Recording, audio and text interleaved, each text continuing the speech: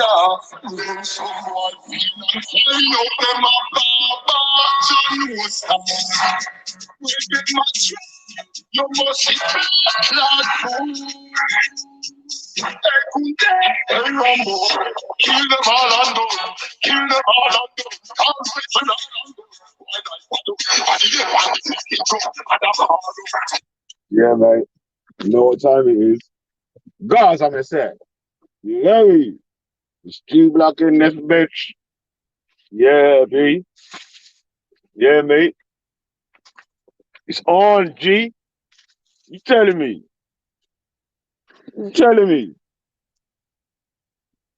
What? So it's okay. It's okay to keep slaves, but not to eat pork? Oh man, we full of gun on the Gaza. Run some boy file and find out them a papa. John was the jeez. What them a try? You must see blood clot food. All right, you know what time is that? Kill them all and done. Kill them all and done. It's all rifle all and gun. Boy, life are done. Body them on the fucking ground. Jeez, it's mad. You tell it. Yeah, mate. Just waiting for G Block to assemble. You get me?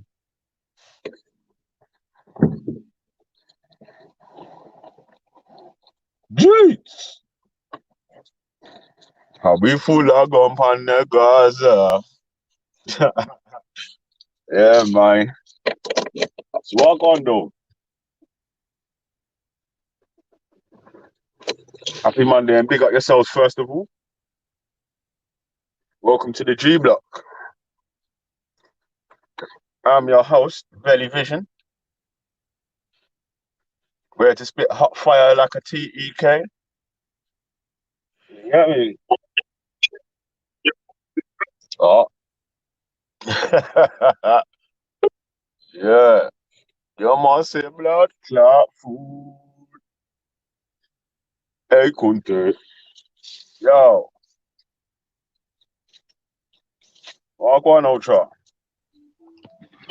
Yes, sir. You telling me, man? I'm telling you, G Block. G Block. I'm not gonna lie. This question's a bit peppery, you know. Peppery. It's Do you a want bit. yeah? It's a bit Alright, peppery. offer a shout out though, yeah? Because um I got to admit, yeah, Rich LK had this on a comment on a different show, innit? Yeah. So like I said, I'm glad for people to put questions in that we can have as question of the day. So big up Rich LK for the question of the day today. But I added a little Mm, thing, made it a little bit more G blocky, you know what I mean? So mm. mm, so why and how could it ever be okay for us to own another human as property, but it's fully against the Abrahamic laws for you to eat pork? Because Veli, let me just done this whole fucking thing in one sentence. It's all made up bullshit. That's it. And worst of all, millions of people have been suckered into thinking that this is somehow real. People have built like entire organizations, fucking councils, and ways of life out of bullshit. And it's sad. No, Baba, no. Yeah. And it's garbage. Yeah, man. Because, oh, one second. One second. Yeah, man. Why the hell? Why the hell would God tell you not to eat pork, but it's okay to own slaves? That's mad.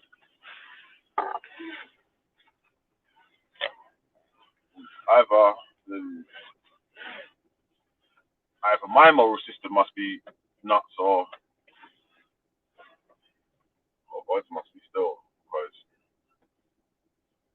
Because And Belly, listen to the next fuckery now. You know what they're gonna tell you? All these fucking God man who think that they're righteous and the best way of life and all this shit. They're gonna tell you, boy, because God commanded it, who are you to question it?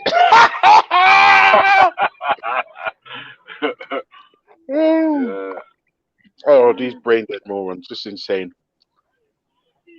You know what when it's like that, you can't win then. You can't ever win then. If man could just say, "Whoa, who are you to question it?" That's always going to be the answer to everything. And that, but bro, listen, these men have all got their escape cards ready. Yeah, but I'm not gonna lie to you, bro. Stole it from the Monopoly box. Yeah? Bro, listen to me. I've heard black man, say things like, "Boy, if it wasn't for slavery, we wouldn't have Islam." And in my head, I'm like, yo.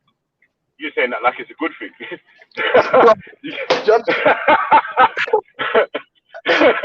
You said that like it was good, cuz. I'm just like, this is the fuckery that religion does to people's brains. Because when he said it, really, he meant it. Yeah, he meant it, and that's the side thing. I'm not gonna lie, this was years ago though. This is about 2-3 years ago. I heard this on Hangouts, and I was just like, man could have never said that on G Block, but man would have got peppered for ages of that. Man. What kind of mind virus is this man suffering with, High Princess? Look at you looking all gorgeous. Huh? It's so beautiful. Charlotte, hang out, see your tummy? No, you being shy now, huh? No.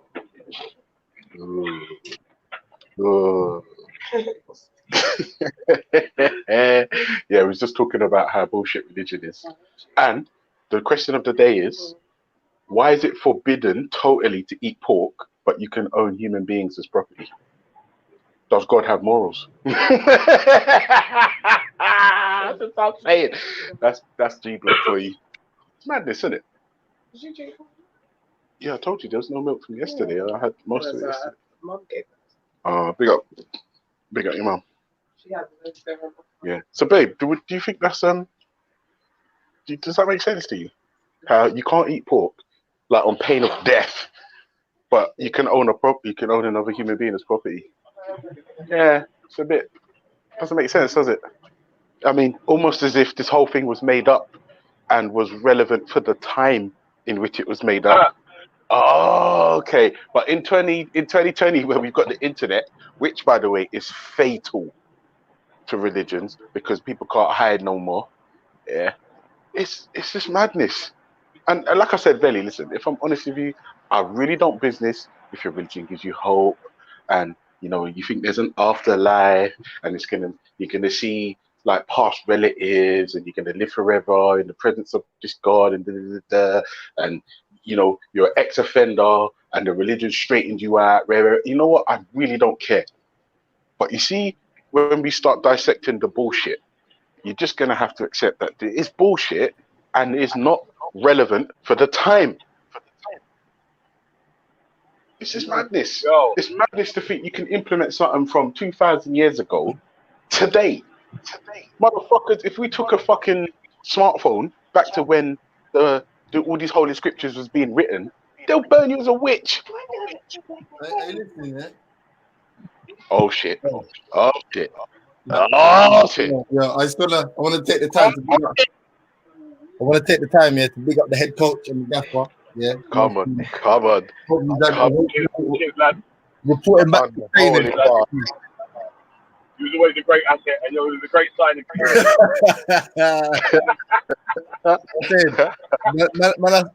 Man, come early. You get me with the training on Monday morning. You get me weekend day. Get me right here now. But no, I just want to know on a serious level. Though, I want to big up the gaffer for the titles.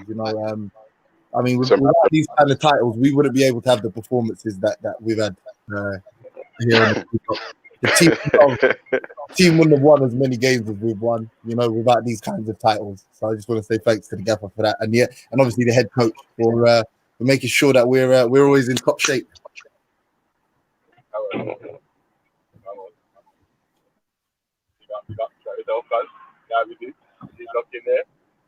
What you guys say about the title and the question of the day, there, my brother? Me or Ayo? Me. Nah, you first, and then Ayo, innit? You got to be honest with you, the title counts as a hat trick. You know what I mean? I mean, listen, if you were starving on an island somewhere, your God would actually advise you to eat pork. You know, like he would advise for sustenance, and we know that our bodies need protein. So actually there is a benefit, however you describe it, for pork. But taking slaves, I don't know how that benefits an all-loving God or a benevolent God. I don't know how he can look upon his creation and be happy. Wait, James, are you deliberately being facetious? All these people will tell you is they're slaves for their God. They're slaves for their God. And all this stupid. I mean, do you know what's funny, yeah? And I've yet to slap someone stupid with this one, but might as well over here, so I'll just use it for fun, yeah? Because one sec, yeah. Ayo, you're echoing. Oh, sorry. You want to know the wicked man of slapping though for this topic? Yeah. How can eating pork be wrong? Yeah. And I was gonna say this to you, Belly, but I didn't want to use it so early, yeah. When you was talking about the Prophet and Aisha and that, yeah. But you know that whether or not the Prophet's wife was 9 or whatever, yeah. Do you realize that there isn't any age specific, like sleeping with a 9-year-old isn't actually haram anyway. Don't matter if it's the Prophet or anyone else. You know that, right? So eating a bacon sandwich is wrong, but sleeping with a 9-year-old is not. Boy, it's gonna be head top season today, boy. Trust me. So you know the next time you want to run that one on a man, yeah, don't run it with the Prophet, because they'll just do that. They'll do that takia business. Like, no, I don't believe that. I don't believe that though. Say, is it wrong? Like, is it wrong to sleep with a 9-year-old child? Is that wrong? Yeah. You get me? Mad thing. Go on, Ayo. Go through. Ayo, morning, my brother. Yeah, morning, James Jones. Morning, ready. Morning, Ultra. Yeah. What are you saying there, man? About the question of the day. Why is it a sin or a sin to eat pork, but it's not a sin to own another human being?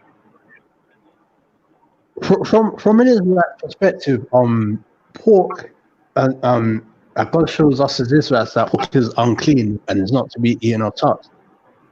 And slavery, us as Israelites, we can't have slaves. That is although a lot of Israelites will say that white people are going into slavery when Christ returns. No, that ain't gonna happen, because it's like God showed us, you break my law, I'll put you into slavery. You broke his law, so we had to pay. It was our fault. So the whole white people, when people go into slavery, that's ruled out really. And when Christ when Christ appeared to John in a vision, he showed John the Revelator, if a man leads a man into captivity, he shall go into captivity. In other words, if a man makes a slave of a man, he'll become a slave as well, kind of thing. But I mean, from an Israelite perspective, we can't have slaves. But for the other religious dons, I mean, boy, from what I'm hearing, I mean, boy, they are the next thing of the whole slavery thing, isn't it? I mean, so you're saying that in the Bible it doesn't say that you're permitted to own slaves? Oh no, we can't have slaves. No. Oh no, don't say what I mean. Doesn't say anywhere in the Bible that you can beat a slave to within an inch of their life and not be punished if they don't die. Hey, I mean, because what it is, in the Bible, how can I say, from the 1611 perspective, what people see as servant, people will think that's slave, but servant is just an employee. No, I'm asking, Yeah. does it say anywhere in the Bible that you can beat your slave and or servant to within an inch of their life and not be punished, provided the slave and or servant does not die? Dead. Him I, dead. the way I'd respond to, I remember us going through that again. For me to get a proper answer, that you have to give me the verse again. I have to go to it. And All right, I give me have to 2 read it. seconds. Give me 2 seconds. I'm gonna pull it up. Give me 2 seconds.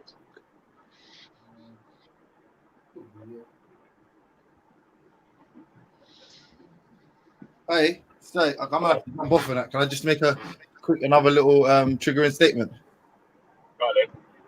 Bob, certain man, yeah, like they're disco Christians, they're Quranists, all these kind of dickhead guys that like try to pretend that they're individuals and they're not part of the crowd, yeah. Imagine you donut youths, yeah, are coming talking about people like anti-theists and criticizing robs and dark magicians and that, but you're actually running up on shows to defend slavery, to get your slot, yeah, to get your slot, to defend you donut people, yeah, you spastic people, you who has never. All of them man are growing up in the luxury of Britain. You get me? Have been protected. You get your refugee status. You get your middle class status. You get all your little statuses, and then you want to talk about fucking condoning slavery. Imagine your ancestors, bruv. Imagine the people there that have been violated by these imperialist regimes, bruv. Will be turning in their graves, fam. You pussios, fam. G Block, we're in this bitch. We stay winning. Yeah? You don't know you, man. Yeah, we stay winning. Don't piss me off. All right, listen, Io, it's in the private chat. It's Exodus 21 verses 20 to 21. Yeah, I see it. Hey, yeah. I'm gonna quickly read it. Yeah, because do that, bro. All I'm saying is, yeah, like this is the thing. If we open up anyone's holy books, yeah, we're gonna find verses that are absurd, insane, or immoral. Now, the only way you can reconcile this with your common sense is if you turn off your brain. And that for me is telling.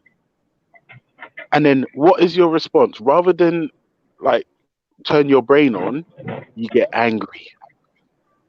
Imagine that. Rather than turn your brain on, you get angry. Now, for me, again, that's telling. That tells me everything I need to know about your because you're forced to turn off your brain. And I refuse to do this. I refuse. But why would God give you a logical mind if He wants you to follow a logical religion? Not even that, bro. Why would he give you a fucking brain if he don't want you to use it? Like, this is what I'm saying. People are like, oh, don't worry, you're gonna find out when you're in the hellfire. I'm like, bro, if you're God's will, yeah, then he's gonna rate me because I'm the only fucking person, one of few out here, not following the book blindly like a moron. No disrespect, man. All I'm saying is, if there's something in your book that is bullshit and it don't sit well with you, don't just fucking suck it up because you have to. No, turn your brain on. Well, that's asking too much, obviously. But that's have they got the authority to change the religion? No, they don't need to change the religion. No, Veli. This is what I'm saying. I'm saying to them, they don't need to change their religion. They just need to dump the fuckery. Just dump the fuckery. How many people out here have read their entire holy book and other secondary sources? All of them, from cover to cover. Not many. I'm saying go through it, and anything that flies in the face of what we understand today, just dump it and keep the rest. That ain't changing the religion. It's still the religion. You're just cutting the fuckery. Yeah, they're going to say it's changing it because you're taking away things from them. You're not taking away. You're just avoiding. Yo, babe. You okay? You're gonna be subtracting stuff from what's written in the ancient text of these thousands of years ago. And it's like, yo, how can how can someone who doesn't have an understanding of what's going to be happening today write something that's going to work thousands of years ago that's going to work today? I don't really see that. Like, if it's like me trying to write an instruction manual for the year 41, 44. Like, how do people gonna half of the shit what they're gonna have then I'm not even gonna know about. I'm gonna be talking about shit that like you can use the internet to do this, that, and the other. They might even be done with the internet by then, be using something else. Yeah, man. You know what happens with the comments? Yeah, listen to the people in YouTube. Yeah, on YouTube, because it happens with my comments as well. If you say something that YouTube finds to be offensive or not to YouTube's liking, they won't show it. So yeah, if you write anything that I don't know, man, it could be anything because I've written something that's not even offensive before. Yeah, bro. Listen, you know what you can't post up either. It's flags. If you try to post up a flag in a comment, delete it straight away. The only time you could post a flag is if you're a mod.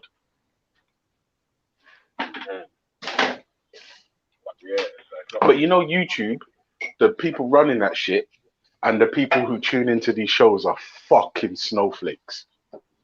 Like imagine, Veli, hearing something you don't like, and your immediate response is to become angry, right? Hold on, and remember, we're talking about adults here, not kids. It's to get angry and double down in your anger and just hit back with ad hominem. I'm saying, like, what happened to the men of this world? What happened to like emotional maturity? It's not, but I'm not gonna lie. If you think about who we're dealing with, I think that's asking too much. Shots fired. Seeing some emotional Carl Thomas MCs. Yeah, Samaza, bro. Samaza, man. Yeah, Samaza. And then that's the thing, Belly. Listen to what I'm saying. Like I said, personally, I don't give a shit if anyone wants to be a religious person and it gives their life meaning and hope and all the shit. You know what? More power to you, and I'm happy. Right? But don't start talking about rare, and my thing's the best when one, you're a cunt. Two, there's pure fuckery in your book. And then three, when we question you about it, rather than like get intellectual, you get angry. You know what? Those three criteria, if you meet that, go fuck yourself. You might as well. Good morning. Yes, brother. Well, one day. Come on. What's good, man? Come Yeah, on. I agree with you, man. The men have been feminized, bro, and I think it's because of this these feminist movements and gay movements, and like men are too. Too easy, yeah. I feel like you're taking shots because you know I'm about to get a pedicure. Oh yeah.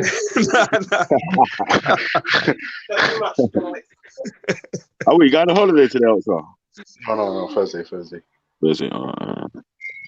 No, but I will take those shots. But like, it was nothing personal to you if you are in it. It's general to everyone in them categories, bro. I don't think that's right, innit?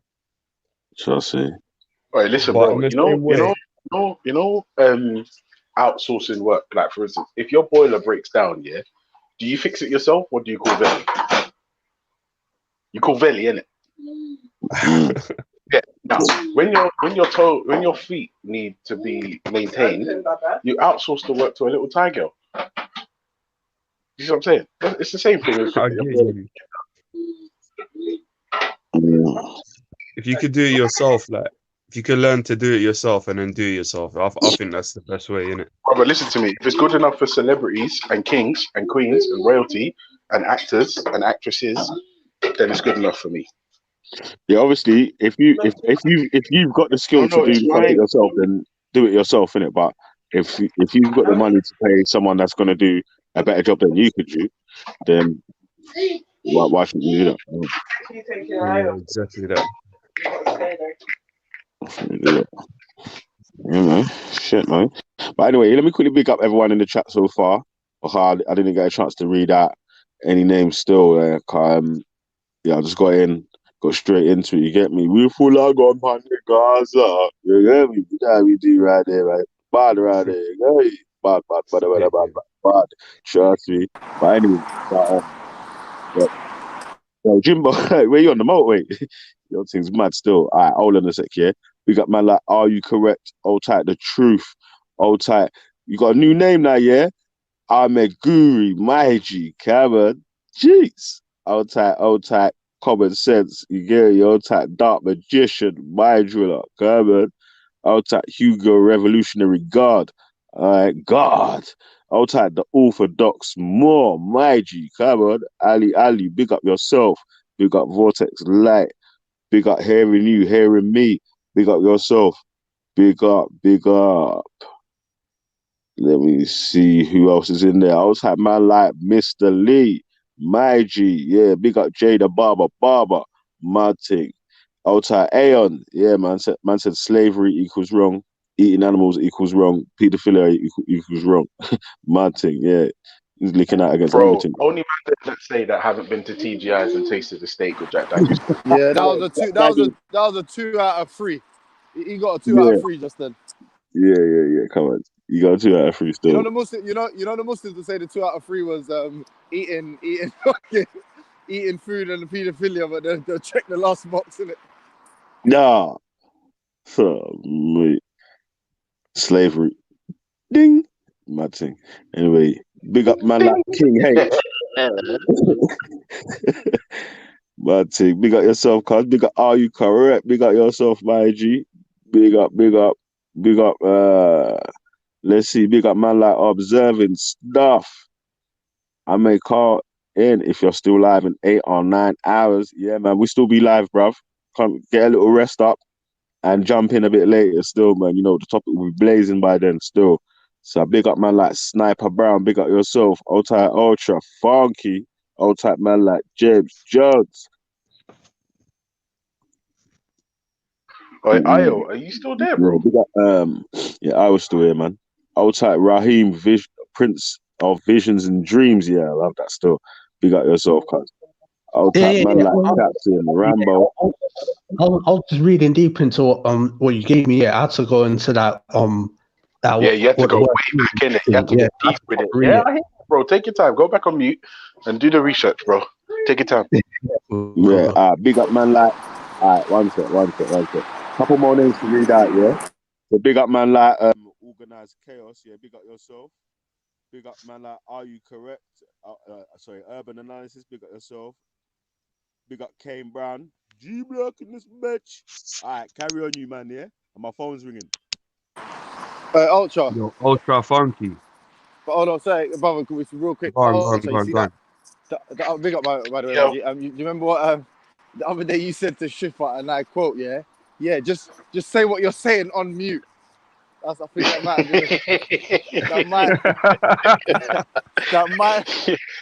been the best bar ever on G Block. Sorry, I'll go yeah, no, because you know what it is. I know sometimes we're passionate, we want to get it out, but you know, it's not conducive to a constructive conversation. So just scream it out on mute. And honestly, do you know what? I'm not gonna lie to you, James. There's been twice that I can remember where I was shouting into my phone on road, vexed with what was being said. And like I had people from like across the road looking at me like I'm some nut job. But when I came off mute, you would never have known. And I came back all nice and calm, and I regrouped, collected myself, and then when I came back, everything was fine. And you would never have known that I was a raving lunatic not 15 seconds ago. You know what I'm saying? That's how it is, man. That's how we have to be.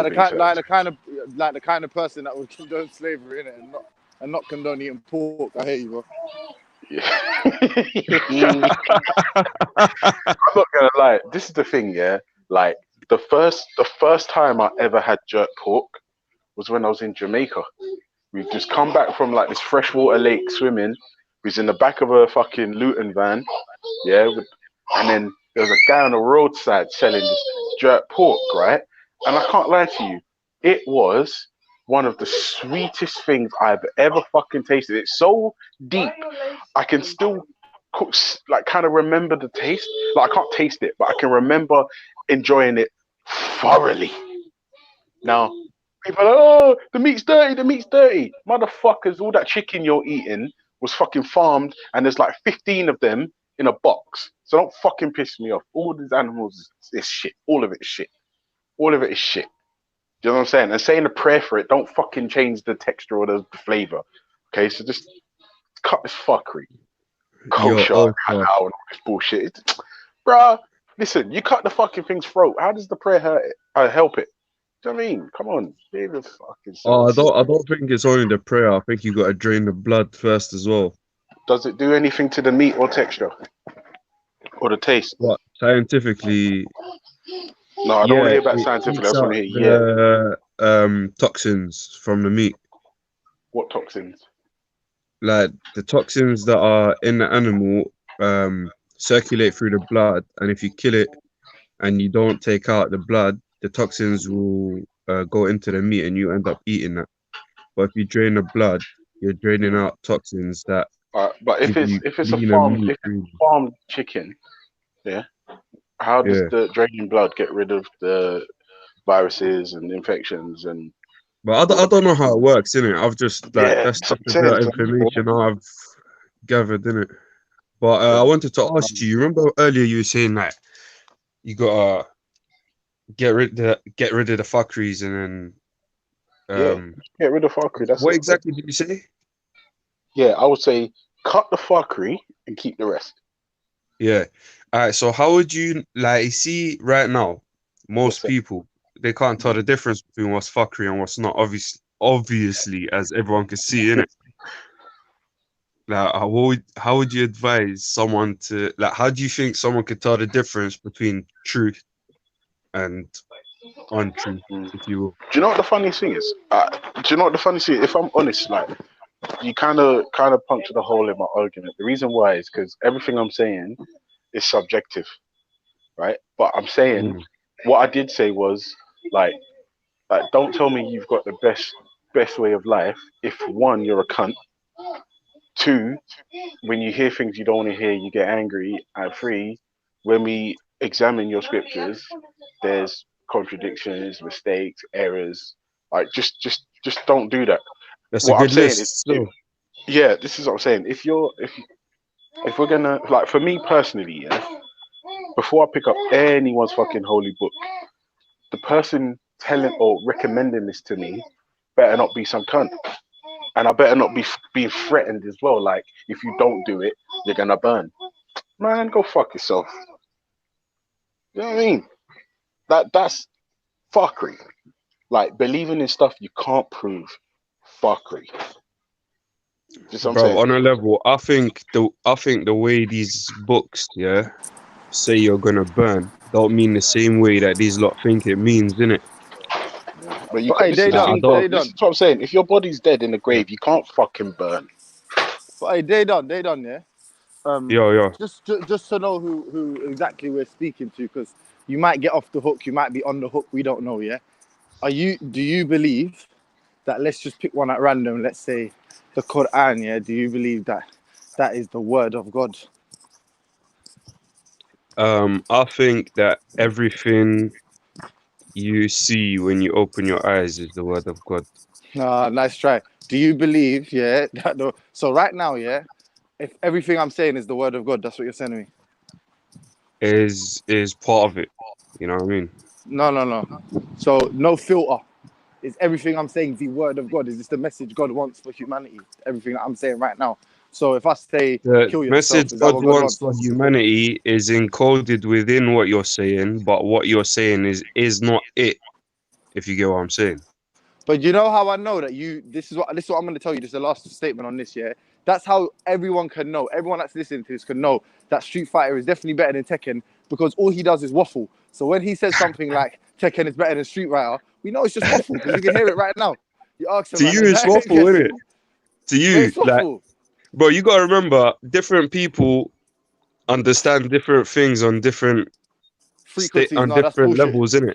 That's bullshit, because we're both on the same frequency right now. We're on exactly the same frequency. That's how we can hear each other and understand, and that's intelligible. Like, But that's your perception of the situation, innit? yeah, so listen to this one more time, one more time. Yeah, If go on. I write something right now, yeah, is it the same level of God's word as the Quran? So if I write 100 pages right now, is that the same level of God's word in air quotes as the Quran?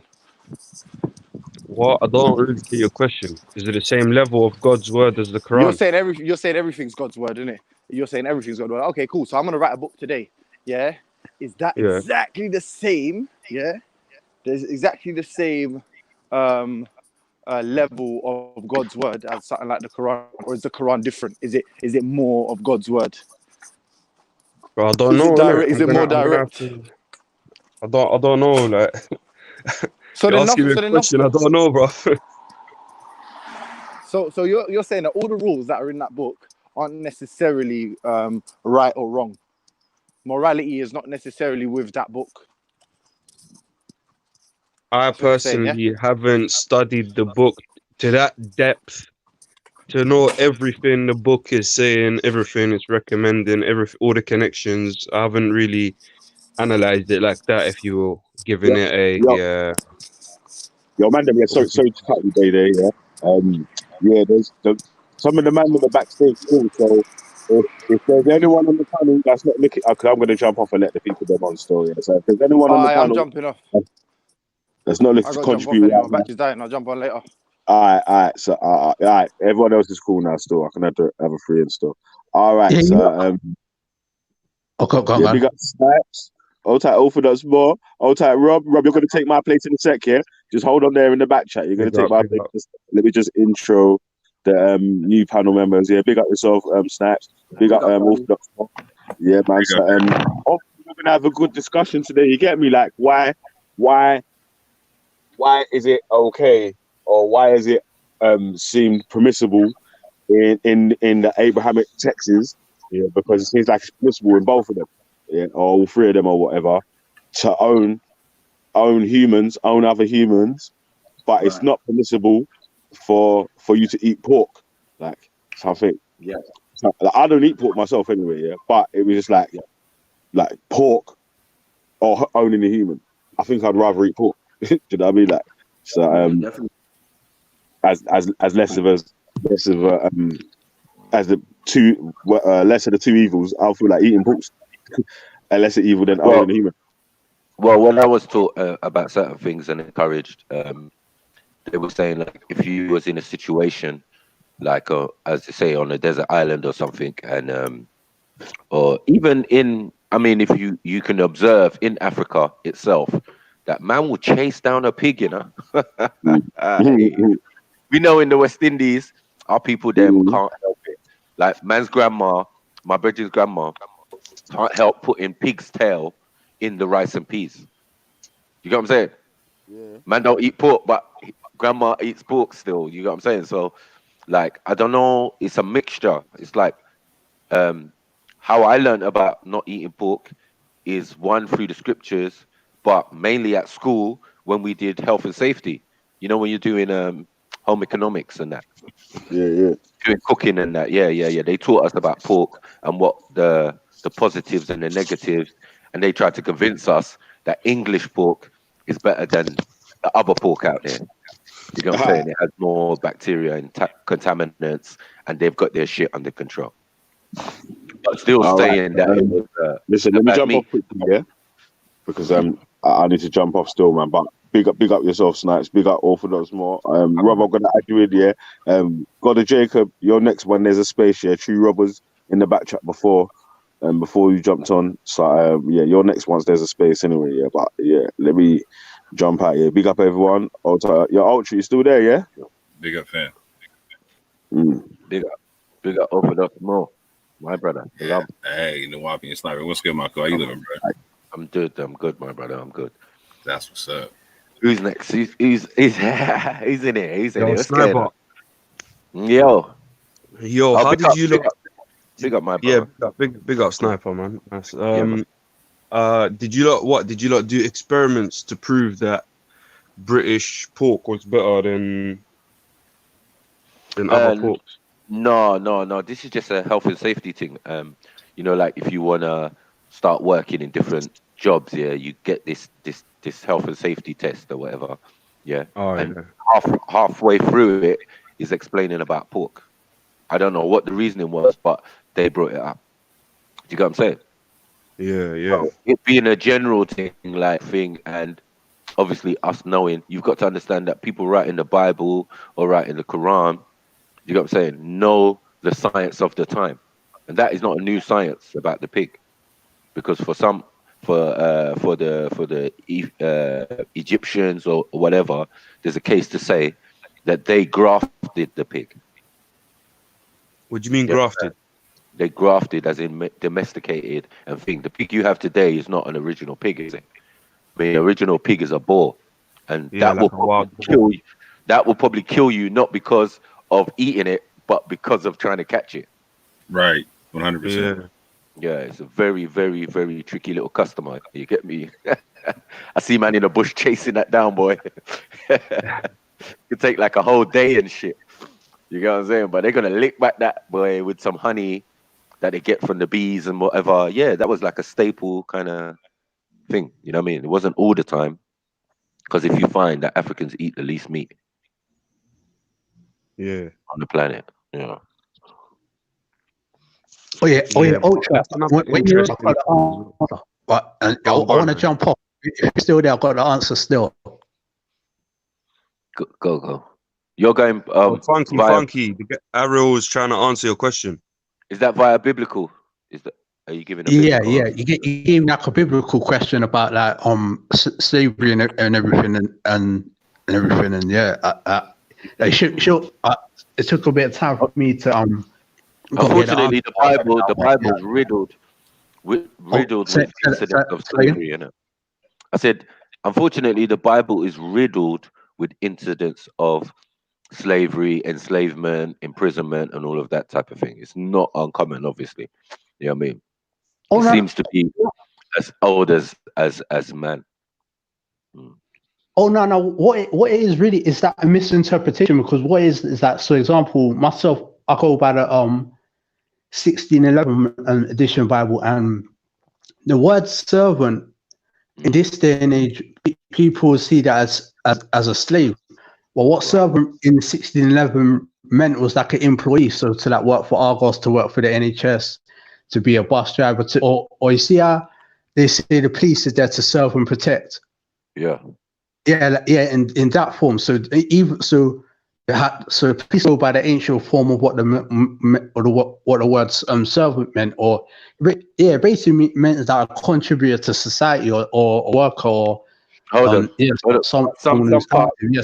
who works, and that's what it would have meant in 1611. But in this day and age, the word servant would mean slave, and that's where it's like that's where the Bible's misinterpreted with the whole the speculation about slavery. I don't think you can misinterpret slavery, my brother. Your ale, did they get paid and wages for their servitude? Yeah, of course, definitely, yeah. And they got paid on the same day. It was law that you had to pay them on the same day, or when you finish. Did you read that verse? You had to pay them once that 3 hours was done. Precept upon precept. Sorry? No, Io, did you read Exodus? Oh yeah. I've got to ask for you. Yeah. What's the answer? Could you read us the verse and then give us your interpretation, please? Yeah. Let me go back into Big up Matthew, big up Orthodox, big up Jacob, big up Day Done. Come on, fuck's sake. My brother. Yeah, big up Unholy Spirit, Ultra Funky. How you living out? I'm not gonna lie, I'm having a good time in life, so you know what I mean. Big up yourself. Cover. Listen, Io, read us that verse, please. Exodus 2021. Oh, great example. So again? Yeah, we're ready for you to read us that verse, my brother. Yeah, I'm there. Yeah, Exodus 20 chapter 20 verse 20 to 21. And if a man smite his servant or his maid with a rod and he die under his hand, he shall be surely punished. Notwithstanding, if he continue a day or two, he shall not be punished, for he is his money. All right, what does that mean? How could I say with a man beat and hit like his employees, if they die, then he's to die. Like, because I read above where it says if a man punish like if a man kill a man, he's to be killed. So the guy that is that the manager who basically beat his workers, his staff to death. He's to be put to death from what it says above. And it said notwithstanding. So basically, notwithstanding, I have to go into what notwithstanding means. It means basically it's not an obstacle or not a problem. If it's not a problem, so if that whole thing about being an employer is not even a problem or even an occurrence, if he continue a day or two, he shall not be punished, for he is his money. So basically, if it's not a problem where it doesn't happen, then and if things just continue, then nothing will happen. Yeah. No, Io, you're missing the point, bro. Listen to what I'm saying. If the guy beats it, in fact, forget the word slave. Forget that. In fact, let's just use the word employee.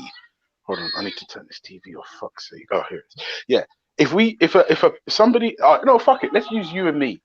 Io, if you are my employee and I beat you to within an inch of your life, but you don't die, there's no punishment for me because I own you. Or no, because you make money for me.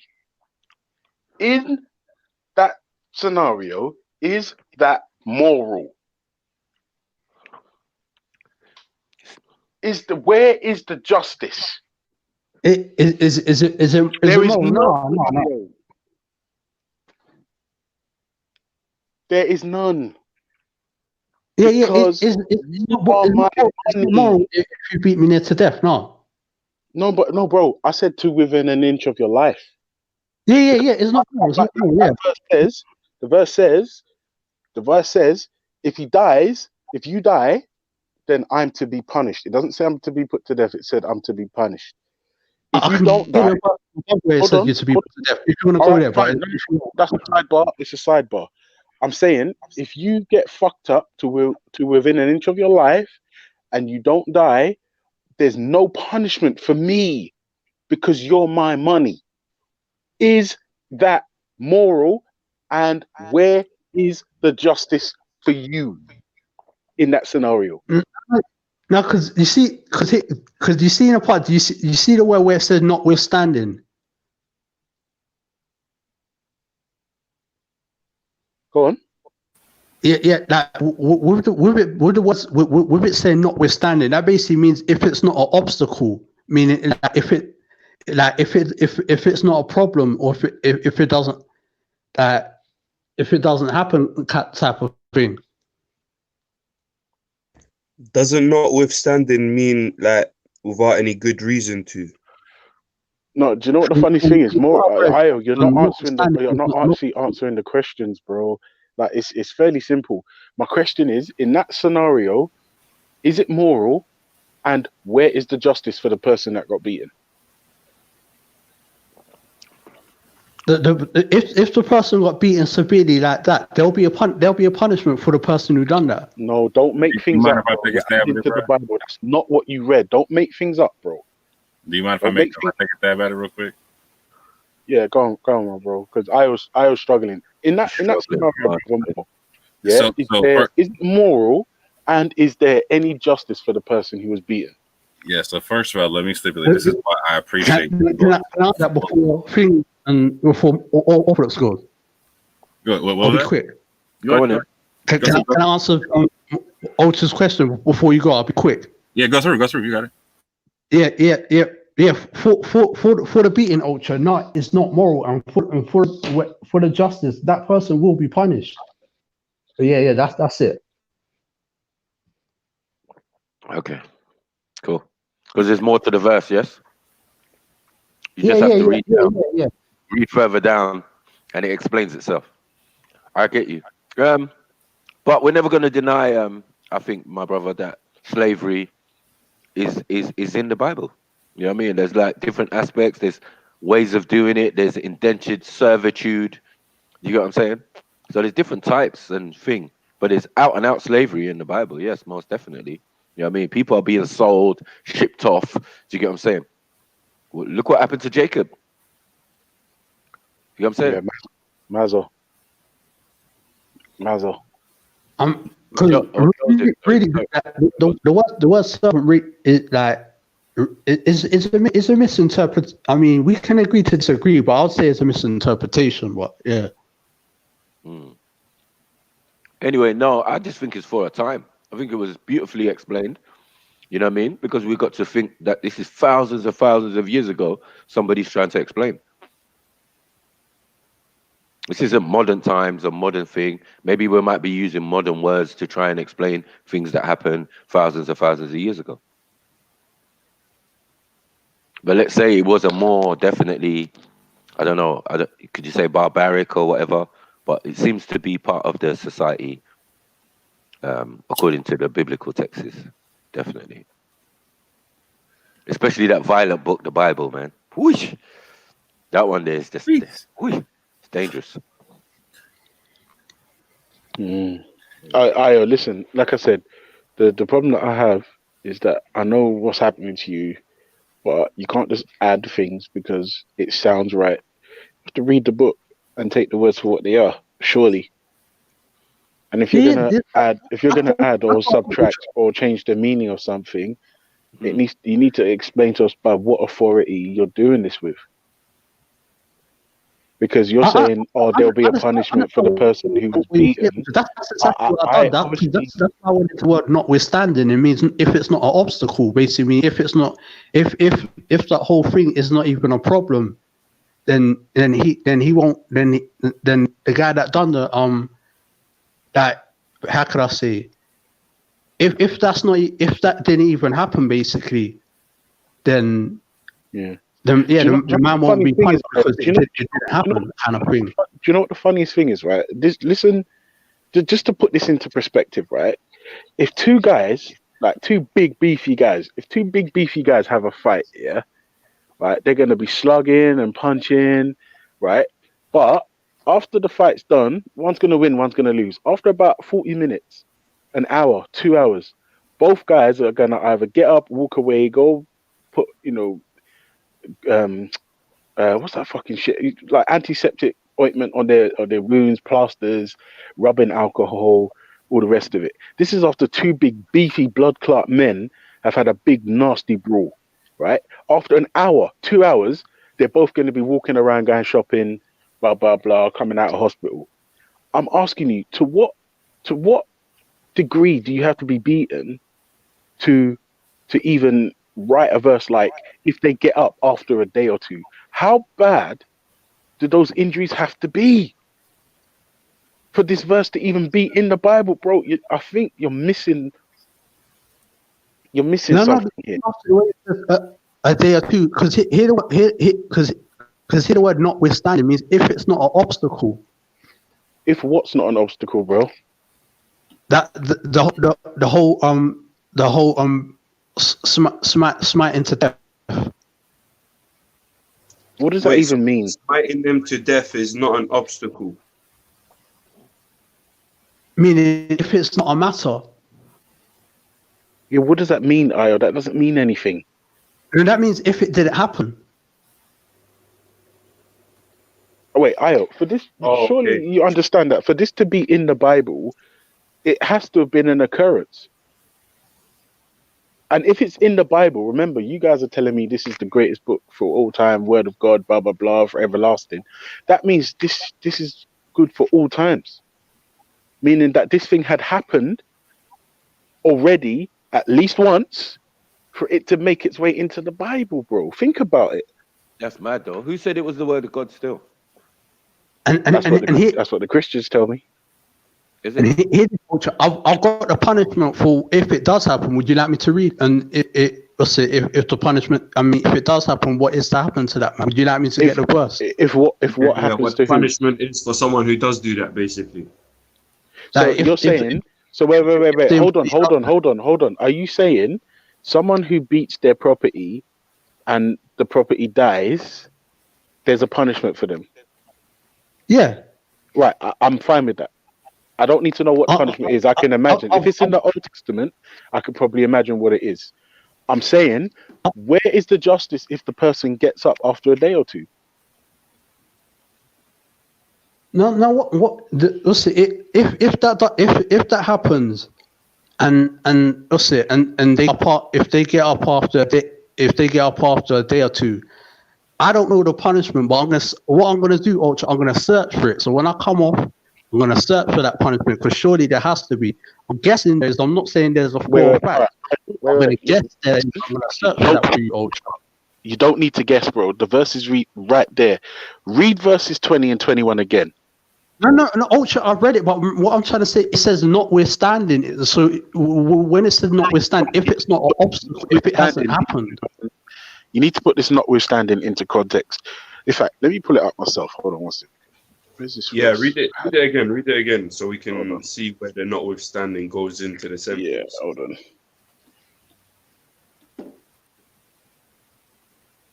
Yeah, this is a mad thing. Yeah, I mean, a lot of these books are written by men.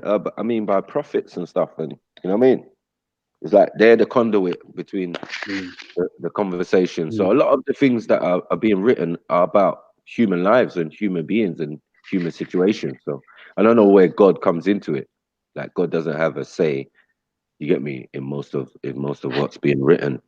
You get what I'm saying about human interactions and that. You would have to be just a believer in spooks and spirits to believe such a thing. You get what I'm saying?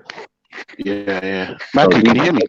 Yeah, this is why they're classed as stories and allegories. You know what I'm saying? And for me, a story is a lie. So, you know, my mom said, "Don't tell lies. Don't tell stories." Yeah. So, Big up Mama Matthew. Come on.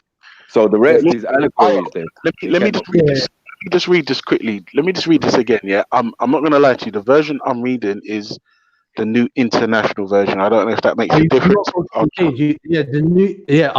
don't tell the New International. Oh, you gotta go King James. All right, hold on. Let me see if I can find this thing. English. Oh, King James Version. Okay, hold on a second. 1611. Right. Okay. Wait. Hold on. Search. I didn't press search. Hold on one sec. Okay. King James says, right. And if a man smite his servant or his maid with a rod,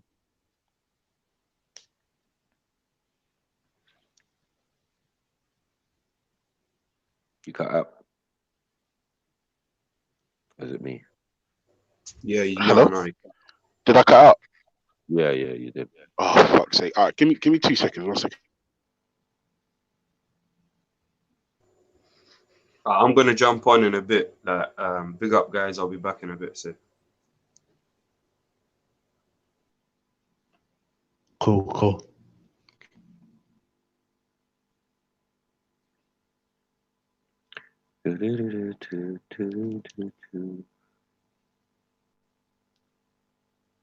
Morning. General Sniper reporting for duty. I know that's right. Yeah. Reporting for duty out here. Yeah, I wanted to get into it. Like, the slavery bit is a good bit still, but according to the texts, I don't think anyone could come on here and defend it. You know what I'm saying? It makes no sense. I mean, you can explain that there's different types of slavery, and indentured servitude, and prisoners of war, and all of these different types of slavery. To be honest, you know what I mean? But you're not going to not find it in every society that ever existed, it seems. Yo, Michael, can you hear me now? Yes. Okay. And if a man smite his servant or his maid with a rod, and he die under his hand, he shall surely be punished. Notwithstanding, if he continue a day or two, he shall not be punished, for he is his money. Mm-hmm. Now, how does the notwithstanding negate the immorality and injustice in these two verses? It's not immorality, it's just facts. You get what I'm saying? If you hold on one second, if you're cattle property, if you're somebody's property and they own you, then they will talk in terms of fiat currency and that. And that's what seems to be taking place in that conversation there. You know what I'm saying? It's yours to do as you will to a certain extent. Do you get what I'm saying? So they even there, they seem to have a slave masters union being played out in the Bible, for example. You know what I'm saying? Because this is instructions to how to control a slave and do what you need to do, and you know what I'm saying? But again, these are physical things, and humans are, as you say, fickle. They're capable of all sorts of mischief, and that's what's written in the books. Please take the idea of that the creator or whatever has anything to do with the actions of human beings or individuals. You know what I'm saying? I think that's the reason why they say we're sinners, because of all these type of funny actions that us humans do. So, you know, that's from my point of view. Yeah, Ultra, your favorite go-to verse, I see. I know. Yeah. Do you know what it is? It's The a truth is, fantastic verse. the truth is, right? I'm just like, even my go-to verse is the Lot story, because that's That a too. Mazzolini. Oh yeah, Oh, that one. Yeah, that that's one. that's a Come on, man. Mazzolini. Fuck's sake. Do you know what I mean? But, Ultra. But yes, go sir. ahead. Yeah. But you see the word notwithstanding, that basically rules out the and verse 20 basically means if verse 20 is not even an obstacle. So it basically means if verse 20 doesn't even happen, and a day or two go by and the manager continues, and verse 20 doesn't happen, and that's it. It's saying, surely he shall not be punished. So it basically means if that notwithstanding basically means if verse 20 doesn't even happen.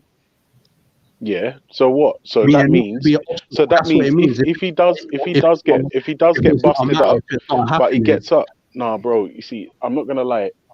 What you're doing now is called mental gymnastics, right? The notwithstanding doesn't negate anything in either of those two verses. What it says is what the notwithstanding is actually meaning. Well, you know, if you mash up your fucking servant, then you're going to be punished. Notwithstanding, you know, if they get up, then it's fine. That's what it means, bro. Notwithstanding means if that doesn't happen, if that's not obstacle, it means if the person, if the handmaid, if the maid or servant doesn't die, mentioned in the previous verse, and they get up after a couple of days, then it's fine. That's what the notwithstanding means. Notwithstanding or not being an obstacle, that basically means if it doesn't happen. Yes, exactly. If the person doesn't die and they get up, it's fine. Right. So it doesn't say if the No. Go ahead, brother. No, go ahead, guys. Go ahead. Yeah, if you look at the verse, it said if a man smite his servant or his handmaid with the rod under his depth, the first thing you need to do is go up to verse 12. It says, he that smiteth a man so that he die, he shall be surely put to death. You drop down to the verse you go to all the time. And it says, if a man smite his servant. I wanted to meditate on this part, but thanks for that, Jacob. I was going to go there.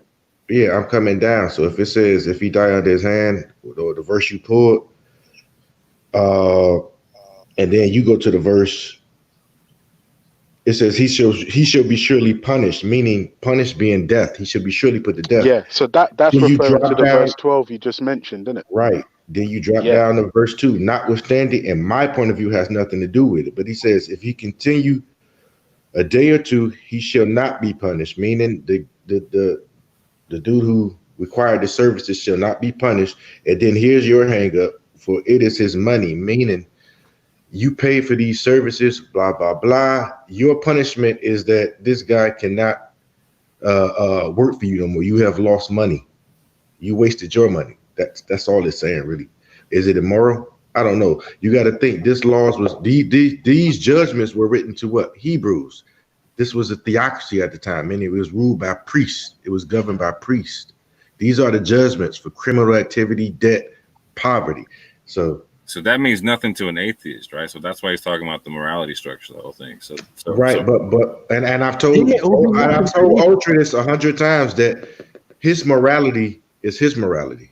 The morality of the Hebrews was going by the law, because the question of the day is saying what is sin. Well, then you have to go to the Bible and understand what is sin. Sin is the transgression of the law. 100%. What law? The law that was given to the Hebrews. So again, Ultra's morality has no bearing on the law that was given to the children of Israel. Cool.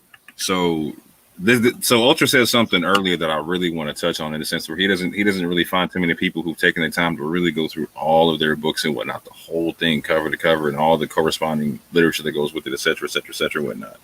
And that's a real big statement to understand, because, for instance, like he was just talking about the NIV, et cetera, or some version, right?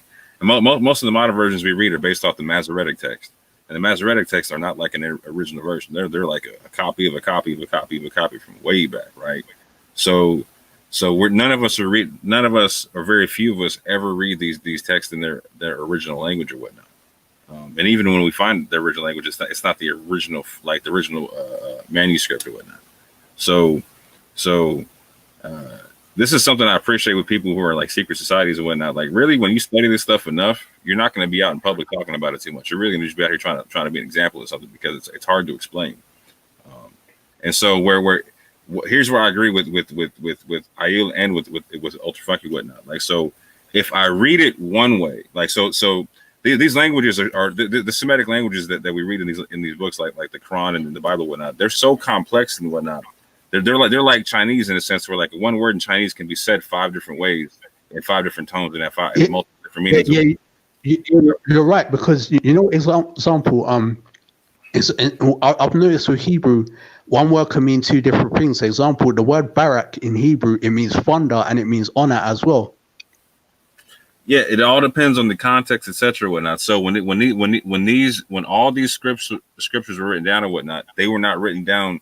They're written down without the vowel markings that were added way later and whatnot, right? So like how people had decided to interpret these situations, these words are really specific now. However, when you look at these verses, there's a multitude of ways of understanding these verses and whatnot. So, for instance, I can look at that word for strike there, nikah, right?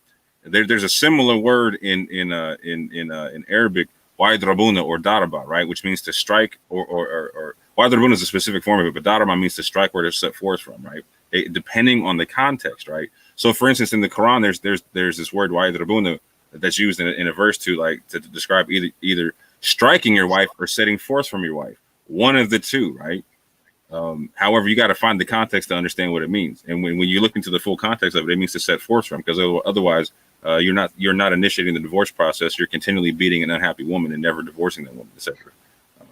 So nikah can mean to strike, or it can mean to set forth from or whatnot. So, for instance, I can, depending on how I look at the verse, it can mean to strike in a literal sense, etc., whatnot.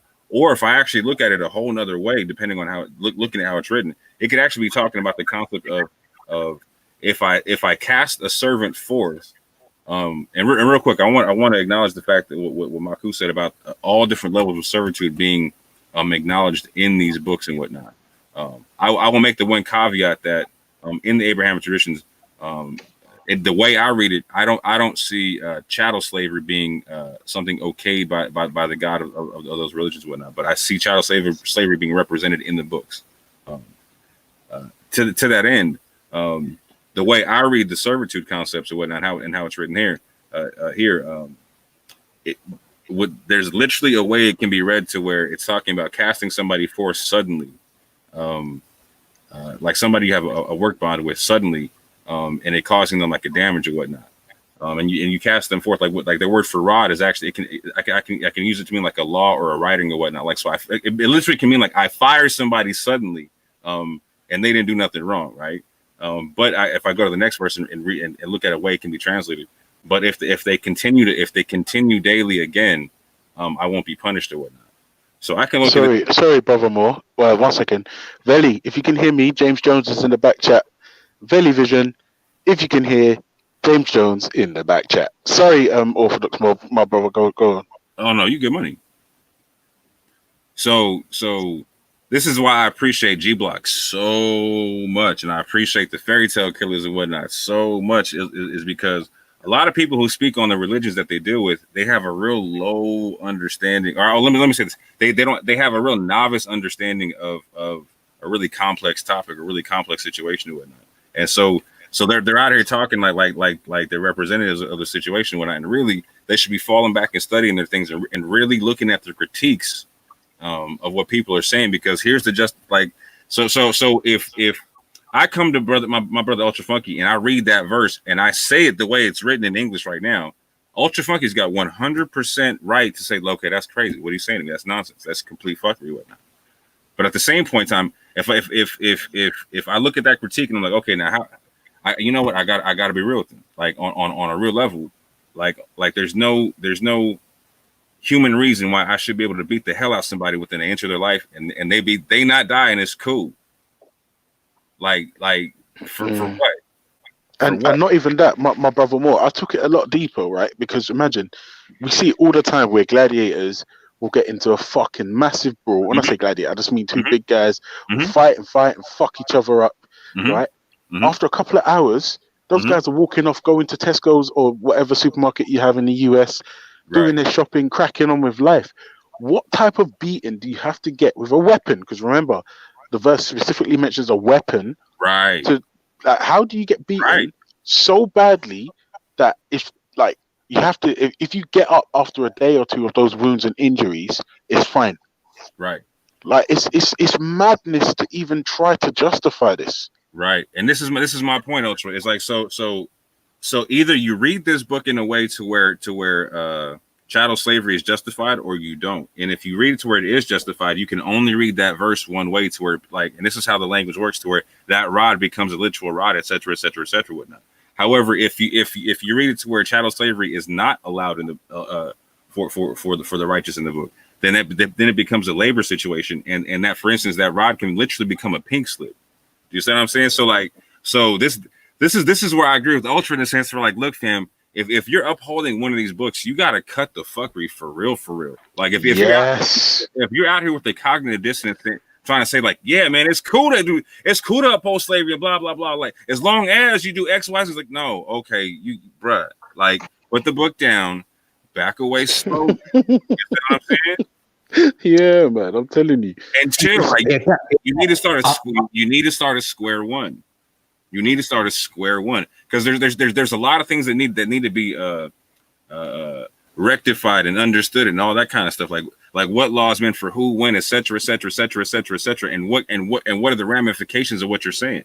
Like, so again, like I said, you can talk about there being a theocratic rule. Again, if you talk to an atheist, what the hell that mean to them? They're looking at a dude getting beat down with a rod and nothing happening to the dude beating him down. They're like, okay, well, what's the morality in that? You're right, and that's why I say that's why I said you got to put yourself in Hebrew thought. When you operating in ultra thought, then yeah, you're gonna have a problem with it. If you go to Exodus 6 and 8, it says, "I gave my heritage until the children of Israel." So I understand what Ultra is coming from when he can say, "Oh, that's immoral. That's this. That's that." But again, I don't always go back or fall back to this is Hebrew thought. This is the heritage. Right. So in Ultra's world as an atheist, real quick, in Ultra's world as an atheist, morality is not subjective. It's something that's objective, right? Like truth is going to be universal. And so like stealing should be wrong in all societies, not just the Hebrew society, right? Killing unrightfully beating somebody should be wrong in all societies in terms of an atheist perspective or whatnot, or an amoral perspective or whatnot. You know what I'm saying? And I agree with that. He feels that way coming from a theist or whatever atheist perspective. Cool, I have no problem with that. But if we're going in the Bible, if you're going to justify or blame or try to critique the Bible, then you have to me, critique it in Hebrew thought. That's what they're operated of. So now here's a legitimate question. So if you're going to critique it in Hebrew thought, right? Like so So what's the justification for translating that and saying it's justifiably Hebrew thought? Who was the scriptures given to? So hold on, we're reading an English translation. So I'm saying, like, so there's multiple ways to translate. So here's the truth of it. Again, we're reading. I don't care which way you translate it. Who was it given to? Let me finish my point real quick. Go ahead, brother. Go ahead. So we're reading an English translation of a book that was translated from a language that was given vowel points to it that didn't originally have it, to where it specified a term to where it wasn't specified like that for a non-priest or priest carry, etc. whatnot, right? So like to specify like there's one specific translation of this is or to talk like that is bruh, it's crazy. You see what I'm saying? So when you talk about Hebrew thought, like, I'm with you. I'm just saying that means you got to really, really slow it down and identify what is the thought being expressed and how can you make sure it's being expressed that way, given the fact that the malkuth were put there, that the vowel points were put there. You know what I'm saying? Because without the vowels there, that sentence can mean multitudes of different things. Like I'm saying, it can be as vast as you're striking somebody and beating them down, or you're firing somebody suddenly. That's how drastic it can be. It can be in translation. But yeah, we got to deal with what me and him are reading. We are reading English right now. So right, that's my point. So we're both reading English right now. So I think we should concentrate on the version me and him are reading. To veer off into what if it was said this in Chinese, that would be irrelevant to right now, because we both. Okay, but you said Hebrew thought, so you can't rely on the English at that juncture. You understand what I'm saying? That's not. I said Hebrew thought, not Hebrew script. So how do you break down the Hebrew thought? We're both reading this in English. I think we should focus on the English. To bring in Chinese, to bring in Spanish, is reaching. It's trying to reach for something that it really ain't there. So how do you specify it's the Hebrew thought, given the history I just told you about, the fact that it comes from a language that did not originally have a vowel point that specified a term that can mean a multitude of things? Listen to what I'm saying. You may be right. You may be right in everything you just said, but I am dealing with the English right now, and so is Ultra. So based off what people are reading, hold on. Here's what I'm saying, bro. Like, so if you're gonna say that, I can rock with you, right? But you also gotta say is you're not 100% dealing with a verifiable Hebrew thought. You feel what I'm saying? Just to be fair. You know what I'm saying? I'm 100% dealing with the English translation that was translated from Hebrew thought. God, no, I'm with that. I'm with that. That's an honest concept. I'm with that. Yeah, I think we reaching right here when we start doing the vowel, and you do a lot of the language things a lot, and but I'm listening. Go ahead. Oh, you do agree that that's a vast, drastic like difference in how you can translate that same verse, though, right? It would be if me and Ultra was arguing over a language per se, but we both somewhat in agreement that we're both operating in an English translation. Right. Here's what I'm saying. If one of us brought up, well, and this that would be different, but I think we both agreeing that we're both reading from an English translation. So I want to operate off that. Here's what I'm saying. Here's what I'm saying, bro. Like, so if we let's say that we were given the original Torah, right? Like the one that Moses penned with his hand that got buried with him, etc. Right? Let's say we were given that, right? It wouldn't have the vowels in it, right? The way we see it now, right? So if you and I were like, let's say you and I were scholars and we were going to retranslate this for the world, right? We would when we got to this verse here, we would have multiple different translations we could render for this verse.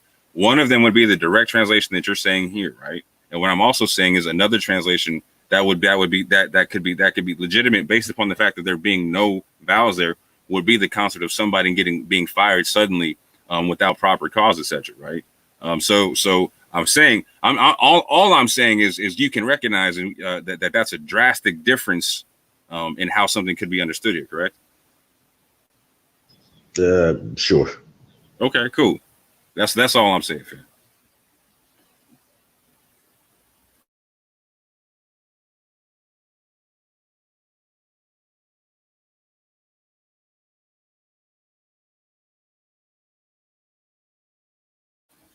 Hey, Verly, you got people in the back chat or in backstage. You got Ultra back there. You got a few other people back there.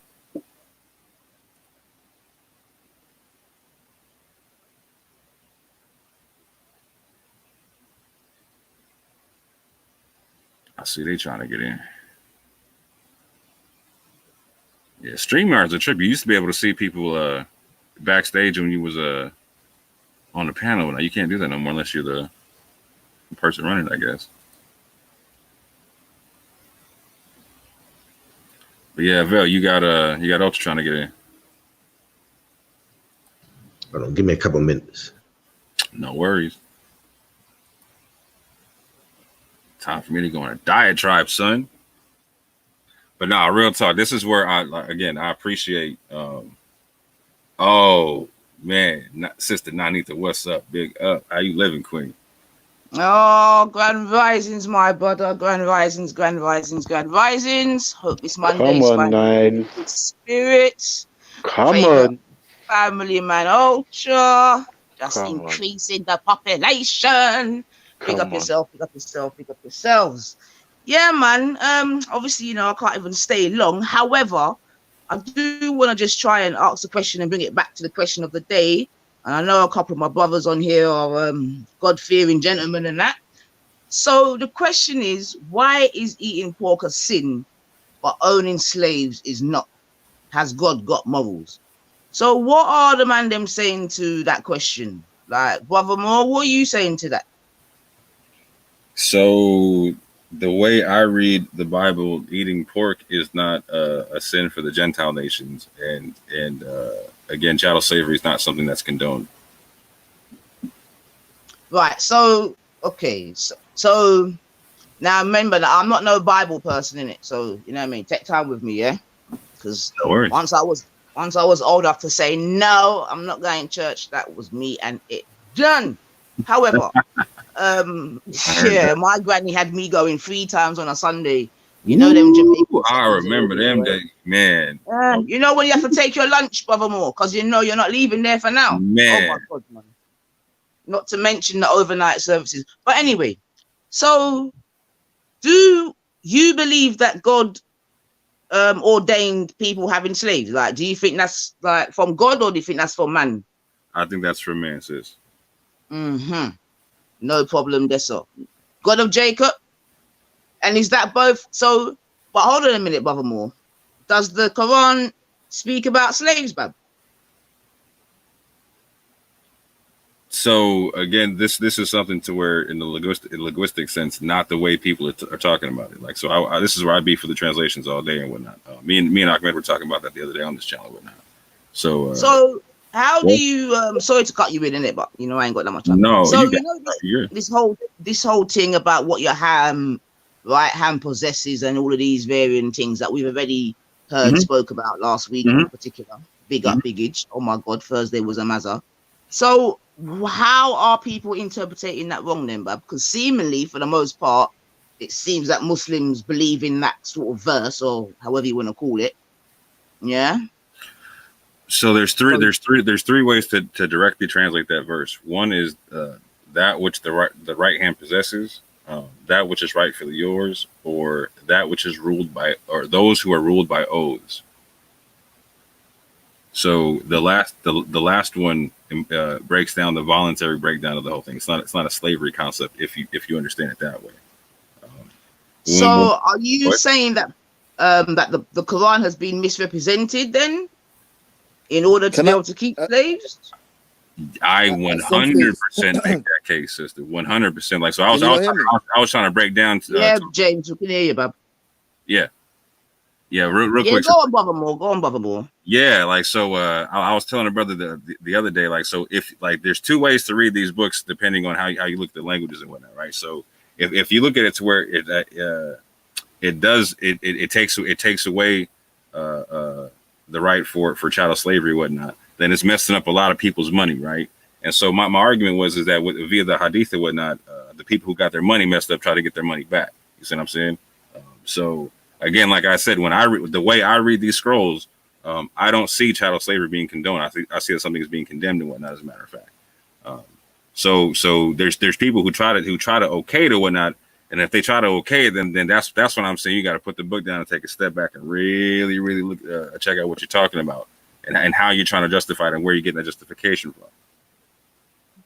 That's a lot of people are regurgitating what they're told. Can I just say something quickly on this? Yeah, can I just say something really quickly? Yeah. Shoot. don't get me wrong. This is a platform for all different voices and Did people you with say unique bless up, opinions. James? Big up, Nine. But Thank this you.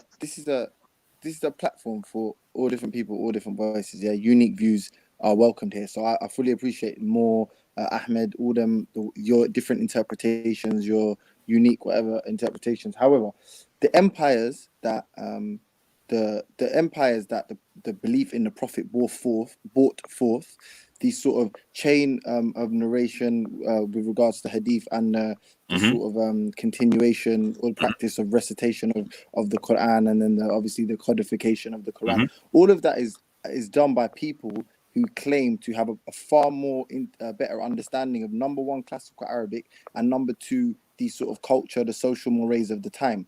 They have got the prophet as a slave, wait for it, trader. So all of this condemnation of chattel slavery and saying that it's not, it wasn't precipitated by your Quran is kind of irrelevant, especially from people that don't speak Arabic. The reality of it is there is a tradition associated with the belief in that prophet which brought forth an empire of slave castrators, of female genital mutilators. And for you to say at this stage in history, I agree with the good parts and not with the bad parts, is unfortunately for someone like me, it's immaterial. And especially with no clear sort of fluency in classical Arabic, let alone regular Arabic, I believe it's unfair for people that have genuine questions. I feel the only people that have a real right to answer it are people that claim they're Muslim and claim the sort of, or condone the actions of the Islamic empires, because that's what we're challenging here. We're not challenging some individualistic So I condone the action. belief I in condone the action of my Moorish kin that went into Spain and liberated the Israelites there. For the first 400 years of the court of the Caliphate, I completely advocate for their policy there. But from my understanding, like when you say Moors, you mean like Othello and stuff? 'Cause I'm not gonna lie, I don't know nearly enough to. Sure, we're talking about the people who went. So this is my position. So first and foremost, let me recognize 100% what you're talking about. Like, so first and foremost, I agree with you in the sense to where if I'm coming to you bringing a hadith tradition, what I'm saying makes no sense. I have to accept what they're talking about, right? 100%, right? The reason why I reject the hadith is based upon what's in the Quran itself, right? And so the reason, my reasons for rejecting hadith are long and whatnot. We can get into that on a whole nother conversation. But again, I also claim Islamic empires that are not necessarily connected to that tradition as well. So when the Moors took Spain in 711 AD, there was no madhab at the time. There like so the hadith tradition hadn't reached them yet. So when they took Spain, Abu Hanifa, the first Sunni jurisprudence cat, and Imam Jafar al-Sadiq, his teacher, who was also Shia, right? The sixth Shia Imam and whatnot, right? One was 13, one was 12. Neither one of them had their balls dropped yet. You feel what I'm saying? So the whole when the Moors took Spain, there was no school of jurisprudence that we know of modernly that they were underneath. You see what I'm saying? So when you look at, hold on real quick, when you closely look at how Islam looked for them when they got into Spain and set it up the first 400 years was a Cordoba Caliphate where they were running stuff. It was they didn't have the outside influence. It was starting to come in like 200 years in and whatnot, and then it really came in after the 400 years and whatnot.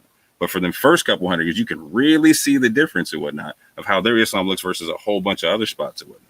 So again, I don't reject I don't reject Islamic history. I don't accept all of it, bro. Like again, so certain people who practice certain forms of Islam that I don't agree with, I'm not gonna be like, yeah, that's me. That's what I'm talking about. I'm gonna agree with, like, yeah, people talking that way, bro. I can't rock with that. But I'm also gonna give you historical examples for what I'm talking about, including the Quranism, bro. I know, but let's say, for example, yeah, that we do agree the Quran preceded the Moors, yeah, and it preceded the Hadith, correct? So their Moorish belief, the Moorish no, Islam the Quran did not preceded precede by the the Quran. The Quran did not precede the Moors. The Moors preceded the Quran. No. The Islamic Moorish concept that was preceded by the Quran. Before that, they weren't Muslims, yeah. Sure, a lot of them are Hebrew though. Right. And you're saying that you can believe in the Quran and not just the teachings of the Moors, because the Quran is consistent with the teaching of the Moors, and you can reject anything that comes from the Salaf or anyone else because it's not consistent with the Quran, correct? Say that one more time. I want to make sure I understood what you said. So because you're happy to sort of ad hoc take and reject any information based on the fact that it's consistent or it's in line with the Quran, to the point where that's how you validate your Moorish Islam, and that's how you renounce the sort of some of the teachings of the Salaf, some of the different madhabs, whatever. Yeah. So I renounce any jurisprudence based off of hadith, period, based upon the Quran, not upon any upon any society. Right? Can you renounce it off this? Go ahead. Consistency with the Quran, yeah. Not consistency, So but it's authorization via the Quran. Yeah. So just to make it clear, sorry, because my phone's overheating. I'm hearing if it's not if it's inconsistent with the Quran, you can just reject it quickly. Yeah. 100%. All right, cool. So, do like a quick experiment. If do you believe that the Prophet married a 9-year-old? No, not at all. Or 6-year-old and consummated his relationship? Not at all. Okay, where in the Quran does it say that you can't do that? So it talks about the age of marriage in the Quran. And so since your phone is overheating, go to my channel. I've got multitudes of videos breaking down the age of marriage to being the age after the age of 17 and how you rectify that via the Torah and the Quran. You're quite nice. So you're saying something like go to your channel for your video. Yeah. Is it clear? Yeah, I have a Is full it clear that there's an age full of Quranist methodology how you walk it out from the Quran to the Torah, how you get the age after 17. So there's a specific age mentioned to talk where it talks about the age of maturity. So in the Quran, there's a number, there's an age, yeah, number.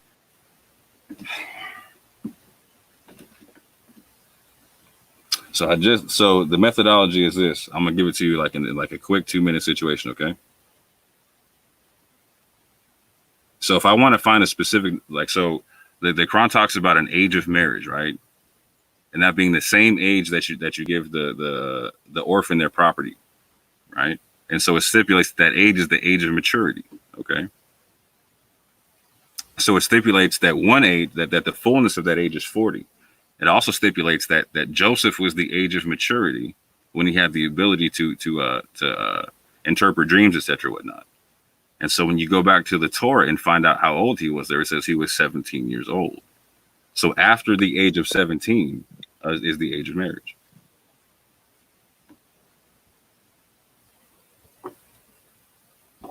Is it cutting out for anyone? I got a long breakdown of it on my channel and whatnot. And since your phone's overheating, I'm saying go check it out on my channel.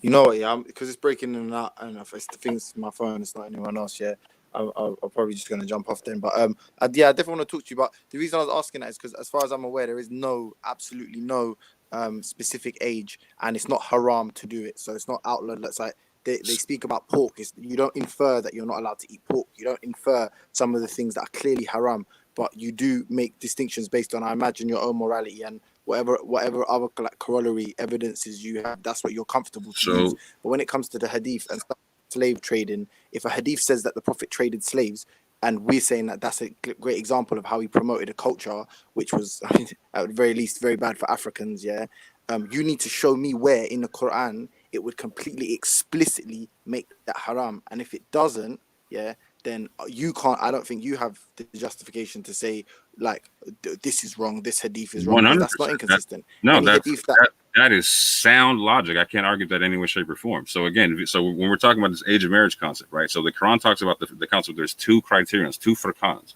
One being the Torah that was given to Moses, and one being the Quran itself, right? And it says that you're supposed to judge between the two, right? So when I judge between the two, I get the age of 17, or after the age of 17 for the age of marriage.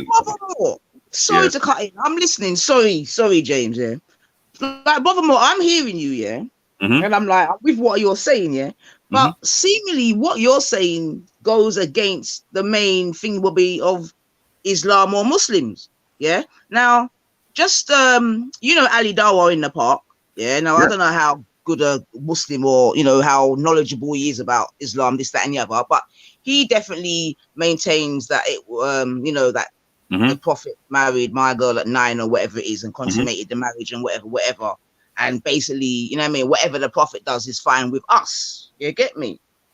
So obviously now me as a non-Muslim, when I'm hearing these things and I hear yourself, and I mean, I get a little bit confused because I don't know if it's some of you are going by the book, and some of you are, I don't know if James like said cherry picking the good bits and the bad bits, but I know, Brother Moore, I'm not just, I don't want to say you don't sound like a Muslim because that's not what I'm trying to say, but here's the main difference, right? So if I read the Quran in and of itself and use the Quran for it to tell me the instructions for how to understand itself, right? I'm told to go back and do the methodology I just told you, right? For instance, when you and Sister Melanie Goddess were talking to Issa the other day, she broke down the fact like, yeah, the Quran says that you're supposed to go to the previous scripture if you got any doubt, etc., right? That's if I don't have the hadith with the Quran when it's given to me, like I'm gonna do what the Quran says. I'm gonna go back to the previous scripture. But if I'm given the hadith, there's this whole culture of, okay, you can't touch the previous scripture because it's corrupted, and this, that, and the third. All kind of different cultural things get introduced with the hadith to where it changes my perception of the previous scripture. So I'm not going to follow the full instructions of the Quran by judging between the two furqans of the law given to Moses and the law given to Muhammad. Hold on. You believe that the Quran is the word of God, Brother Moore? Like, you believe that God directly spoke to Muhammad? Is that what you believe, Bab? And then he like wrote it down? Is that what you believe, Bab?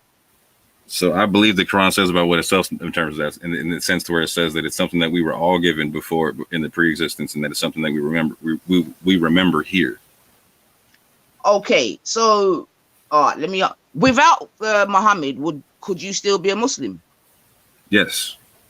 How?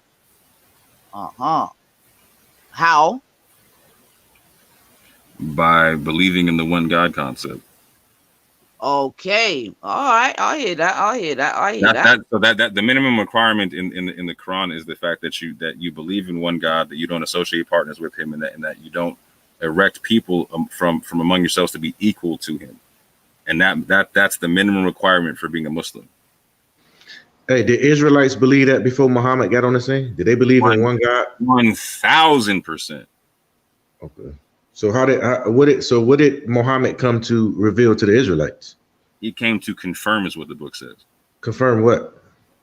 Given to them. Confirm what, brother? So why was he needed then?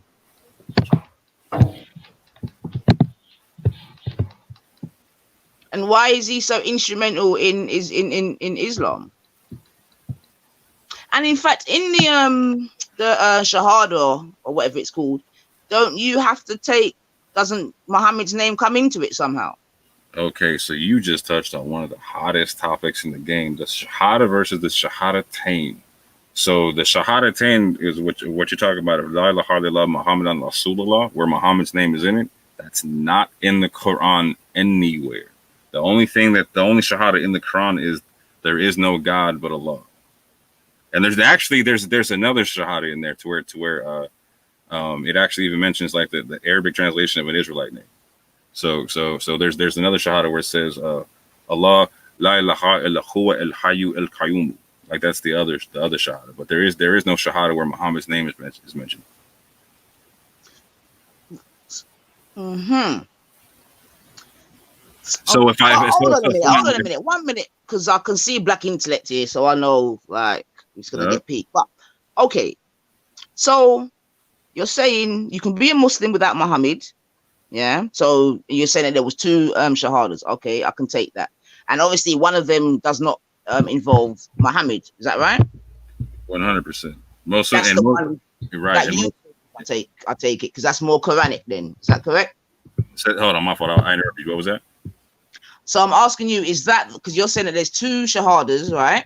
Mm-hmm. One with Muhammad's name in it, one without. I think you said shahada. I don't even want to say it, Carl. Yeah, Shahadatain. Yeah, I got you. And you go by the one that's in the Quran, which doesn't involve Muhammad. 100%. You got it, sis. But without the Muhammad, you couldn't have the Quran. That's correct, yeah? In the written format that I got it now, no. But the Quran, go ahead. in the written format. So you're saying that regardless, the Quran's in everyone's heart to provide vibrations. Is that what you're saying? 100%. Because I can work with that. You see what I'm saying to you? I can work with that because you're saying that's a direct relationship between you and the Most High. 100. I can work with that all day long. You're with me? Because it's when they bring in the intercessors or whatever you want to call it. That's when I start having a problem. So right, So I can work with that. What the Quran says, sis, is that the Muhammad would be like a warner and a call to remembrance, a caller to remembrance and whatnot, right? Like so, the call to remembrance is something that you already know. You know what I'm saying? You remember something that Was you. Muhammad perfect? No. Cool. So he had flaws. Had to. He walked and talked. And he owned slaves and bought and sold them and all these things. Not to my knowledge. Oh, not to your knowledge. Oh, okay. All right. Well, thank you for that. That was illuminating, Brother Moore. So when all these people talk about him having slaves, are they lying then? Based upon their tradition, I'm going to say no, right? Because they're talking about what they believe and how they believe they can prove it. So I'm not going to tell them. I'm not going to tell them. When you say their tradition, sorry, sir, what do you mean there? Who's there? Because so most of the people who are talking about what you're saying, that they base their tradition with the Quran and the Hadith. They call it the Sunnah. I disagree with that concept of pairing it that way. And for me, the Sunnah is never found as the Hadith tradition. The only Sunnah that's found in the Quran is the Sunnah of Allah, or the path of Allah, which says, or the way of Allah, which is said to be unchanging from prophet to prophet. So when they add this whole extra book, that's not equal to being scripture, and call that the Sunnah, I can't rock with that. You feel me? Let me know when I could come in, people. You go through whenever you want to, bro. Blessings, big up to the panel, Sister Nan Ifa, my brother Mo, Salam Alaikum. Got a Jacob, the unholy spirit of retarded, the unholy spirit of retardedness.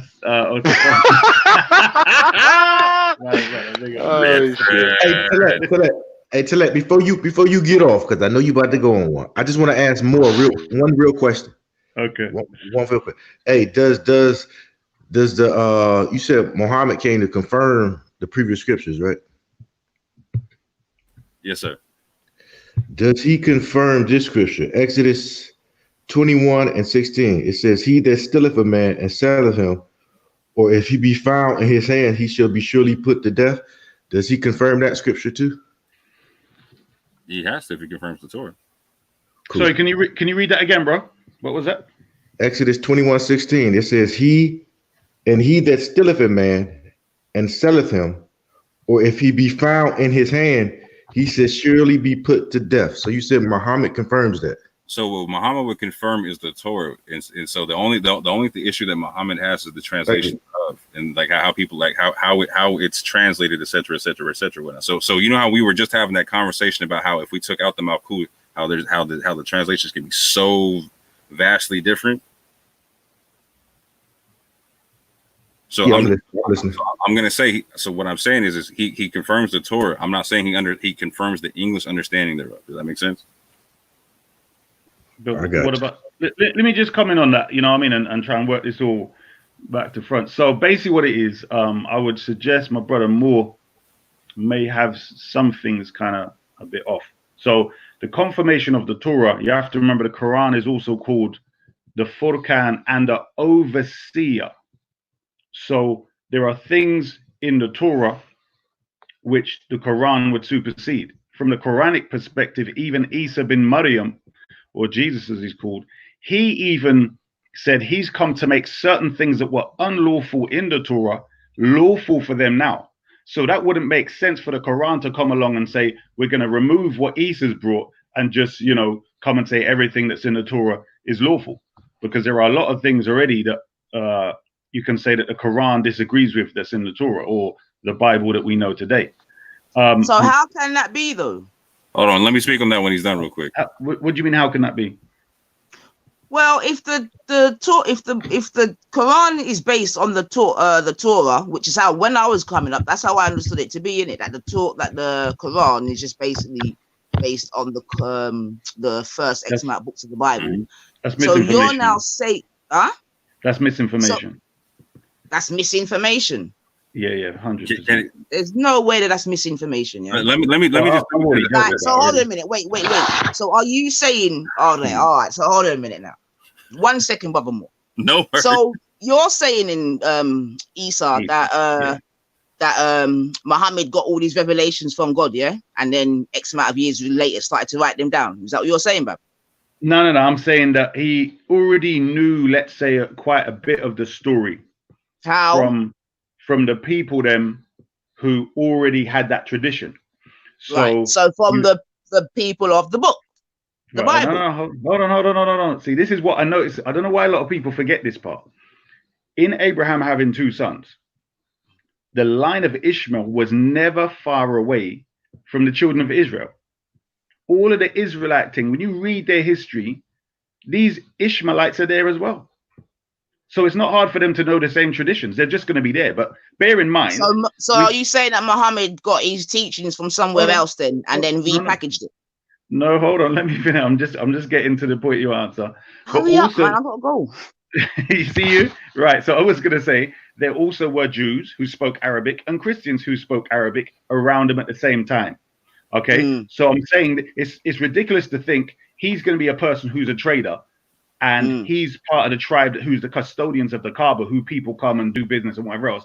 And he's not going to know about Moses and Abraham and all these traditions. He's going to know about them. However, the specifics to then come and produce a Quran, that, however, is a different story. All right. So you believe that God talked to Muhammad directly? That's what you're saying? Yeah. And how do you, Isa, in your mind's mind, how do you prove that? I personally would prove it via proving that the Quran is something that humans couldn't produce. So that would, but then the only people I would prove that. So who produced the Quran if it wasn't a human?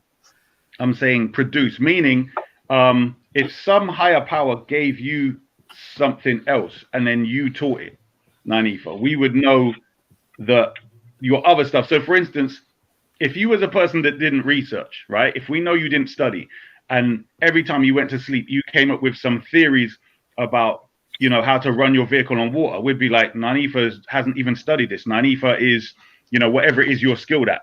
We would say, right, some other higher power is giving Nanifa this information. Do you get what I'm saying? So yeah, it's kind of like that. It's similar to, let's say, a piano player all of a sudden being the greatest physicist in the world.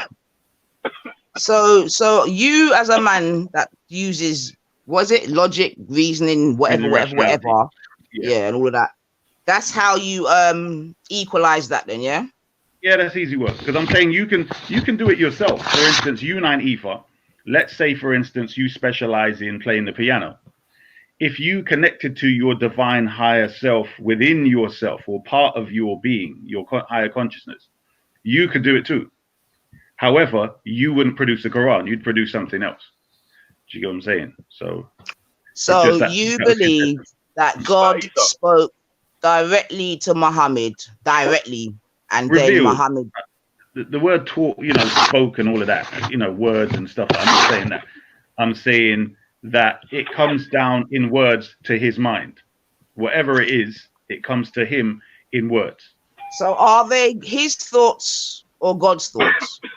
Well, that's what I mean. This whole idea of God's thoughts. I'm saying the Most High gave him the information. To him as a human, it will come as words. That doesn't mean the they were words. Most High gave him the information. Yeah, that's right. That's correct. So are you sort of equaling that to when Moses went up into the ting and got the 12 commandments? Are you trying to drop it like that? It's similar to that, but I mean that one is saying that literally Moses is speaking to a voice that came out of fire, which is different. So do you believe that story? Yeah. All of this is easy work, man. It's no big deal at all. It's all there. It's all what's the word? Yeah, it's very simple. So you believe that God spoke to Moses, yeah? And he heard a voice, like like in the C.C. Mills movie. Do you remember that growing up? Of course. I watched it so many times when I was younger. Yeah. Similar to that. I mean, what you have to remember is when you're in your higher states of consciousness, you start to see nature for what nature is. So at the moment, we're only seeing certain levels, but we're not seeing what's behind these levels at the moment. So, you know, it's about stripping. Yeah. So are you saying that, because this is really important to me, so especially coming from yourself, innit? So you believe that God spoke to Muhammad, and then Muhammad then got someone to do shorthand, or he then writ the thing? That's what you're basically saying. No, the prophet just recited it, and the people memorized recited it. Yeah, Okay. he recited. He didn't write. So he had a successor as well. This is where it becomes different for us, isn't it? Because we have Hold Islam on a and minute. then He recited it. What do you mean he recited it? Break that down to me, brother. I'm actually going to be late today, and I'm going to take a late one today. Jano, go on, babe. Okay. What do you mean he recited it? So it came to Give me an excuse. Yeah. So, I know. I can say it was written already that I was going to be late. Go on, babe. Okay, right. All right, so good. Oh, that's just put me off now. Sorry, you've written already. Right, back to what we were saying. I think you reworded it like, let's say inspiration. So he got the inspiration. In his mind, it was words. One of the things was his culture, where the highest of the culture were generally people who were best at poetry. So the example for that is the people in ancient Egypt, they were known the best for magic. So Moses came with the equivalent, but higher. So miracles in manipulating matter and nature. So Prophet Muhammad, he came with poetry-ish material, the Quran, the recitation, to compete and refute the other people, yeah, which were the pagan Arabs who held the power of speech and the manipulation of the words to be the highest form of human miracle or human endeavor. So when he came with something, he was not a poet. So when he came with this stuff, they're like, where's he getting this from?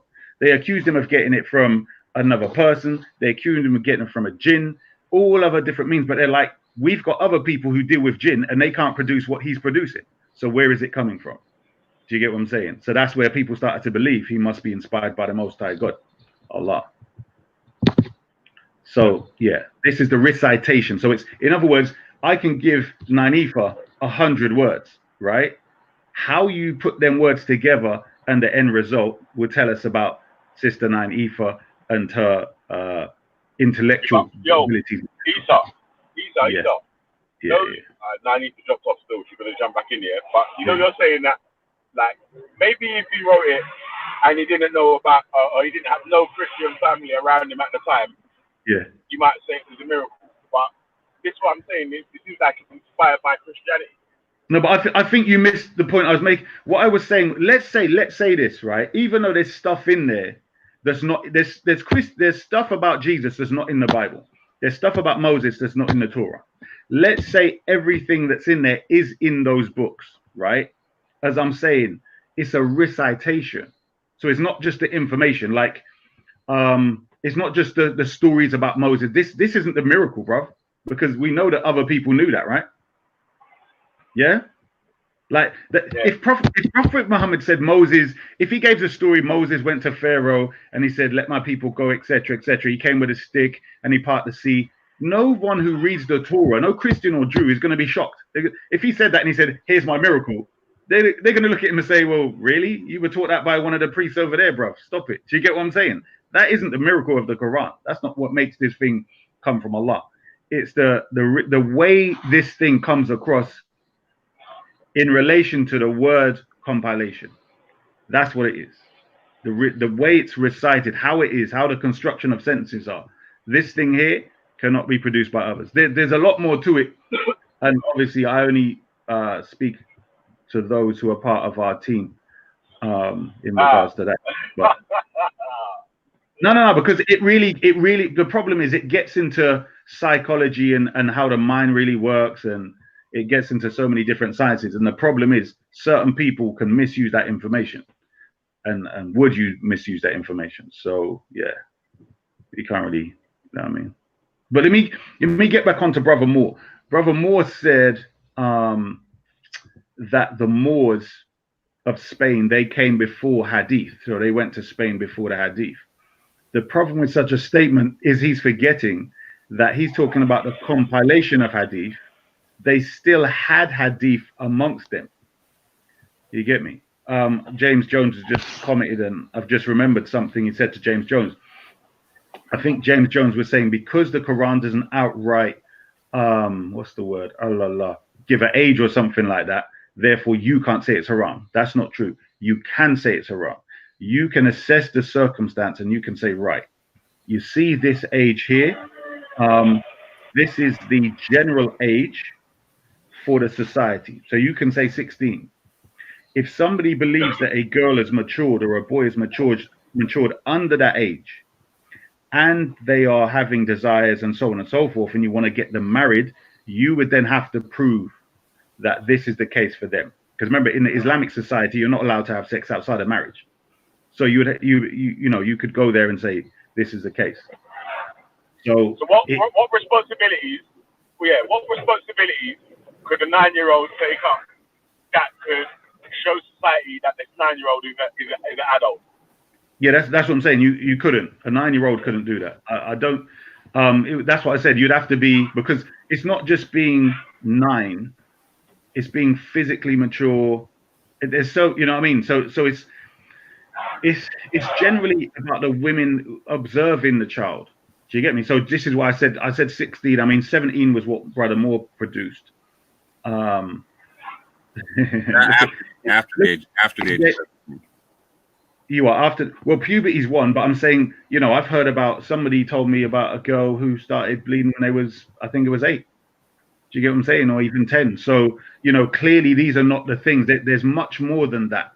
And we're also dealing with a culture that allows nature to take its course. You are? Can you hear me? I can hear you. To the 9 cameras on before I had it. Okay. Yeah, so turn your camera off, 9, but yes. the camera off. So what was it I was saying? So James Jones says another win for secularism. He's getting confused. He's forgetting that we've already had these systems in place amongst the Muslims. But you have to remember, when it comes to Islam, it's marriage.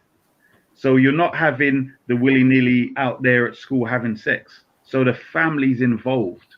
So the people, let's say in certain countries where they're marrying them off very young, it's normally if you look at it, it's normally to wealthy men, and it's for them to be playthings of wealthy men. Do you get what I'm saying? If you look at it. So what do you say to James's points? Where James was saying, like, so if there's not a specific age mentioned, then you can't say it's wrong, right? Like, so for me, when I look at the concept of where it says the age, like, so again, in the Quran specifies that the orphan gets their property at the age of marriage, so it's definitely a specified age, right? And it peaks maturity, and it equates it to maturity, and that the peak of maturity is 40. So there's got to be like a minimum somewhere. You feel what I'm saying? Would you agree to that or no? I would agree to a sense. And this is when you say minimum, obviously we have the basics. I mean, I made a list somewhere. One of them, obviously. How old do you think Muhammad was? Sorry to cut in, but you don't know. When he married Aisha, how old do you think he was? Well, he was about 50 something, but she was about, I think, 18, 19. So you think he was 18, 19? Okay. So how are we in a situation where people are saying 6 and 9? Like, how are we in that situation? I've said it several times. I'll say it again. The Sunnis were competing with the Imam Ali let's call him the Shia, right? But the true Muslims were saying that Ali should be the caliph. They gave several reasons. One of them was that he was raised by the Prophet since the age of 5, because Ali's father was poor, and the Prophet took Ali in, and he raised him, and he converted at the age of 10. So the Prophet got revelation. He told Imam Ali, "What do you think of this information I've got?" Imam Ali said he's going to ask his father. The next day, Imam Ali came back, and the Prophet said, "Have you asked your dad?" What's he said? He said, "Is this the same Imam Ali that apparently knew about the Bible and all that?" Imam Ali didn't know about the Bible. Oh no, I get that. Sorry. Yeah. So he came back to the Prophet the next day. The Prophet said, "Have you consulted your father?" So Imam Ali said, "Allah did not ask my father to create me, so I do not need to ask my father to worship Allah." So Imam Ali converted at the age of 10. So because the Shia said that Imam Ali never knew the worship of other than the one God, the Sunnis therefore reduced Aisha's age from 18, 19 down to 9 to say she also didn't worship anything else. She was therefore also not contaminated with what we call shirk, or the worshiping of other gods.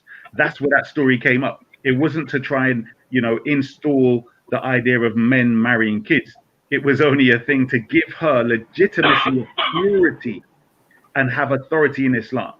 That's all it was at the time. So now it's come to, that authority is sort of instilled in Sunnism based upon that. So they say that the angel Gabriel came with a picture to the dream, in the prophet's dream, of Aisha and all this other nonsense. But then the Quran tells you that Aisha is an enemy of Allah. So, it gets ridiculous.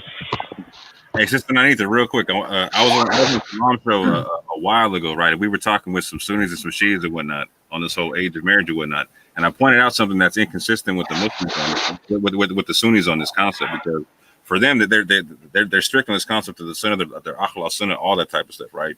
And so, first of all, the thing about Aisha saying herself that she was 6 or 9, that's not a hadith of the Prophet. That's her report, right? Like, so they literally make one of her reports equal to one of the Prophet's reports, which is, if you take their concept of hadith, it doesn't make sense.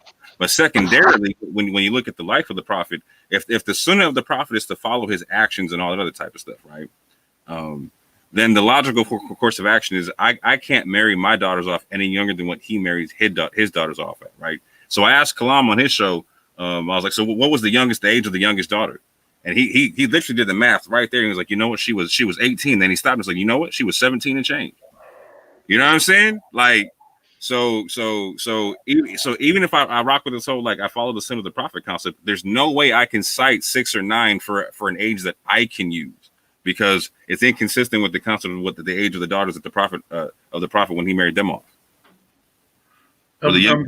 And Brother Moore, I suggest to you have to bear in mind that Sister Nanifa and a lot of these others, they've been captured by what's his name, Coonspec, in where if somebody said, if our black people make distinctions between Sunniism as a religion and true Islam, then they're getting involved in the Sunni Shia beef. No matter how much you say, no, that's the Sunni religion, it's different, they seem to be scared to say.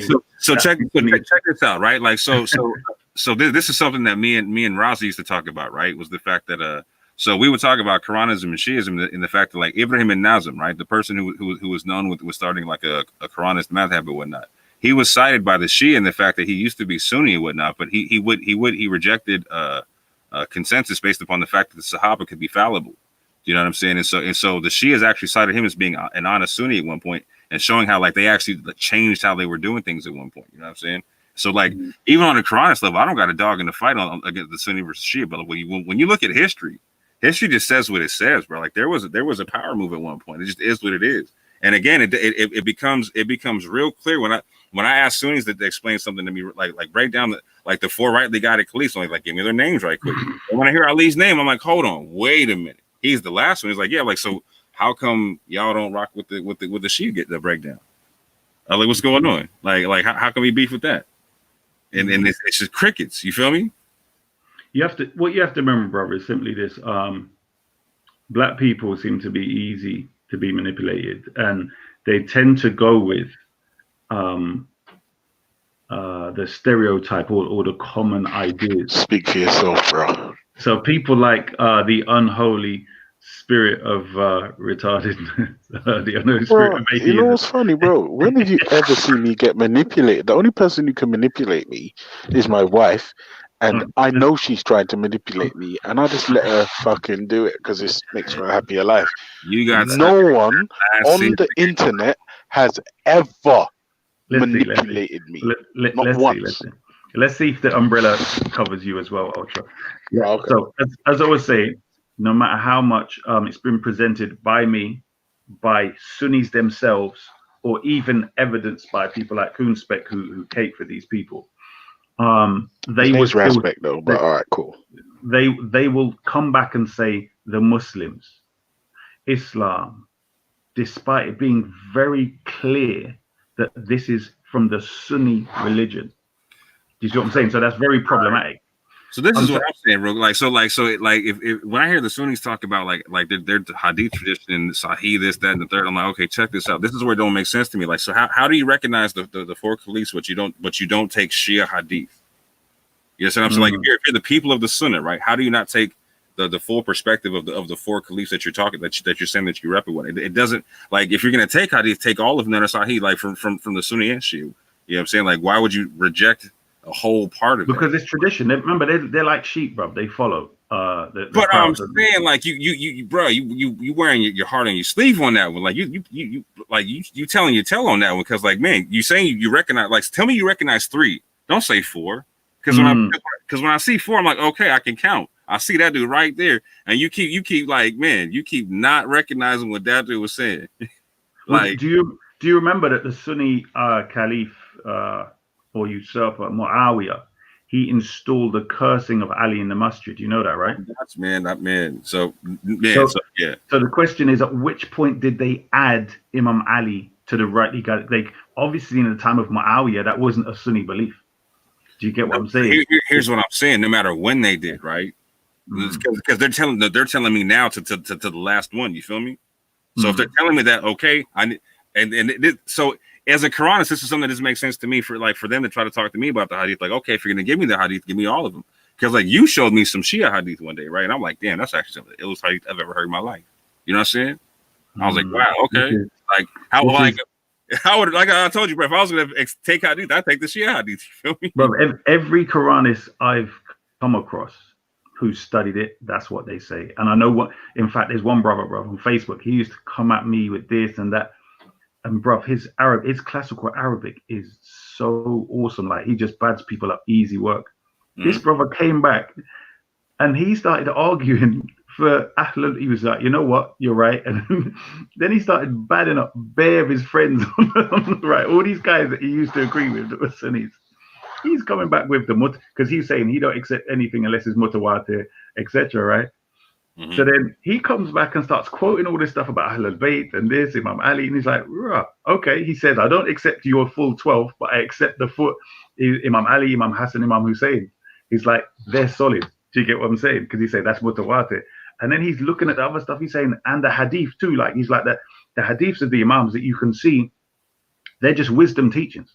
Do you get what I'm saying? And they conform to your logic, reason, rationality, those that are authentic. Do you get me? So it's that type of thing we're dealing with, where I'm saying that, you know, sincere black people would clearly distinguish. Like, I saw Ezra coming up Coonspec the other day. Now, granted, Coonspec done well. He actually backhanded a lot of the people that were arguing for this slavery thing. He mashed up Dark Magician. He stomped on Dark Magician and these other people that were, you know the concept, anytime you own a human being, blah, blah, blah, that rubbish.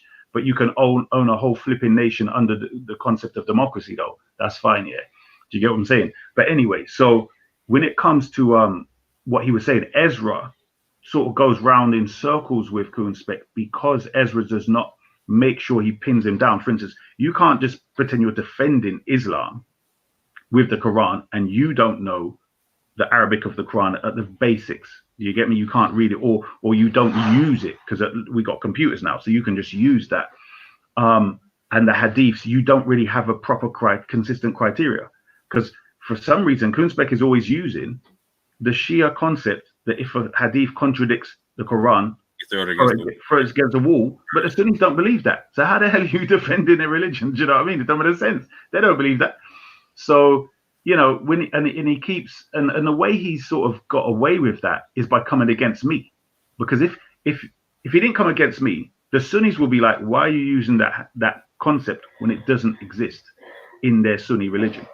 Do you get what I'm saying? You wouldn't get away with it unless you're coming against me and then da-da-da-da. Because by coming against me on this excuse that I'm an agent of division, that means he's going against the Shia. Do you get what I'm saying? So that's the kind of the little hoodwink sly thing that the Sunni pagans thinking Kafarats are using. But obviously, this is why, bruv, trust me, I call them Sunni finger batty people or Sunni sodomite beasts or whatever, bruv. They're weirdos, fam. And I think black people around the Speaker's Corner internet, YouTube arena should be fully aware now of the type of savages, no matter how much you help them, Look how much Kuhn Speck is the only person that has gone all the way out to Kuhn and Cape for Sunnis. And look at the Can you not hear reward. me? Look at one sec, brother. Yeah, we can hear you now. Look at the reward. Look at the reward they want to give him. Finger Hibati and try and sodomize him. That's the reward for helping Sunnis, bro. And this is what I'm saying to you, bro. Our black people, not him I'm talking about specifically, but in general, Nainifa and these others that have a voice and have intelligence. If you're when you mention Islam and you don't say Sunni or Shia or Ahmadi or Quranis, you're wasting your time because the conversation doesn't make sense. You have to acknowledge that these things are separate and different. Right. I definitely agree with that. But can I ask a question? Because my phone's overheating, so sorry to interrupt. Guys, That's because you lie too much and burn off your hand. Yeah, go on. Ultra, you there? No, it's just because he's using an iPhone. That's all. Yeah, I'm here, James. Go. Listen. We'll save our war for another time. What I'm saying is, I need your opinion on this as well, Ultra. But it's Tamor and Sunni Isa, Shia Isa. That wasn't even. Freudian slip. So sorry. You know, Veli, get him out of it. No, that was accident. Listen. This is the question: is it fair to say that had the Prophet been 50 whatever years old and married a 9-year-old girl, by you guys' opinions, because you don't believe she was thing, do you believe that what we would argue that one of the main issues with that is not even just whether she was sexually capable, whatever, is the real problem is the sort of manipulation of a child in that scenario, that they don't truly know what they want, kind of thing? I mean, wait, what's the question? Wait, James, what's the question? So lack of So freedom. the question is what is truly immoral about marrying a 9-year-old? Yeah, Right. whether she was. Wow, that's what that would be, bro. 100%. She would have no freedom. Okay. So can I just ask one more question? Then wouldn't we say that, given that Imam Ali was 10 years old when the Prophet when he became a Muslim, couldn't we say that the Prophet manipulated a young 10-year-old boy into believing about a magical man in the sky and about that he'd go to hell if he didn't? Bro, what do you mean 10-year-old boy, bro? He's manipulated like 2 billion people, bro. No. Ultra. See, even Ultra's now just demonstrated that his brain don't work properly when he deserves that what I said now. See, watch this. He's just said 2 point whatever billion, whatever. Who is this? You're talking about Sunnism again. But anyway, that's where. Hang on a second. Right now, but let me come back. Let me come back. I'm going to deal with that now, James Jones. So in relation, if you heard the story I gave, how it was, he said, "What do you think of this?" Now I remember being 10. I had choices. In fact, I don't remember anyone even asking me that. What do you think of this? This would have been an educational thing. I just thought that going to church was the thing that I was supposed to do. No one ever asked me, well, what do you think about going to this church or Jehovah's Witness or Seventh-day Adventist or Mormon? I didn't get these options. It was just, this was the church I was raised in. So he asked him, what do you think of this? And then he said he's going to ask his father, right? So it's totally up to him. In other words, he could have said, well, I'm not ready for that. It's up to him. Do you see what I'm saying? So I think, and that's the difference. So in Islamic culture, so quickly, in Islamic culture, it's like prior to getting married, you need to ask the parents' permission, correct? Well, specifically the father, yeah. Okay, so here's a scenario. In fact, hold on, let me just say this. Even if she's a virgin, if she's a virgin, she could be 30 years old. If she lives with her dad and she's a virgin, you generally need to get his permission. Okay, so I remember being 10 as well. Like you said, decisions. So he goes to the 9-year-old daughter's father and says, would you mind if I marry you? What? He's obviously. Bro, she was 6 at the time, bro. Bro, playing with, like, via her, he's playing with toys, you know? Like, man. I mean, you take that with the Sunnis. She's playing with toys, what, in the Quran? Hold on, Isa. She's playing with toys in what? The Quran? No. In the hadith of the Sunnah, it says she's playing. You don't accept. We don't accept these. I definitely don't accept it, bro. No, but the thing is, it says Solomon's horse. Apparently, the Prophet came in and said, "What are those?" And she said Solomon's horses. So this is, again, you have to remember why the hadith were made up, these specific hadith. They were there to try and demonstrate Aisha's innocence. Right. That's what these lot don't seem to understand. So real quick, real quick, like so I've never asked you about this, but are there Shia hadith about obviously there's Shia hadith about Aisha, correct? Sorry, there's Shia hadith about Aisha. Yeah, about it, right? I assume so. They will be nice. So here's what I'm saying. Like this here's what people don't get. Right? So if I was honest, if I was an honest Sunni talking about like I recognized all the four, I'll be recognizing both Hadith traditions where like I'm getting both traditions talking about Aisha, right? And I could compare and contrast the two. But right now, like all I'm like the only major concept that you get about this marriage concept is from Aisha. It's not even a chain narration from the Prophet. You feel what I'm saying? It's a generation of Aisha. Isn't it interesting how you don't have the Prophet talking about his wonderful wife, Aisha? Like you don't have any hadith where the Prophet saying, now, guys. Maturity. Yeah, exactly. There's the 10-year-old. Hold on. Hold on. That's what I'm trying to do. I think. Yeah. Go on. Hold on. There's a 10-year-old. This is gonna sound horrible, yeah. So I apologize in advance. But there is a 10-year-old boy who's mature enough to make decisions about his soul, and yet there is a 9-year-old girl who isn't mature enough to make decisions about her vagina. That is based on as per your logic. No. This is. I tell you what. I don't know what's wrong with your head, but let me explain something to you. He is already living a cultural lifestyle. True or false? At the age of 10? Yes or no, James Jones? Basically, yeah. If you like, yeah. I don't No. He either is or isn't. This is it's a very simple thing. Hold on. Listen to what I'm saying to you. Any child that's raised in a family household, they will be eating the food that they give them, wearing the clothes they give them to wear, following traditions, whatever they're doing, they will be doing what they're doing. The fact that the Prophet gave him an option, okay, remember he asked them, what do you think of this thing?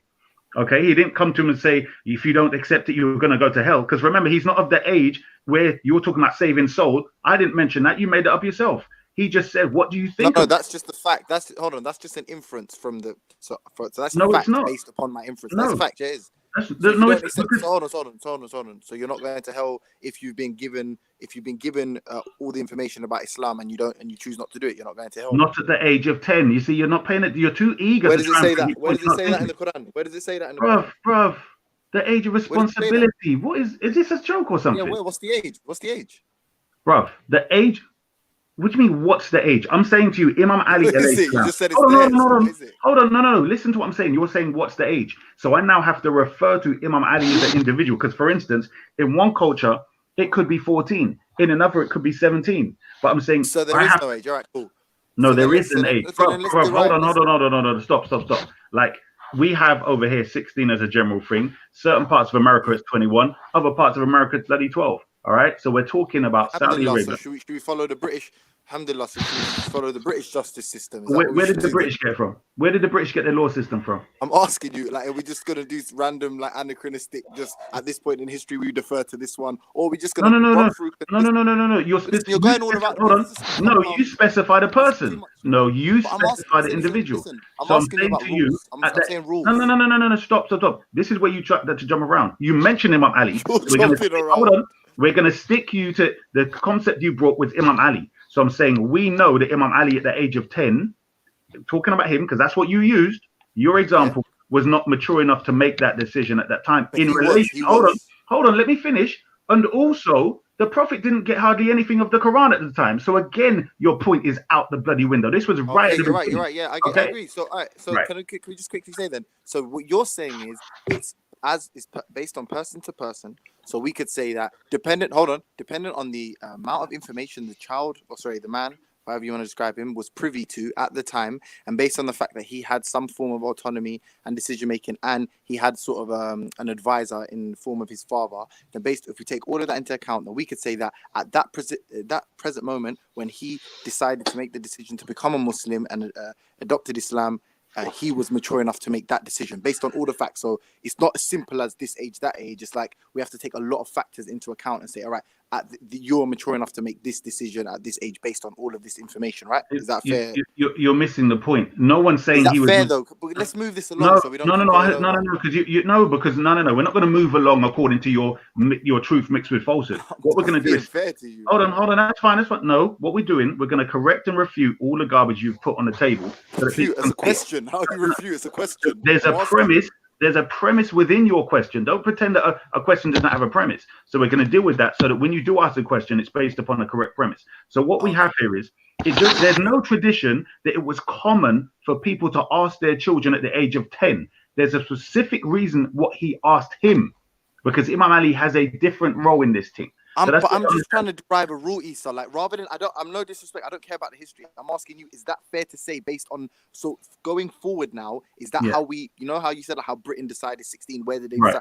So what we're saying is we're encouraging a conversation on the topic. There's nothing set in stone, but it's like we're encouraging we take information and then by that we use it to measure the maturity level. Okay, so we're done with that. Let's go to something else. Right, go ahead. Is that it? Yeah. So okay, yeah, right, cool. You agree with that? So then, Prophet could have married a 9-year-old had he wanted, didn't it? No, right. So let me just bang this. I'll tell you, this guy's brain.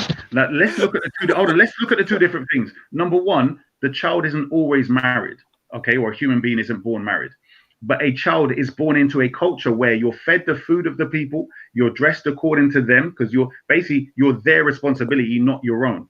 However, when you get married, you are now having responsibilities as a wife to your husband. The child is responsible for if you're raised, but if you're married, you have responsibilities to your husband. He has rights over you and you have rights over him. So James Jones, again, your ridiculous 9-year-old conversation, 9-year-old opinions that you bring, the intellect that's lower than a 9-year-old are batted out of this conversation.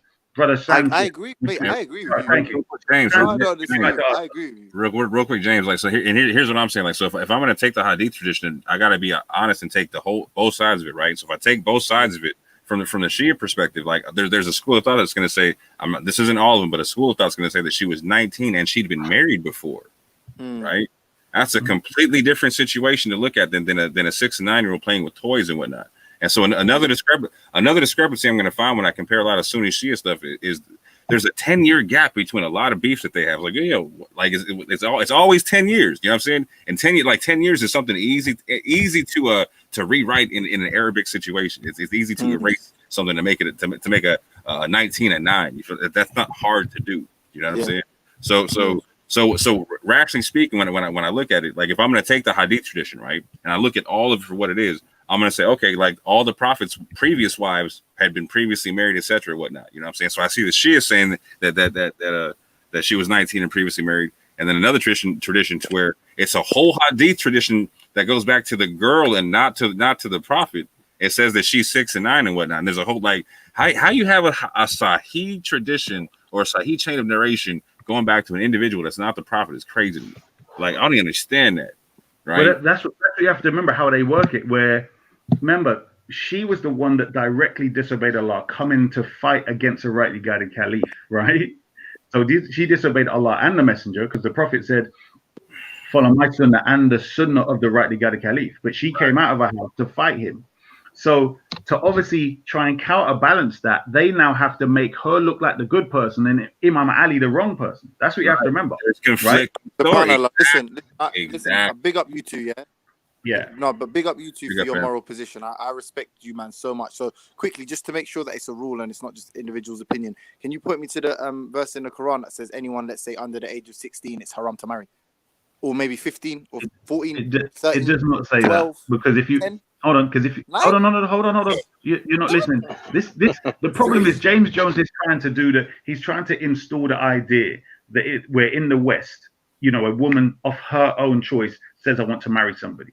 We're talking about a cultural phenomena where two groups of people, so the parents, there'll be uncles, aunties, everyone involved in this marriage. It's not just. I know lots of 9-year-olds that make decisions to marry people. They're just all Muslim.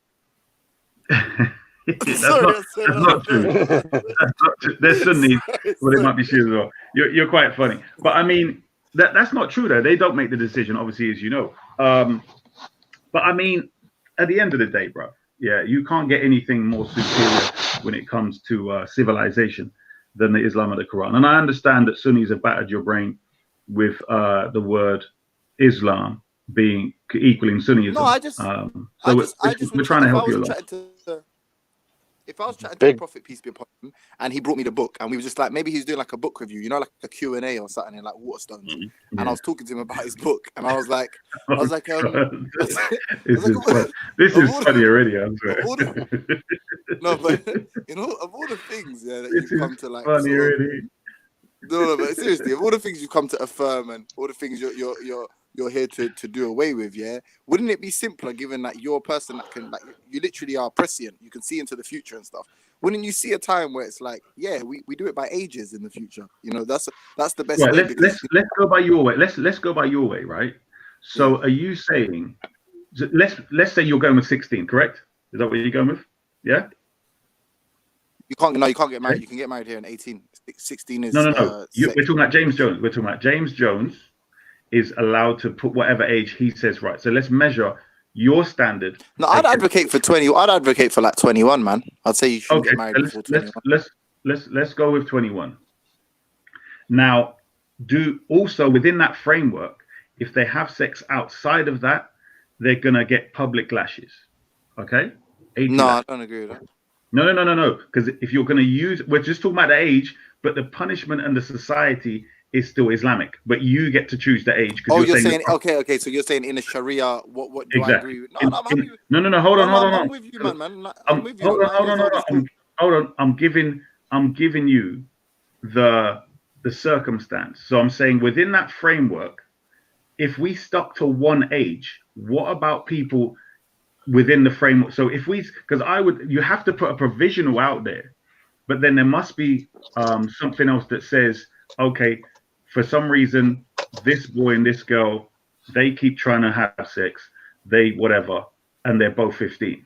How can we arrange that? That's what I'm saying, because we're talking about marriage. We're not talking about the society that we live in now. So, yeah. I mean, it's pretty simple. It is pretty simple, to be honest. It's not a problem. At the end of the day, the problem is because it wasn't you that Hey, James, you're making bare noise, man.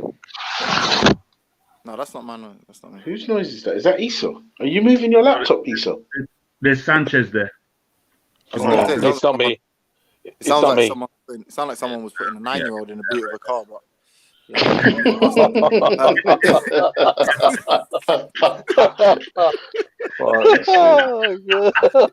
Wait, Esau, does marriage make sex like somehow spontaneously better or magically better, or does something happen to the vagina once you're married? Or? Okay, so it makes the father obligated for the children and whatnot, and for taking care of the wife. It's a whole heap of stuff. Number one is to do with the recognition of who the father is. So, for instance, there's a lot of women that have gone clubbing, they've been shagged in an alleyway or the back of a car or even a one-night stand at home, and they get pregnant and they can't remember who the father was because they've done the same thing Friday, Saturday, and possibly Sunday. So with us, it's about one, knowing who the fathers are for sure. Number two, taking responsibility. Number three, living a civilized life where, you know, the men don't lie to the women and just say, yeah, I love you, They get what they want for maybe a night, a few weeks, whatever, and they dust out. Yeah. They get really bored and just legally marry someone else. Which is common amongst our black community. So clearly we as a people have had a situation in which marriage was the norm. Somehow we've decided to take on another culture and say, well, we're going to go against that.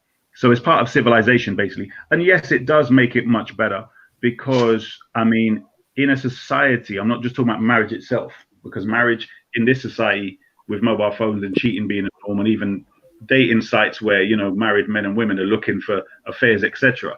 Obviously, a society where marriage is the norm and the best thing.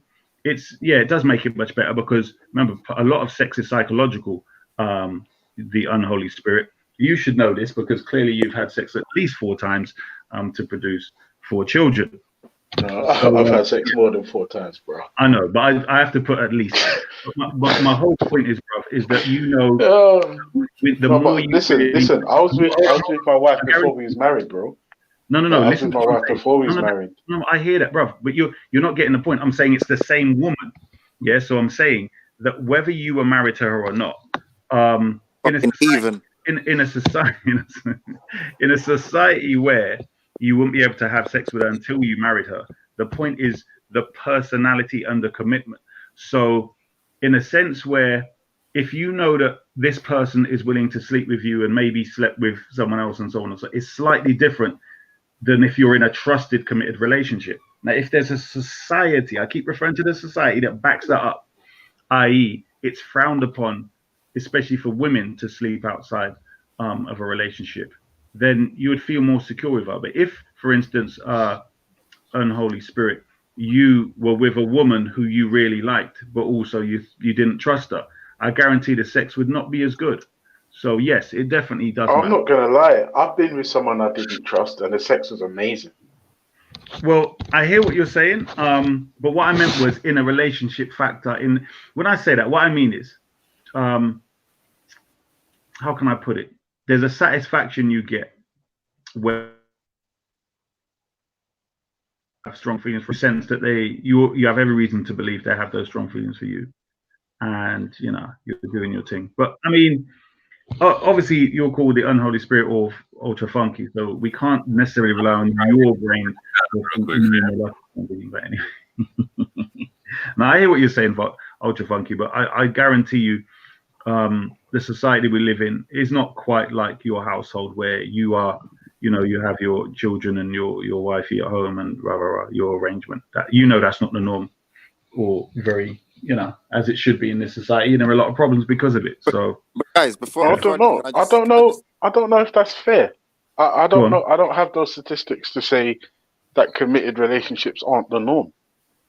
No, what I mean is where there are a lot of relationships where, where. I've heard about disputed who the dad is, all kind of mad stuff, bro. I don't even want to go there. About society before and after the pill. Yeah. You know what I'm saying? That's the big difference changer right there. You know what I'm saying? Yeah. The pill. Can I just quickly make a case, yeah? Can I just make a case for the Sunnis, yeah? My Sunni brothers and sisters, yeah? I just want to say that, like, obviously they can do what you lot do, and they can just be like, yeah, look, man, like 9 years old is nothing. You know what I'm saying? That Imam Ali made one of the biggest decisions regarding his future ever at the age of 10. You know what I'm saying? It's not that deep. And then if they prove like biologically that that women young girls can be sexually active and it not harm them or have like any kind of pernicious effects on them at age 9, then arguably they've made the same case exactly the same way you've made your case, and then they can use probably other hadiths or whatever to corroborate their stories, and that's it, innit? Done. No, but you're getting it wrong. I swear, like your brain isn't working, James. Let me explain. No, but your to Quran. You. I'm saying, hold on. I'm showing you the deficiency in your Quran because all of the corollary information and all of the inference that is necessary to make a final ruling on a topic like this, could have been saved by the Quran. But the Quran has come and it has done nothing. So when someone like Moore says, if how it's would in you line know? with the Quran, if it's in line with the Quran, then I believe it. That's in line with the Quran, bro. Marrying a 9-year-old in line with the Quran. No, it's not though. It's not. Okay. It is though. I showed you how it is though, and you're not bringing me. Is eating pork in line with? Is eating pork halal or haram? Fred Kuhn is really confused, bro. He needs help. But anyway, is drinking alcohol halal or haram? So this is where halal or haram. Hold on, stop. The bit you're not getting, bro, is the age range may differ according to culture. You can't go up to them people in the Amazon who marry at 12 and 14 and stuff and say, yeah, you must go and marry at 16, bro. You can't. Yeah, do that. I can. I can bring a gun and make them do it. I can bring a gun and make them do the Harlem Shake if I want. No, not justifiably. Not justifiably, James Jones. That's my point. Now you give the example. Hold on. Wait. Here's the example you've given with your gun and make them do the Harlem Shake. That's what I'm saying. As a savage, yes, you would produce such results and effects. What my point is, as civilized people, what you want to do, you want to have things harmonious. Why does Fred Kuhn think Issa the Black Tillet wouldn't have a wife or wives? Because you didn't answer any. What you just said there, I don't know what that was pertaining. You didn't answer anything. I'm saying to you now: is drinking alcohol halal or haram? You got an answer. Is eating? What's the answer? Marrying a 9-year-old. What's the answer? 9-year-old halal or haram? No. What's the answer? Hold on. Yes, haram because you cannot marry them unless they've reached maturity. 9 is not maturity, bruv. You're done. You're finished. But it is for Imam Ali, alayhi salam. You're not It listening. is for Bro. Imam Ali. No, where does it say that? Where does it say Imam Ali was? He said, "What do you think of this?" You're deaf.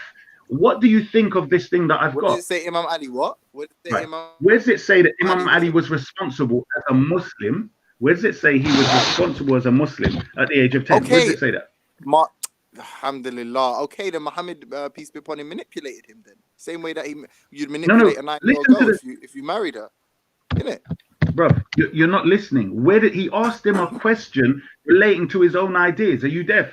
Stop pretending No, but you something else. shouldn't have asked him that question. So if I Why ask a not? 9-year-old girl to marry me and she says yes, then what? I haven't manipulated her. So it's Right, it's hold up on. to her What's the based on hold her on? own ideas. Hold on. Is that what you're saying? No. What's the contract now? What? This is the problem. You are, James. Really? All right. Let me just make you look as stupid as you're sounding. Watch this. Okay. When somebody is already practicing a culture, he's saying, Yeah. "Do you want to have certain beliefs? I.e., what do you think about these?" So, in other words, you'll be doing. If you ate pork, you might want to stop pork. If the person said he believes in one Allah and he still wants to eat pork, he can't necessarily impose something different unless, of course, that's the household that he's in, where he's living in the Prophet's house. What I'm saying to you is, when it comes to marriage, she now has a responsibility to give her husband sex and to do various other things for her husband. Yeah. That's different to Imam Ali. So the example you've given is, it doesn't work. It doesn't work. No, So, it's you know what? I'm not stupid. It's not a like for like swap. I'm not. It's not. It's Not not a at like for all. like comparison. But no. But why give the silly example then? Hold on. But you can definitely derive a rule from it. 1,000,000%. What rule can you derive from that? Do you know? Hold on. What rule can you derive from the 10-year-old? Listen, anyone that needs to have heard is that you are an obstinate person, right? You are going to be intransigent on this point. So I'm not trying to really convince you. No, it's not that. I'm saying to you, what ruling could you derive from Imam Ali saying yes to that? But okay, you have devoted your life to this bespoke religion, this one-off religion that you've got. So I give you yours. But for people like me, for people like me that are trying to understand the complexities, the finer points even of your religion, I would say that no way can Moore say what Moore says. That is inconsistent. A Salafi or a Sunni, whatever, can argue with Moore because there is no definitive ruling either way to say they're right, he's wrong, he's right, they're wrong. He can have his opinion, he's welcome to it. But it's all based on corollary information. It's not based on the original. It's all based on what do you call it? Like ancillary information. It's not based on the core text. It's not based on the Quran, isn't it? His opinion, and nor is yours, to be honest. But fair enough. But hold on, you said alcohol's haram. Where does it say in the Quran alcohol's haram? I asked you. I didn't tell you it was. I asked you. Yeah, you did. You gave a list of things. I didn't. Oh, for flip's sake. It's eating pork. I said, is eating pork halal or haram? Right, eating pork. No. This was before I got on. You were saying all that. What I'm saying to you, pork specifically, the words are haram. Okay? It does not say that about alcohol, although it is haram. So the Quran forbids things in a different way. There are certain things forbidden in different ways. There are certain things that are given. Hold on. Parameters, right? So certain things given stages, parameters, etc. There's no stages for stopping to eat pork. It's just haram, and that's it. When it comes to alcohol, you can go to a society and you can give them these 3 stages in the Quran. That's the difference. You don't just go and say, right, stop drinking, but you can go and say, right, no more pork. That's the difference. So in regards to marriage, there has to be that flexibility when it comes to age. And it has to be based upon the detriment, the responsibility, etc., etc. You using Imam Ali with his decision to say, yes, he agrees with this. That is something upon him. But it doesn't mean he's going to be responsible for all the prayers and all the rest of it. That's the difference. So, yeah, nice try comparison, but it doesn't work. Real quick, let me jump in for a couple seconds. I'm going to give some other people's room to speak on it. So here's where I agree with James on something. So if there's not a minimum requirement in the Quran, then the Sunnis that do say 6 or 9 have a complete point in what they're talking about. I do say that they're still they're still inconsistent logically via the Salah. You can't jump to the second thing. Stick to the first thing again. You're saying what? I'm saying what I'm saying right quick. Okay, go on. All right, if you're just giving talk, then go ahead. I wanted to deal with the first half of your thing where James says that if the Sunnis come with that and we can't, why can't we use the maturity verse, considering Aisha was playing with dolls and she was on the swings and the rest of them with her friends and all of that? Explain that one, Brother Moore.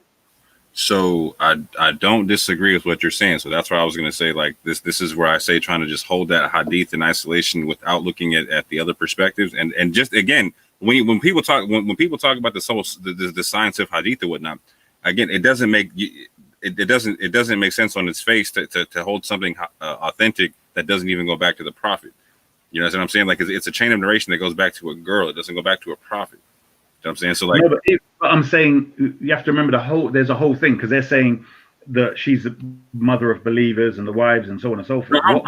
I'm with it, and that's what I'm saying. When I look at the Shia narrative and the Sunni narrative, it's like, whoa, that there's enough of a drastic chasm of a narrative for me to recognize there's a lot that went down here. People should take. What I mean is, even in relation to what James is putting forth specifically, that there is nothing in the Quran. I'm saying to you, remember the Sunnis got the age of 9 and so on from the Hadith of Aisha, and I'm saying that's what I'm talking. Even that contradicts the Quran. So therefore, that's blown out the water. Now he wouldn't be saying the age of 6 and 9 if it wasn't for Sunnis. Do you get my point? So I'm saying let's just roll with the Quranic narrative and see what we. Because even Sunni hadith talk about maturity being like 15, etc., whatnot, right? Even Abu Hanifa. Did you know Abu Hanifa said 17? Man, I'm with it. There's other right, exactly. That there's Sunnis that say exactly. So. Well, I hear that. Brother, I have to go. Assalamu alaikum, my brother. Big up to the panel. Even James Jones, although he's, he maybe it's a bit early for him. His head isn't working probably, but big up Ultra Funky. Got a Jacob. Big up to the family. Them blessings, man. Take care.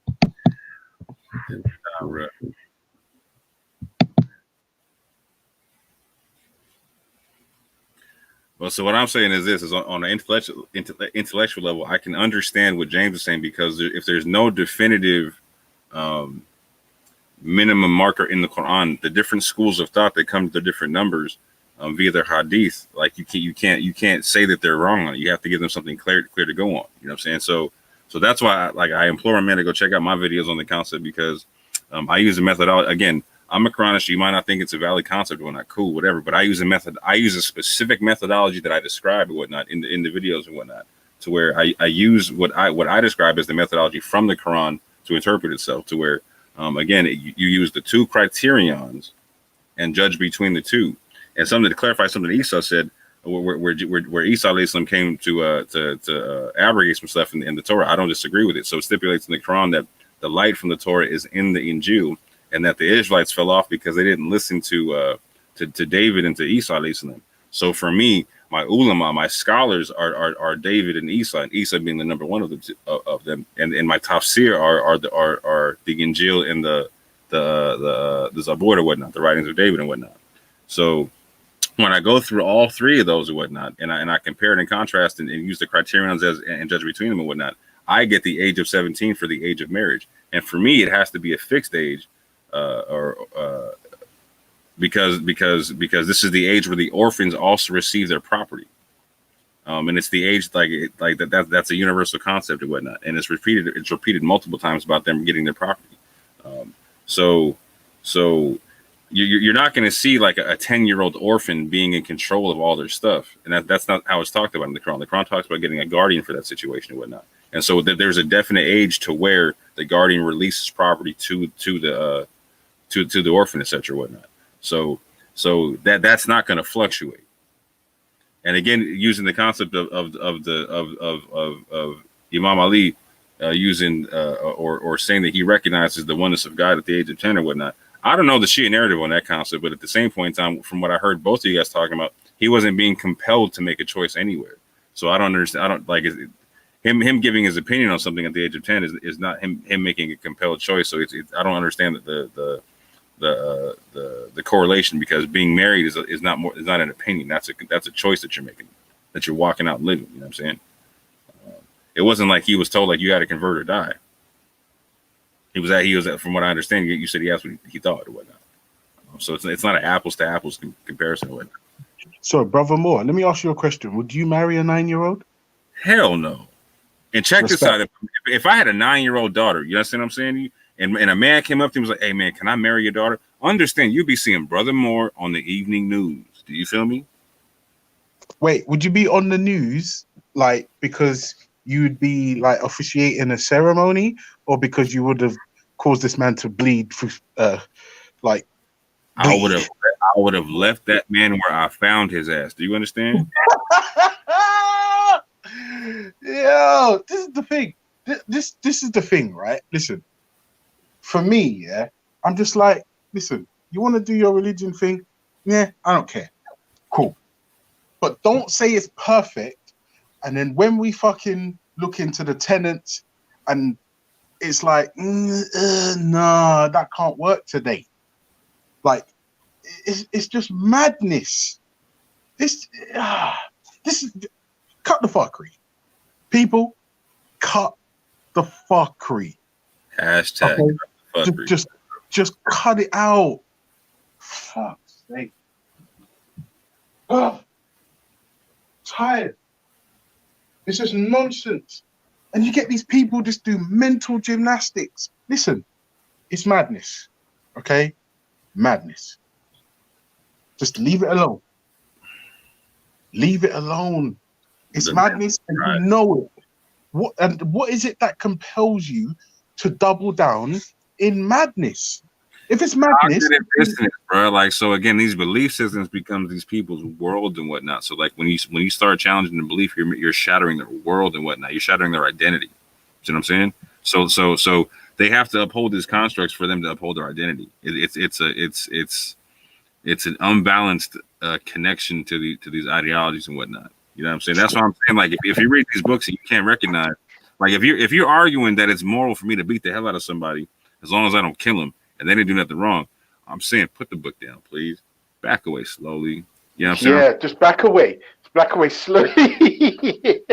I'm telling you, brother, more. And not even that. The thing, it's not even the verses per se, right? Because I truly believe if there is a God, right, he gave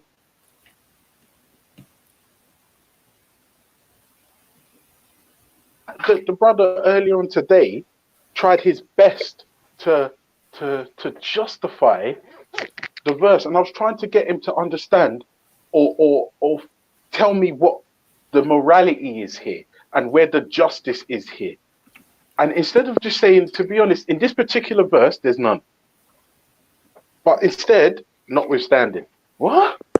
Huh? What? Can you not hear me? Oh, can you hear me? Yeah, James. Yeah, bro. Oh, sorry, carry on. Yeah, my man is on like the permanent hot phone. You feel me? He's giving it like 5 seconds to cool off and right back on. I know that's right. It's just like no. It's just like people. Please, if your God is real, he gave you a brain. Do you think he gave you said brain so that you don't have to use it? Or did he give you said brain to use it? Do you understand? Based on that kind of logic, this is what I would say as well, Ultra, yeah? It's like people want to claim, yeah, to be Muslims, yeah? This one's Shia, this one's Quranist, this one's whatever. But you do realize that over the past 4 days, all of those people, yeah, have made excuses for slavery. Like, do you realize every single one of them people has it's madness. It's a matter. Yeah, I can't lie. What excuse did I make for slavery, real quick? Break that one down for me. Yo, James Jones, are you atheist? Huh? Are you atheist? Yeah, but more asked a fair question. I'm not gonna lie to you more, yeah. I'm not familiar with your sort of I appreciate your catalog. I'm not familiar with your catalog, yeah. So I'm gonna withhold my judgment on you. But I will say this, that based on today's interactions, that whilst actually no, hold on, it was me, you, and Ahmed. No, you were honest. Actually, I'm not gonna lie on you. You were honest that day when we were talking about slavery, innit? You was like, it is in the Quran. So yeah, but you didn't really give it. Yeah, I don't know what's going to give us. You know, there was one guy who came on, had an M on his picture. I wanted to speak to him, but I couldn't get on the panel. Like the guy was going. Yeah, that's right. See that right hand possesses verse. Yeah, he's a victim of abuse. Don't be too harsh on him. But go on, sir. No, I'm not being too harsh. I just need to clarify something because my guy was telling me as he was saying it. Like the guy, he translated the two words but he was saying this word doesn't mean right hand, and this word doesn't mean possesses.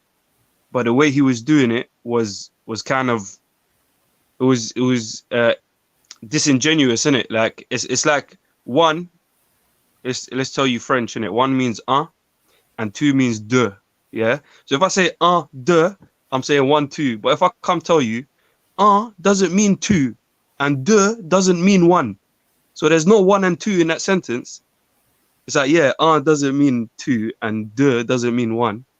But it does say 1, 2, innit? If you get what I'm saying, like.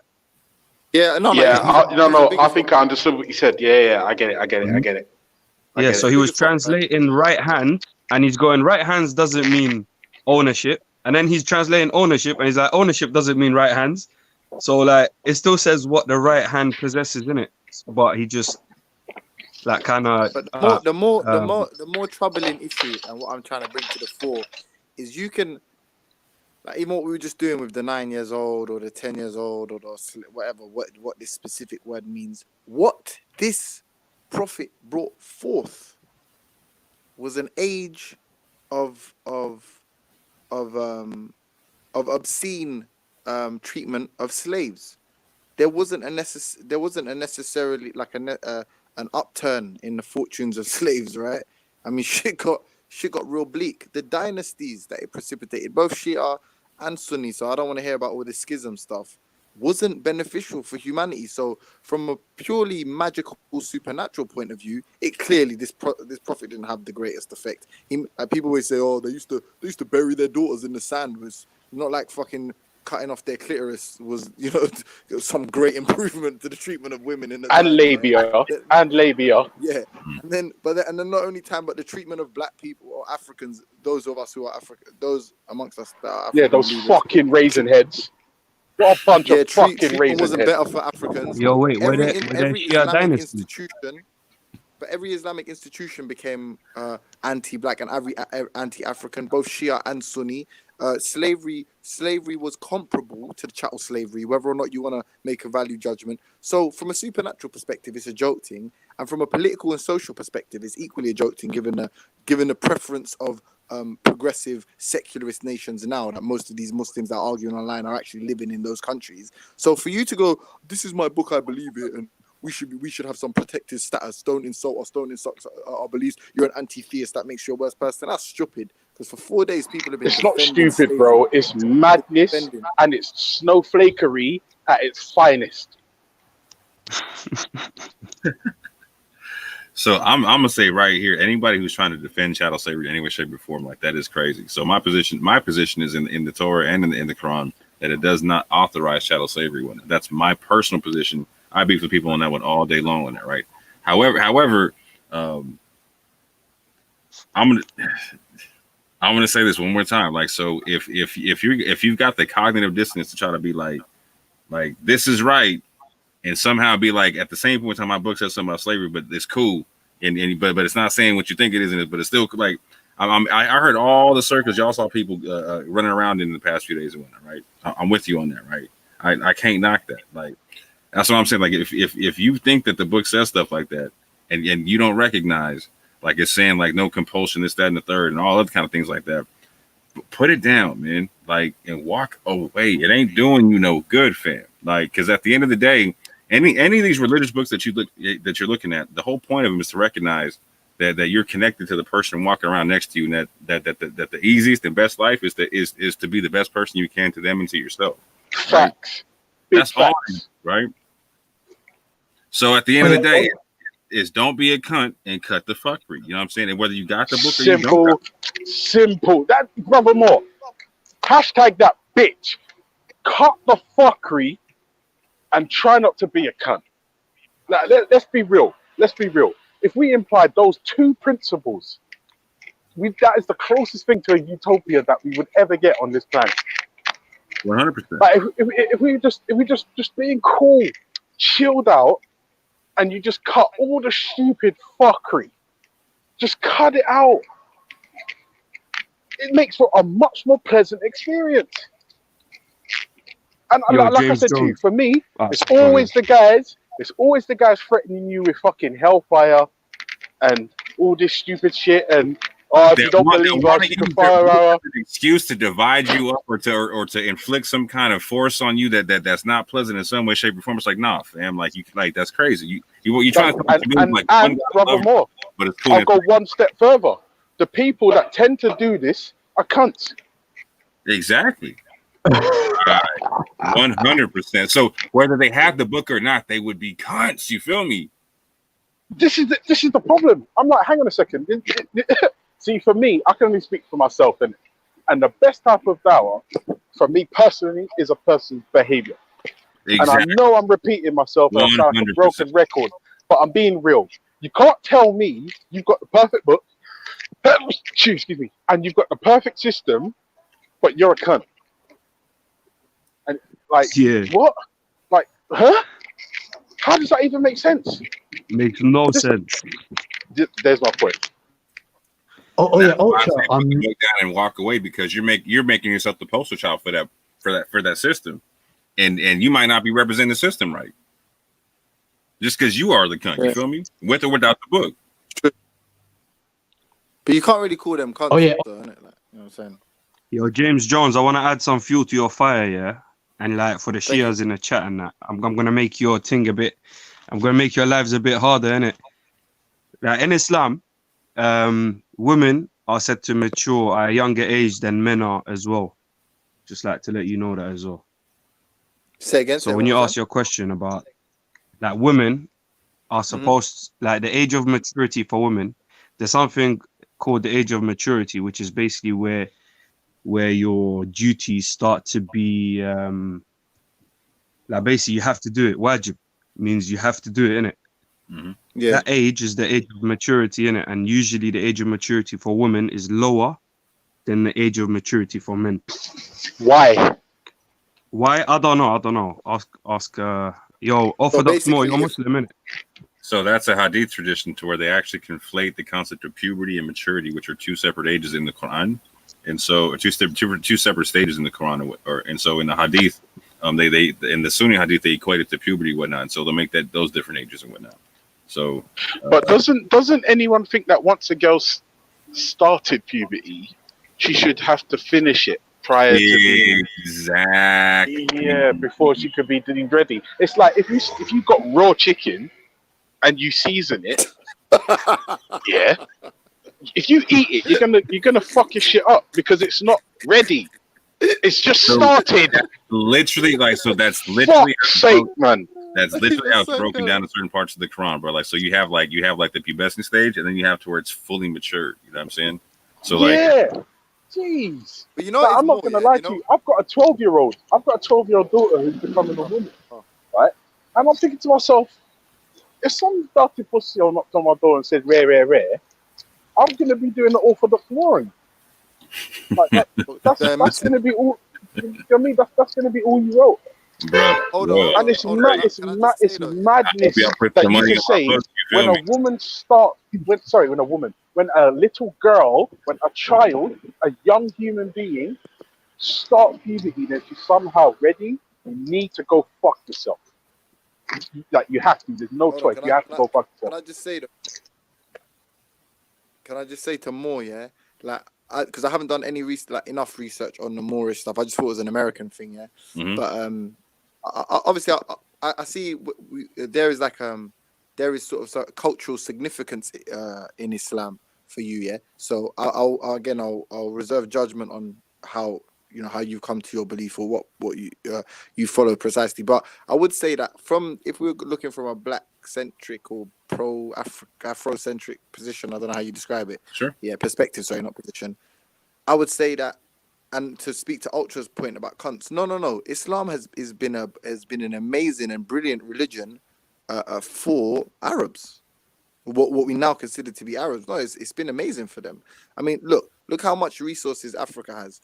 Arabia has one resource, and they've managed to negotiate their sort of global position. You know what I'm saying? Their position in world affairs. They've managed to solidify allegiances and that just based upon the sort of hegemony that's promoted by their ideology. So for them it's great. For African, whatever, like, I mean, I know it harkens back to some some great time in Andalusia or whatever. But in reality, even from that perspective, and again, I'll look into it. Even from that perspective, I can't really see why it would make sense to sort of value Islamic tradition, because it's been so shit for Africans and blacks and black people. No, but sorry, in see general. James Jones, when you It's say so Islamic shit. tradition, yeah, like tradition and Islamicness, I don't think they're the same thing, innit? Because Islam is as it's called, a religion, innit? And tradition is like traditions creep into religions and they change it. Yeah, that's a big fact. So Big fact. depending, like, if you But go then, check this, don't you believe that religions should change? Like, for instance, like we now have the internet, where I mean, if it's supposed to be perfect, and Uber Eats, whereas before you had to get on a camel and ride 17 miles for a bucket of water. yeah, but that's what Like, that's exactly my point. That is the tradition, riding 17 miles on a camel for a bucket of water, and like the religion has nothing to do with that. You know what I'm saying? Religion is just pointing you to a higher reality, and that's it.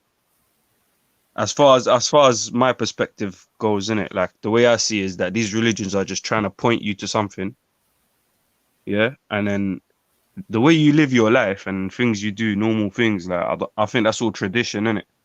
But I think that mentality, having that mentality that God exists, and like there's a higher power that can equilibrate, let's say, all the disbalances, if you will. That has nothing to do with like I'm going to drink water right now. Like, you get me? It's just that's the spring we drink from. I'm gonna go there. That's a tradition and culture, innit? I hear you. Sorry, brother Mo, go through. No, go ahead. No, go ahead. You good? No, I was just gonna say, this is my thing, and I understand why people want to hold on to like certain traditions, certain pastimes, certain customs, certain rulings, but like surely, like not at any cost. Like in 2020, how can we still condone stoning people to death? Like, and I'm not gonna lie to you, the reason why this is a big problem for me is because someone sent me a video of these Arabs who dug a hole, dashed a woman in it, who was fully hijabbed up, not niqab, just hijabbed up, and just threw fucking stones at her until she died. And I thought to myself, what kind of fucking torturous, disgusting fuckery, nasty, evil sons of bitches is doing this? And on top of that, which real God can fucking condone this or recommend this? It's madness.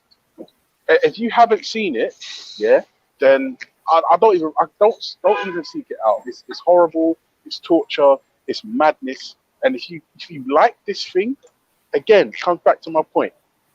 You're a cunt. And that's a fact. Yeah, bro. I hear a lot of. Doesn't it say in the Bible or something about that situation? He who has no sins cast the first stone. Bro, that's my favorite fucking parable in the history of all parables, anywhere, for all time. That there stands. That Yeah, but if parable you read the for Quran, all it time tells you to go check the stands. older scriptures as well, innit? So, Ultra, real quick, that verse right there is one of my favorites in the concept of pointing out the ambiguity of the language and whatnot. Because when you go back to the Hebrew of the Old Testament, we're talking about stoning people and whatnot. That concept of stoning it has a literal and figurative concept. So the figurative concept is to cast away something or cast something out, and when you look at the full context, it's to chastise and whatnot. So again, the drastic difference in how these verses can be interpreted is huge. You know what I'm saying? And so Wait. Go ahead. See when it talks about stoning in these scriptures, yeah. Yeah. I've read them, but I haven't paid too much attention to this point actually. Does it say anything about stoning to death, or does it say just to throw a stone or some stones? Both. But again, so the concept of death is literal and figurative in these concepts when we're talking about morality and whatnot. So is what you're trying to say that this person has, for the lack of a better term, a demon? Yeah.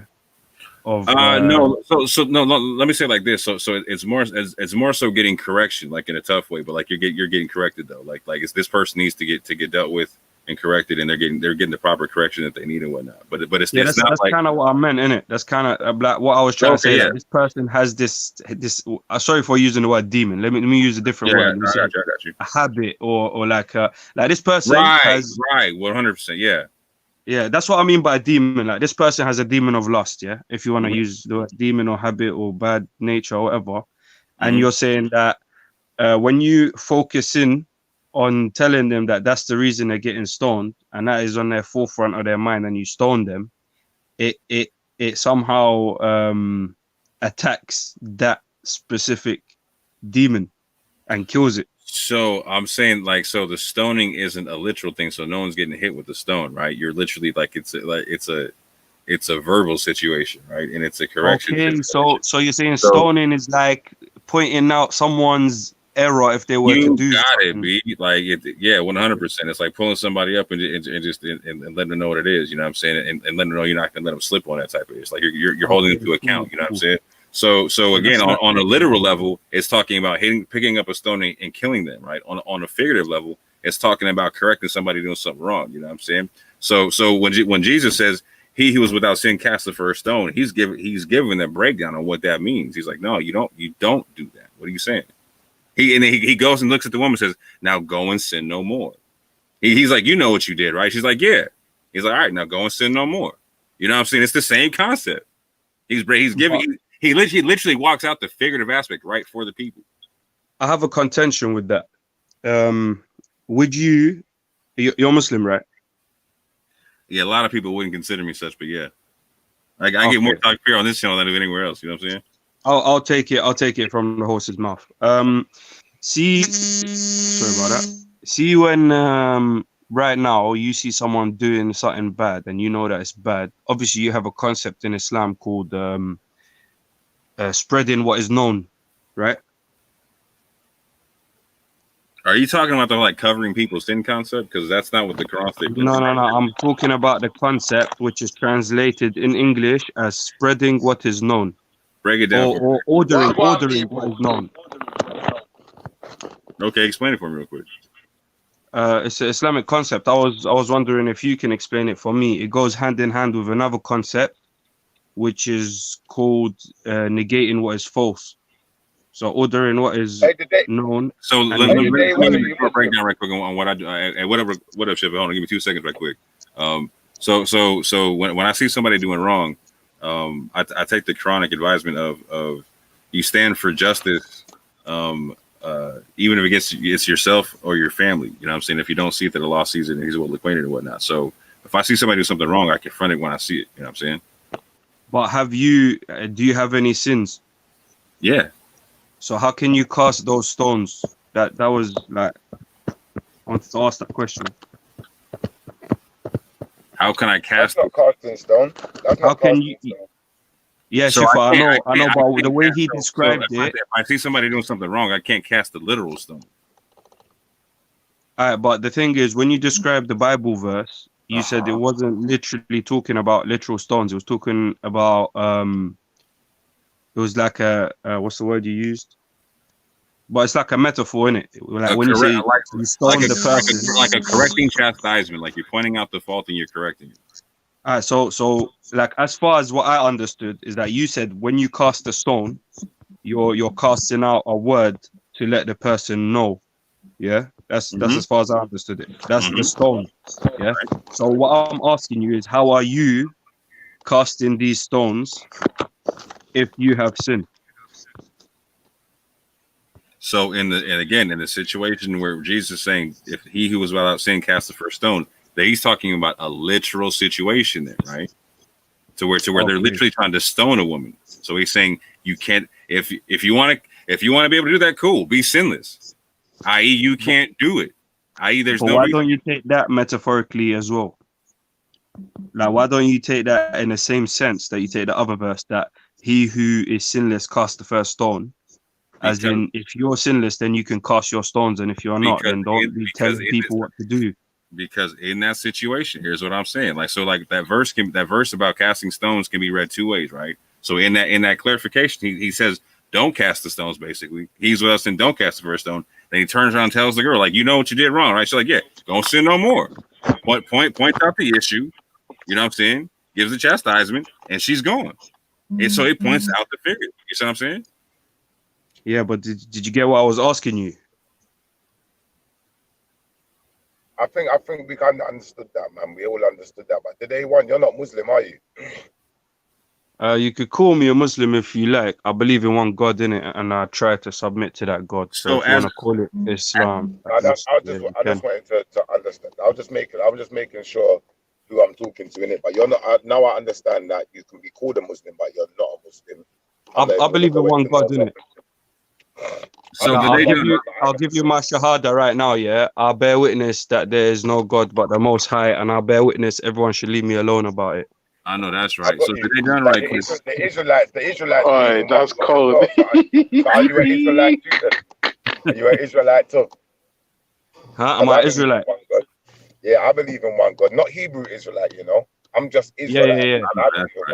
I have to check my lineage in it. I haven't really, like, I have someone who actually has like the book of my lineage. Apparently, this is what I've been told, that my name was just recently written in the book. And I was asking about the book. They told me this is a book of lineage that goes back to Adam. So I would have to check that out. Where are your people from? That's just information I don't disclose online. I don't disclose any information online that's personal. No offense, bro.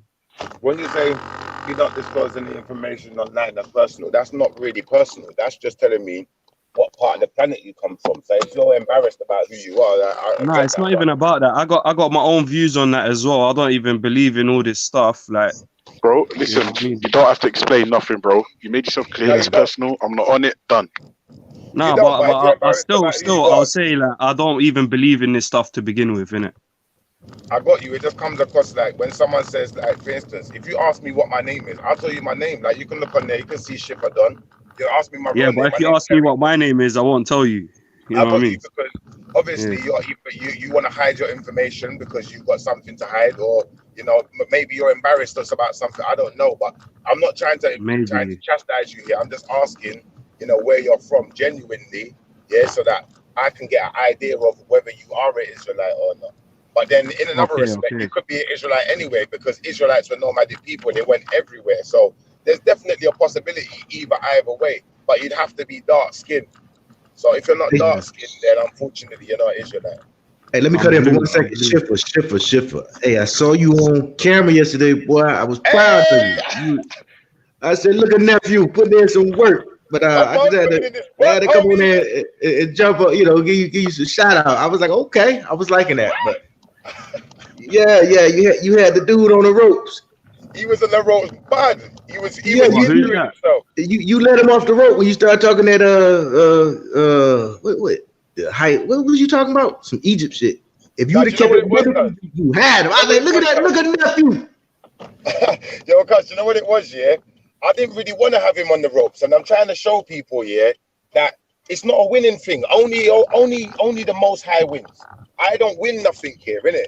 Like, so all these men that like to win these, I'm not into this masturbating thing. Like, I don't mind having a conversation, but I'm not here to embarrass the guy, and I'm not here to prove to no one that Muhammad is not a prophet, you know? I'm just here to ask him, how does he establish Muhammad as a prophet? And from his words, like I said to him, you know, he's only established him as a teacher, so we can move on. And every single question, you notice, when I ask him a question, he starts asking me questions. So I realized he was under mad pressure in it. So I didn't want to pressure him too much, because that I'm not about that life. You know, there's certain other people, that's what they're about, in it. That's their whole rhetoric. They're out here. Nevertheless, man, I was clapping. I said, okay, that's good. Yeah. Yo, but Schiffer, I have a disagreement, you know. I think you should always win from interactions. Like, if you like, people think that winning means that I have won over this guy, but the reality is winning means you left this conversation having gained something. Yeah, because if you haven't gained something from the conversations you've only lost. I got you, but you see, for me, yeah, it's about everyone learning. You're trying to win, so you have the possibility of losing. There's no way I can lose. That's the thing. That's the thing. You have to put it in a way where you can both win. Let me finish, brother. Let me finish, because we're talking over each other. But the only thing that can win in my conversation is the Most High. I can't win, and I don't want to win. I'll happily take the L if I've made a mistake, you know, and I'll happily own up to my mistake. And if you ask me a question, I don't know the answer. Do you know what? I'll happily say I don't know. You're full of pride, innit? And I get that. And I'm not telling you not to be prideful, you know. I'm not telling you not to be vain. If that's what you choose to be, you've got to make your own choices in life. Yeah, but like Shifa, I think you got the wrong end of the stick, innit? I don't think you understood what I meant. I don't have to agree with him no more than you have to agree with me. We all got to do what we think is the right thing.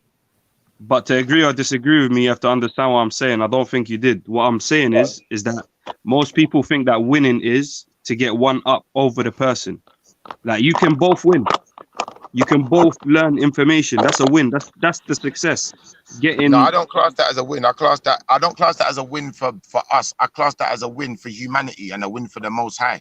Because at the end of the day, the Most High is the one who brought you can say that. You can put it that way still. You can put it that way still. Come on. You see me, yeah, I'm not about this vanity thing. I'm part of the no vanity humanity movement. And all those who are with me are with me. Those who are against me are against me. But you're also a separate entity to everyone else. You get me? So, like, yeah, in that sense, you're right. Because, like I say on the video, I'm an Israelite, but I'm not a Hebrew Israelite, and not a lot of people can identify with that. And when I start explaining to them religion as a science, like when I said to my brother, my Moorish brother who's in the chat room right now, you know, that I see the Islam as a science, he agreed with me. And there are many who agree with me. There are many who disagree. You know, I don't mind people disagreeing. I don't mind them disagreeing. And like I said to you, you know, you could be an Israelite, but Israelite is a tribal right. It's not a religion. Like, I don't deal with John. Me not really John. Me is not really John. Me is really Shifa. Can I ask you, Shifa, what is the difference between a Hebrew and an Israelite? Well, Hebrew is something that the Yiddish man added to the language to accommodate himself and try to adopt the language as his own. Now, him converting to it and adopting to the language as his own, I ain't going to disagree. He can do that, but he has to understand that in authenticity, that language belongs to the people he's talking about, what he calls Israelites. Yeah. Okay. Now, we can go back in history and we can discover that the Israelites went by other names. Like, we could go by, you know, like my tribe in the Americas, the Tupinamba, or we can go by the African tribe, what my grandmother come from, and they was Israelites too. So we can go right back into Ethiopia. You know, we can go all across the world and we can find Israelites everywhere. So for me, it's not about a vanity thing. Would you say you're an English Israelite then? Well, you could be an English Israelite. There's not a problem with that, as long as you're dark skinned. Okay. And as long as your heritage comes from those places and comes from those people, those travelers. So the Hebrew part actually only comes from the language spoken. Well, the Hebrew part is, for instance, yeah, let's just say our language today is called English, yeah? But let's say the original English language wasn't called English, it was called Anglican, but now we call it English. So when we say English, it's an identifier. So then we can trace the linguistics back and find out what was the original name of the language. Yeah. Same way I was trying to explain to this brother at Speaker's Corner, we can trace the Israelite language right the way back into Egypt. And we can understand that these Israelites, if we want to call them Israelites, were also speaking Egyptian. And some of them would have been by nationality living in Egypt. So would have been Egyptian by nationality, but by tribal right, they would still be Israelite. You know, because your tribe does not obscure your nationality and your nationality does not obscure your tribe. It's when we start getting into colors and, you know, we start getting into childish rhetoric. That's when people become confused and they start losing their history. They start losing their heritage. And this is something that the Ashkenazi and the, the Yiddish man and the, if we want to call him the Caucasian or the European and the Arabic man, this is what they've done. They've taken places, renamed them, renamed people and displaced people and destroyed their history. In some cases, they've saved the history. Like I pointed out to the brother, we can look at King Hezekiah. We can look at the, not to that brother, but to another brother. We can look at that was Ultra I'm talking about now, yeah? So I was saying King Hezekiah made pictures of the Israelites that he captured. And he made pictures of dark-skinned people with knotty hair, yeah, afro hair. So we know what Israelites look like. It's no shadow of doubt on that. As tribal people, as far as religion, we is not really John. We is really Israelites, if you want to call us that by translation. And we is really those people who are the keepers of the faith. Yes, but we is not really John. So don't you think someone who's not an Israelite can keep the faith also? Or do you think they're outside the fold of the faith? Well, when you say keeping the faith, they can keep the traditions. Yeah, they can practice our traditions, you know, our tribal traditions, which they now call religion. Yeah, they can practice them. I ain't got a problem with that. Practice it, yes. Why not? We was there to keep the faith and to allow others to learn, you know, and we're supposed to be humble, and you know, we're supposed to be accepting of others. And if people want to learn, yeah, we can teach them. There's not a problem in that. Would you say someone, say a Ashkenazi Jew, yeah, who keeps the faith better than you? What would you say about someone like that? When you say keeps the faith better than me, you gotta understand he can't keep the faith better than me because it's not faith. This is tribal heritage. If he wants to join the tribe, how can he join the tribe and keep the tribe better than me when I'm indigenous so what to you're the tribe? saying is, but is your thing a faith or a tribe? Like, pardon me? Is your thing a faith or a tribe? It's a tribe. So it's nothing to do with God or like. Well, I believe in the Most High. I believe in the Most High as the creator. I believe in the Most High as the lawmaker. I believe in the prophets as conveyors of the laws. Yeah, so we can get into that. But what I'm saying to you is, when we're dealing with laws, we're dealing with law. Yeah, and statute. Yeah. Just like when you go into a court system. Yeah, when you get arrested by the police and they take you to court, we're now dealing with the law. Yeah, but what I'm it is. trying to ask you, go on. Is that, like, you see, you're saying this. Has that got nothing to do with being an Israelite? What do you mean? Has it? Of course, it's got everything to do with being an Israelite, because we are the keepers of the law and the faith. So yes, we have to keep to the law. Yes, but that's got nothing to do with faith. That's got to do with the law. If you want to get into the laws, if you want to get into the faith, land law of the land that's made by the government. No, not law of the land that's made by the government. I'm talking about the laws of the Most High. Yeah. Okay. So we can talk about the confessions of my act. Yeah. We can talk about the commandments if you want to go into the commandments. But outside of that, there is no law. You know, those laws are made by the other laws are made by men. What I'm trying to get to is, like, what is the connection and significance between the genealogy, if you will, or the generationology and the law? Does the law only apply to this generation? Well, let me explain something to you, yeah? The law applies, yeah, to whoever is accepting of it. If you're not accepting of the law, I'm not here to force the law on you, you know? Yeah, and this is the problem I have with really John. Because when you're dealing with really John, what they want to do is they want to force the laws on people. Yeah. Now, at the end of the day, it may say, you know, some of the prophets may have mentioned, you know, and some of the apostles and people may have mentioned that if you don't keep the law, then you may end up in the place of weeping and gnashing of teeth. They may have mentioned that, but at the end of the day, them mentioning that, you're not supposed to be like badgering people with it and pestering and heckling people with it. You're just supposed to let them know what the law is, what the consequence of not. Say, like, for instance, you got a dad or a mum, yeah? And your mum says, don't touch the alcohol in the cupboard because you're 5 years old, you're not allowed to drink alcohol, yeah? Or you're 10 years old, however you are, that's too young. And if you touch it, I'm going to smack you. So if you touch it, you're going to get a smack. And it's as simple as that. You know, we don't need to get into it no further than that. At the end of the day, that doesn't mean I'm going to be, you know, standing in front of that child 24 hours a day. I'm like, if they go to touch that thing, I'm going to kick them down and fight them over it. No, that don't make no sense. And I'm not going to be forcing my child to agree with the law, because like I teach my own children, the Most High first. The Most High comes before you. Yeah, the Most High even comes before me. So I want you to put him above all. And when you check out his law, you're going to understand that you have to respect me because I'm your father. The law will tell you that.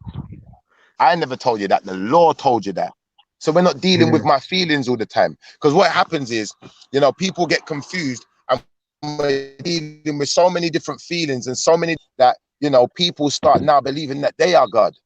Yeah, and even if they don't say that they believe they're God, they're acting like they are God.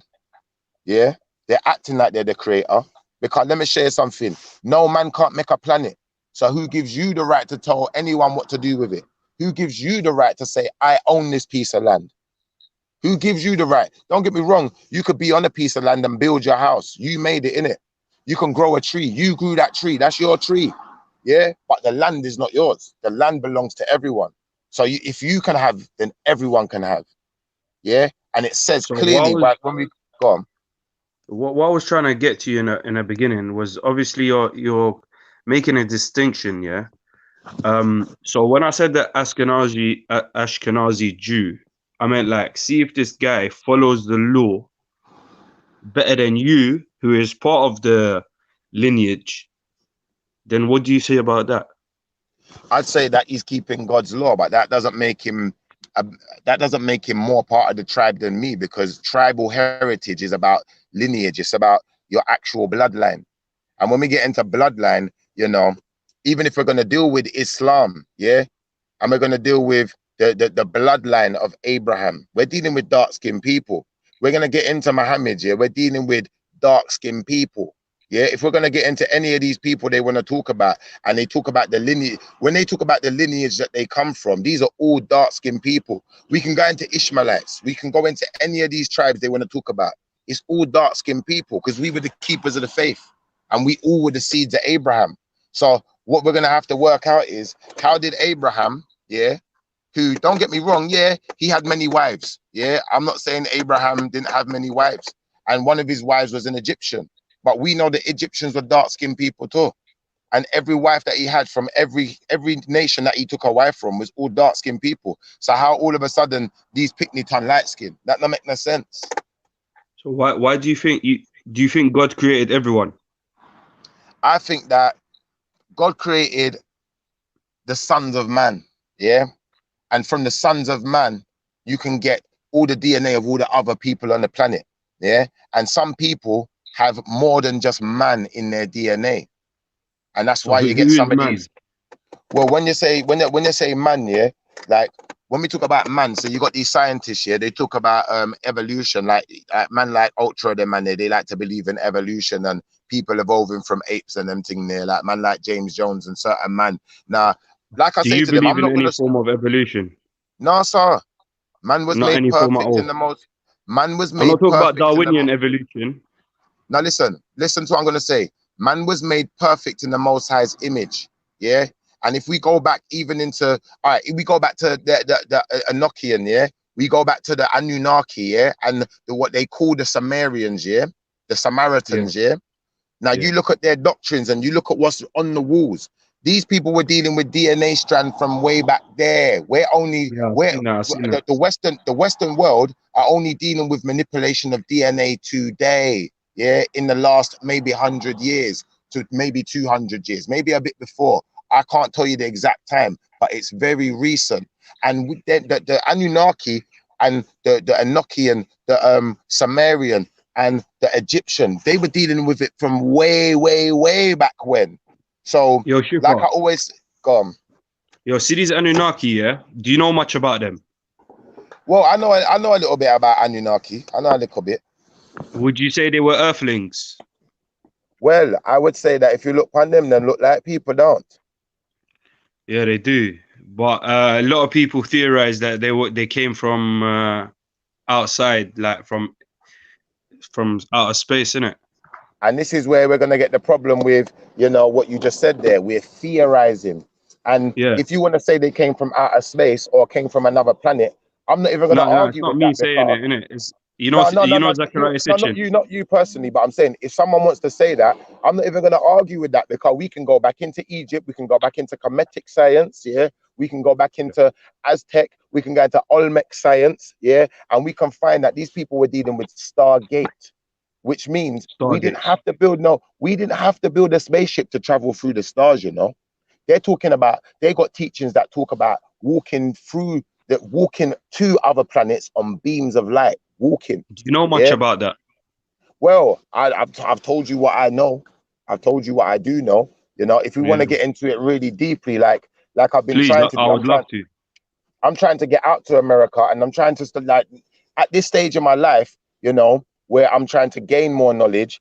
Like that's the type of knowledge that I'd really like to gain. I'd like to really be able to know, understand, and decipher cuneiform and Medunetta, and you know the ancient writings of people like the Olmecs, so that I can read it for myself without it being tarnished by someone else's viewpoint or opinion, you know, and I can make my own decision on it. But it's going to be very difficult to learn these things in the sense that, you know, we know the Westerners as well as the Arabs, when they came in, what they did was they put their language on everything.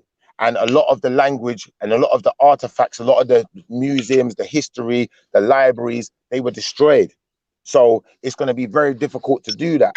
So, you know what, this is one thing that I find when we deal with the Arab man and we deal with the Ashkenazi and the Caucasian man, that's one of their biggest excuses. But it's an excuse nonetheless. Just because you destroyed the history and we can't go back and now decipher it ourselves so easily doesn't mean it's not there.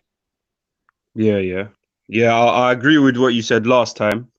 You said me and you are not very different. We're kind of the same. I would have to agree now. Come on, we're seeking knowledge at the end of the day.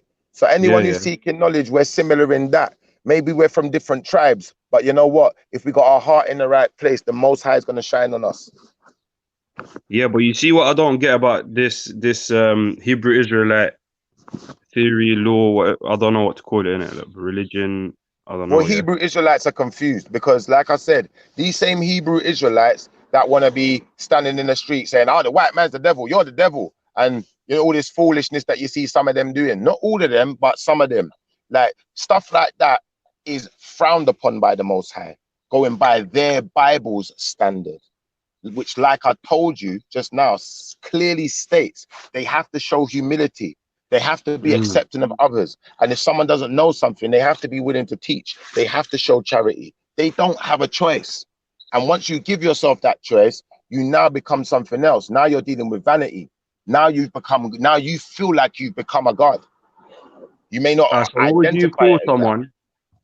What would you call someone who follows the law but isn't an Israelite? I'd call them someone who follows the law, quite simply, like you said. And I think we have to start being a lot more simple with words. Like when I was at the video, my Moorish brother was just talking about, like when I'm talking to this guy, I'm asking him very simple questions. I'm saying to him, how do you define Muhammad as a prophet? But rather than him just explain how you define Muhammad as a prophet, he goes into some long 10-minute speech and then wants to ask a load of questions. What was the highlights of what he was saying? I'll be honest with you, he was waffling for so long that half of what he was saying was going in one ear and out the other, because I'm just waiting for him to get to the answer. When he was getting to answers is the only time I was paying him attention. But this guy had the audacity to call me a waffler. Now, this is what they're going to do. This is what the Ashkenazi is going to do. This is what the Yiddish man's going to do. This is what the man who's trying to write himself into the book and doesn't want to tell the truth is going to do. The truth tellers, they're not going to do it. But the ones who don't want to tell the truth out of those tribes, what they're going to do is they're going to try and wind you up. And then when they've wound you up and you become angry with them, and then it turns into an argument, they're going to say, well, you're just argumentative, so you've lost already on that note. They're going to say, well, you're volatile, so for that reason, I can't talk to you, so therefore I win. They're going to say, you know what, you're violent because you're a black man and you're passionate and the spirit's on you. So because the spirit's on you right now, and you've become impassioned and you're not taking my bullshit, and you're gonna call me out for it, and you're not gonna back down and be treated like no little pussy, they're now gonna act like we're in the wrong. That don't make no sense though, and we all know it don't make no sense. But for some reason, society has accepted this rhetoric for a very long period of time. So it's time for people like myself to come through and start showing the humility. But same time, I'm not all about just humility. You know, if you disrespect me, I don't take no disrespect. Man, get in my face the wrong way, I clap it down same way.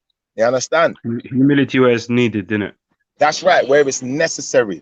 And there's a time for everything. Just like when you read the Bible, when you read the Quran, when you read any of the religious books, they tell you the same thing also. There's a time for everything. The only thing I don't agree with earlier, Ultra Funky was saying something, and you said something that resonated with the same thing. So I'd like to ask you the same question I asked him. Maybe I'll try to articulate it better. How do you because obviously after I asked the question, you realize a lot of people are not educated in this specific science. How do you be able, or how do you get the tools, or what methods do you use to determine the difference between the fuckery and the reality? Like how will you get into that mode in the first place? Common sense, and don't make people read things for you. Learn how to decipher words. That's why you went to school. That's why I went to school. That's why everyone's got to go to school, so that when people are using words and trying to be artful with words, we can see the artful dodger for who he is. Yeah. I don't believe in common sense though. Well, when you say common sense, yeah, let me show you. When people say common sense, yeah, it's a very open and vague term. So what I'm going to say is you have to be knowledgeable is the better term to use. Yeah. So you have to be knowledgeable of language. You have to be knowledgeable of words. And when someone uses a word, I'll tell you what my mum taught me when I was a kid. Yeah. My mum used to always say this to me. Don't make me hear you use a word and you don't know what it means. Because you see me, I was a child. Yeah. From the age of about 3 years old, I was very interested in words and wording. And I had my dictionary and I was trying to learn a word all the time from baby boy. Yeah. So I would pull out a word and I might pull out a word like insignificant. And I say, Mom, that's insignificant. And she say, you know what insignificant means? And you see, if I couldn't tell her what insignificant means, and she go in the dictionary, and she can't go in the dictionary and verify that, even if I don't know exactly what it means, I'm on the right track at least. I get a slap for that. You understand? So wording was very, very important in my household. You see, my mother, she was a real genuine genius. Yeah, in that sense. You know, and I'm not saying that she was the most holy woman who ever lived or no foolishness like that. I'm just saying she was genuinely a genius. She was very learned. Sick. Yeah, that's sick, man. That's sick. You understand? So when people want to try and do things like what this guy done on the video, I'm saying to the guy, what does revelation mean? Yeah. And I'm letting him know that revelation means you have to reveal something new that's no one's heard before. Because you look at the word revelation, it's going to tell you that it means to reveal something that was before secret. Before that going point, back to that. Going back to that. What is your criteria for, like, give me an example of a prophet that you believe was actually a prophet? Well, what I'm going to do is, how I'm going to do this is, I'm going to say, for instance, the Christians, and the Muslim man and the Jehovah's Witness, they all call Jesus a prophet. The Christians go one step further and start saying he's God, and you know, you got different versions of Christians, because you might have, like I said, the Jehovah's Witness where they don't say he's God, but he's a prophet, and yes, he is the Son of the Most High. He is the Son of Man. And he is the Son of the Most High.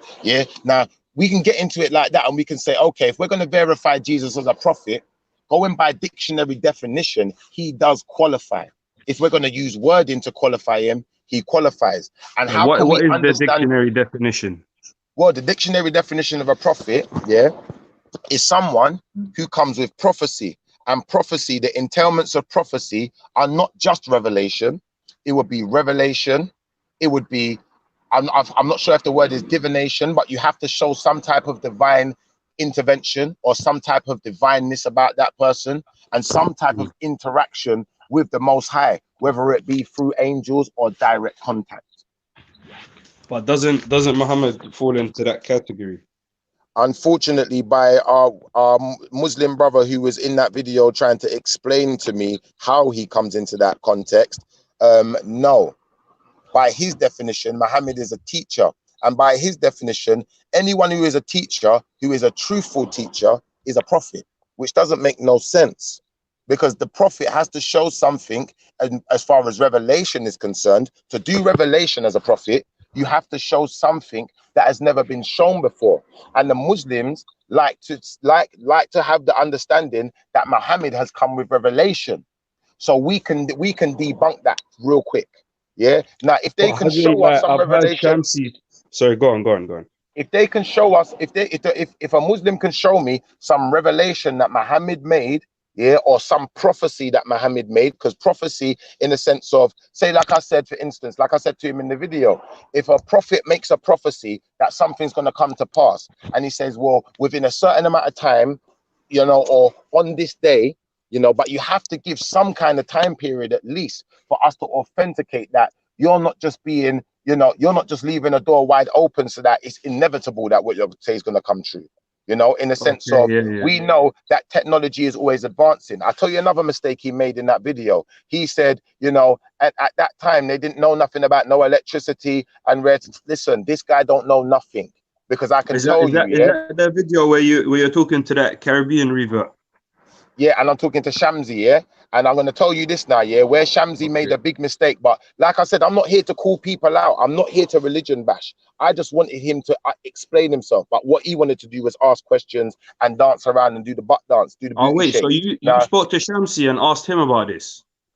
this is what I was originally asking him, but he kept diverting and doing the booty shake. So the point I'm going to make is, one of the points that Shamsi made is that Muhammad would have never known about technology and never known that these things are going to be possible in the future, or never known that there's going to be a time when we might be so advanced that we can move a message from one side of the world to the other within one day. Yeah. But then, like I explained to him, we can look on the Egyptian pyramids, we can find things, you know, that would suggest that they were doing that from back then. We can look into, for instance, Hindu religion, and we can find things that look like little rocket ships, yeah, with a man with apparatus, breathing apparatus on his face, that they then later on depict as the so-called god Ganesh. But you look at the original thing, and it doesn't look like an elephant. And then we can go into it like this, and I can say to him, okay, I'm going to tell you the name of the people now, yeah.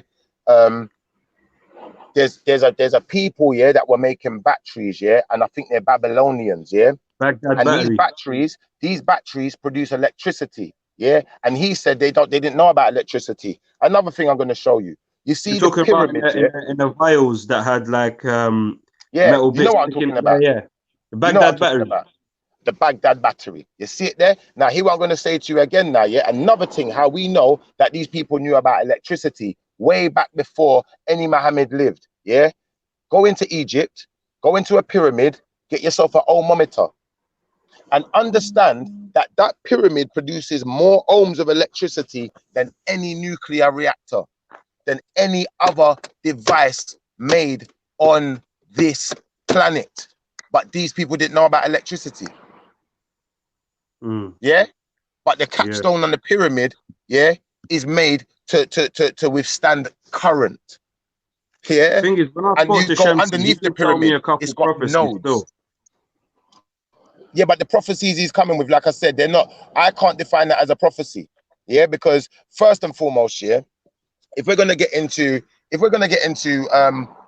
Mohammedism, yeah, what we're gonna have to understand is they're calling it Islam, yeah, and they're saying that Muhammad is where they get it from. But I'm gonna say that there's a possibility that, you know, it's not Muhammad that they're getting it from, and even if we're gonna call it Islam, those teachings were around long before Muhammad. Yeah, and secondly to that, yeah, when we're dealing with Muhammad's prophecies, they're too wide open. So Muhammad can leave 1,000,000 years for his prophecy to come true. That don't make no sense.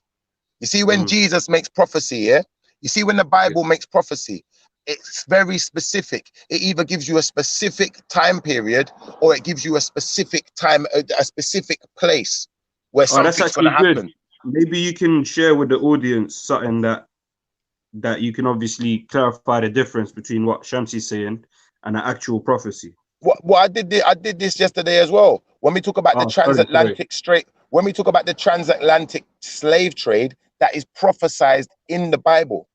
Yeah, that is a prophecy which has come to light. It has come true within the transatlantic waterboarding. And it says where slavery. and when it will happen and that, yeah. Well, it says where. It never said the specific exact time, but it at least gives you where. Now, with Muhammad's thing now, yeah, all he's saying is you'll be able to get a message from one place to another. It doesn't specify how, though, does it? He doesn't say internet, When does I he? asked him, he gave me a different prophecy. He said the barefooted man in the desert will be competing in building tall buildings, And then the tallest building in the world right now is obviously in the Arab Peninsula. Oh, what? And those are barefooted man that's building them buildings, yeah. I mean, if you go look at the picture of Dubai, like in the 90s or in the 80s versus now, you see it was just a desert, innit? My brother, let me ask you this question at the same again. time, yeah. Let me ask you this question again, yeah. Are you saying the people who are building the buildings that we see in Dubai today, yeah? Are you saying when they're building them buildings, they're not wearing no shoes, they're building them in their bare feet, yeah? But I don't know how they roll in that country, innit? I don't know. My brother, if you're not anything about health and safety, let me show you something. In London, I know you have to wear steel-toe boots and that. You get me? But you think I it's don't know any what they're doing there, bro. My brother, you think it's any different in any part of the world where they're building them skyscrapers there? It's no different because they got building regulations everywhere. Don't ever make this guy fool you. And this is the thing where, because Shamsi, yeah, is used to dealing with people who don't really understand religion like that. Yeah, what he does, he bamboozles them with rhetoric and bamboozles them with rhetoric So, and bro, scripture. see the way you're And then he saying dances religion, around yeah? questions. You see the way you're saying religion, you're saying it in a specific way. Do you wanna like define that word, what it means? Well, these men are dealing with John. I don't know who John is, but that's who they're dealing with. Is John them I deal with? You Oh, understand? really? Because I am not really John, and and Jesus is not really John neither. He's not really I hear John. you, We I could hear say you, I hear you. he's really Yahushua. We could say he's really Yeshua. You know, we could really say, you know, there's a possibility that he could be someone earlier identified in Kemet, yeah, and prophesied from Kemet, but we can't really say he's John still. We can't really say that. So see someone who follows the law of God, yeah? Yeah. Like what is that called? It's not a religion. What is it No, called? sir. Nobody needs to be realigning. What they need to be doing is understanding that there was already something to align to. So if you want to Yeah, be but part don't of you that legion, realize that people have misaligned themselves and gone, say, out of sync, yeah, if you will. of course, because people became vain and people want to write themselves into books. People want to feel like, you know, for instance, when they hear stories like there's a keeper of the faith, everyone wants to be the keeper of the faith all of a sudden. Yeah. And this is the problem. Yeah. It's like, I'm going to give you another example. When hip hop was born, yeah, hip hop was born and it was a music for the streets. It was for the people who were suffering to be able to talk about what they was going through, to be able to talk about issues that were going on in the government that was oppressing them. It was poor people's music, really, you know, and dark-skinned people at that. And really, where it came from originally, it come out of Jamaica, really, because before there was hip hop, there was bashment and dancehall, yeah, and they was doing the same thing, and they just imitated it. They done it to enlighten the people about situations that they might have not had to go through. All right, but now everyone wants to be a rapper because it became popular, because it became famous, because it now looks good. Everyone wants to do it. When at first they was talking about it like it's nothing, like it's some idiot thing. Same thing when you look at grime. They done the same thing with grime. Now this grime is not real music. It's not this, it's not that. They said the same thing about hip hop. It's not real music. It's not this, it's not that. But then everyone wants to jump on the bandwagon now because they realize that, you know what, it is real music and it's really heartfelt. There's a lot of art involved. There's a lot of art and a lot of thought and a lot of there's a lot of issues and things that are highlighted that have gone into it that really touch people's heart. So now everyone wants a part. You understand? But they don't want to be the real hip hop. The new wave. Come on, they don't want to be the real hip hop. They want to come with this new foolishness and they want to call that hip hop, but that's not hip hop, which is why Nas said hip hop is dead. And I agree with him. But in another sense, you know, what it is as well is that what it is as well is that, like, you look at things like Egypt, yeah, and you look at the structures that they built. You look at the great achievements that they've made. Everyone wants a piece of it. They don't just want to honor the people that did it and say, oh, you lot done well, you know. Well done, you lot. That's amazing what you lot did. Yeah. And then when they do something, we can say the same back. Well done, you lot. You lot done something amazing too. You done well too. What they want to do is they want to take it all for themselves and say, no, this is ours. We did it. Because they just want to take props for everything. They want the praise to go to them. What they want, let me finish. Let me finish. What they believe in is idols. They want to be worshipped as idols. Yeah, and pop idols and all sorts of different idols, religious idols, Pope idols. Yeah. And what's the one in the mosque? What's the one in the mosque? Who they go to? What the I can't remember what he's called.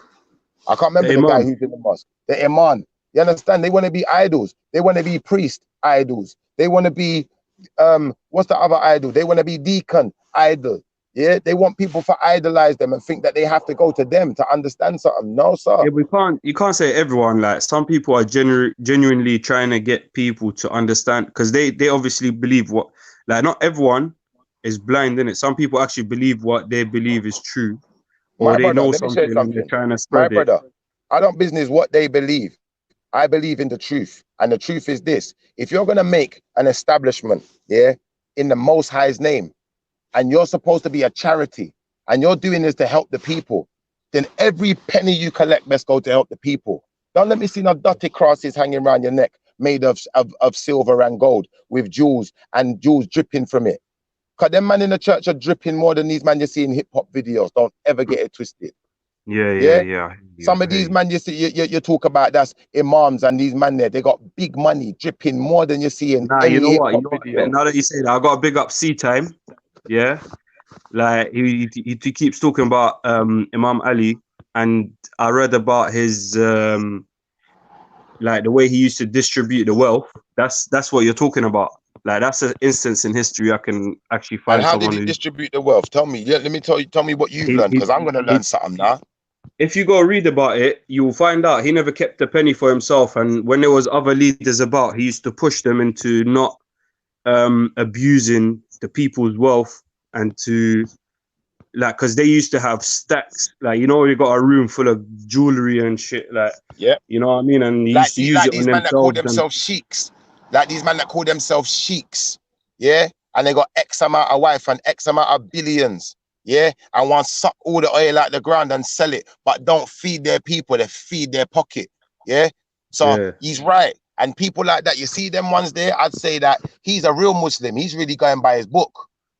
He's really taking his book serious, because he wants everyone to benefit, because it's about all of humanity. It's not just about you. It's about loving your neighbor like you love yourself, like my Moorish brothers has explained earlier on in the conversation, quite rightly.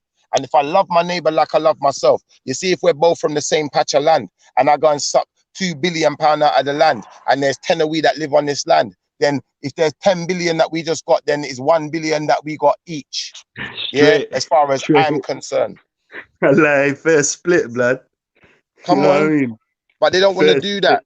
They don't want to do that. What these pagans want to do is they want to take everything for themselves, and they want to be worshipped as idol, yeah, and dictator, and all sorts of other titles that I'm not even going to get into, because you know what, like, where we're going with this, innit? I don't believe in government, anti-establishment all the way. You see, Jesus, if we want to talk, if Jesus is the Jesus they're talking about in the Bible, if he's who they say he is, anti-establishment all the way. Same for Muhammad. All of these people, anti-establishment. They come to trample down Babylon. And all the prophets are there to trample down Babylon, because the Most High never created Babylon. The Most High was strongly against it and was trying to get his people to come back to his teachings and love each other like they love themselves, so that we could all be with the Most High and the Spirit can be on us all. Yes. This has been a really good conversation. I like talking to you still, because what I realize, you see, when I talk to most people, like for instance, you see, when you ask me a question, I just answer the question. I'm not gonna butt dance. Straight up, bro. I'm not gonna butt dance. I'm not here to do the booty shake. This ain't a stripper pole. You get me? Now, if I ask you a question, you just answer the question.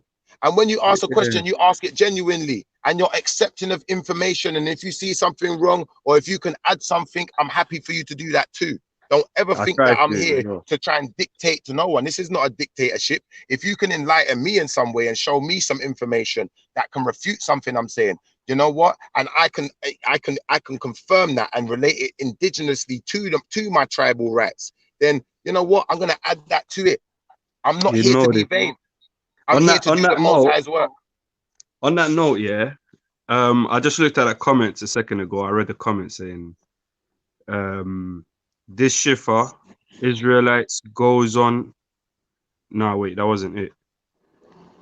Israelites are not African or black. Abraham was not black, he was white. So the person that said that, his name is just Dot, yeah? But Dot,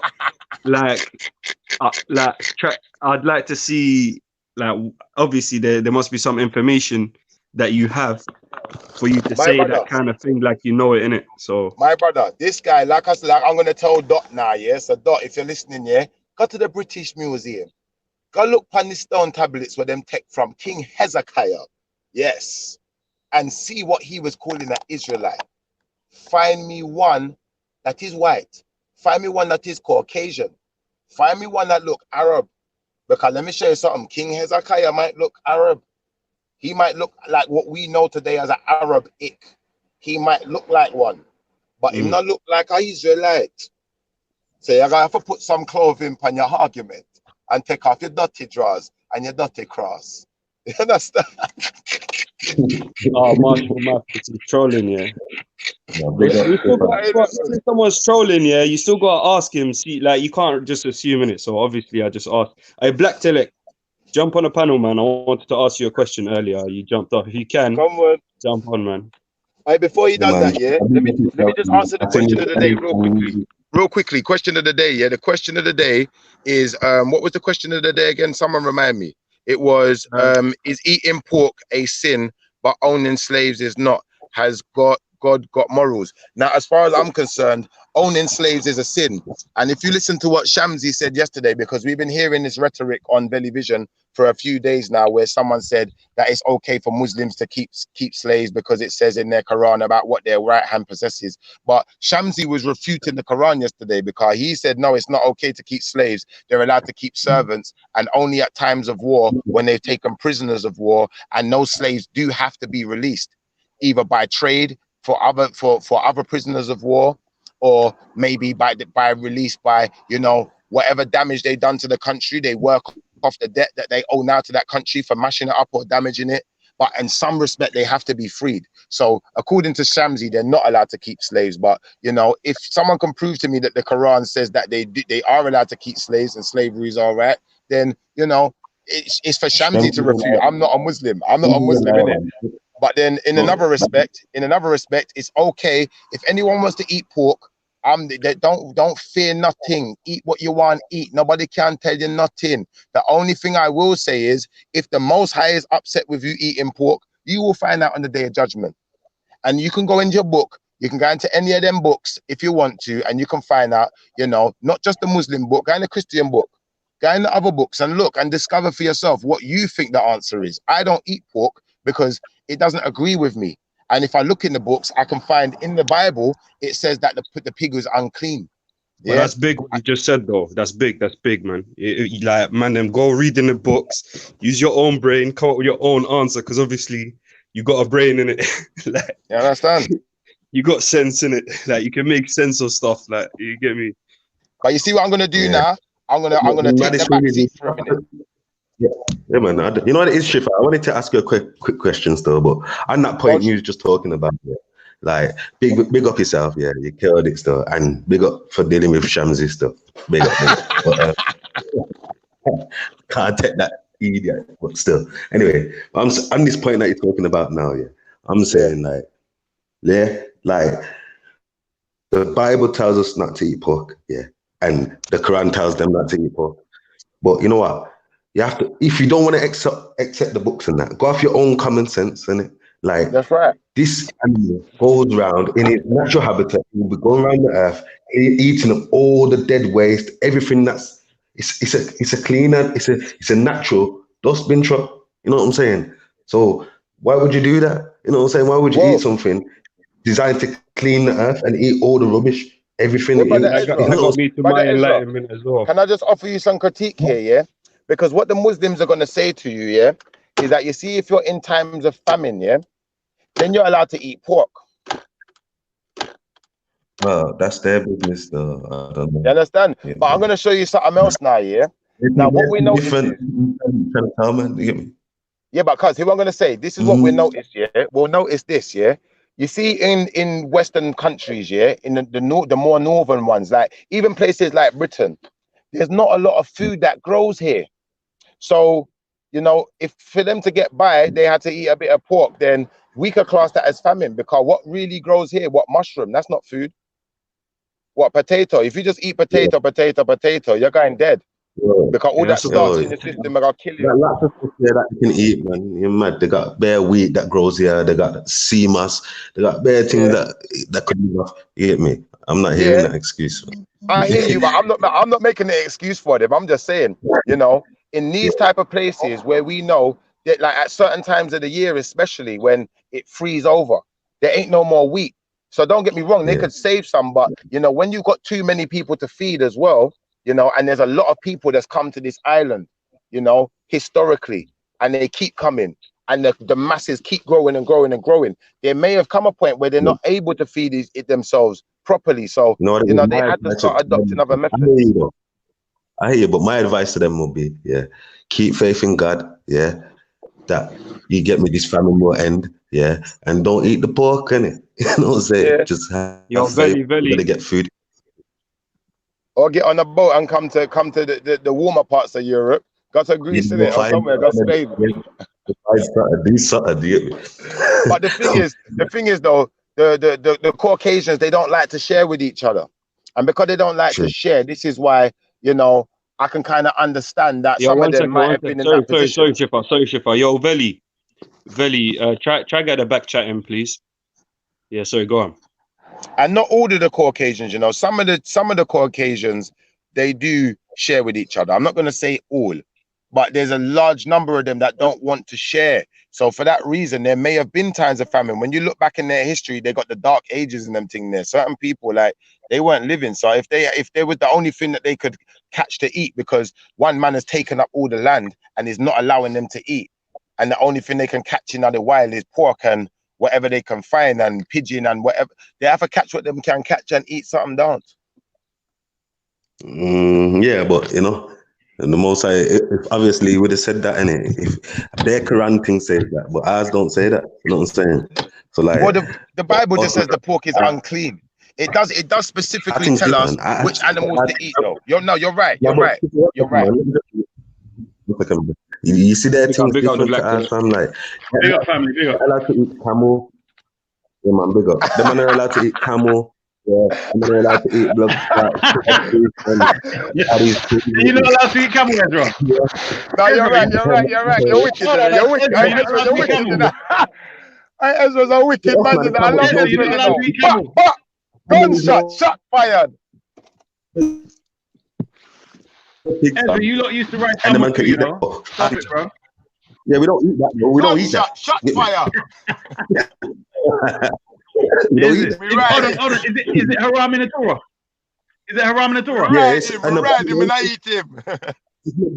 Yeah, man. Where did it say that? I must have missed that one. Where did it say that, bro? Wait. Ezra, are you Jewish? Is it in numbers? It's about 2 hands down from the soil. We don't. Bullet. Read it. Well, I'm looking it up right now. Seriously. Have a look. I'm gonna look that right now because I don't. Bullet. It's been years. It's been years since I looked at that. None of that stuff, man. None of that. You get me? If it ain't got scales and fins, yeah. And if you get me, if it ain't got if you get me, don't read the thing, but we can't eat them things. Right, Ezra, you got machine gun. You got machine gun for them right now. Are you black? I got a question for you. Different. They can't eat pork, but they can eat camel. Right. So we can't eat. Let me just read it out. It says. Yeah. Leviticus 11:1-4. It says the camel, though it chews a cud, does not have a split hoof. It is ceremonially unclean to you. Why does it say ceremoniously? Yeah, basically, we can't. Obviously, it has to be a clean animal, innit? Like, it has to be clean. Okay. I hear that. No, fair enough. I mean, obviously, we got different dietary laws. Obviously, one of these things. Huh? Say again. Sorry, I don't understand what today, you know. Huh? Yeah, I didn't understand what just happened. What ceremoniously? What? It says it's ceremoniously unclean. I'm not sure if that's the same still, but either way, I think it's haram for Israelites. Simple as that, bro. Okay. Yeah, 1 second. I'm gonna get it now. I'm gonna get it. I'm just going into my phone. Leviticus 11:4. Nevertheless, these shall ye not eat of them that chew the cud, or of them that divide the hoof, as the camel, because he cheweth the cud, but divideth not the hoof. He is unclean unto you. There you go. Read it again. Yeah. No, that's clear as day, bro. All right, no, it was just I wasn't disputing it. It was just something I don't remember. All right. I learned something today too, Black to Yeah, them. I'm just Don't worry. saying still. That's what I'm saying. So Ezra's got the bullets for the. Yo, Black to Love, what I want to ask you is completely big up off Ezra, topic. my brother. Yeah, Love big up that Ezra. Let me deal with my brother the day done. Come Ezra, I got some. I'm learning as well. Huh? No, bless What you you. say? I would have read it years ago, but obviously because no one was selling no camel meat. This is like before I became Muslim, innit? No one was selling no camel meat, so it weren't relevant to me. You get me? But the pork was there, so obviously I knew what I had to deal with. You know what I mean? So yeah, day done, and then I got to have some words with Ezra about I know it's a little off topic, but obviously I wanted to satisfy Carnito as well. Just I needed to ask this question. See what she got to say in it. I beg you 1 second. My brother, I wanted to ask you for a question still, because then you can get into anything, so I'm down. But Shifa, I heard you saying earlier. Go on. I heard you saying earlier that you don't accept the term Hebrew, but you're an Israelite, and that kind of confused me. I ain't heard that one before. I don't understand. You know what it is, Kaj, yeah? Explain. You see the term Hebrew, as far as I'm concerned, yeah, and from what I've learned, yeah, the term Hebrew is a Yiddish man's term. And what these men are doing, they're converting to our thing, yeah, and calling it religion, yeah. And then what they want to do is they want to change the name of the language. They want to change the names of people so it sounds like their people. But we know that them people are not really those people. There are people. And although they've changed the name, you know, regardless, we know who those people are, even though you changed the name. So I don't believe that any Israelites will ever speak in a language and calling it Hebrew. That's what I'm saying. No, but I'm saying in the language of the Israelites, yeah, right. Whether you can, because I've heard that argument before. Like some people will call it Proto-Canaanite. Some people call it all different stuff in it, Kodesh. But I'm saying, yeah, like in Hebrew, the word is Lashon Kodesh in it. So what I'm saying is, like, when you go to that word in Hebrew, it means Eber, right? You know what I'm saying? It means a descendant of Eber. So like when you're saying a Hebrew, all you're saying is a Eberite. So when we say Hebrew Israelite, we're saying Eberite and Jacobite. That's all we're saying. You know what I'm saying? But then this is how these people confuse language, because I'm going to propose something to you, Ezra. Look up a place called the Hibiru Mountains. And then notice that the word Hibiru sounds a lot closer to Hebrew than Israelite. Yeah, that's what it was called in Kemet. They called us the Hebrews. Like that's on the that's on the Atmos stele. Talks about when you say this now, the Hebrew. Huh? When you say this now, yeah, when we're dealing with the Hibiru Mountains, yeah, we're dealing with where the Ashkenazi man comes out of. We're dealing with the Khazari. Nah. Because don't look up the Hibiru Mountains. When Messiah was born, yeah, where did his mom and dad flee to get to Kemet? The mountains. When Messiah was just before he died, and he said the Romans are gonna encompass Israel. Yeah. When you see that sign in the clouds, yeah, ever thought, what do? Flee to the mountains. Where are those? So that's the mountains in between Israel. All right, now, that's the mountains in between Israel and Kemet. Yeah. When you say the mountains, we could probably agree on that part, yeah. But I'm gonna say that I'm gonna suggest that those are not the Hibiru Mountains. And because of how they've implemented their language into ours and changed the name of things, it's just become obscured and confused. But if we look up what the Hibiru Mountain indigenously is in Russia. Ezra. But things can get mislocated. What I'm saying is, like I've studied Kemet, and I know that a lot of places we call the Hibiru in Kemet.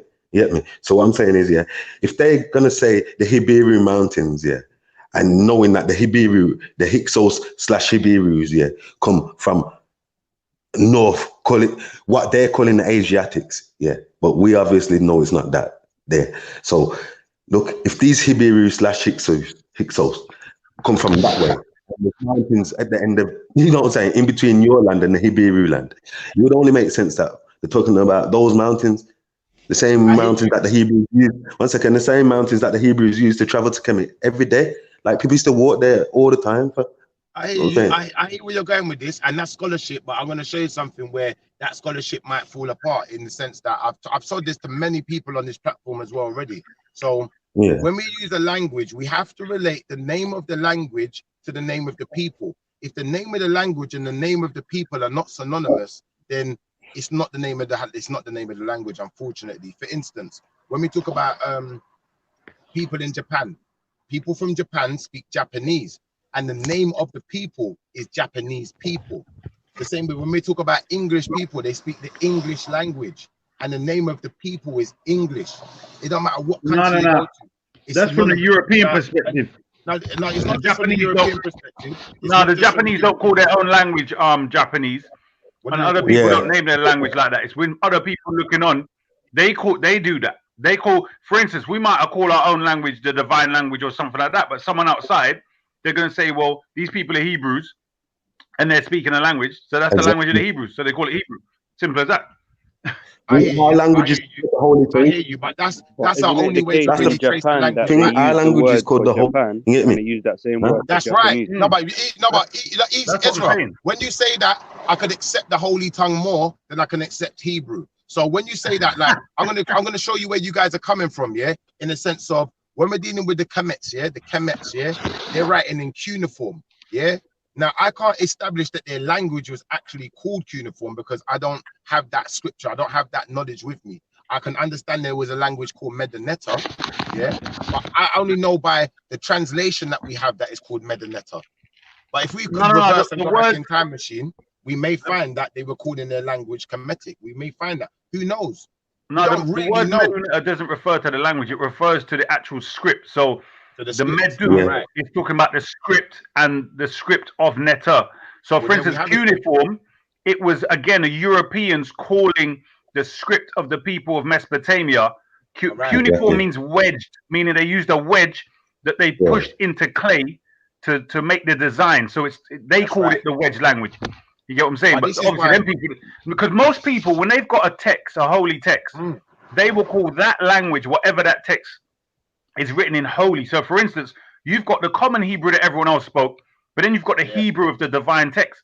Now, that's going to be a separate thing, and that's definitely going to be referred to in some way as holy. Quranic Arabic. This is why I'm going to say I can't absolutely refute what you lot are saying. The only thing is I will say is that I'm not going to agree with Hebrew because, like I said, it doesn't go back far enough. Even if you got rid of everyone else, it's in the Bible that the origin of that term comes from the Hebrew language. So they call it the Hebrew language. But what I'm going to say, the biblical, the Old Testament Torah language, that word comes from Eba, and if you understand how they add letters to a name like H or whatever else, T and stuff, they add it to the root words. So it's basically saying the people of Eba. You get me? Yeah. I'm gonna say this, and then when you deal with things like Hebrew, right? That's why it's Hebrew, because he was a descendant of Eba. Eba was obviously an influential figure of his time. Yeah, that's what I'm saying. When you've got an influential figure, a lot of the times now their descendants get named after them, especially in those days, isn't it? So we understand that. We understand that. Yeah, that's what I'm saying. That's what it is with Abraham. He's so influential. That's why become Hebrews after him, you know what I'm saying? So like, we understand that scholarship. But what I was trying to say to you is, one thing is, when you're saying you don't accept Hebrew, I'm saying like, what do you not accept Ebaite at the same time as well? Because that's all it means. Well, if you say Ebaite, it sounds better than Hebrew to me. And I'll also say this: when we go into the Americas now, and we deal with the Arawak language, like my brother Torak will confirm with you also, because he's got the scholarship on this. It's almost identical to what we call the Hebrew language, the way it's pronounced, the way it's spoken, and X, Y, Z. But they weren't. But they weren't calling it Hebrew. They were calling it Arawak. And those people that on that landmass were calling themselves Olmec. Yeah, and that's a translation also. They are Hebrews, though, we know that. That's what I'm saying. So, like, that's why the oldest 10 commandments in Hebrew is found in the Americas. It's not in Kemet. The oldest one is in the Americas. Because they got taken. One second, brother. I'm saying they got taken to the Americas during the Persian captivity. You know what I'm saying? So they've been over there from a long time. So in that time, they've developed tribes like Olmec, Arawak, this and that. But really, they're still Hebrews. When they're there singing Ahaya Yahweh, Ahaya Yahweh, what do you think they're saying? You get me? Now, Ezra, They don't. you see, because there's so much scholarship here that's coming from mainly Western scholars and Arabic scholars here. Would you agree with me on this? That what we need to be doing is they're libraries that hold our artifacts, yeah, like the Vatican and whatever ones the Arabic man has got, yeah. They need to give us back our things so we can start deciphering ourselves and start working it out for ourselves without their tarnishing of it, without their naming of it. I fully agree with we can agree on that. When we can agree on that, then we can understand that they've confused us and we're just trying to unconfuse it. So you lot coming with knowledge as well. I'm accepting of knowledge from our community and us trying to go back into the knowledge and trying to respect the name. Brother, it's in their interest we remain ignorant, fam. Simple as that. Because you have to remember something. When I found the amount of books, I don't know what it is about this Vatican, bruv, yeah, but there's books written by, let's say, one of the imams, our 12 imams, right? And the literal manuscript is in the bloody Vatican. You understand? They've literally got text, handwritten text that they could prove other things too. That, you know, things we're disputing and say, well, there's no archaeological evidence. They're in the blasted Vatican. You understand? What the hell is going on with this place, bro? Trust me, bro. Back our things. The Vatican. Yeah, they came to a black maid. So you broke up, Ezra. Oh, he's gone. Either way, these are all sciences of dark-skinned people. Then they give us back our things and let us decipher it and stop deciphering our things for us. Well, understand? We can go from there, I guess. Trust me. And then we got togetherness. Now we're coming together. And that's what I've always been about, bringing the community together. I don't mind if you're a Muslim. Same way I don't mind if Ezra's a Christian or whatever he subscribes to. As long as we as brothers are all coming together and trying to work out the truth and not just sticking to what they tell us. I hear that. Let me just read something for you. Posted by our brother God of Jacob in 2 Corinthians 11 and 22, King James version. It says, "Are they Hebrews?" So already, whoever's writing this, I think Paul, he's using the term Hebrews. He says, "So am I. So am I. Are they Israelites? So am I. Are they the seed of Abraham? So am I." Yeah. So clearly saying that, yeah, you see what I would take from that, my brother, yeah? What he's basically saying is what I'm saying. It doesn't matter what name you want to call us by, it's still us. Yeah. No, I hear that. Meaning that some people were qualifying their position by using the descendancy thing, but he's saying, well, so am I. If you want to say, you've got more legitimacy to say something, I'm of the same descendant. Now what? You get me? So it's ideology. Right. I understand. That's right. Yeah, so we have to start taking back our things. No, definitely, I hear that, my brother. The day done. Well, go on, brother. The question you had to ask me, and then I wanted to say something to Ezra, and then I got to duck out. They done. Hey, Ezra's in the back room. His signal dropped. They done quick before Ezra come on, and I got to do Ezra. Sorry about this question. Belly, let Ezra back in, please. And I'm going on mute, guys, because I'm going to be driving, but I'm listening to you guys. Yeah. Yes, man. Yo, Black Tillich, I want to ask you: is there such thing as a Shia, Kafir, monkey, pagan, dog? No. Well, there might be, but I haven't met one. Why'd you ask? No, I'm just asking, innit? Because when me and Khan were speaking, obviously we were speaking when you were not here, innit? So I want, like, last time when you and him were on the panel together, I was trying to jump on, but it was full, innit? So I was let me say one thing to that, my brother. Yeah, they done. Let me say one thing to that. Yeah. Go online and type in a video called "People Walking on All Fours" and look at this family that are walking all fours. Watch the whole video, yeah, and watch how the what is it called? The Caucasian man is trying to use this as a reason to explain evolution, yeah. But what you're gonna see is people with four nipples. You're gonna see people with four nipples. You're gonna see people with hair all over their face. You're gonna see people with tail growing out their back. Now find me a dark skin one. And I've got nothing more to say. Oh yeah. Oh shit. Go research it. I'll come back. But Ezra's back here. Ezra, I just want to quickly say something. You there? You won't find one. There's no black one still. No. Anyway, Ezra, the other day what I want to suggest to you, my brother Ezra, yeah, I don't know how long you were talking to Coon Spec for about the slavery thing or whatever you were talking, but what it is, yeah, is that my suggestion to you, because I've seen you try and reason with him and blah, blah, blah.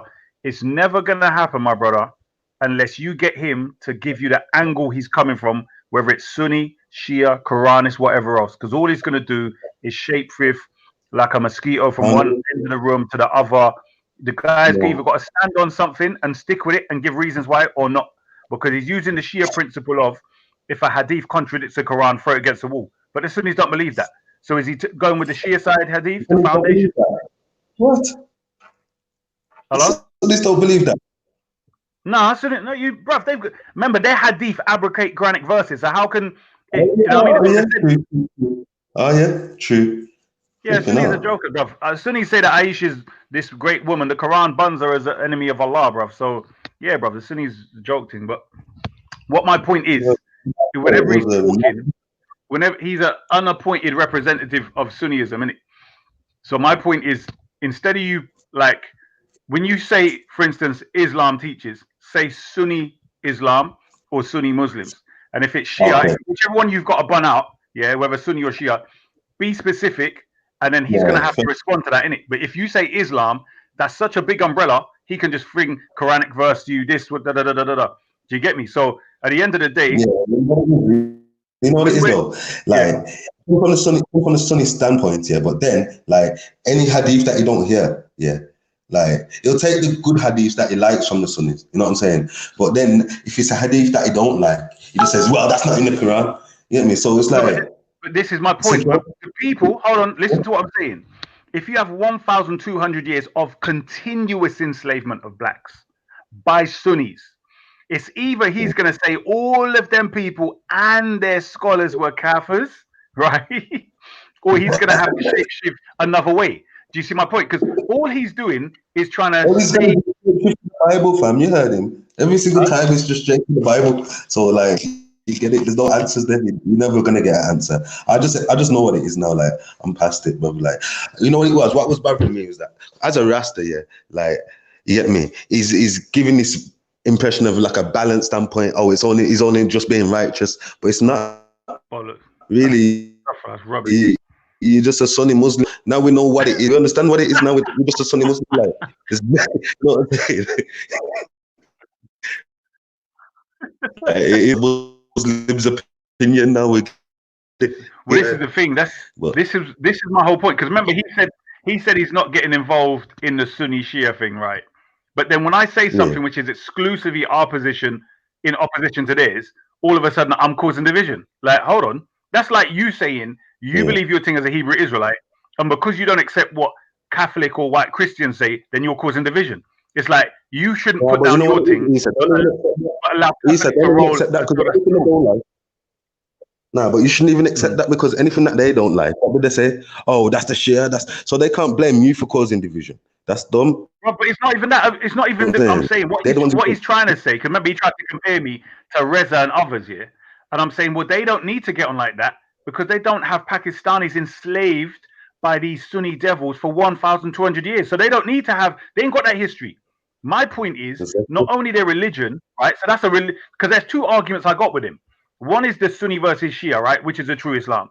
The other one is that Sunnis are anti-black slavers as black, so we shouldn't align ourselves with them as brethren, as allies. That's the argument I'm putting forth.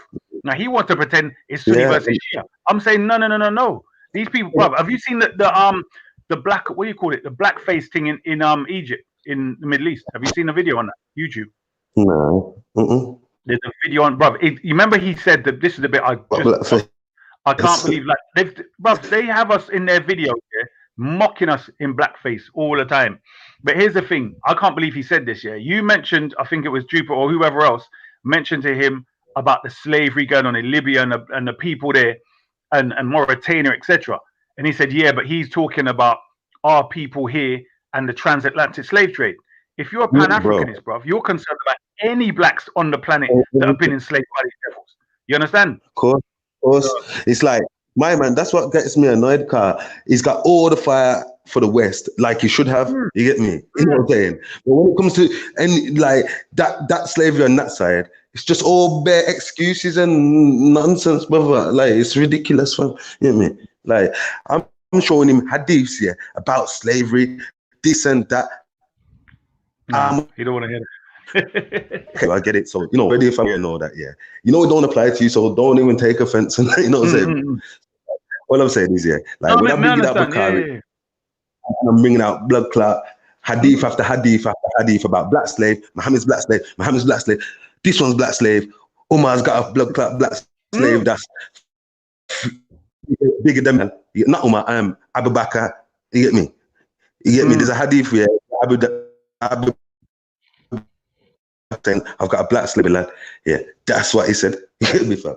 I did. Like, so all of these hadiths now.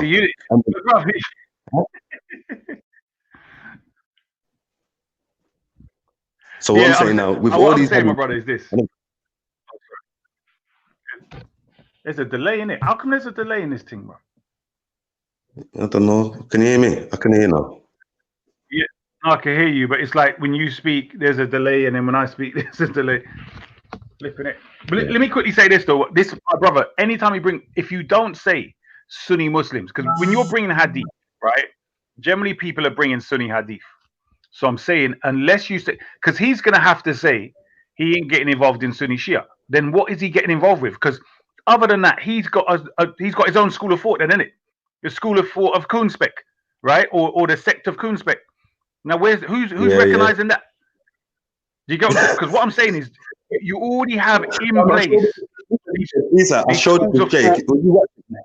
Isha, was you watching that part where I showed him the shake? Yeah, of blood clot Saudi. Yeah, of the chief of clerics in blood clot Saudi Arabia saying, yeah, that slavery is a part of Islam. Yeah, and he who says it's not is a kafir, basically. You get me? I didn't see that. Like, oh my god. Yeah, it's in that one. Where was this on Television? Nah, yeah. Television still.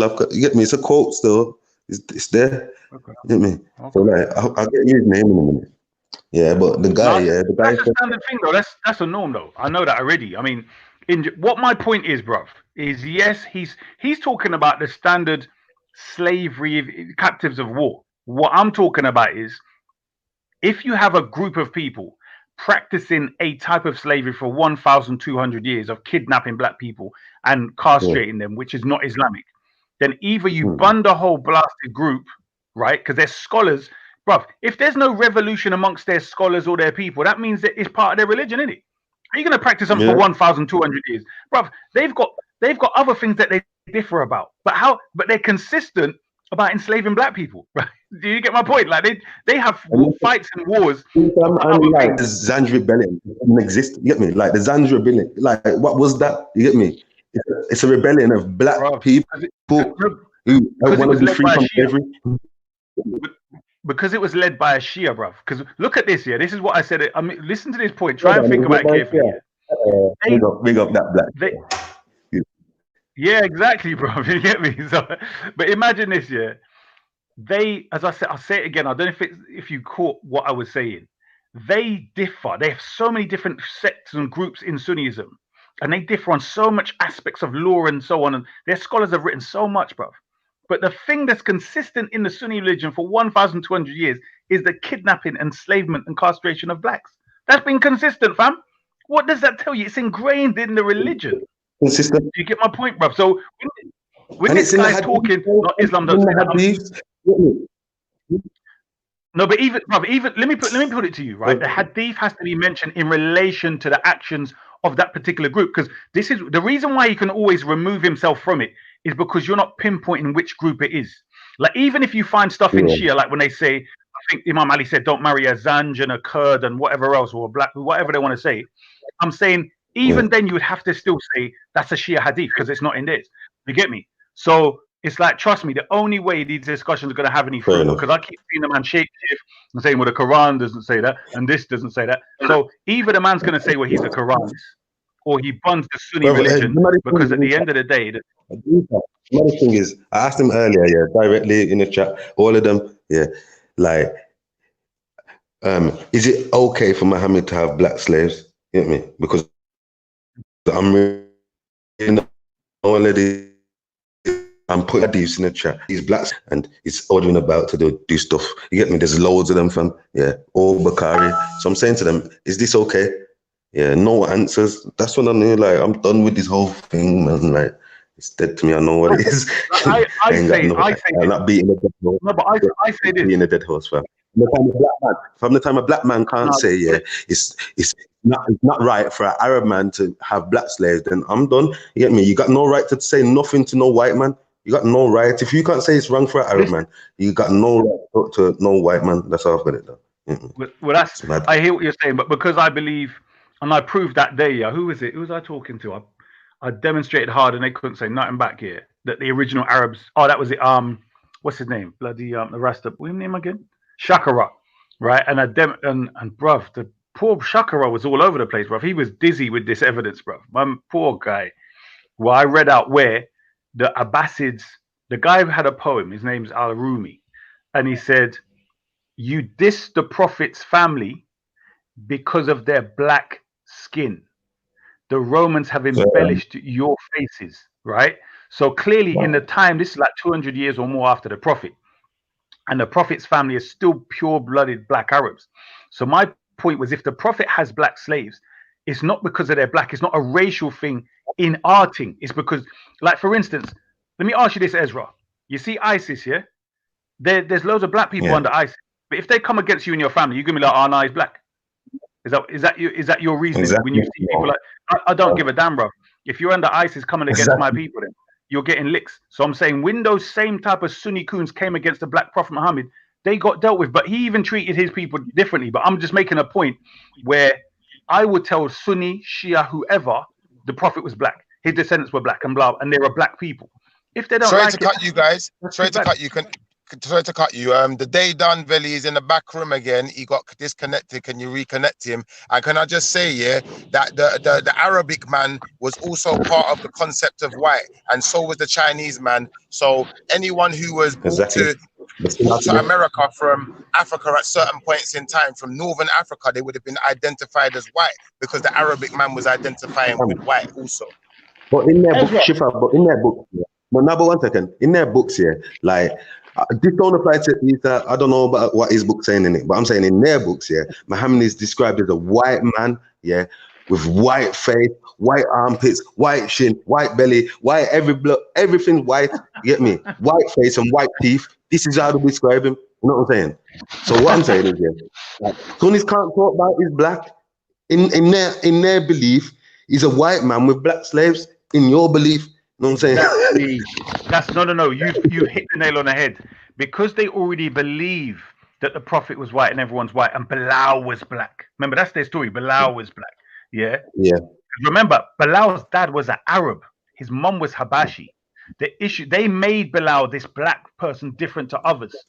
But think of Bilal as a person whose father is an Arab, right? Israelite man. That's what it was. But this is what I'm saying to you. Do you agree Ishmael and his original descendants were black? You'd have to agree with that, right? Yeah. Yes, they were black because they all see the Abraham. But exactly. My point is, there's no point in time where they mix with that many people for them to be other than, because the Arabs practice endemy, which was a continuous thing of trying to preserve your people's culture, lineage, and blood. So, well, Black Talek, all we need to do, we need to get Malachi Z. York's book here, which is called The Degrees of Mohammedism. And we can clearly see that all the descendants of Abraham are black. Yeah, but Isa, do you believe that, like, flipping that the Arabs today are the descendants of, like, these Arabs today are the descendants of blood clot Ishmael? Right, so I would say the Arabs today are the black Arabs breeding the Europeans back in like 100 years after the Prophet. They used to get them by the shipload, bro. They used to get loads of them, thousands of them, and breed them. You get what I'm saying? So especially when those Sunnis conquered Spain, again, they used to ship these women, and they traffic their women to England.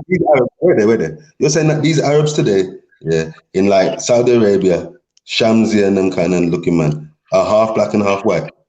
Well, it's more. It's more now like, you know, like if mix goes with mix and they continue to do that, they're gonna keep, and they continue to go with this the women that they enslave.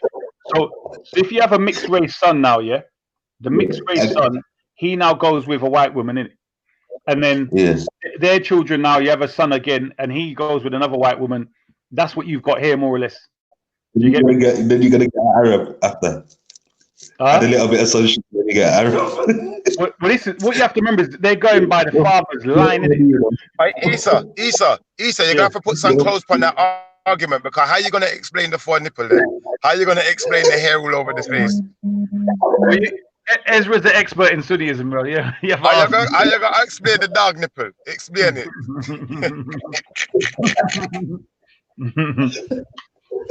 I gotta go anyway. I gotta go. Big up my brother.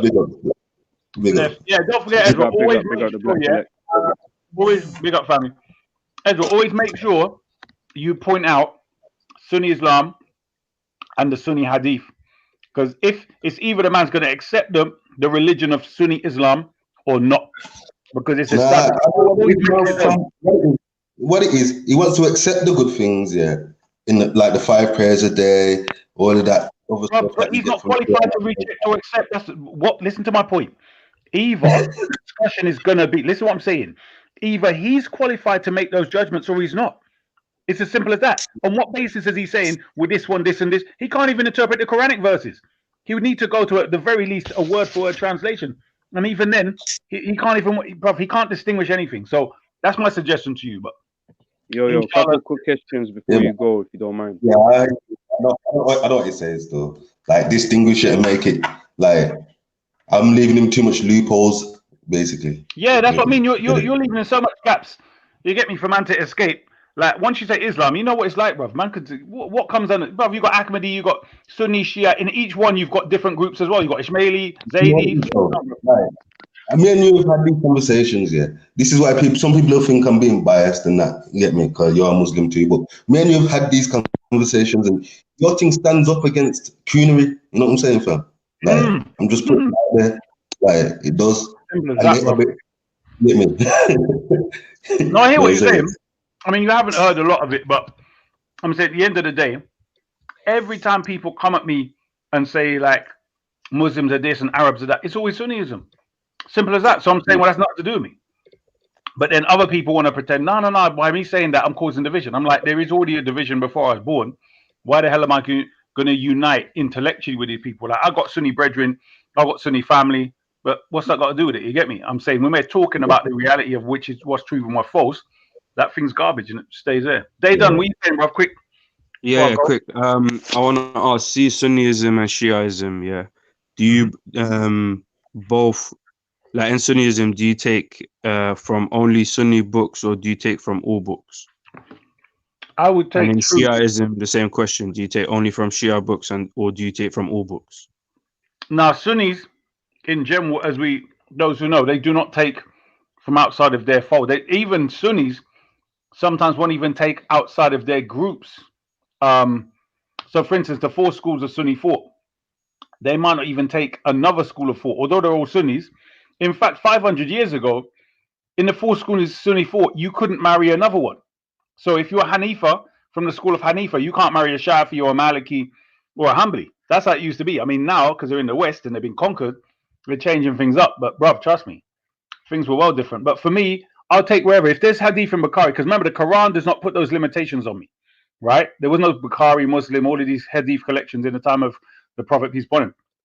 So therefore, the Quran gives me the criteria to measure any Hadith from anywhere, even the Hebrew Israelite, even Christian, Jew, don't make a difference. Wherever it comes from, I measure it with the Quran and I accept if it fits into the side of truth, and I reject it if it's garbage. Simple as that. Very simple. Okay, yeah, good answer, man. Yes. All right. I got a duck I out. got Family. more questions, but you ain't got time. I'll ask you another time, probably. What's the question, even if I can't answer? Alright, like I'm just saying, I got better questions to ask you, innit? Right. I was just thinking of one, but Don't worry. Another time. alright, cool, yeah. Assalamu alaikum. Peace and Nice love. one, Salam, big up, Ezra, man. Shifar.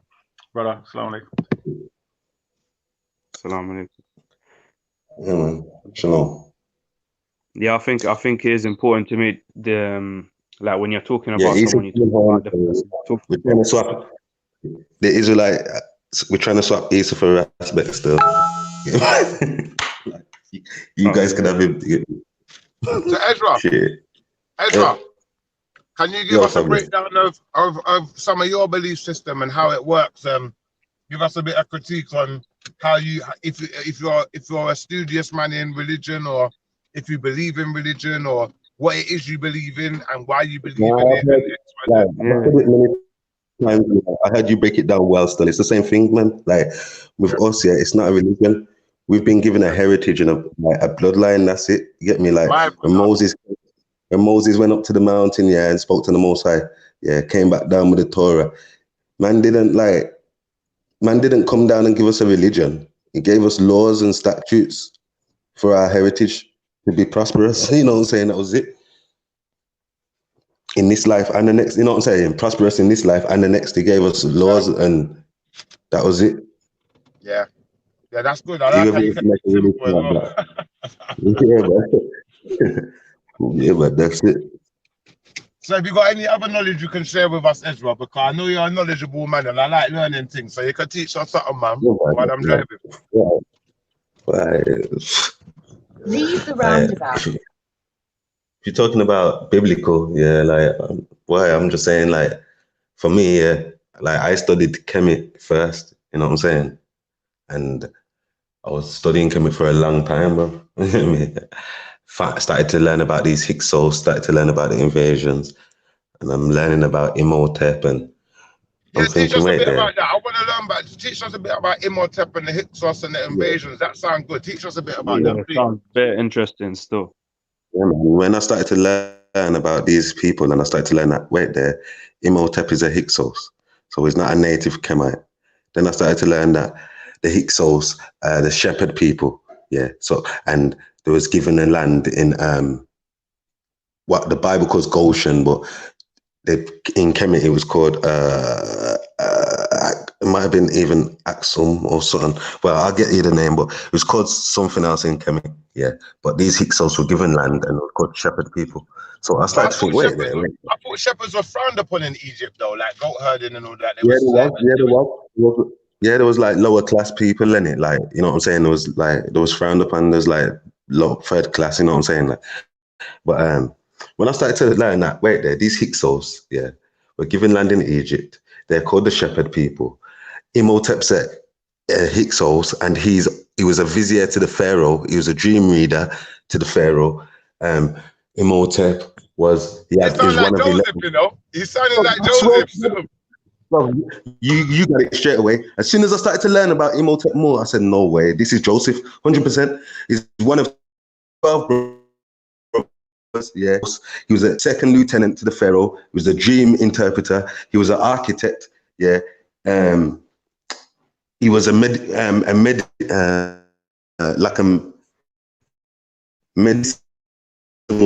saying, nah. This is Joseph, 100%. So the more I started to look into it, the comparisons were there, or it's the same person. You look, he's got his name, yeah, written in Hebrew, yeah. So it's got Imhotep also, yeah, but it's got his name written in Hebrew. Zaphanaphan, I can't even pronounce. Hey, Ezra, before you continue, yeah, next time I go to the park, I hope I see you down there because I need you there. Say that again, brother. Yo, I was on the phone or something. Yeah, man. So like, sorry, my brother. I was saying next time I go to the park, yeah, I pray the Lord that I see you there, because I need you there, fam. You see how me and you, like you said, we're similar. So me and you especially, we got to start coming together more, you know. Yeah, definitely, man. I've heard you speaking, fam, and you get me. I'm impressed, man. Trust me, you've got a lot. You get me, a lot. You've done a that's being clear. So there's a few things we could discuss on a whole. You've got a lot of knowledge. I know this, like, I don't really know stuff about Anunnaki. I'd like to learn and see if we can relate it to the Bible, and I don't really know about that. I used to watch David Icke. I learned from the elders. Yeah, I learned from the elders that one of my elders is named Gravy, we call him Gravy, yeah? D Oracle. Yeah, he's a DJ as well. But it's them man there where I'm getting my knowledge certain time from. Other times I don't know where it comes from because I just kind of like I kind of figure things out, or the Most High must bless me with some knowledge down. Yeah, exactly. You get me? So bless him, man. Then like Baba Dule, you know. When you gonna jump back on these things, man? Yo, that's another brother there, you know. Fair knowledge. You get me? Should be out here sharing the thing, fam. Especially when it comes to the Kemet and Israel. Which one? Which one? Baba Dule, he's in the chat. Big up yourself. He used to come on here and come on. What? Yeah, please, brother, come on the chat, man. Come and give us some knowledge, man. Yeah, come on. Well, yeah, man. So it's like I'm saying, like that led me to right there. I know the story of Joe in Sunday school. You know, say like I know that story, and I'm saying this is definitely Joseph. So I started to look into it more. Started to study Bible, obviously, because I'm looking into Joseph saying, and then just started to study and read. Get me? Here we are today. But yeah, man. So yeah, that was powerful what you just did right there. That was very powerful what you just did right there. Still, yeah, man. A lot of people, a lot of people who are non-believers, what they like to say is, we can't find none of these people who were in the Bible. They didn't exist. But did Imhotep exist? Yeah, 100%. He's a real person. Yeah, he's a real person. He's got a grave. He's got a tomb. Yeah, can like the same way these people just put statues and pictures of people, and then the generation after them praise them. They're like, "Yo, this person done a lot for the country," and then the generation after just see them doing what they're doing. They might like some of them will even worship them. Other ones obviously will know the truth behind what is. No, I'm just saying about how the situation goes with these people, that how they. No, but they done. Do you know what makes it even more powerful? Yeah. I tell you what makes it even more powerful. You see, when we're dealing with things like Islam, we're gonna have to understand these things were passed down by oral tradition. And we can't authenticate certain things like this. We can't. It's like I even said to Shamsi, like, there's a Muhammad before Muhammad. That confused me, you know. And I told him his name. Yo, you cut off. But I've heard it in my tip before, and like you said, from he's got a grave, and we can find where his grave is, where he was buried. We can find his stories indigenously coming from him and the people who directly knew him. It's a whole different ballgame. Yeah. How's it going, people? How's it going? Yo, how's it going? One second. So personally, I believe, with Islam, what happened is, right, there was because obviously we know Arabia, where is Arabia? That is ancient Israel, Medina, Mecca, all these places, At the time of King David, King Solomon, that was Israel. You know what I'm saying? So that's why later on when we get to the time of Muhammad now, who's living all around him? Jews and Christians everywhere, innit? You know what I'm saying? So like at this time, Muhammad, I believe, that there was a black Muhammad. This may be the Shia one, you get me? Like there's a black Muhammad, and he was an Israelite. What? Hold on. What do you mean black Muhammad? Yeah, one second. There was a black Muhammad, and this one was an Israelite, but he was living in Arabia and he's following the pagans in Arabia, and so he's got the 360 gods. He's doing all of that Arabian stuff. You get me? And then there's another Israelite now that sees him in the cave one day, doing his idol thing. And this Israelite's called Gabriel, a henchman. You get me? Man's big and henchman, like Jedi. You know what I'm saying? And then like he sees this Muhammad now. The point that he was in his cave is because he didn't follow them lot, innit? Yeah, he sees this Israelite Muhammad worshipping pagan stuff, and he grabs him and gives him the Torah and says, "Read." Yeah, Muhammad can't read it, so he's saying, "I can't read." So the Israelite roughs him up a bit. You know what I'm saying? And then bam, he's teaching him orally now. Every now and again, he teaches him orally, and Muhammad's gone back and teaching his other Israelite people. Yeah, that's why the Quran starts with "O children of Israel, O children of Israel." It's all about the Israelites at the start. You know what I'm saying? Till it gets a lot of the Quran is about Israelites. A lot of you all about the Israelites. So many passages about to the children of Israel, or the people of Israel. Exactly. What did you go back and teach them? Yeah, about the calf, Al-Baqarah, and the cow. You get me? That means the cow. So the first thing he's teaching the people is about the cow. Saying, don't go do this idol worshipping. This is what the Israelite Gabriel. I don't believe he's an angel. He's just a man named Gabriel. You know what I'm saying? And he's teaching him, don't do them pagan stuff. Go tell the people then, don't do that. And you know, that's and from there it became a religion. You know what I'm saying? No one, you know what I'm saying? That's it. Okay, people. What's the topic today, man? Topic today man, is pork. What was it? Check it. Why is eating pork a sin, but owning slave is not, as God got more? Oh, he's attacking God again. That goddamn atheist demon thingy. God doesn't want us to own slaves. Man wants us to own slaves. That's not from God. So stop putting it on God. What's his name? Veli. Yeah, I do agree that if you can't eat pork, but you can own a slave. That's freaking mad. Shots fired. Yeah. Oh, Shipper, how you doing, man? There, man. Big up, brother, man. Hey, you went on an interesting day yesterday, man. You hit the jackpot, man. What's going on? Are you bringing that energy to the place? Is that what you're saying? We're gonna have to blame you. Boy, Scamzy he tried to pull a fast one yesterday, but it weren't working. Who? Scamzy. Oh, Scamzy, yeah, I'm going to listen to that. He was getting a little bit agitated. He seemed a little bit agitated, man. Yeah, you come on a crazy day, man. Like, that guy was there again. I thought, like, I'm surprised he's not banned yet. You know that guy that keeps going crazy, that Hebrew Israelite. Yeah, I need to check out them videos. Oh, wait, that guy who was giving a shouting match with that other dude. Yeah. He's already got a warning. He's already got a warning from the police. Bro, these men went nuts, bro. Yeah, and I feel sorry for Isabella, though, man. I know people found it a little bit humorous, but it's quite sad. No, seriously, it's quite sad, man. I'm not gonna lie, I found it a little bit funny watching it, but when you think about it, it's sad though as well. Like, I don't know what's going on with it, man. Yeah, when you going back then, Schiffer? I'm going back on Sunday. Oh, I'm gonna be there Sunday, man. I got a lot of people that want to talk to me, so I need to go there. So yeah, man, link me up then, man. I'm going to deal with the Muslims this week. I dealt with the Muslims this last week, so it's Christian's turn this week still. Yeah, there's a lot of people that want to take my turban off, so I'm gonna have to wait. They're gonna have to wait in line, man. I have to book an appointment. I know that's what they're saying. They're gonna have to book an appointment, man. It's appointment basis. Schiffer, don't worry. You'd have to book an appointment, man. You're already penciled in. Oh, Veli! Man, disrespect. Yo, big up, Veli. Don't have it, man. Big up, man.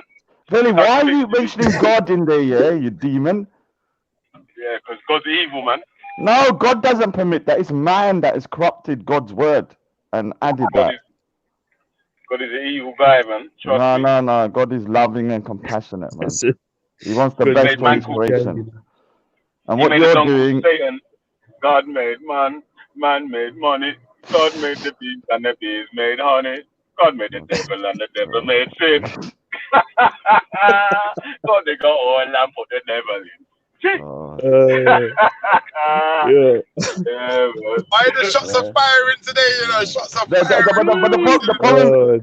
But the problem is, like he has got a valid. Like when I hear stuff like this, you got a valid point from somebody who's not religious, looking at God, religious people, and saying that you can't eat pork, but you can own a slave. That's just like madness. Like, what kind of God is it? Like, that's insane, I'm in pork, but I'm like, right. Well, you can't have a bacon roll, then have a slave. Yeah, they're like, why you come home with a fucking slave? I'd be like, what the fuck's going on? Yeah, it's like, bacon roll. I'd be like, bruv, don't eat the bacon, innit? It's like, don't go fucking slave. Yeah, don't go McDonald's, don't you dare order a bacon sandwich, but next door, or get me a slave today, because I've got a bit of work to do. Yeah, gotta clean up the backyard. Yeah, so it's. I agree with you. The kind of thing that, like when you write it like that, it's true. But I do believe, on a serious note, I don't believe God would want that. I think this is a corrupted mindset of man with the slavery and stuff. Because obviously, certain people say, Islam come to abolish slavery. Well, you didn't do a good job of it. Yeah. It's a pretty bad job. I mean, especially if the head of Islam actually had a slave. Is that Fucking hell. okay? Yeah. I know you have to kind of give you time, but I think 1,500 years is kind of long enough. I think, or 1,400 years. I mean, there is a time frame. Like, maybe if you're going to abolish something, you're talking about within, maybe 100 or so years. But if you're still practicing it 1,400 years later, then it hasn't really done anything, in my opinion. So yeah, for shots fired, you know who I'm talking about. The name that cannot be mentioned. Yeah, you got to protect. I've heard there's a protection around him from the big bad Raj. The big bad Raj is bullying him. Oh, don't mention his name. The little old Sikh is going around bullying him. Right. Everyone's gonna pull ranks. Everyone's gonna pull ranks. We're not gonna let him get bullied by that little old Raj. You're crazy, man. Like, I can't remember. It's madness. I'm going for Reggie Mitchell, man.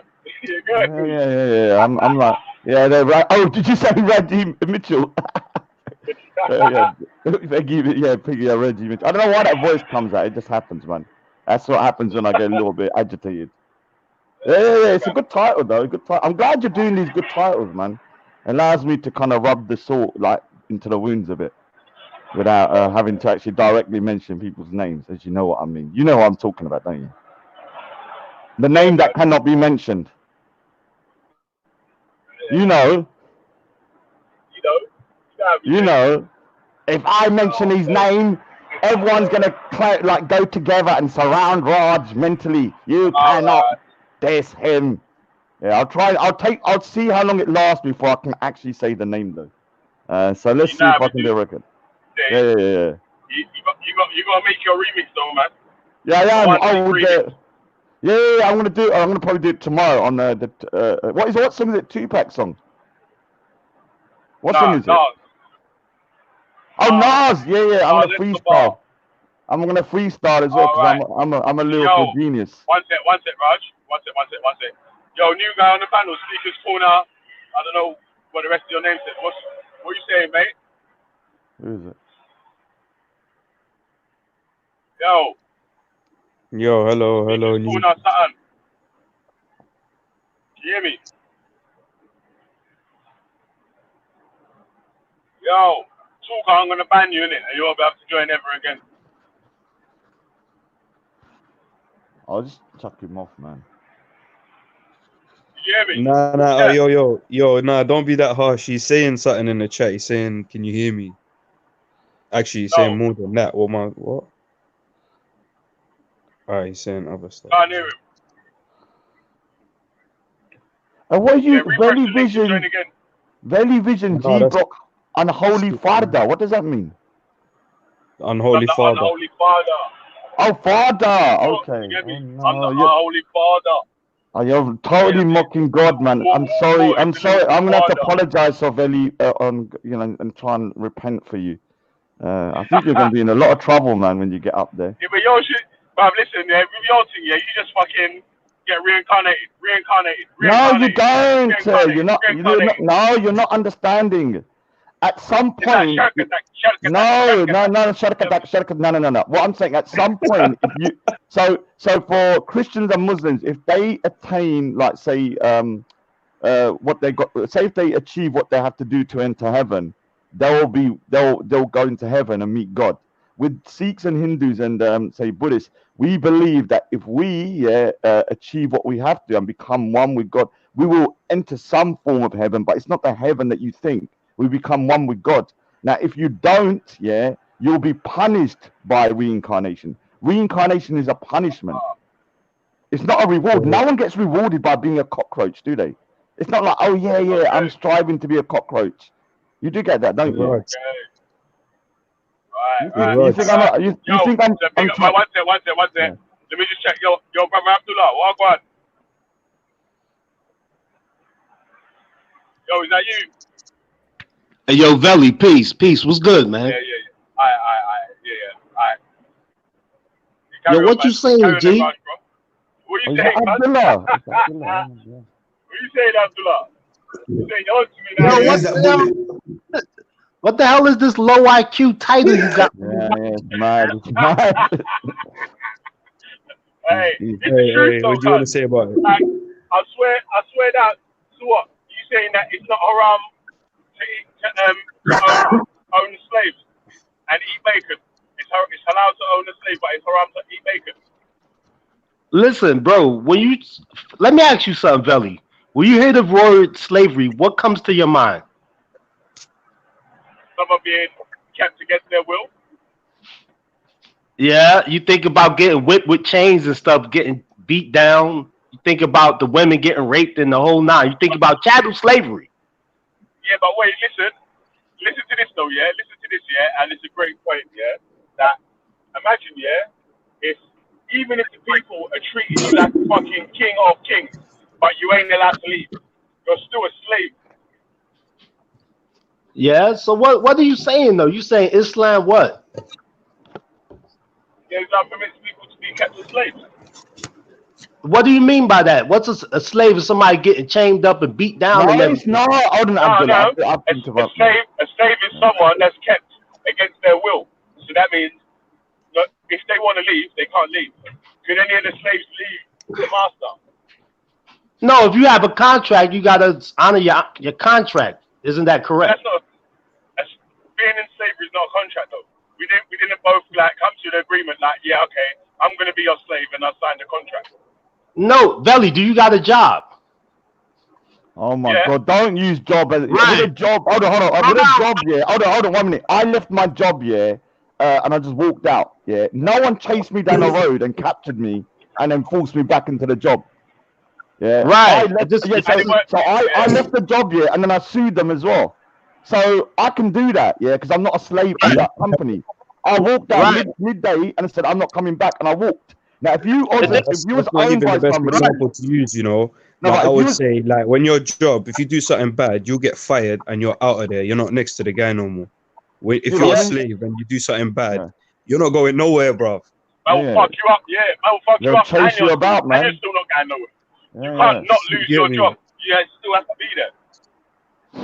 Right. So this is what I'm saying. So your understanding of slavery from an Islamic perspective is holding people against their will. Yeah. And oppressing people, right? All right. So let me ask you a question, Abdullah. Yeah, that's a lie. Abdullah, let me ask you a question. If I was a slave of yours, just hypothetically, and I say to you, "F you, I don't want to be in your under your contract anymore," and I just walk off, what would happen to me? Yeah, you just walk off, right? But I might. But if you owe me something, I might come for that. If you owe me something, I might come for that, right? If we got a contract, if you break the contract, then I'm do what I'm supposed to get. Wait. Abdullah,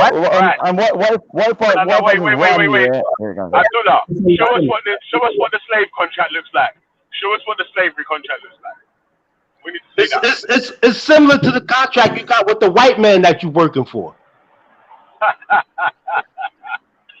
Nice. See the thing. You're telling me, wait. You're telling me the white man told me sign on this dotted line. Wait. Hold on. Let me tell you why my contract and your slavery contract are two different contracts, yeah? Because I get holiday pay, yeah? I get sick pay. I can leave the job whenever I want. Yeah, I've got a company credit card, a tablet, a phone, a van. I've got tools, yeah, and I get paid. And you do live streams at the same time. If I want to, I don't have to go in ever. Yeah, you can quit, right? Yeah, I can leave. Yeah, and it's a punishment if you quit, right? I'm not saying that posse's going to come and put you down and kill you. No punishment. You quit, you leave. No punishment. Chattel slavery, which is a lie against Islam. That's a lie. Well, no one said chattel slavery. There are different forms of slavery. One minute. That's what's in your mind. 1 minute. Yeah, when I think of slavery, yeah, there are different forms. Yeah, but all of them are slavery. The worst one, definitely, you could say chattel slavery. But there are other slaveries that are slightly worse, but are still really bad. Now, can I say something? Wait. Because I ain't finished telling you about all the benefits that I've got with my contract. I ain't telling you about all the benefits I've got with my contract. A job does not involve that job possessing you. Confusion you're causing with this title. I've got life insurance. Yeah. Now wait. I've got life insurance, yeah. I got fucking medical insurance, yeah. I got a pension. I got a pension.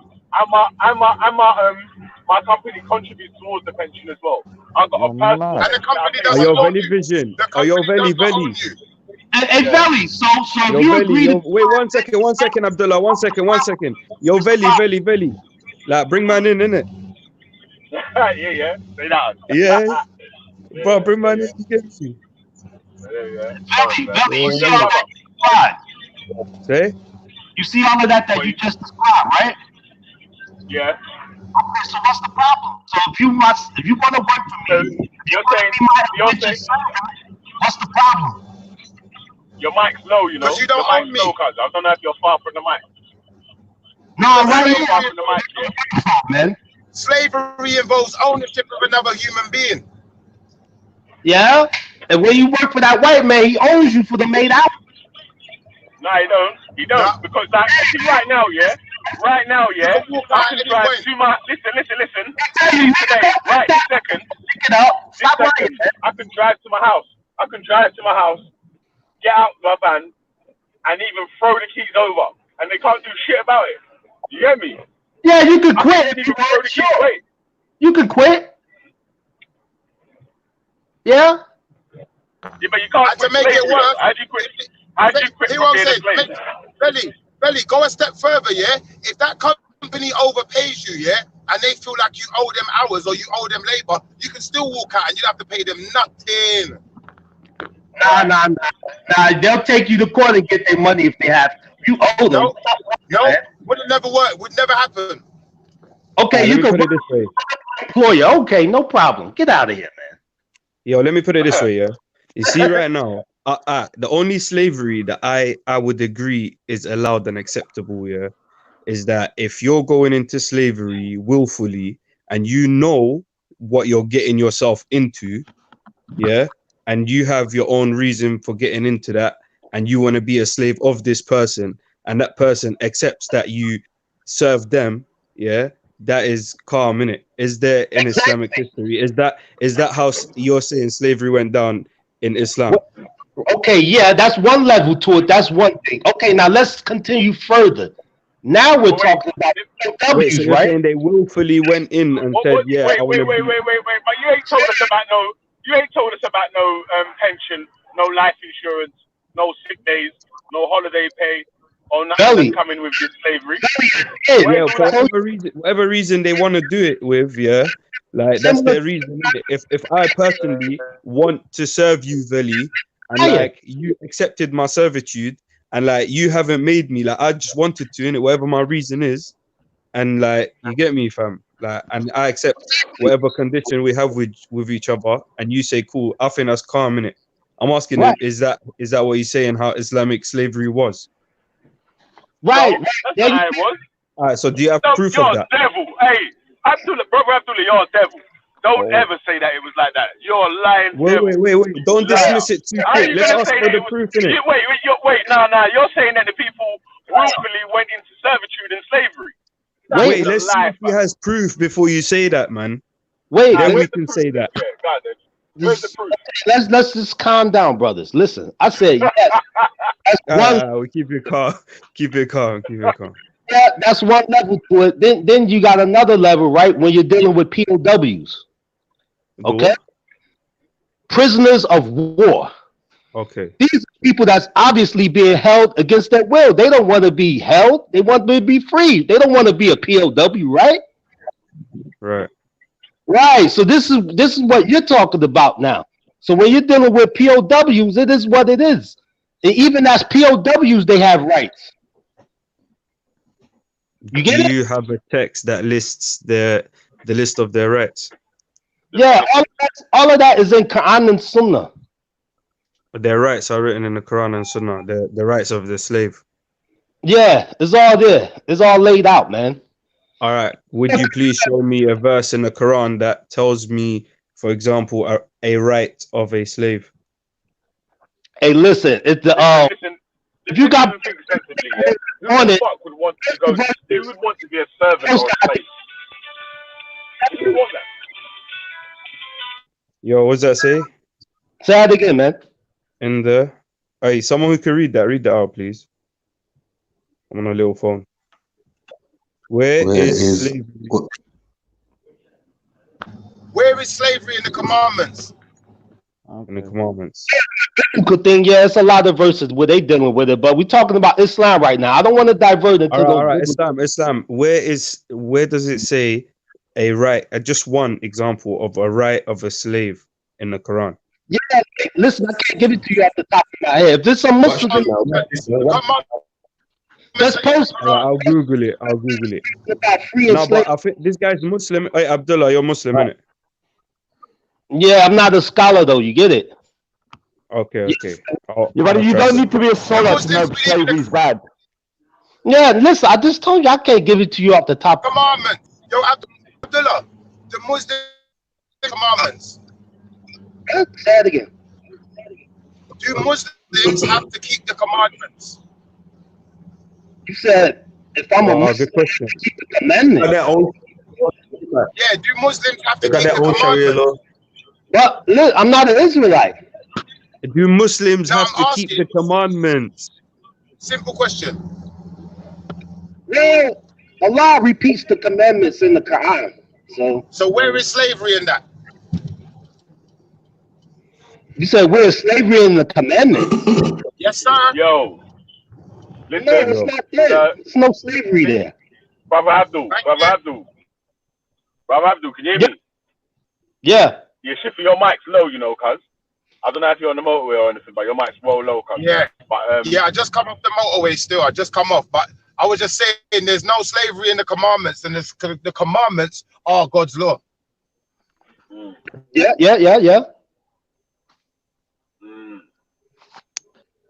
Yeah, man. So, like I'm saying, yeah, like I was saying, the people of the Zanj, yeah. Remember,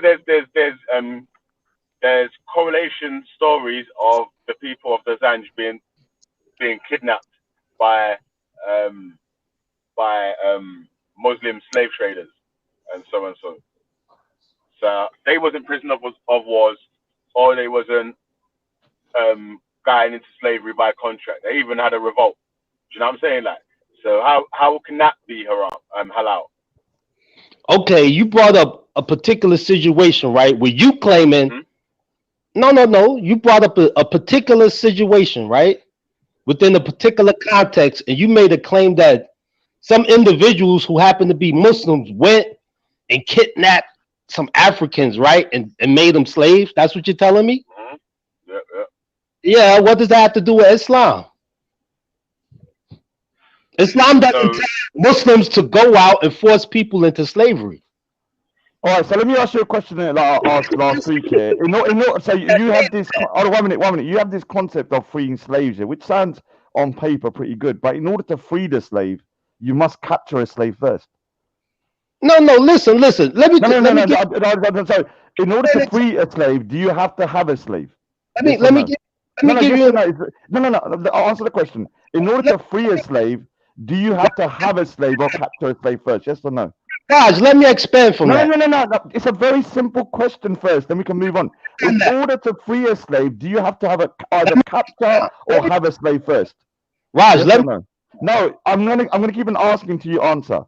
In order to free a slave, do you have to capture or have a slave first in order to free him? Raj, you don't want to. I'm gonna keep on going on, man. Look, in order to free a slave, give me a chance to answer. It's a simple yes or answer. In order to free a slave, you have to have captured or had a slave in the first place. Right. It's not about capture the slave. Look at that being the devil, Raj. Okay, let me respond. I'm the devil. I know. Let me respond. Okay, thank you. Let me give you an example. You know what the Muslims was doing? You know what Muhammad himself, sallallahu alaihi wasallam, was doing? He was buying slaves from the Arabs, right, who already owned slaves. And when he would buy those slaves from the other Arabs that was on their wickedness and paganism, what was he doing? Educating those brothers, helping them out, raising them up, and ultimately freeing them. That was he's a slave trader. His intention was to free them. That's a lie, man. That's another lie again. Before that's a devil, brother Abdul, man. That's not a lie. Hold up. That's not a lie. You have to understand that before Islam came into the region. That's true. That's a really good thing to do, obviously. Not only did they have black slaves, They had Arabs as slaves as well. They had all types of slaves. Was dealing with slaves. Everybody. No, so you've admitted in order. No, so Abdullah, you've admitted in order to free a slave. In order to free a slave, you must own a slave or have a slave in the first place. Yeah? Because they was the ones selling them. Yeah, okay. I'm just saying. So let's just agree. Let's just agree on that. 2 black slaves for a white slave. Oh no! Is that true? Be a Muslim. Wait, he swapped 2 black slaves. He swapped 2 black slaves for a white slave that was going to convert to Islam. No. And is that true? The brother converted. The brother was going to convert or whatever. No, that's true as well. Yeah, what are you saying to me, Billy? Bring the proof on that. I can't believe that one, man. That Prophet Muhammad swapped 2 black slaves in the Sunni book for a white slave. For a white slave. You're driving, Shifa. Concentrate. What was the guy? German Ashkenazi Jew? Concentrate. You look distressed. I don't know, man. Man, get out of here. You're causing Shifa distress. He's driving. You got to be careful. Don't drop those bombs about slavery and stuff. You get the stories right, man. You don't know what you're talking about. Look what scan Shifa you've driven him mad. Trader. Did you just call Muhammad a slave trader? Don't make me roll on the floor like Isabella, you know. Don't make me roll on the floor like Isabella, please. Oh. That's you mans with the disrespect, man. No! No! Leave me alone! Leave me alone!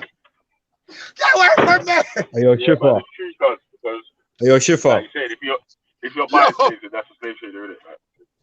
Are you a Shifa? Hey, Billy, at the end of the day, the reality is. Do you think that's a good thing or a bad thing, Shifa? There's nothing haram. You can't see me rolling on the floor like Isabella. You think I think that's good? What, to buy people who are enslaved and freeing them is not good? Let me show you something. What? Slave trade is not good. Is that what you said, Abdullah? Not good. No, this trade is not good. Slavery is no good where you're beating the hell out of slaves and forcing people to be slaves and you're oppressing them. No, as far as what I understood, you said he's buying them and educating them and raising them and freeing them. What'd you say? But hold on, buying and selling people like cattle is good, yeah? You think that's good? No, listen, bro. It's good. So I understood you wrong, Abdullah. Sorry, go on. No, it's good to free slaves, isn't it? Yes or no? Is it good to buy somebody freeing slaves? No, in order to free them, you have to own them as well, don't you? Yes. So you're doing one bad action and doing one good action. In what you should really do, just one good action. No, Raj. The good doesn't outweigh the bad. Indentured servitude is not haram. Oh my Again, God. servitude is not haram. Again, don't you get it? So, all right. So, like someone's done a good saying, a God quiz, and says you can put a lipstick on a pig; it's still a pig. What the hell are you talking about? Meaning that slavery, you can put lipstick on it, you can put stardust over it. It's still slavery, whether you call it indentured servitude, it's still slavery. Yeah. Oh, then are people animals? Are people animals you can buy and sell at market? Yeah. You're conflating the different types of servitude. So you can buy and sell people at market like animals. You think that's right? Yeah. You said to buy people like animals? No, I don't even think it's right to buy and sell animals either. No, I'm not into that. Like if you go to the pet shop, you just said Muhammad was a slave trader, though. You just said that. Like, I've never heard no other Muslim tell me that Muhammad was a slave trader. I've never heard that. You're the first one to tell me. So help us, man. Yeah. I'm trying to help you with your life slander. I never said that.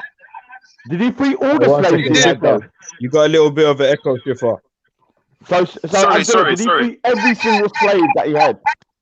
That he was freeing slaves. No, but did he free every single slave? I'm not saying if he was freeing them. So if he had 10 slaves, did he free every 10 of those slaves? Listen. These people that you're calling slaves. No, I'm asking you. Stop dancing around a question. Yo, Raj. Look, Yo, Raj. Yeah. Shamsi said that there was they weren't taking slaves, they were taking servants. So those people were in servitude, which is kind of like slavery in the same way. It's not the same as slavery. Would have been servants and prisoners of war, is what Shamsi said. What he said is that Muhammad is a slave trader. Now we're talking about something different. Said that. You did. You said he was Abdullah, buying did you slaves. just That's a say- slave trader. Because to buy a slave, you have to be trading in people. To buy a person, listen, to buy a person, you are trading in people. We understand language, you know. If you never went to school, that's not my fault. No, listen. You're being the devil. Listen, if you're saying that someone's a slave, I'm the devil, Schiffer. I'm the devil here. I'll try to be not the devil. Oh, yo, Abdullah, let me ask you. Did you say that Yo, one second. That's the occupation. That's what they do every day, all day. Yo, Okay. chill.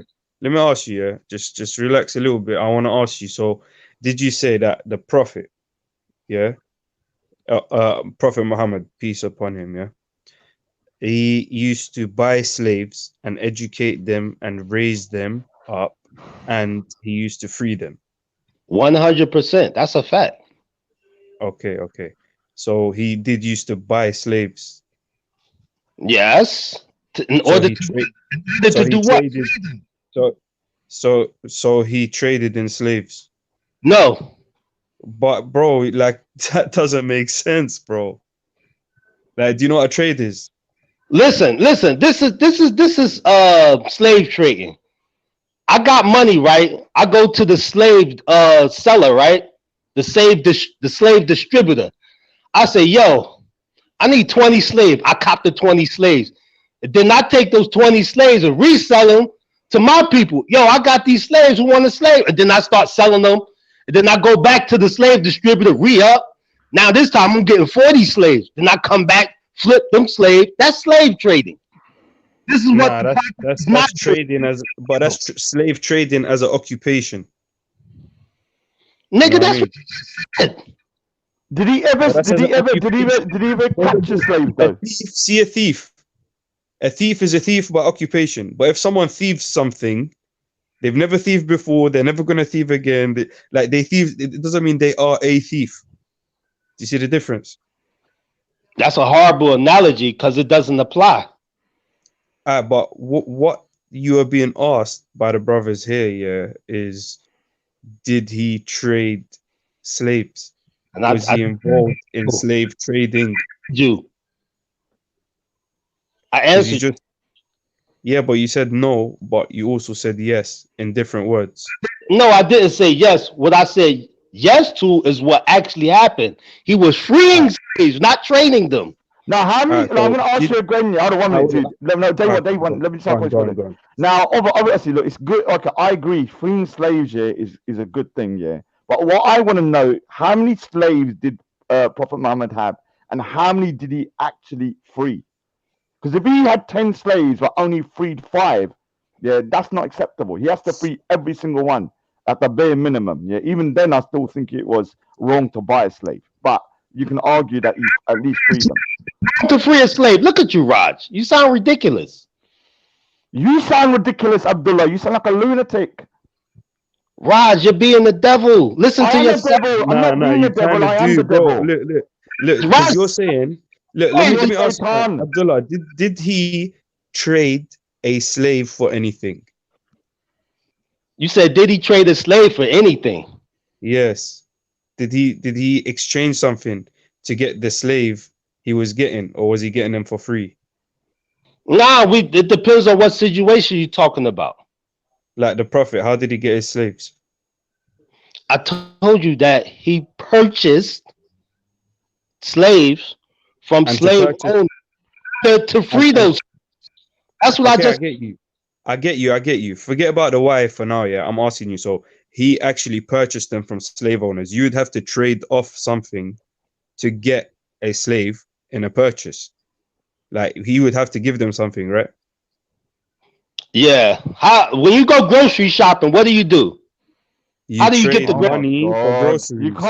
You can't equate buying slaves at grocery shopping. You see how mad you are. No. It's calm, because he's talking about the principle of trade.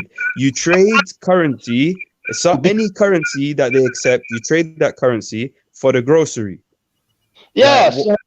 So if he's buying slaves from the slave in order to free them, then that's what he's doing. Don't be don't be silly. So man. is he not giving something to the slave trader to get something from the slave trader? Don't you get it? Why? What's the big deal, man? What are you doing? What I wanted to ask you, Abdullah. What I wanted to ask you, maybe you can clarify something for me, Abdullah. I came across something in Sunan Abu Dawood, which said the Prophet bought a slave for 2 slaves. Ah, you talking about that? Yeah. What's the context to that? Well, that's what I wanted to ask you about because it's in book 23, for 2? Hadith 33. Oh gosh, it's in book 23.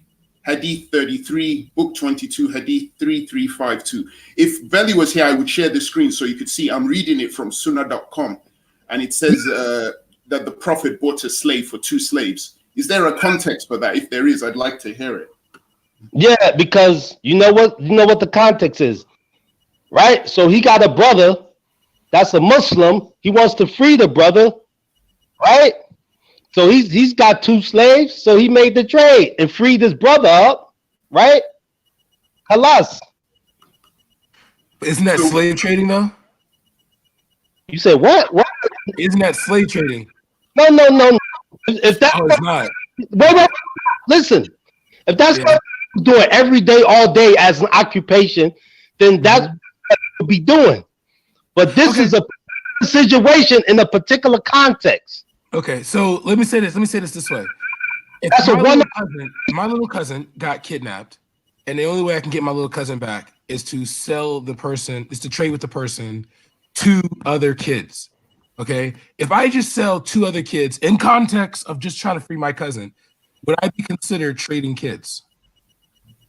That wouldn't be considered your occupation if that's what you did. Oh, you're done. 2 kids to free your cousin. God. That's not different from my prophet, peace be upon him. But you talking about having 2 kids to trade for your cousin and all this and that. If you did that under the context of what you're talking about, then that's what you would be doing for that situation.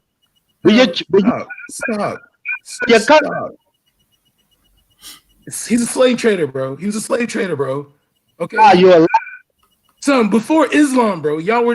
Before Islam, slavery was around. Okay, after it, like they've already proven that this was like cultural thing, bro.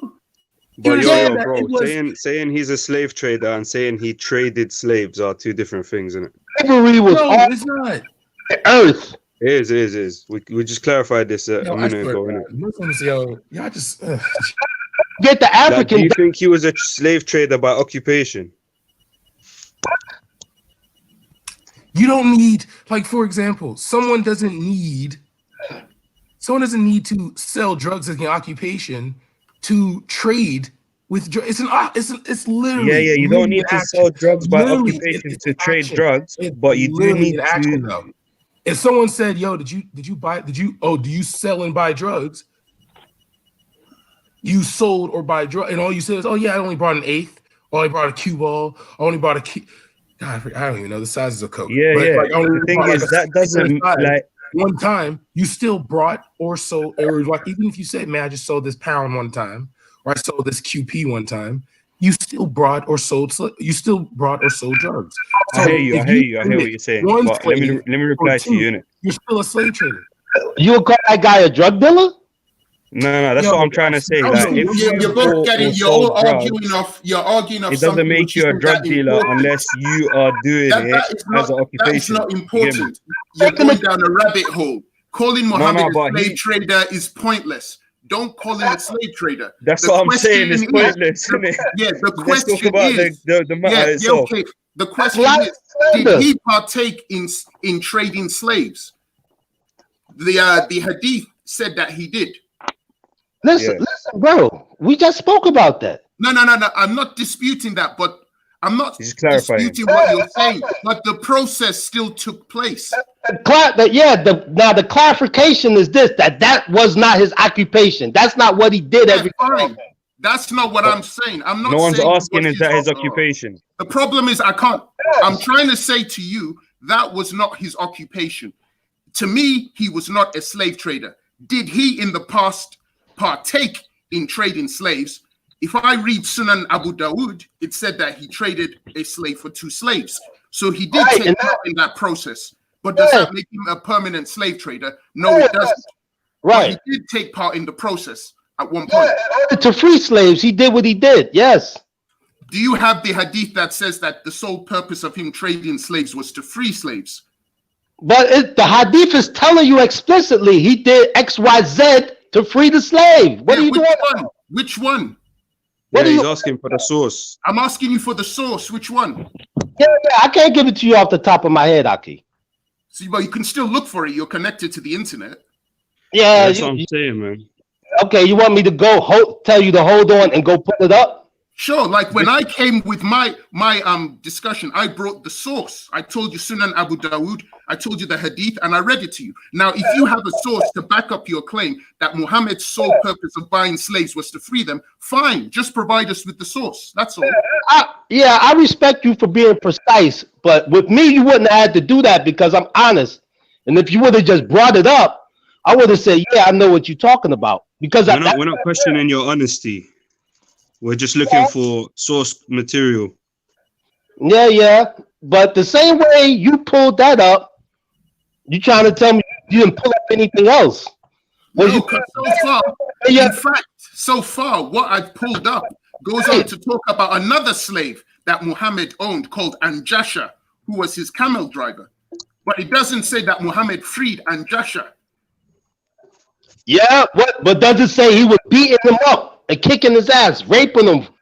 That's not what we are talking about, though. You brought in something else. Nobody talked about rape or beating. Dude, there's nothing wrong with it.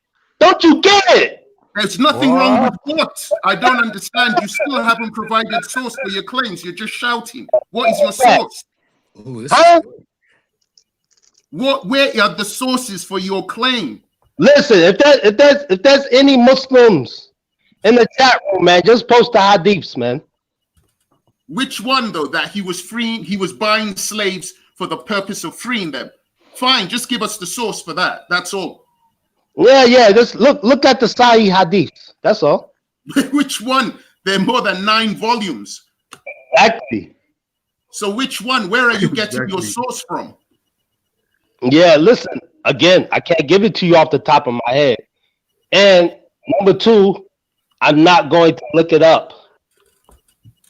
So then why should we believe what you're saying then? Huh? Don't believe me. Do research. So what was the purpose of you coming on the panel then? Was it not to make a point to prove something for your prophet? Yeah, well, I want to dispel the lies and slander. Of course, that's on the but you haven't disproven anything. We're asking you for proof. You're saying you're here to disprove something, but you haven't proved, you haven't brought your proof forward. Well, bring Raspect on then. Bring Raspect on. He has the answers. Come on, let's get Lines Den on. Come on, don't be scared. No, shut up, Raj. I know everyone wants to protect him. He's shook. Well, get him on him, man. Get him on him. No, that's not what the point is. The point is Abdullah's made a good claim that his prophet was taking slaves to free them, which is cool. Yeah. We're just asking for the source so we can read it and learn from it. It's that simple. Yeah. Yes. Yeah, you just read one source. Yeah, but... Yeah, I read one source, but it didn't say that the sole purpose of Muhammad buying slaves or trading slaves was to free them. It didn't say that. So I'm waiting for you or anyone to give me the verse where it says that's what he was doing. The one you read about, he was freed. It tells you right there. But listen. Well, actually, it doesn't. That's why I keep on asking you to clear it up for me. But you're not. That's hadiths as well that gives you more details and insight on the different situations that was going on. It's very comprehensive. It's not just, black and white. We have our scholars commenting and speaking on the details behind these hadiths that we hear. You get it? All of this information we take in and we use it. We utilize it. But you can't provide any of it now. Yeah, but I'm not a scholar, man. But you're here debating on behalf of something. Why are you doing it if you're not a scholar? Listen. I can go and say, hold on, and go pull it up, right? Yep. Please do. Okay. Yo, Witness, how you been, bro? I'm fine, thanks very much. Fine. You seem more irritated now. Your witness, what do you think of that? Do you think that's a good thing or bad thing, the way he described that? I don't want to comment on it until I actually see the evidence for it. That's the thing. I want to see the evidence for it. I'm talking about so far. I'm just talking about the way he described it so far. Witness, or anybody that brought out the point that he traded with 2 slaves for 1. What happened to the 2 other slaves that were traded then? Were they still slaves or were they freed as well? They were slaves. Well, this is it. This is why I needed clarification, because I can't see anywhere where it says that they were freed. So if he's got information for that, if they weren't freed, they were still enslaving. So So I'm waiting for him to provide the information for that. Yeah, bring Raspek. Raspek needs to jump on the lines. Then he's the expert. Man, he's on Dan. He's on TOI. No, bring him over, man. I'll be nice to him. You lot can protect him, man. He said you lot will protect him. Don't worry. The big bad Raj won't do nothing. I'm not gonna do nothing. I know. To Raspek, bro. What's wrong with you, man? Yeah, bro. This little Sikh, you can protect him. No, protect him, man. Protect him, man. No, but why you always getting onto him like? Yeah, bro. All right, he's trying to look for a reason to get onto him. First of all, he goes on to me all the time. Every show, because you keep getting onto him. One minute. He's gone into my Sikh community. He's speaking about me. He's calling me a paedophile and rape apologist. Yeah, but Raj, he's not here. He's not here. Yeah, I'm gonna go. Let me tell you something. I'm gonna go all into his business. He's on Dan's channel. Why don't you go to Dan's channel? Until he goes out of my business and the Sikh community, and sticks to his own community. I'm going to go all into his business. Why are you telling us we're not because I want to make sure everyone knows it. We are not Raspek, Raj. Don't worry, bring him over. Bring him over. Thank you for letting us know, bro. He's on Dan's channel. Go there. Yeah. I'll go there later, though. I'll go there later. Oh, come on. He's right there right now, bro. Deal with him, bro. Yeah. Don't worry. I wanted to come over here because it's more fun on here. What's wrong with Dan? No. You know what? I'll tell you something. What Raspek was saying was true. You want to chat to him here because you can cut him off, and on his channel, he cuts you off because you don't. I remember when I was chatting to you and you just wouldn't shut up, innit? No offense. I'm just saying, you do, I'm not gonna lie, you've improved since I last spoke to you, yeah.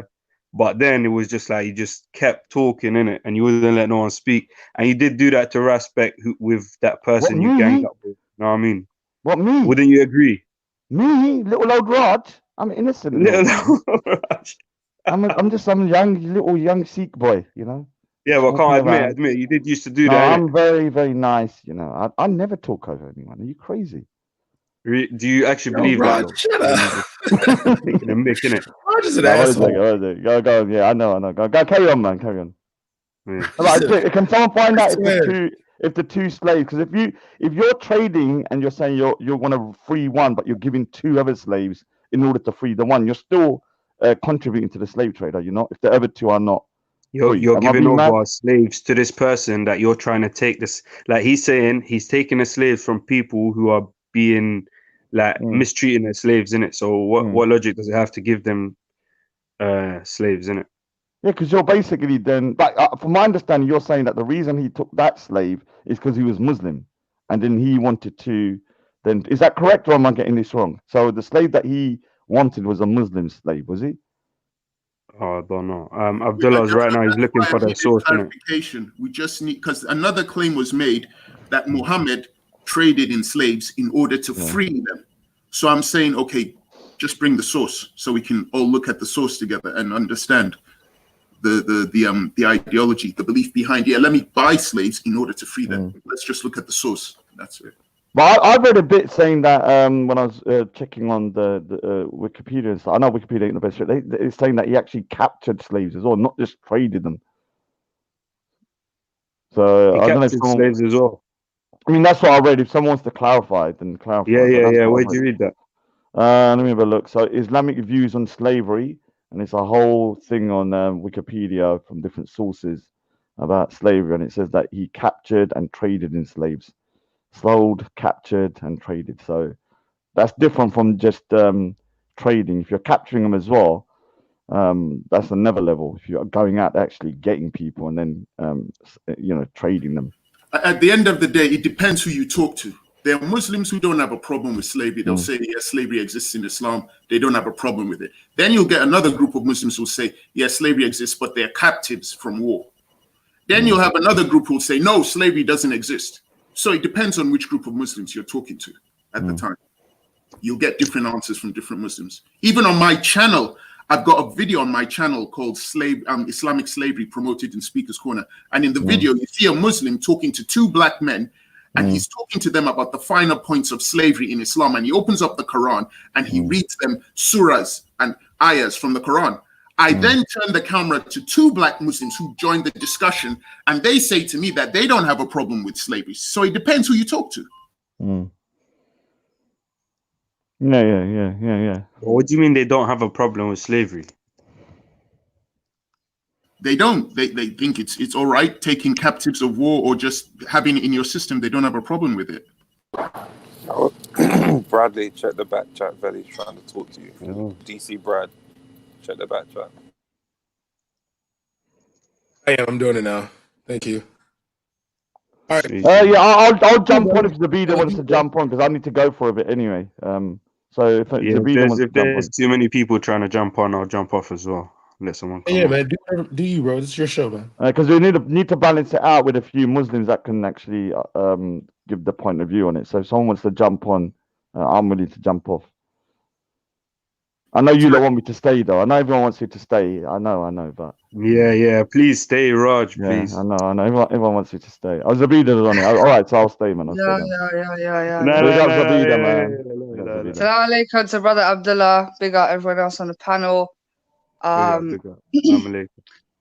Yeah, I just wanted to talk about this because I've been hearing this topic go on for like the last 2 to 3 days. And, yes, brother.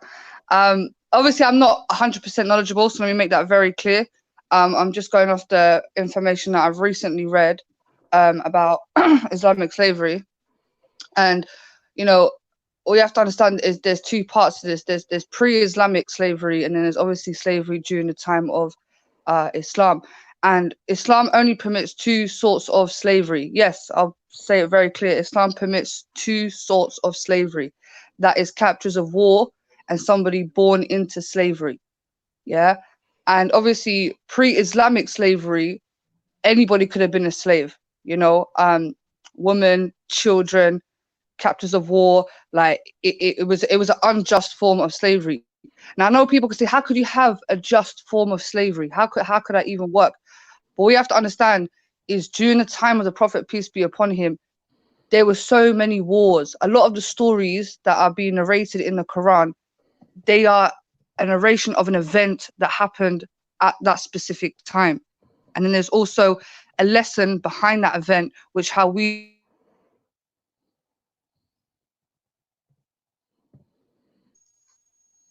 should. You're cutting out, Zabida. You're cutting out. Oh, okay. Zabida, you're somebody cutting call out. me. All right, you're gonna have to let me back in. Called me and it makes my phone go down. Let me 2 seconds. Yeah. See, my question is, how can we? Well, she's going to touch on it. But what is a just form of slavery? In any essence, what makes slavery just and acceptable?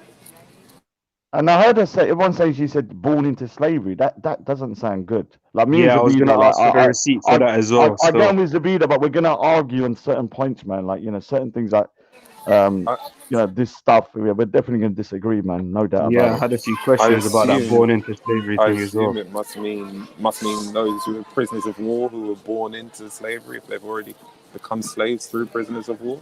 I assume.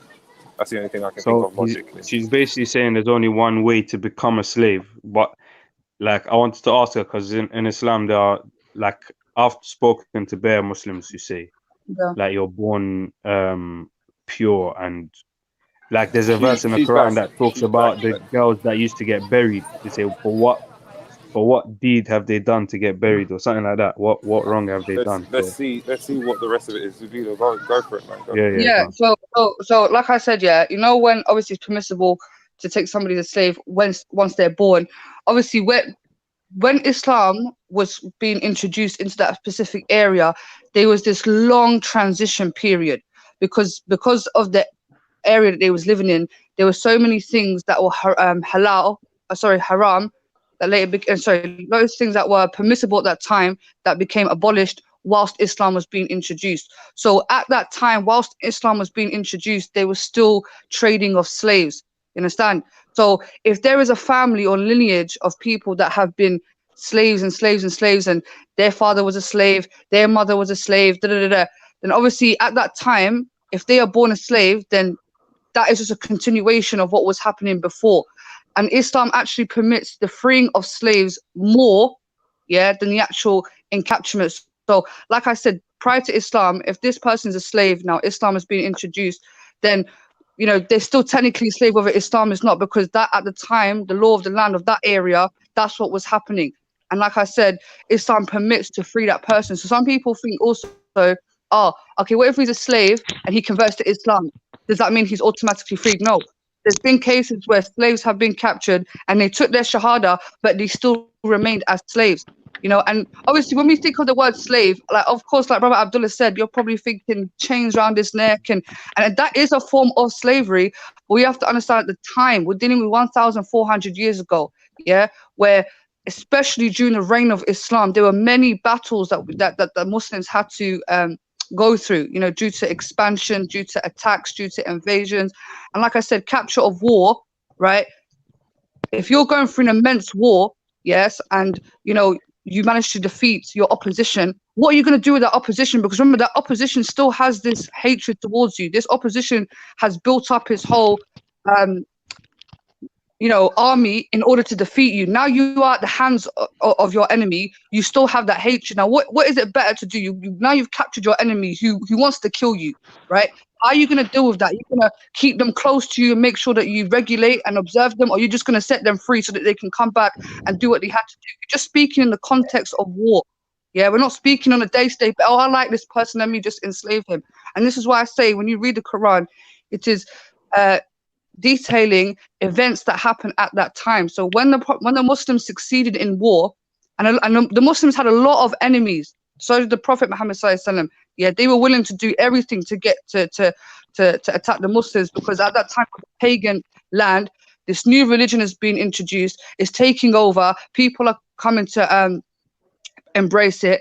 You know what I'm saying? And obviously, it's a threat to the current government or leadership within that time. So there is a lot of tension. And like I said, once you get hold of your enemy, what are you going to do with that enemy at the time? You're going to have to capture them and regulate them until the situation is clear.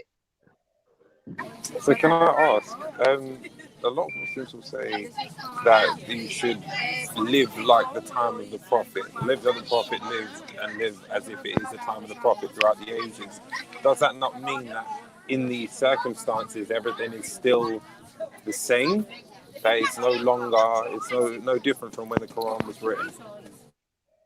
Yes, so obviously we're supposed to live by the Sunnah, the Sunnah, so the teachings of the Prophet, yes, the way that the Prophet acted, and obviously, we class him as the best example, So obviously, when he is dealing in battle, and this is the thing, I want to see consistency and justice when people are discussing this, and sincerity, because yes, there are certain things that, in modern day time, slavery, he traded a slave. Of course, it's not applicable for what we got going on this day and age.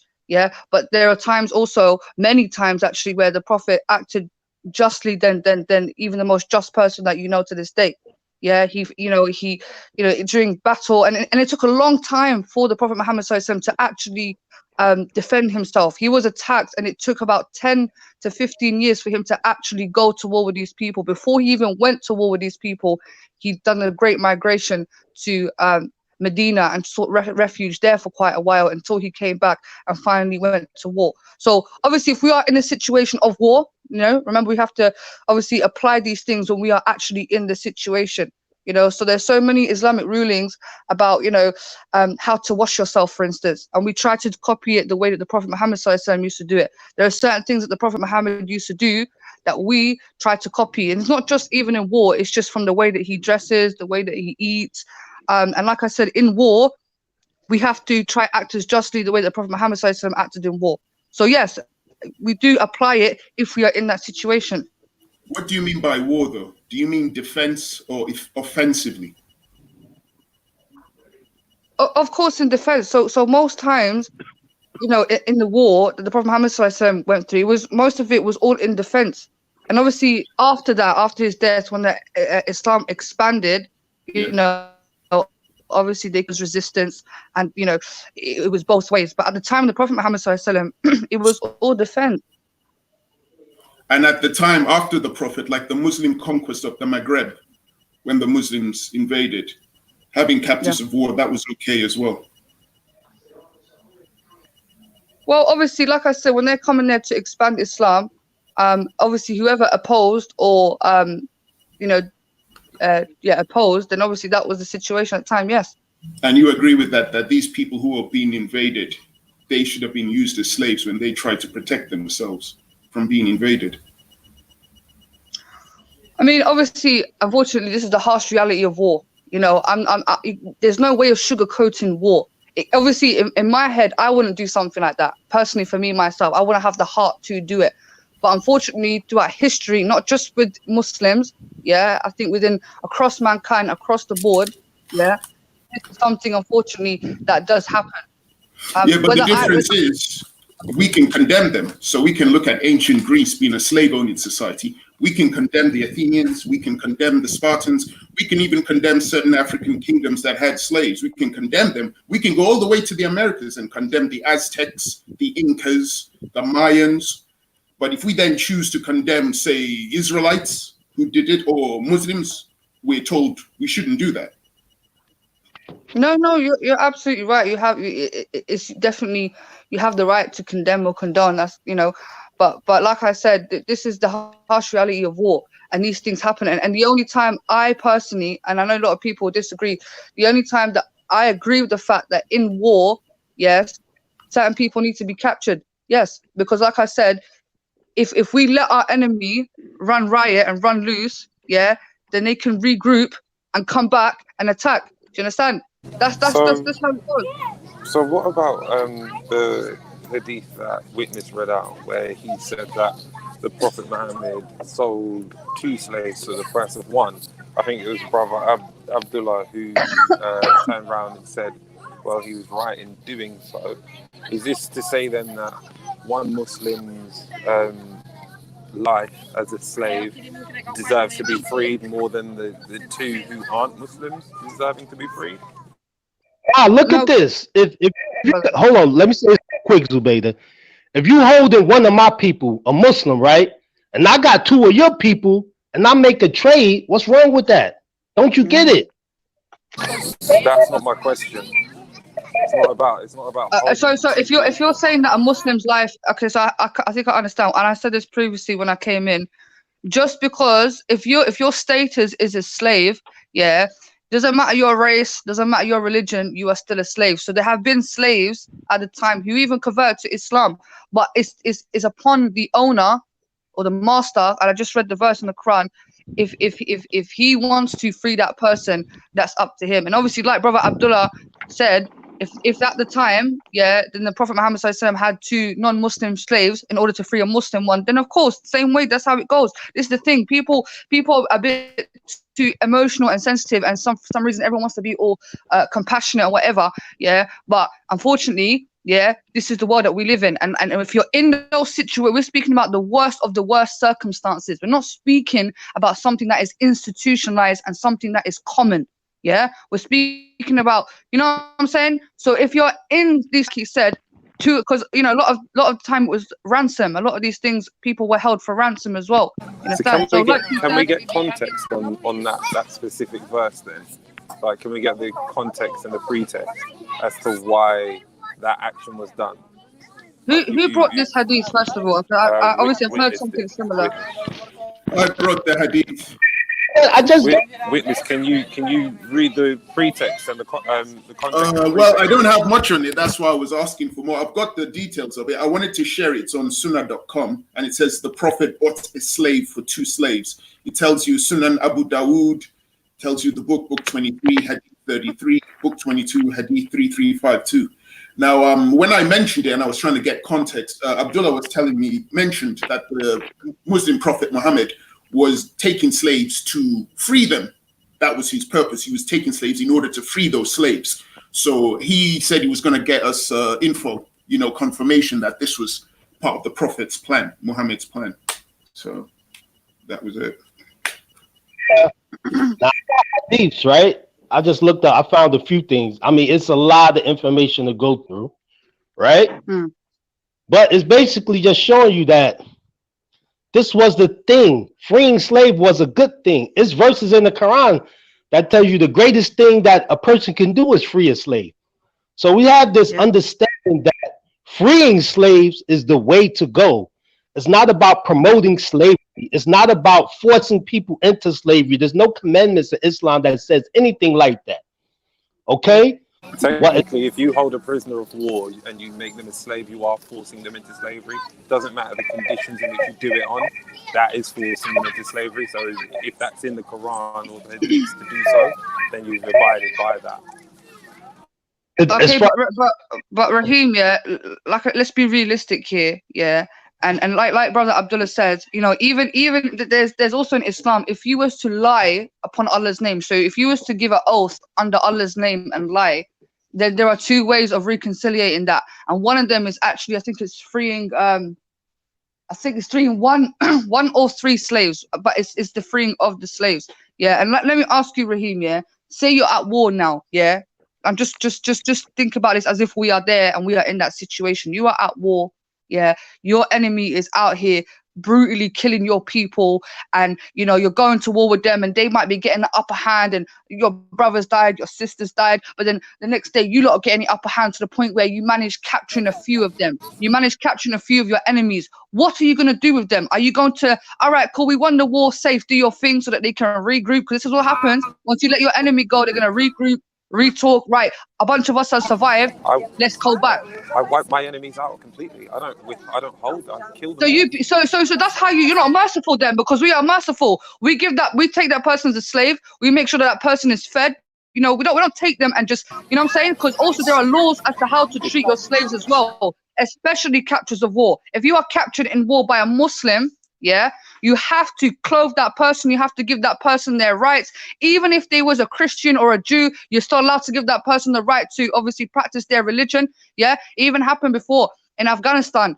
Two white journalists were captured in Afghanistan and they came back Muslim because of the way that they was treated. But you're now saying if I capture you, that's it, I'm executing you.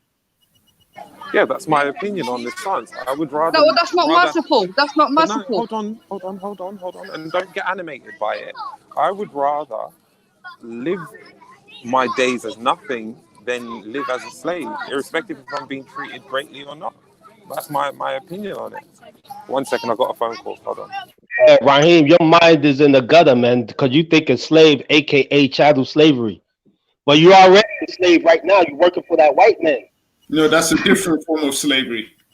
Yeah, exactly. So why employment is not a form of slavery. True. The race of a person has nothing to do with this subject.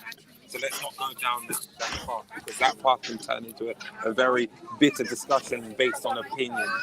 Let's keep it factual. My opinion is it is better to live in a state of nothingness than to be any man's slave, irrespective if I'm going to be clothed and fed. No man should be a subject of another man. That is my opinion. That's my opinion. Simple. And having a job. Yes, having a job. You know, where did we mention having a job? Being a servant is different to being a slave. Slave does not get paid. A job gets you paid. Just because someone's feeding you and putting clothes on your back doesn't mean that you are being paid. It doesn't mean that at all. Yeah, so I don't know if you know, throughout Islamic history, there were a lot of quote-unquote slaves who actually had high positions within society. And this is the thing, yeah, the word slave, because we're dealing with this term, we're dealing with it literally of how we believe a slave to be. Yeah, you know, somebody chains, he's being forced and rare. But obviously, throughout, you know, I would call myself a slave. If I am a slave, and I'm only slave to God, and I'll wear that badge proudly. Yeah, you're not a slave. Me, you know why you're not a slave? You know why you're not a slave, Zubida? Because you Muslims tell us that you have free will. Slaves don't have free will, do they? They can't walk away from their masters, can they? Yeah, okay. So for me, slavery, like slave means submission. You understand? You're being submissive. And obviously I submit my will to God. That's why we are called, you know, slaves of Allah. Yeah, but we're not literally meaning we're out on our knees crawling and begging and whatever. But I'm going to try to bring it for you now. But there are actual so quote unquote slaves who actually had high positions of power within Islamic golden age. who were ministers, who were leaders, who were generals. You understand? But obviously their status of being a slave probably was because either they were born into it or either they were captives of war and then eventually became liberated. So you know there are some hadiths here, yeah, about the treatment of captives of war. You know, giving them their basic human rights, so guaranteeing them food and clothing. It was narrated that Abu Dar said that the Prophet Muhammad ﷺ said, "They are your brothers, whom Allah has put under your authority. So if Allah has put a person's brother under his authority, let him feed him for what he eats and clothe him from what he wears, and let him not overburden him with work. If he does overburden him with work, then let him help him." This is from Bukhari. Preserving their Can I ask something then? What's the difference then between the transatlantic trade, where these brothers and sisters were taken, beaten and worked, not overworked to the point of death, but worked hard, clothed and fed? What's the difference? So my understanding for this Atlantic slave trade is that they were specifically enslaved because they were black. First of all, they were enslaved, and the Bible actually justified their enslavement because they were actually deemed to be less than human beings. Yeah, that's one of the. Where did you get that from? Yes. Hello. Which give us the passage, please, in the Bible that says that. So there. Just for clarification, Zavida. I'm sure there's a slavery book. There's a book of slavery. So they did use the Bible as justification for slavery. You are right in that. It was nothing to do with their black. They were black because they could stand to be out in the heat and were stronger than the Native Americans that were used at first and died out, and their white counterparts that were indentured servants. So we were free labor that could work all night, rest minimally, and still be strong enough to go out and do work, lift heavy loads, stay out in the sun, not get burnt and tired from all of that. So in terms of this, we're both under a form of serfdom. We're both not getting paid the correct wages. We're both indebted unto someone, allegedly, in both Islam and both in the transatlantic. We're both not getting, as I said, finance back. We're both getting fed, clothed. What's the difference here? So yeah, listen, man. You're lying, bro.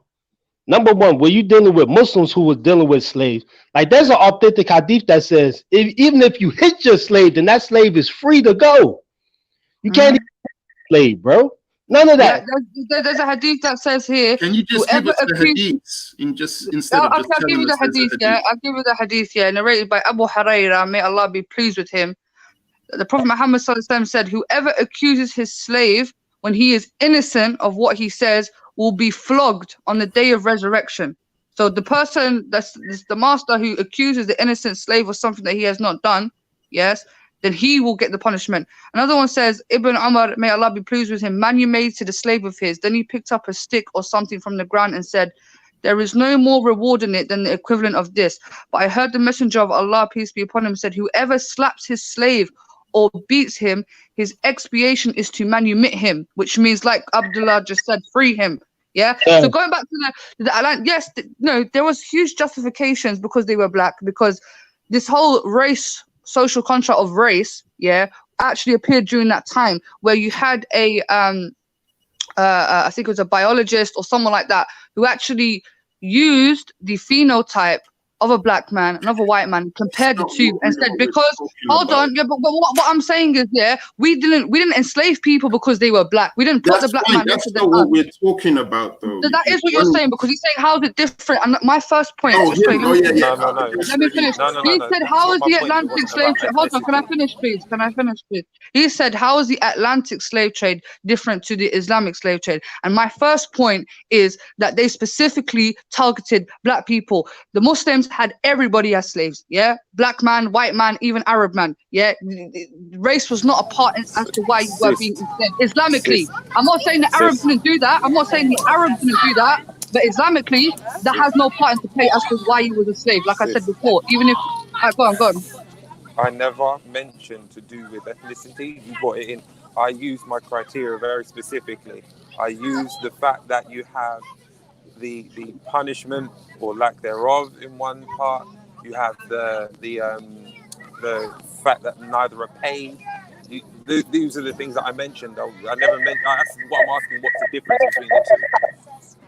That's the point. We're pointing out to you that that's lies you're telling. But it's not lies that I'm telling. How is what I've said incorrect? You asked a question. You haven't made a statement. You said, how is the Atlantic slave trade any different, yeah, to the Islamic? Now I pointed out a race, yeah. Me and brother Abdullah talked about the treatment, yeah, the treatment. But sis, I specifically said the context in which I'm asking for the difference. So I said, where is the difference between the transatlantic slave trade in example 2, the treatment of the slaves, which you answered fair enough, but I never mentioned race. I mentioned the fact that neither got paid. They both got clothed, they both got fed, and they both got worked to the point where they, not to the point of death, but they both got worked very, very hardly. Where is the difference apart from the punishment now that you mentioned? When you say they didn't get paid, that's another lie, brother. Because where has the slave ever been paid? It's in the name. Slaves don't get paid. It's in the name. Listen, bro. If I'm working for a specific thing and I get what I get, that's my payment. That's what I'm getting paid. So what were the slaves in Alabama getting as their payment? Please tell me. You're dealing with chattel slavery now. They got the whip on it. No. So, okay then. I'll ask you. What were the slaves in Rome? How were the slaves in Rome getting paid? The slaves that were taken from Dacia when the Romans conquered Dacia and then captured some of those people, or when the Romans invaded Gaul, modern day France, and they took loads of those people, those Gallic people, as slaves. What was their payment? Please tell me. You're talking about chattel slavery again. Their payment is a whip on their back. No, but they got a roof over their head as well, and they got food in their mouth and water as well. There's no difference. Both sides got water, both sides got a roof over their head. So what is the difference? There's no payment. Having a roof over your head is looking after your commodity.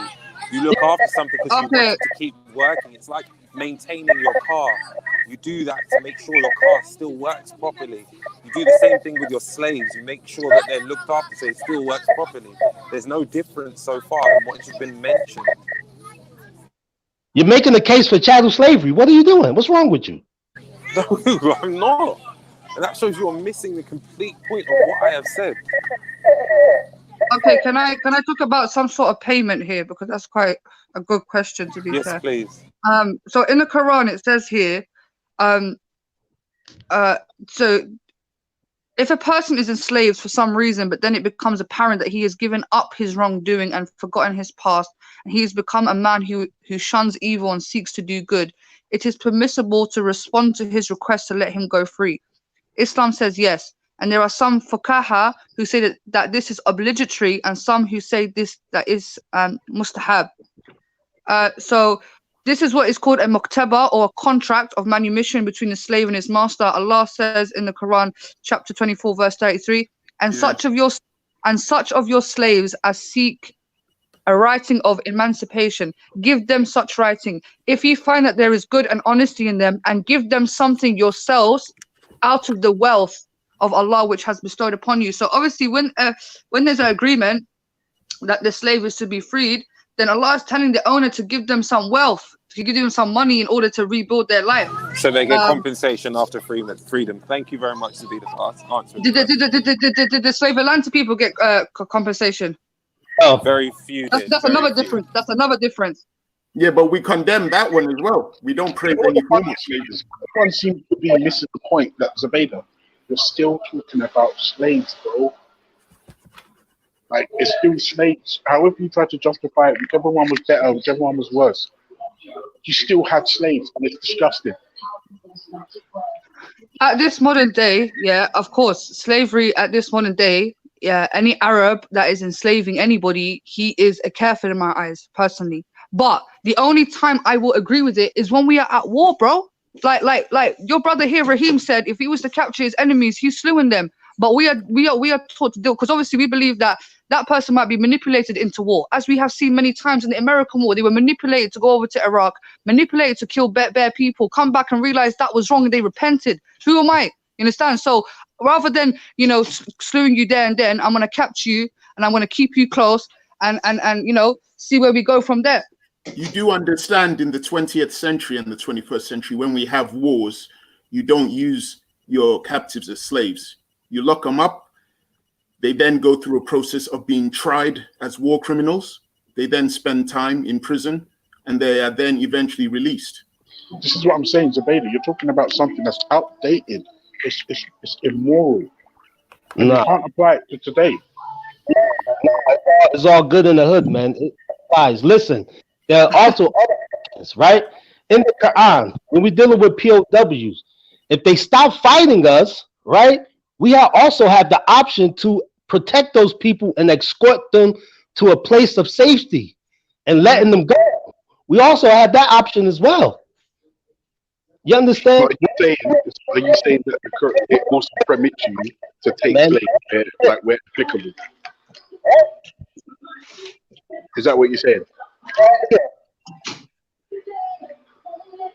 I can't hear you, bro. Your phone's cutting out. Yeah, I don't hear you.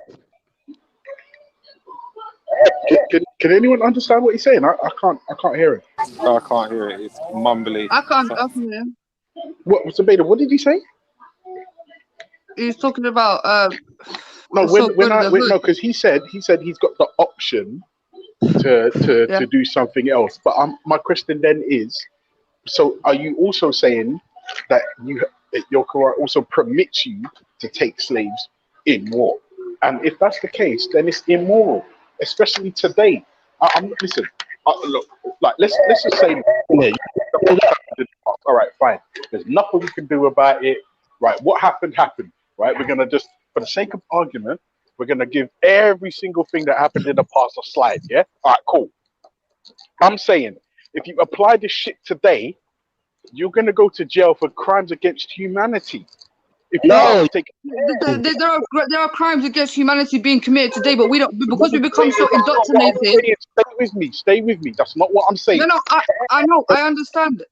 Be charged because he'll kill everybody, so he will be charged with the war crime, not the Muslims keeping them alive, giving them a. Yo, you're getting too emotional to have a conversation, man. Okay. Let me tell you, yeah. Okay, I understand. No slave is better than any. You know, like I said, we're dealing with war here. We're dealing with a harsh reality. We can't sugarcoat war. There's nothing fancy or pretty about war. You understand? And that's because people die, Zubaydah. That's why. Yeah, exactly. What I'm saying is, if you're saying that you could implement the Quran today, where if you're in war with someone, you could take them as a slave. Yeah, I'm saying to you, if you try to employ that today, you are immoral.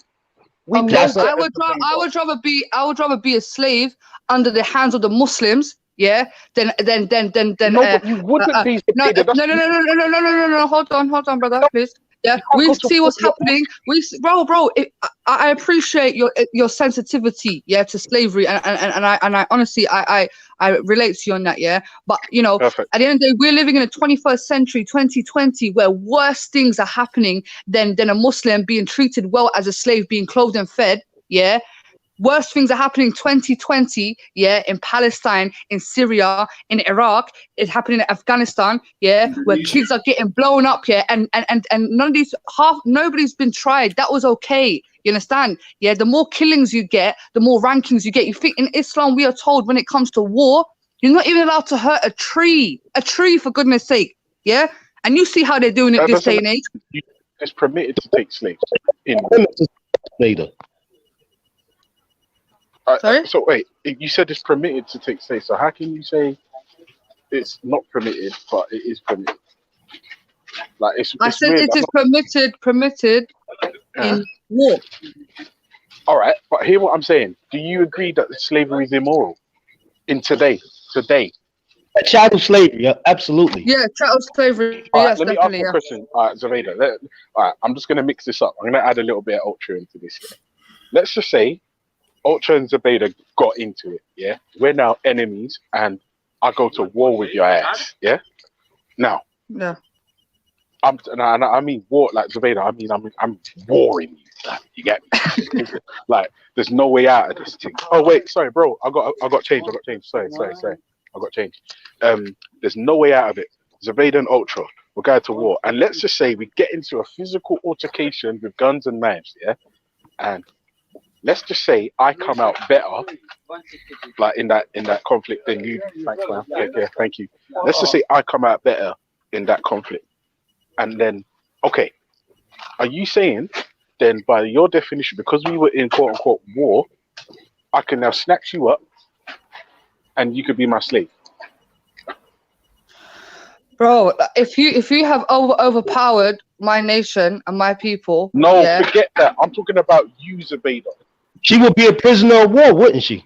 exactly. And No, but I would be more Zebeda- comfortable. Can I say something? Can I say Can I just something? answer this question, please? Can Yeah, I just go answer for it, this go for it, question? go for it. Obviously, Yeah. Ultra Funky, I'm not doubting your compassion. I'm not doubting your mercy. You know, I'm Yeah. sure that even if I was a prisoner of yours, you'd treat me nicely, hopefully, inshallah. You know what I'm saying? It depends. But If you hurt my wife or children, I'd fuck your shit up every day. okay, well, so this is why I feel more comfortable if a true Muslim, yeah, if I was a capture, say if I wasn't Muslim, for instance, yeah, and a Muslim captured me and he's a true Muslim, yeah, I know that I would be safe because there are Zebeda, laws no, you see, that you're he gonna has. get yourself into sticky territory now. What is a true Muslim? And point this person out to me. That's what I was going to ask. Somebody that follows the Quran correctly and Zebeda, follows the point Sunnah. this person out to me. I'm Because I not need God. to I'm not God to say, brother. I'm not God to say who's a true. That's not my place to say. But for what I would class as a true Muslim is somebody that follows the Quran, that will implement how to deal with me Islamically in that situation. And Islamically, if I was captured as a non-Muslim, he would clothe me, he would treat me fair, he would give me my basic rights. You understand? And after that, I could either be freed or I could marry or whatever. You understand? But he would also have every right to have sex with you whenever he wants, right? No. Rape is not permissible in Islam. But it's not rape if you are belonging to someone. I can't remember the hadith. I read it on the other day, but there's What the right hand times where- possesses? The right hand Yeah, possesses. He goes Yeah. into that. Yeah. So I can tell you about the right hand possessors. Prior to Islam, pre-Islamic slavery, there was a lot of sex slavery. Yeah. So obviously a lot of these women were sold into sex slavery. You know, there was prostitution, and obviously at the time of Islam, yes, that's who the right hand is referring to. Those ladies that were left without any marriage, who were basically come from a lineage of prostitution. And obviously they had the option of marrying, because before they had no right to marry. Yeah, like as a prostitute, you was everyone's wife. Yeah, you didn't have the liberty of being to one man and sticking with one man. So obviously when Islam came, it gave these ladies the right to marry. Do you understand? And to become to have a status within society which they never had. You know what I find interesting is depending on who you are, another Muslim will have a different interpretation of what that verse means. Exactly. There's no concrete unanimous view. We had a brother on, I think it was Friday or Saturday, and he was saying that no, it's not even that. It's just a mistranslation. It means one you've had an oath to. So there's no concrete thing. It's a lot of it is down to who you're speaking to at the time. Exactly. I said that earlier. But my battery's about to die, so I'm gonna have to jump off. Pleasure speaking to you guys as always. Yeah, but big up. I'll be on later and in a bit. What is this order? Even your name Rahim means merciful in Arabic. I You know, know, have some mercy, brother. I know what my name means, but it goes beyond that. But that's another story for another time. See you guys later in a bit.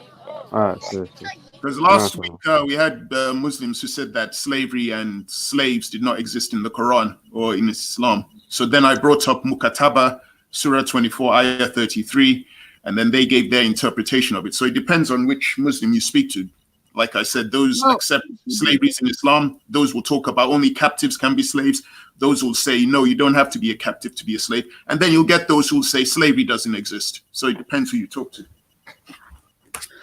I mean, you know, it's a very sensitive subject, and obviously, with modern times, since everyone is so LGBTQ friendly and so sensitive, you get me. These things, you get me. But for me, in my eyes, like it makes sense. It's logical. Like I said, if we are in a situation where we are at war, yeah, and the folks is captured, you know, like I'm not throwing Raheem underneath the bus, but man said if he captured his enemies, that's it, he's killing them there and then. Yeah, but I know you ignored what I said. said, though. You ignored what I said. That was what Raheem said. I said in the 20th and the 21st century, when there are wars, the captives are taken, they're imprisoned, they're tried over a period of time as war criminals, they serve their sentence, and they're released. No one is used as a slave. That's from the 20th century into the 21st century. Mm. Well, obviously, we have a new system, and as Muslims, we obviously taught to abide by the law of the land. So if that is the system, which we have as well back home, you understand? But you know, and there's, as of yet, there is no actual Muslim country that is governed 100% by Sharia law. And we have adopted this system as well, this prison system. So that is the system that we are dealing with now. I don't really see. Obviously, I'm not gonna sit here and say people are not taking people as slaves unjustly. Yes, it's still happening. We have sex slavery, we have child slavery, black people still being enslaved and captured, and these things. This is not part. This is haram. We forbid this. This is evil. This is an evil act, and that is immoral in our eyes. Yes, we don't agree with that. But you know, in all Abrahamic faiths, this aspect of slavery is mentioned. You understand? Even in Christianity, Judaism, if you compare them, some of them are much more harsh. They're all criticized. That's the difference. With my consistency, I condemn everyone, even African kingdoms. So do you condemn the slavery in the Bible then? Yeah, I condemn it all. That's the difference between you and I. I don't give anyone a pass. Sorry? How can you, as a Christian, condemn the law of God? I'm not a Christian. I stopped being a Christian. Oh, I thought you was a Christian. Yeah, I stopped. That's like on record. When I'm in Speaker's Corner, when I've had discussions with Muslims who are trying to give me dawah, they asked me this question, and I said, I've stopped. I'm in search of a new belief. I'm in search of the truth. But I stopped being a Christian. So I condemn everyone when it comes to slavery. Nobody gets a pass with me. Black, white, brown, Jews, atheists, Muslims, Christians. I condemn anybody. African spiritual systems, anyone that's involved in slavery, I condemn. That's the difference between you and I. I'm consistent. Nobody gets a pass with me. Hey, Brother Witness, how do you deal with POWs? How would you deal with them? Go on. I told you. I gave you the infrastructure. You would lock them up, and over a period of time, they would be tried as war criminals, and they would serve the sentence that was issued to them by the judge, and then they would be released after they served their sentence. How would you treat them when you got them locked up? When you treat them, well, when you're treating them, you're providing them A, with accommodation, B, they're being fed, and C, they're allowed to speak to their lawyers who are going to defend them in the war tribunal. Okay, cool, right. You're not going to rape them, right? You're not going to whip their backs and do all this type of stuff, are you? No. Okay, cool. Okay, so if the Muslims do that in the times of war, what's your problem? The difference is the Muslims, as you are saying, would use them as slaves. I never mentioned slavery in anything that I just described. Well, if you possess them, then right, you got them. You're responsible for them, aren't you? Yep, and they're going to be facing a trial for the crimes they committed, but they will be released. So now how long the sentence is. Yeah, so now this is semantics we're dealing with now. It's not semantics, that's the difference. What do you mean? What's the difference? So see, this is what I'm saying. You're making the difference. I just explained to you they would be war criminals, they would be tried, they would spend time depending on the sentence they were given, and they would be released. What would the Muslims do with the POWs? The POWs, I was told that you would use them as slaves because they're captives, and then I was told that if those people gave birth to kids, that those kids would also be slaves. So you're saying indentured forced labor? That's what you're saying? That's what I was told by you and Zubaydah. Because Zubaydah said you could. But even if that child, hold on, even if that child was born, this is the thing, yeah. The main difference is the treatment. I would say the status, unfortunately, stays the same. Slave, yeah. But like, so for instance, even during the Atlantic slave trade, yeah, when kids were as young as 8 or 9 years old, they were sent out to work in the ranch, fam.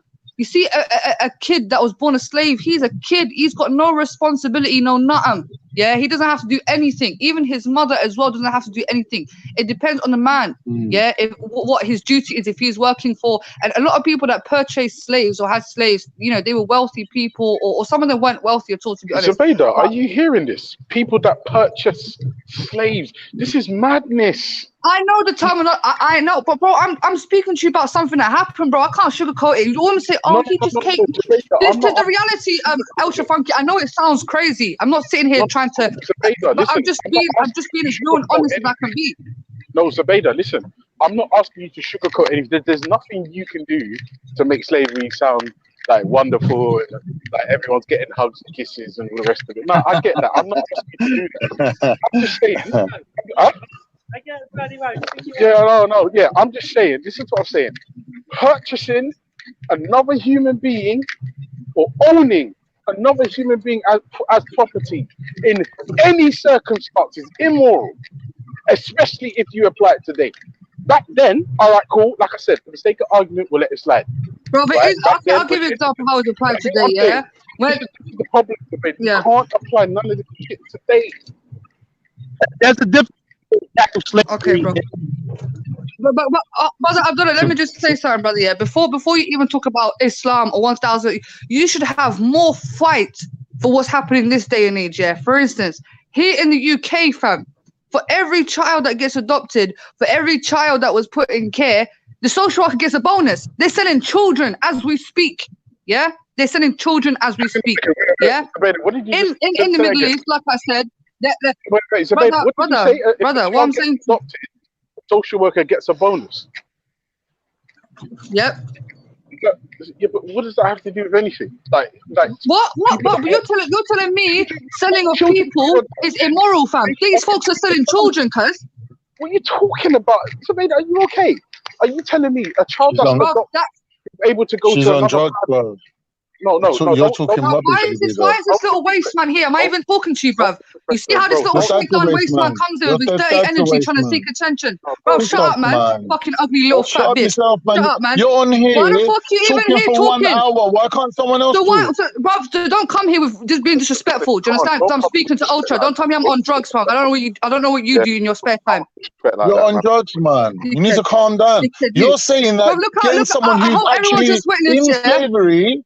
Being in care is the same as being in slavery. Someone gets a bonus for getting them out of slavery, and you're saying they're selling children. Don't make sense. Bro. Anyway, Ultra Funky, like I said to you, yeah, if social services manage to get a child adopted, that social worker is paid, is paid to basically technically sell, quote unquote, another child to somebody else, take away somebody's child from their parent, right, and give it to somebody else, and the social worker is like the middleman, and gets paid. He's like the slave owner, picking up children, okay, selling it that way, and my man gets paid for it. What do you call that? I class that as slavery. Zubaydah, I hear you, but I need you to calm down for like a second and just understand that you're being totally and utterly irrational at this point. To compare the social system to slavery is you're not doing yourself any favors, and to be fair, it's just insane for you to even make that comparison. Let me tell you why. So hold on, I need a toothbrush. I need a toothbrush. Hold on, I need a toothbrush. Hold on. Like your version of slavery, I'm not sure, because from my understanding, there's different sorts. Yeah, so we have, what I'm talking about is captures of war. Then you have chattel slavery, then you have sex slavery, then you have forced labor, especially when it comes to children. You might call it slavery, or slavery might not be the best term, but obviously the selling of another human being is happening till this day. All right. Let me just grant that for the sake of this argument, yeah. But what I need you to do, what I need you to do, right, hold on, is this soft or firm? This guy's pissed me off with his dirty energy, fam. I was having a nice conversation. No, to be fair, I don't know why it took that turn. That turn was unnecessary, but like just it was just come back to man. Just come back. What's all that dirty energy all about, man? Yeah, it's like he does this to everyone, bro. That's why no one likes him, bro. No one likes me. Khan's all right. Listen, Khan says some reckless bullshit sometimes. He's all right. I come on here to reiterate and agree with what Witness said. Yeah, I don't give a fuck if it's Muslim, Christian, Jewish, black, white, slavery, and it's wrong. There's no one here that could tell me about Muslim slavery or Christian slavery. It's all wrong. Yeah, if we was establishing a Christian or a Muslim state today, slavery economically would not be a part of it. Fact. But no one's saying that. Yeah, like Ultra said, back then, yeah, but when you start trying to defend slavery, people are thinking, oh, these Muslims love up their slavery, boy. But listen, Khan, I'm not gonna fall into no Western narrative here. You can be a stellar or you like, mate. That's not my issue. Yeah, but when the Quran says something, I will choose. I will, no. Hold on. Madness. Hold on. Random madness is coming out your mouth. Okay, bro. We already know where you stand. You're all over the place anyway, fam. Allow it. What? Because I'm not gonna defend. Bro, you defend the Quran. So you're disagreeing. So you're disagreeing with the Prophet Muhammad. You're disagreeing with the Prophet Muhammad for freeing a Muslim slave. If the Prophet Muhammad was here today, yeah, and we said, right, we're going to start a Muslim country, do you think slavery would be part of that? No, it wouldn't. So I'm not disagreeing with the Prophet Muhammad at all. No, chattel slavery won't be a part of it. Absolutely not. I don't understand, Abdullah. You said you were going to bring a hadith in which you said Muhammad was trading slaves to free them. You said you were going to bring that hadith. So I'm thinking then Muhammad was against people being held as slaves. If he's trading the express desire to free people, why would you still hold on to slavery? Listen, my brother Witness, in the Quran, it says the greatest thing a man can do is to free a slave. Right? So then why are you supporting slavery then? That's what I'm saying, and it's like they're so busy trying to defend the thing that they don't realize what they're even saying or the repercussions of what they're saying. I don't care about repercussions. I'm saying about captures of war. That's the only time I said. I'm sure if you rewind, I said the only time I agree with some form of slavery is if it's captures of war. I don't even class it as. Hold on, let me finish. I wouldn't even class it as a slave. That's the term we're going to use. We're going to use the word slave. Exactly. So what we're talking about is back to the example that Ultra gave, that someone's going around starting fights, yeah, mashing up people, yeah. So what is justice? That then people need to get repaid. Like someone come into your house and fuck up your house. Either they got to pay for your house to get fixed, or they got to fix it with their own bare hands. Yeah. So slavery is you're paying off your debt with labor. Yeah. Now in this day and age, that can't run. Back then, where there wasn't the economy, there wasn't the money, or there wasn't this like idea of money that we have now. Money was real back then. Gold was money. Like these things was money. Money was real. You get me? Like now, money's just fake money. It's just not real. Like this whole economy, yeah, you got to understand. In this economy, you couldn't have slavery. You could not get immigrants getting off the fucking boat from Syria that's going to come here in about a week and start putting them to work and saying to them, right, we're going to make you work. Yeah, don't worry, we're going to put a roof over your head and it can't work. But it does happen though. This is the thing, it's illegal. What I'm saying is, but it is when you're looking at slavery, it has to be in line with an economic system. Do you understand? When money is the same as labor, yeah, that is a certain type of an economic system that we're not living in that system now. The whole world banking system, you could not establish a state anywhere in the world that will run off of slavery now. It wouldn't work. Yeah, so of course, from now to the future, you couldn't have a country running on slavery. It's impossible. If the Prophet Muhammad was here today and I said to him, come on, bro, let's start up a country, slavery wouldn't be part of the economy. It wouldn't be part of it. Yeah, you're talking about chattel slavery. Yeah, we agree with that. No, man, any type of slavery. Any type of slavery. You're the one who's going to have this thing for chattel slavery. We're saying any form of slavery. It can't run, bro. It cannot run. You're a slave now. Even nowadays, with prisoners of war, how do they get the money back? Yeah, for someone warring you, is they go to their country and they rob out their natural resources, or they make them pay back a debt to the IMF that they have to pay back for years. So where's America paying Iraq then? If that's the system that we live under, where's their? Come on, bro. Like, the thing is, yeah, I hear what you're saying, but the fact of the reality is, yeah, we are still living in some sort of system that whether we realize it or not, it's slavery, even as far as mental slavery. Yeah. Who picks the winner and the loser of a war is a different issue. Yeah, but the fact is, whether Iraq didn't even start the war or whether America just come over there and beef them, that's irrelevant. The point is that when it comes to paying for that war, yeah, whether it be Turkey, whether it be Iraq, you're paying that money back to IMF until your debt's cleared for that whole war. They could have beefed you. They could have started it. They're charging you for them weapons that they spent subduing you. You're paying that back to IMF. Do you understand? So you agree with that system? You agree with that system? But this is how it is. So when people are working, okay, so now this is how it is. So when I'm speaking about something that happened 1,400 years ago, which I believe to be justified at the time, where they was living in ignorance, and the Prophet Muhammad sallallahu with Allah's teachings, yeah, executed it perfectly. Yeah, cool. And we're living in 2020. You and the people that are bombed have to start paying the other people back. Come on, man. Yeah, what you talking about doesn't work, man. That's corruption. Listen to what I'm saying to you, bro. You don't seem to understand. And then you'll say to me, it is what it is. And when I'm talking about the Prophet, but we don't agree. This is why you got sound. No, I don't. I'm not saying that the Prophet was wrong. I'm saying he lived in the time that he lived. I'm not saying he's wrong. I'm saying when you start defending it, you're making it sound as if it's part of Islam. Look, the West take POWs and torture them to death and do all types of madness, man. You agree with that? That's wrong. But we can criticize it and say it's wrong. It's wrong what they do. It's immoral. Do you understand? With me, I am consistent. Nobody gets a pass. Exactly. It's wrong, isn't it?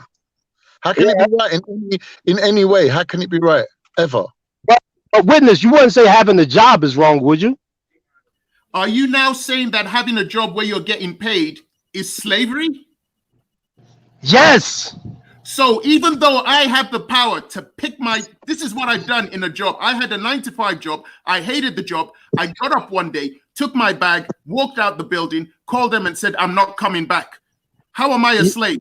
Yeah, and then you became a slave to somebody else and got another job. You obviously don't understand the meaning of the word slavery if you think that is slavery. Hey, listen, there's different levels to this, man. Don't be jahil, man. Be honest. And define for us what slavery is. I'm still waiting for the hadith you said where Muhammad had a plan to free slaves by trading for them. You still haven't brought me that hadith. So now define to us what you believe slavery is, because your idea of slavery doesn't make any sense. What do you believe slavery is? Yeah. Okay. When you're talking about slavery, it's different levels to it, isn't it? There are different forms of servitude, isn't it? Like the ones you keep harping on and keep talking about would be chattel slavery. Yeah? Can you define it? Huh? Define it. Provide a definition for slavery. Okay, just let me finish. Okay, now with chattel slavery, which is a particular type of slavery, because we're talking about slavery, which comes in different levels and there's different types. That's number one. Now, the one that you're focused on and that your mind is poisoned with is called chattel slavery, where the slave... Listen, fire for all slavery. Simple as. Fire for it. But then you don't agree with people having a job. And that's not slavery. It's servitude. It's not slavery. You're being disingenuous or you're being stupid. Slavery is poison, especially when it comes to black people. They don't hear nothing when dealing with slavery besides chattel slavery. That's the definition of slavery, chattel slavery. That's not the definition. That's your definition of slavery. Definition. Define what you mean. Yeah, we're talking about when the slave is being oppressed, being forced to work, right? Forced labor. We're talking about being raped, having their backs whipped, etc., etc. Being owned by another person. Owned by a person. That's your definition of slavery, chattel slavery. Bro, we're owned by the government. You agree with what they done just said? We're owned by the government. You agree with what they I'm done not saying just we're said? not owned by the government. They don't, just said owned. No one owns no one. The government doesn't own anybody. Who said the government owns people? This is getting ridiculous now. Bro, This is what I'm I saying. don't And understand this Zabeda, sort of energy, Zabeda, yeah, but you no know what one's it talking is? about the I'm not current gonna lie, times. Zabeda. Listen to what I'm saying, yeah, Zabeda. Listen to what I'm saying. Right. Fire for all slavery, and that includes the Islamic type, whatever the fuck it is, or however you want to describe it. Fire for it. Now, if you're gonna do silly things like equate slavery in any of its forms to having a job, then you're either being disingenuous or deliberately stupid. And I would urge you to let me say both. something, yeah. I'm not going to use the word slave anymore because obviously people are very sensitive here. I'm going to use captures of war, yeah. And yes, being a capture of war does mean that somebody owns you for a specific time period until the debt has been cleared or until they have rehabilitated. Yes, it's moral, bruv. Yes, definitely. Yeah, if you in your army, hold on. Like I said, if you in your army, like it's the same. Like it's the same thing that technically kind of the same thing as what Khan has explained. Yeah, when or whoever it was, I think it was Witness, when we go to war and obviously the opposition are captured and they are put in prisons, whatever, they serve their time and that's it, they're out. Yeah, but the way we deal with our captures of war, it depends on the individual. If that person is willing to be rehabilitated and come back to the right path, we will deal with them justly and we can release them as well. You understand? But in certain situations, that's not the case. Yeah.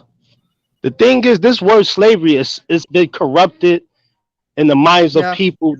They just hear it, they go crazy. They're not dealing with it from a literal perspective. So, Now, the difference is you don't know what slavery is. You think sitting down in an office is slavery. So you are hardly like the moral compass of defining. No, he's hardly qualified to give us to tell us what slavery is. If you think having a job is slavery, then that's it. But everyone obviously has their own interpretation. I think this definitely comes down to interpretation. That's slippery slope. If you start changing or moving the goalposts, all of a sudden slavery becomes this wonderful thing where we get cotton. But no one's saying that, bro. No one's saying that. Candy floss, and everyone gets a hug. No, look, I think the distinction is very, very clear, innit? It's a really clear distinction. When you work, ridiculous what's happening now. No, when you work, you're exchanging your time for some sort of currency.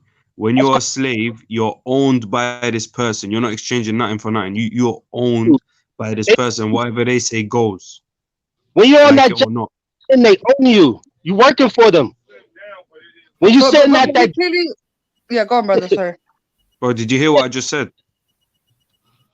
No, I heard what you said, bro. But the difference is, and I said this before. Okay, cool. The person owns you. You work for that person, whatever.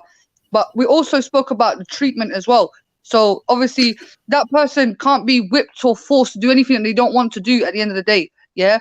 I just read hadiths. If you was to hurt your slave or somebody that you owned, then there is a punishment for you as well.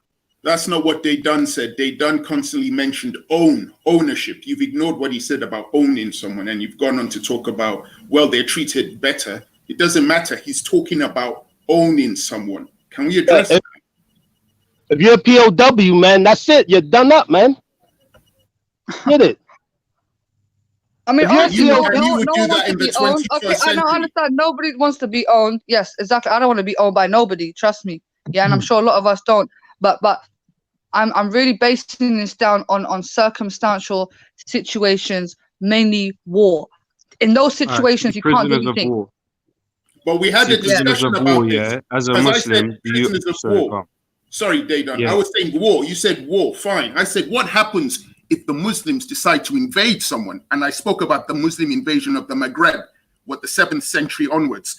They were the aggressors. They invaded. The people there who were trying to defend themselves, who lost, would have been used as slaves. Was it morally justified there to use them as slaves?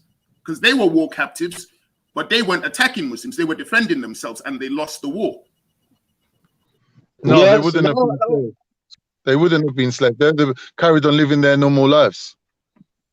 Yeah, they POWs, man. Then they get a chance to, get escorted to a place of safety, things of that nature, Aki. It's different levels, man. Escorted to a place of safety. They're in their homeland. Where would you have escorted them to? Away from the battle, so they can't interfere with the war. Where the sword won't cut their head off, man.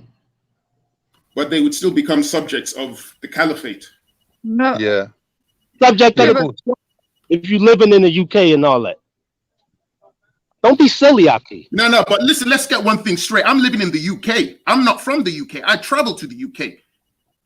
Okay. I'm talking about people who were invaded. So you don't be silly. Yeah, okay. Yeah, I'm not being silly.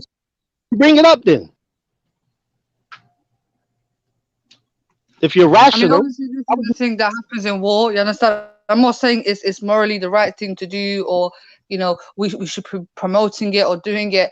But we are dealing with war here, and obviously during the expansion of Islam, obviously they wanted to expand. You understand? And alhamdulillah, a lot of the North African states accepted Islam. I mean, the Berbers and the Muslims, they joined forces and became a very strong force. Hence why we were able to get the Moors.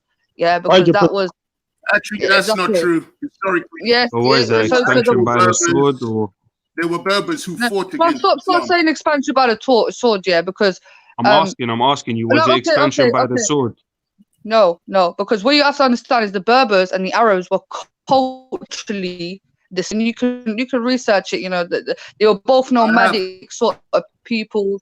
They when you're living in the Sahara and stuff, the music and poetry, this message, understood it due to the cultural similarities. And I'm not saying that certain people didn't, had to become Muslim or whatever. But obviously, even when Islam came into India, a lot of it was done via the trade route. Yeah, because people were trading, they were communicating with other people and learning off of them. And you know what I'm saying? So it's not all just throughout war. I mean, the biggest talking about the slaves and the prisoners of war.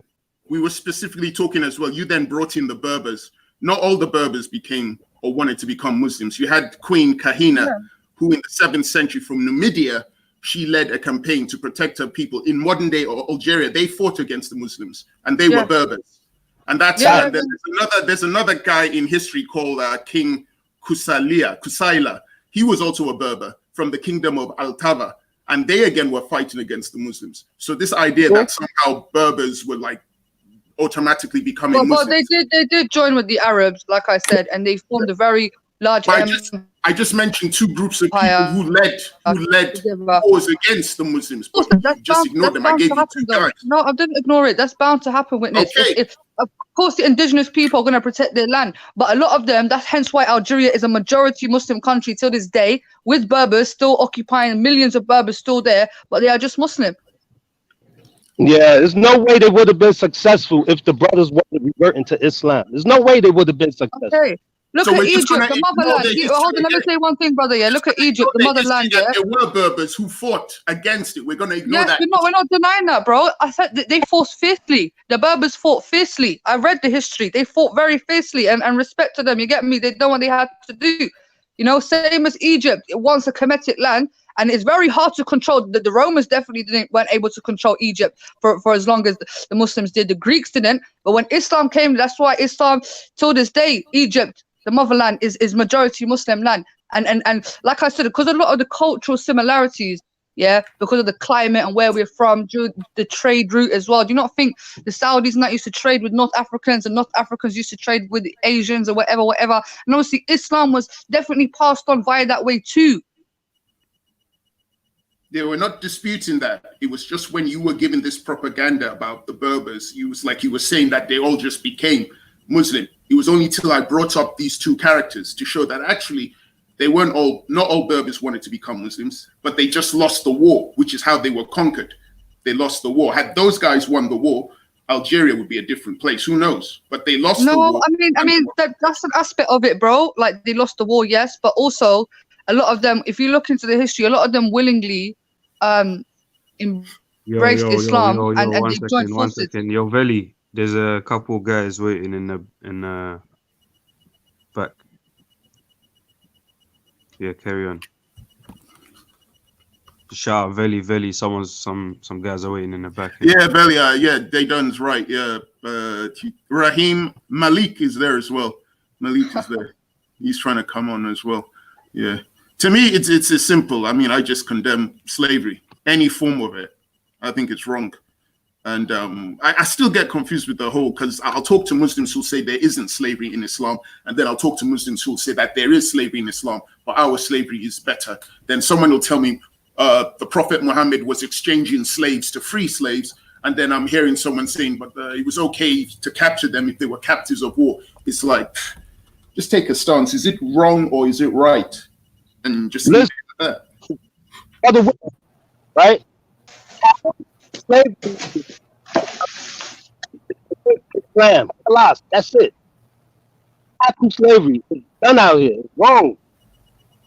Any form of slavery. So that's where we disagree. You'll find that there are other forms of slavery, you know, because Zubida was going through a whole list of them earlier. She was talking sex slavery, child slavery. So there's a whole bunch of other forms of slavery. Okay, so for me, I just condemn all of them. I don't go down the trap of saying, well, this kind of slavery is good. They're all wrong. Condemn somebody having a job. That doesn't make sense. Having a job, you need to get out of the mindset, because that means you're sitting at home not working. Exactly. You sound really like a victim, man, when you say them type of things. What type of rubbish are you talking about? Oh, having a job is equated to slavery. No, it does not. You have the ultimate freedom to get up and not do it. You can work for yourself. Does that mean you're still a slave? By your logic? People, right, they will be served. They will be serfs, man. They will be, you get it? They're slaves, literally. Like, no, a slave, the definition of slave is someone who is forced into labor and does not get paid. That is the definition of a slave. Only one aspect of it. That's the problem. No, there is no other aspect. It is just the one. Linguistic argument we're having now. That's it. Well, of course, we're using linguistics to talk about this subject. So you cannot turn around and change the meaning of a word to suit your agenda. Keep the meaning of the word and then you'll have truth. If you turn around and say, no, it's this because I think it's that, or I want it to mean something else, that means you're creating a lie. It's not a lie. You don't even, look up the word, Witness, I kind of agree with you. Every what's up? Every form of slavery is totally condemned. So you can't. But you have Christians or before Christianity or before Islam, people have been enslaving people. Yeah. But we have to condemn them for how they say it. Invading people. Yeah, I mean, we're of the same tribe, you and I. I condemn what our ancestors did when they created the Oyo Kingdom. Me too. I condemn certain invasion of Muslims. You know, basically. Burn it all out, man. Yeah, it's basically bad. There's no way to say something good about it. Once you start invading people, it's bad.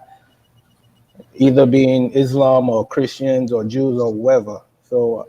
It's nothing to say about slavery. It's just bad.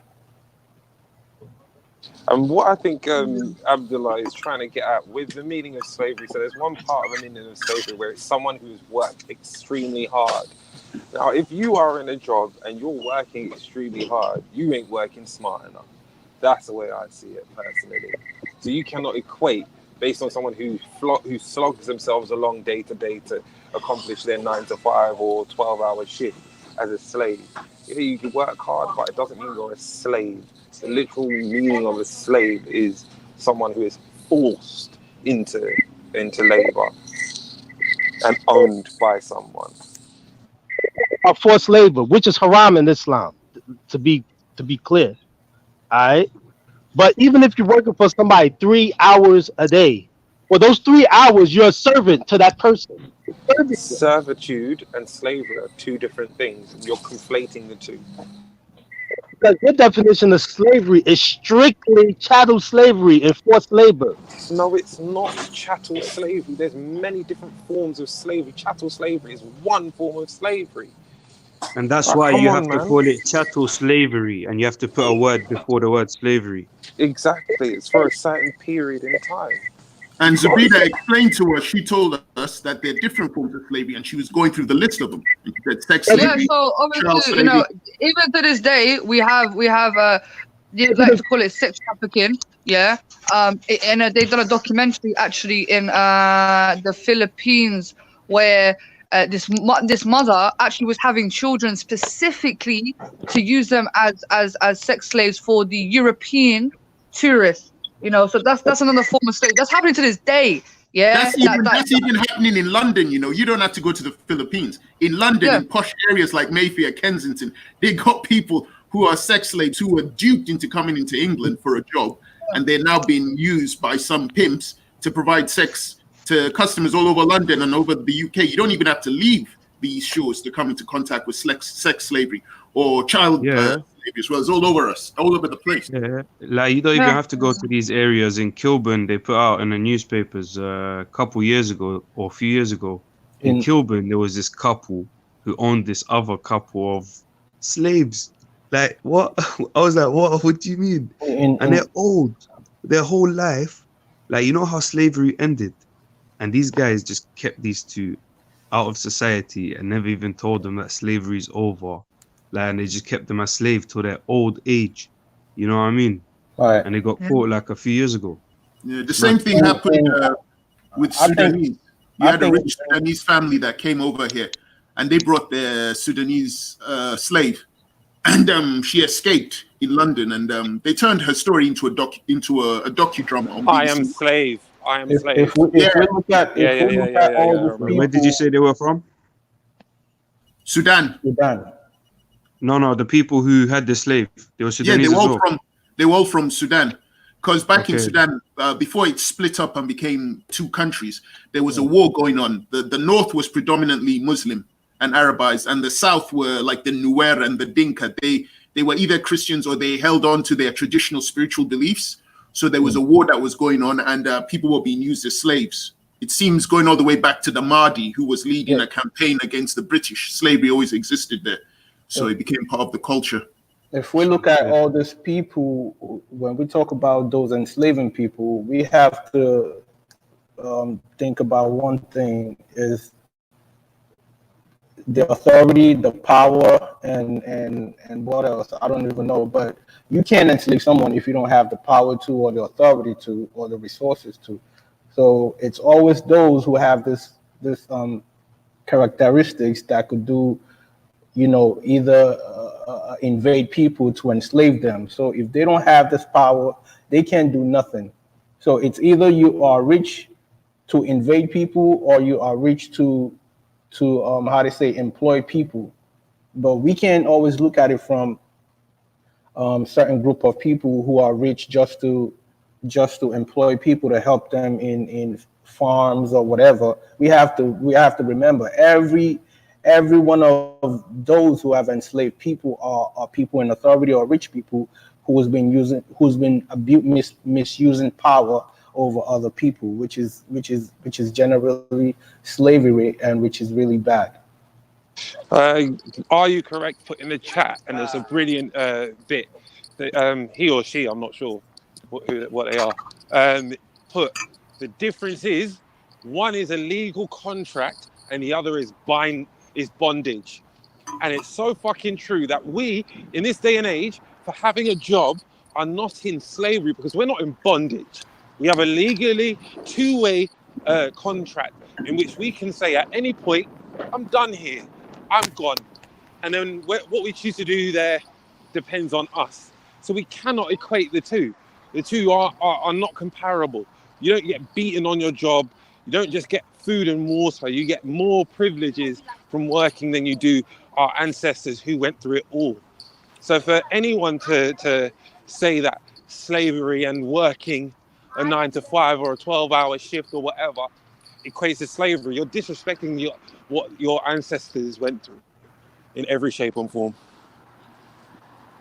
Yeah, I think it's either direct slavery or indirect slavery. But if we're talking about the word slavery, it only comes after war. That's how I could equate slavery, because you could either be directly enslaved or indirectly enslaved, depending on the community or environment that you live in. But if we're talking about slaves, then we have to go to war. And war, it's either you're on the oppressive side or you're on the defensive side.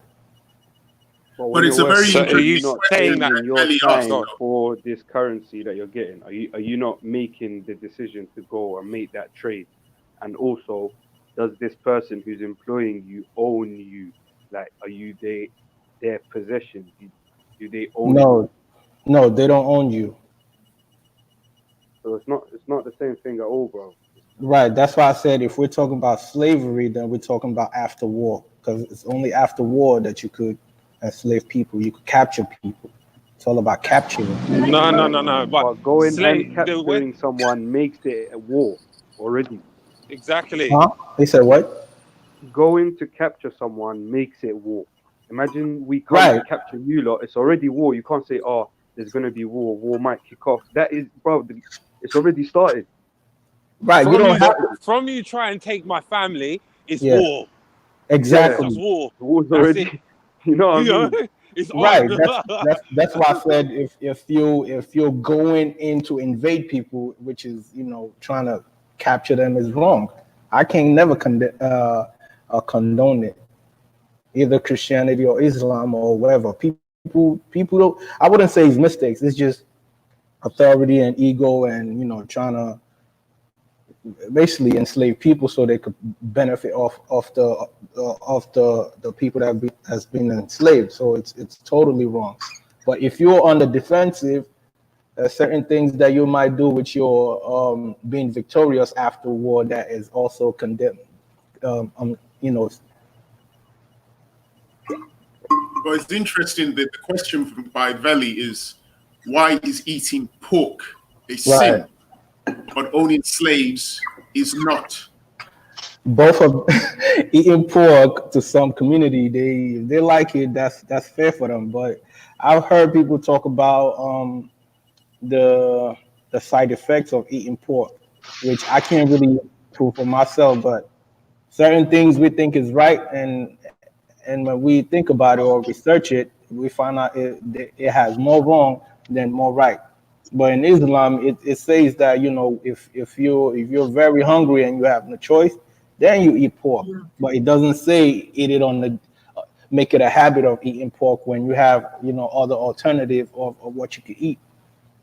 But yeah, but I mean, when it comes to the pork thing, slavery is just wrong. If you're invading people, it's just wrong, because you're going to enslave them, and it's wrong. But if you're on the defense and you're victorious after war, then certain things like I said, certain things you do after war is definitely wrong also. yeah, I mean, with the eating pork thing, even if you look at, I think I was discussing this before. Pigs eat anything. They don't have a diet like that. They will eat each other. They will eat human beings. And obviously, like in Islam, we're supposed to, take care of our gut, sort of thing. Obviously, I'm not no angel. I smoke cigarettes and stuff, and obviously that's not right Islamically. But we are told to kind of preserve the body. But God's made us healthy and stuff like that, so we're not going to put things that are not healthy in our body to distort our body. So, you can even look at it. There's so much parasites in pigs. I watched some nasty video the other day. I don't want to go into detail, but they examined the insides of a pig, and it's all unhealthy, it's all dirty, it's all nasty. But like the brother said, if you're in a situation where you have nothing there and the pig in front of you, then you got to do what you got to do. As for owning slaves as well, I only agree with the captures of war aspect of it. That's it. I don't agree with. Zavida, can I ask you and Malik a question? Yeah, if there was a war tomorrow and you weren't familiar with the particulars, let's say in a distant land, yeah, and you knew one was a Muslim leader and the other was like a Western leader, like some kind of secular state, who would you believe was in the right or the wrong? You don't have any other information apart from that. Well, of course, I put my trust on my Muslim brother. You get me? Okay, so you Malik, what about you, bro? I would go with who's on the defensive. No, but it's a war, so they're both engaged. Maybe what tit for tat, someone's done something. So it's not a simple invasion type scenario. It's a war. It's a conflict. Well, so I can't give you a definite answer because Hey, Veli, I'm switching phones. There has to Sorry be to interrupt, Veli. I'm switching phones, so I beg you let me back in when I come back on. Cheers. What baller? How many phones you got? All right, sorry, no, yeah. All right, cool. There has to be a reason before aggravation. So I can't really give you a definite. But you don't. So does the fact that there's a Muslim leader mean nothing to you at all? It's not important. No, it doesn't. I don't care if it's a Muslim or a Christian or a Jew or whoever. I go by justice of who started the fight. And that's great. Yeah, you ain't gonna be able to pin that on. I mean, Malik. I'm just taking Malik history. is a lot different. Can I just say something, brother? Yeah, I'm just taking history into consideration. There's not, from my understanding of history, there's not been one time that the West has ever been on the defense. Yeah, maybe World War II, I'll give them that. But other than that, especially when it comes to my people back home, they have always been the aggressor. So obviously, you know. Yeah, I agree with you. So, but then in that scenario, then Zubida, yeah, then technically speaking, you will always back the Muslim, be it conquest. I could say you did something to me, and as a response, as a defensive measure, I've gone on the offensive, right? So if you look at any sort of Muslim conquest in similar fashion, you know, the Jews attacked us and now we're attacking them, however you want to rationalize it, then essentially you could be facilitating the invasion of a nation and the taking of slaves, because every nation that defends every nation that defends themselves can at some point be seen as an insurgent or enemy combatant. They can always be seen that way. If you say somebody, I agree with you. I'm not going to back every Muslim for the sake of the Muslim. Let me just make that very clear. We also are told, I've said this hadith many times, if your brother is an oppressor, you call him out. If he's being oppressed, you help him. So there's so many Muslim leaders that I know that have committed atrocities that Muslim or not, I burn fire on you. Do you understand? But in that scenario where you just said the West secular system against Muslims, taking into consideration the history, I'm gonna put my trust in my Muslims. But the case I was trying to outline is that the doctrine allowed for serious abuses of what we now regard as human rights, like serious abuses, because all of this rationalization that Muslims have been doing, or let's say theists have been doing for the past 3 or 4 days on these topics, is worrying to people that actually are thinking practically like me or pragmatically, because I'm thinking, well, then give me a set of terms or give me some conditions in which it would be feasible, in your own opinion, for people to essentially enslave other human beings. And that is a simple one. It's very simple.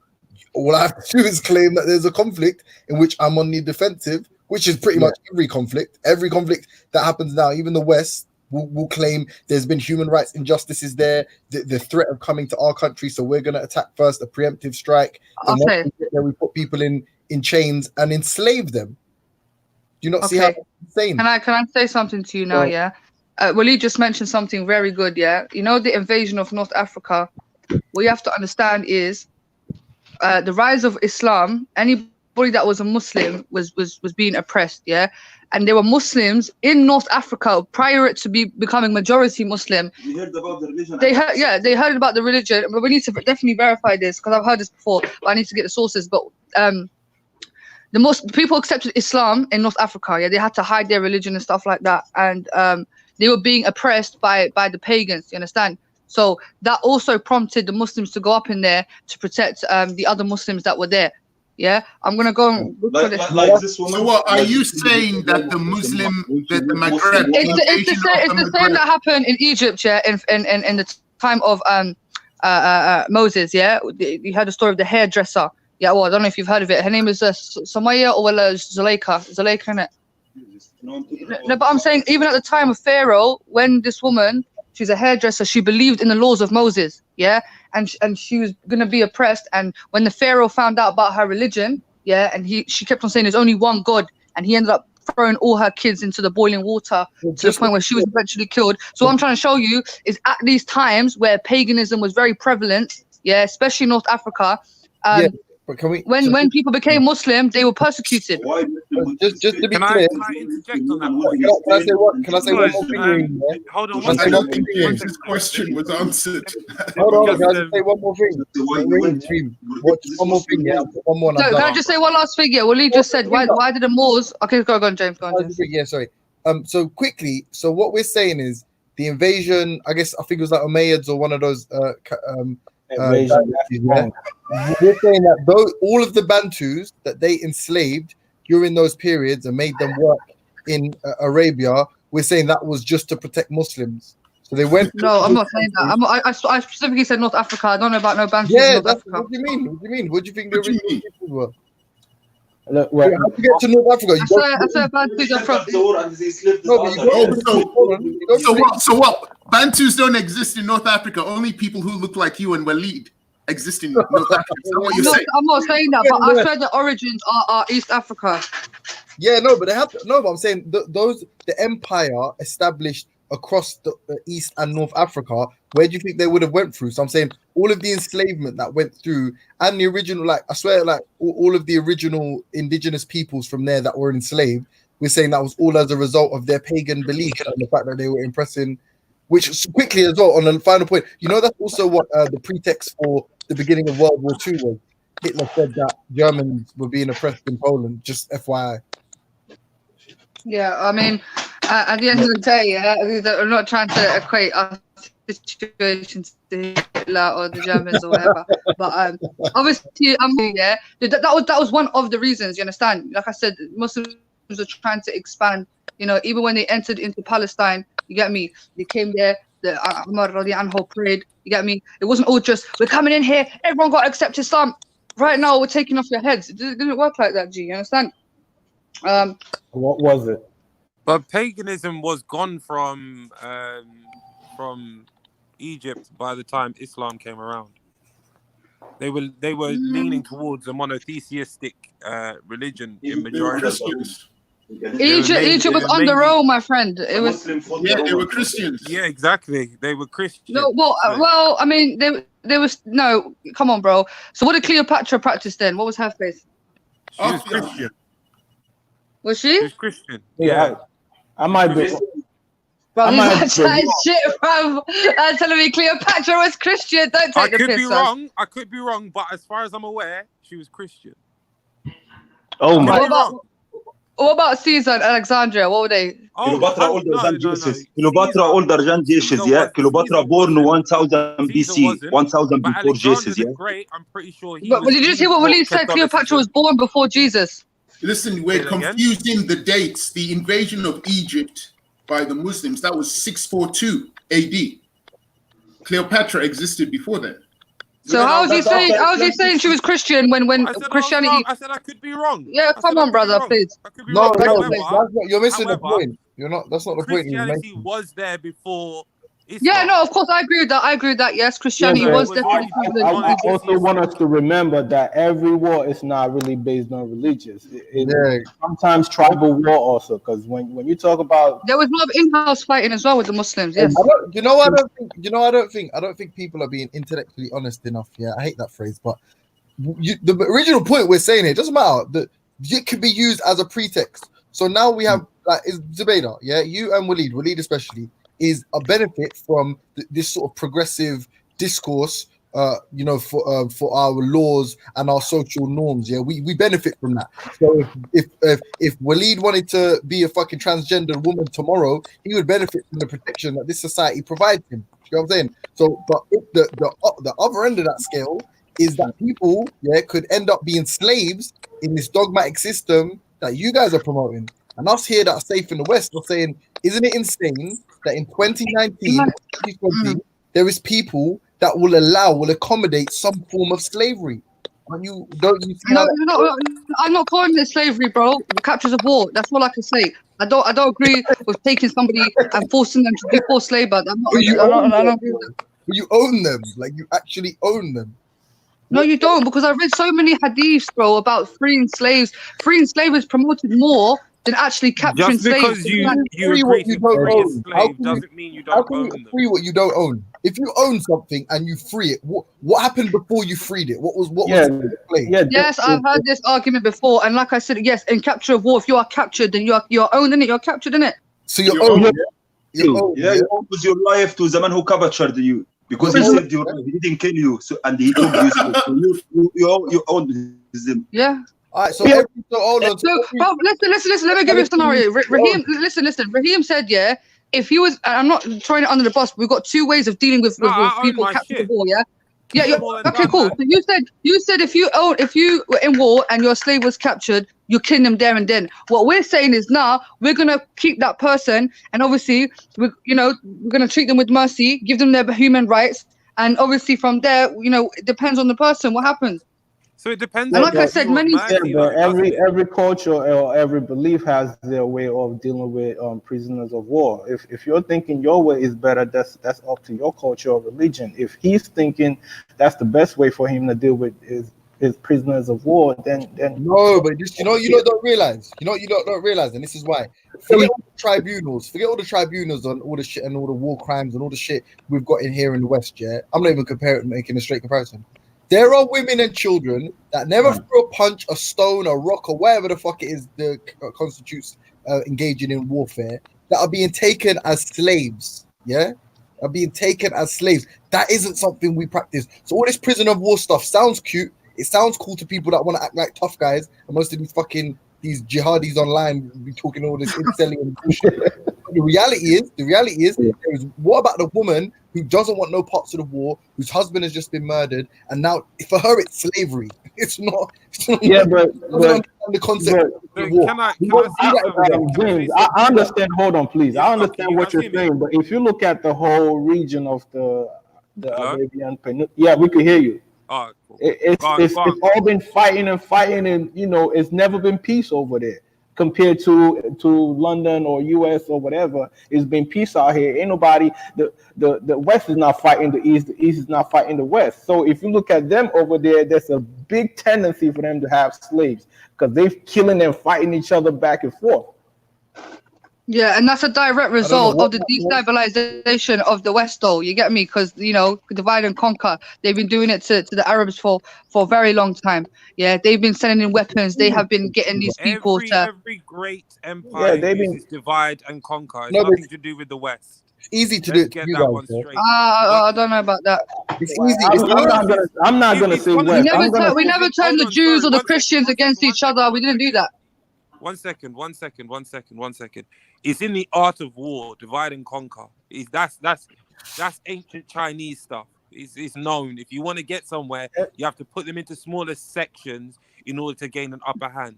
You can't go in a mass amongst of unified people. Muslims are easy to do that, right? But it's not only practiced by the Chinese. It's a general concept right from the beginning. It's just simple as that. If you have to destroy a whole bunch of group, you have to divide and conquer them.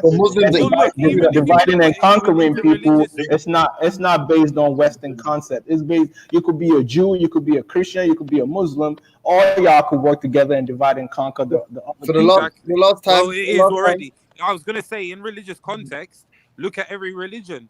Every religion is a silo that everyone decides they want to fit into. And the same goes for the leaders of that and the different sects within that silo.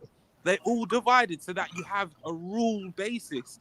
And as you said, even then, before the Chinese did it, it's God did it himself. When it comes down to, you have the story of the Tower of Babel, where everyone was already unified and they were building the tower to get to be as high as God. God divided everyone by dividing their tongues, and therefore he had no. He didn't divide. He punished. Let's be clear now, yeah. But what was that? How did he punish? Yeah. Punish from righteous from unrighteous. Yeah. No. It's not that. Let's not look at the moral of it. Let's look at what the act is. It was division. So that he could make. I will class as a punishment. Class as a punishment. Can we all agree? Hey guys, can we all agree though that Muslims are remarkably easy to do that to? What? Like it's really easy to divide and conquer Muslim people. Like it's like real. I mean, maybe now in the 21st century, before we had our reign, we had our height of success. Yes, now I agree. Yes, I would say the world in general. The thing we're not really looking at the fact that we have Muslims and Christians and Jews who married to each other. I'm talking about rich people. I don't like to talk about rich people, but I would like us to go back to the fact that we have these people. They inbreed. They love each other. They do everything with each other just to fuck up the whole world, just to benefit themselves. So they will always divide and conquer any region, any race, any culture, any religion. Be you a whole bunch of Christians, be you a whole bunch of sects and Muslims, be you a whole bunch. Yeah, but can I just say? That's what they do. Go ahead. Yeah. By the way, James, I can't agree with that statement, because you can say to a Christian, "Fuck Jesus," and they won't say anything. If you say "fuck Muhammad" to a Muslim, it doesn't matter if they're Shia, Sunni, Malcolmite. They will unify against you and rally until you're destroyed. They're probably one of the most unified, divided but most unified causes on earth. I don't agree with that at all. Like, but hold on. Yes, I agree with what Raheem said. Yes. Yeah, of course you do. Insult a Muslim's prophet, bruv. It's war. Yeah, no, but we're not. Listen. What set Yeah. All right. We're talking let's be real. Yeah. The dividing powers are not insulting their prophet. That's like that's not what. So but you said they're the most divided. Yeah, you're talking about some microscopic level of like if I have. Yeah, but we are. I'm not saying this in a warmongering sense, yeah. And please, I hope nobody takes it out of context, yeah. Yes, we might be very divided now, but if we were united, yeah. I don't know, fam, because we're dealing with like everyone will be a slave. 1.8 billion people, yeah, everyone and across the world, from Asia to Europe to North Africa to this side to that side, yeah. And the ultimate is not to unify to conquer. No, that's not even a thing, because we're not even at that stage yet. The thing is more to unify for peace, yeah, because this unity, yes, has caused so many innocent deaths, so much corruption, so much destabilization. And I would want the Muslims to unite in the sake of peace. Which Muslims? Hold on. Sorry, which group of Muslims are you talking about, Zubaydah? Which you said all Muslims. I don't differentiate me. All Muslims. Anyone believes in La ilaha illallah Muhammad Rasulullah is a Muslim. That's it. MashaAllah. Listen, can I just? I would like also for all Christians to unite also. Yeah. All right. Cool. Can I just say what I was going to say before though? Yeah. But in all seriousness though, yeah, like Hebrew Israelites, they like want to take other people as slaves in the future, and they're proud of. They're literally like their claim to fame is being like all the slaves. Hebrew Israelites are zero threat on the road. Hold on, Reem. It's a broader point. So obviously they're proud of being slaves. That's their shit. Yeah, that's their bag. So that's why they condone slavery in this context in these debates. But when it comes to what the point I'm trying to hammer home, Zubaydah, because you're a smart girl, is the fact that it's so open to interpretation. Yeah, is why the last two sort of modern examples of slavery we have. One is still ongoing, some might argue, in Libya, and then the other with the Kurdish girls, you know what I mean, the other day over in fucking Iraq and Syria and all that. Yeah, those are both Muslim people, yeah, enslaving people and justifying it somewhat, not so much in Libya, but kind of in Libya, justifying it through their own religious scripture, which is scary because we don't know when people jump on these panels and like make excuses talking about prisoners of war, you know, people talking about Libyan mercenaries, Yazidi sex slaves. I don't know. It seems like a migrant is a slave of the deal. No. Your country and Europe. Hold on. So no, definitely, I hear what you're saying. Unfortunately, there are Muslims out there that are definitely justifying their immoral, heinous acts based on Islam. You know, like with the Libya situation, there's nothing Islamic about that. They're not captures of war. They're simply migrants trying to cross the border, and these folks are just downright evil. Same with the Yazidi. Well, what are the black guys who were fighting for Gaddafi, though? When they were used as slaves, they were the mercenaries, the sub-Saharan black Africans who were fighting for Gaddafi. When they lost, was it okay then to enslave them? No, because this is in-house. This is all in-house fighting. No, but I'm saying when the rebels, No. Hold on. When the rebels were fighting the loyalists, all the loyalists that they captured after Gaddafi died, is it okay to enslave them? Very good point, witness. Yeah, but that's So if they captures of war, then wait, I don't know about this situation to be fair, but if you're saying a bunch of Wait, Zabida, just to give you the history, this is how they're justifying the enslavement of sub-Saharan Africans because there was a big uproar in the media or about Gaddafi's hiring sub-Saharan mercenaries. So now they believe that every dark-skinned person they're seeing could potentially be one of on retainer for Gaddafi. So then now that started that culture. And then there was I bet you pay big bucks, I bet you pay good money. Who? Gaddafi. What do you mean? To be a mercenary for him, I bet you pay good money. I bet it's fuck all, bro. What do you mean you're black, bro? Bro, you know how much Gaddafi supported black people? I mean, Shakara would disagree with you there, boy.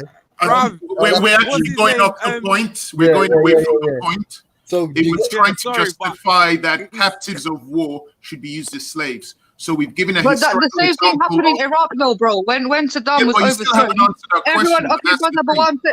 I hear you. But the same thing happened with Saddam. Anyone that supported Saddam when he died or he was executed, anyone that had affiliations with him was also getting their neck on the line. So you support the African mercenaries in Libya when they lost the conflict. Do you support them being enslaved and their wives and their wives and children? No, I do not. I do not support that, though.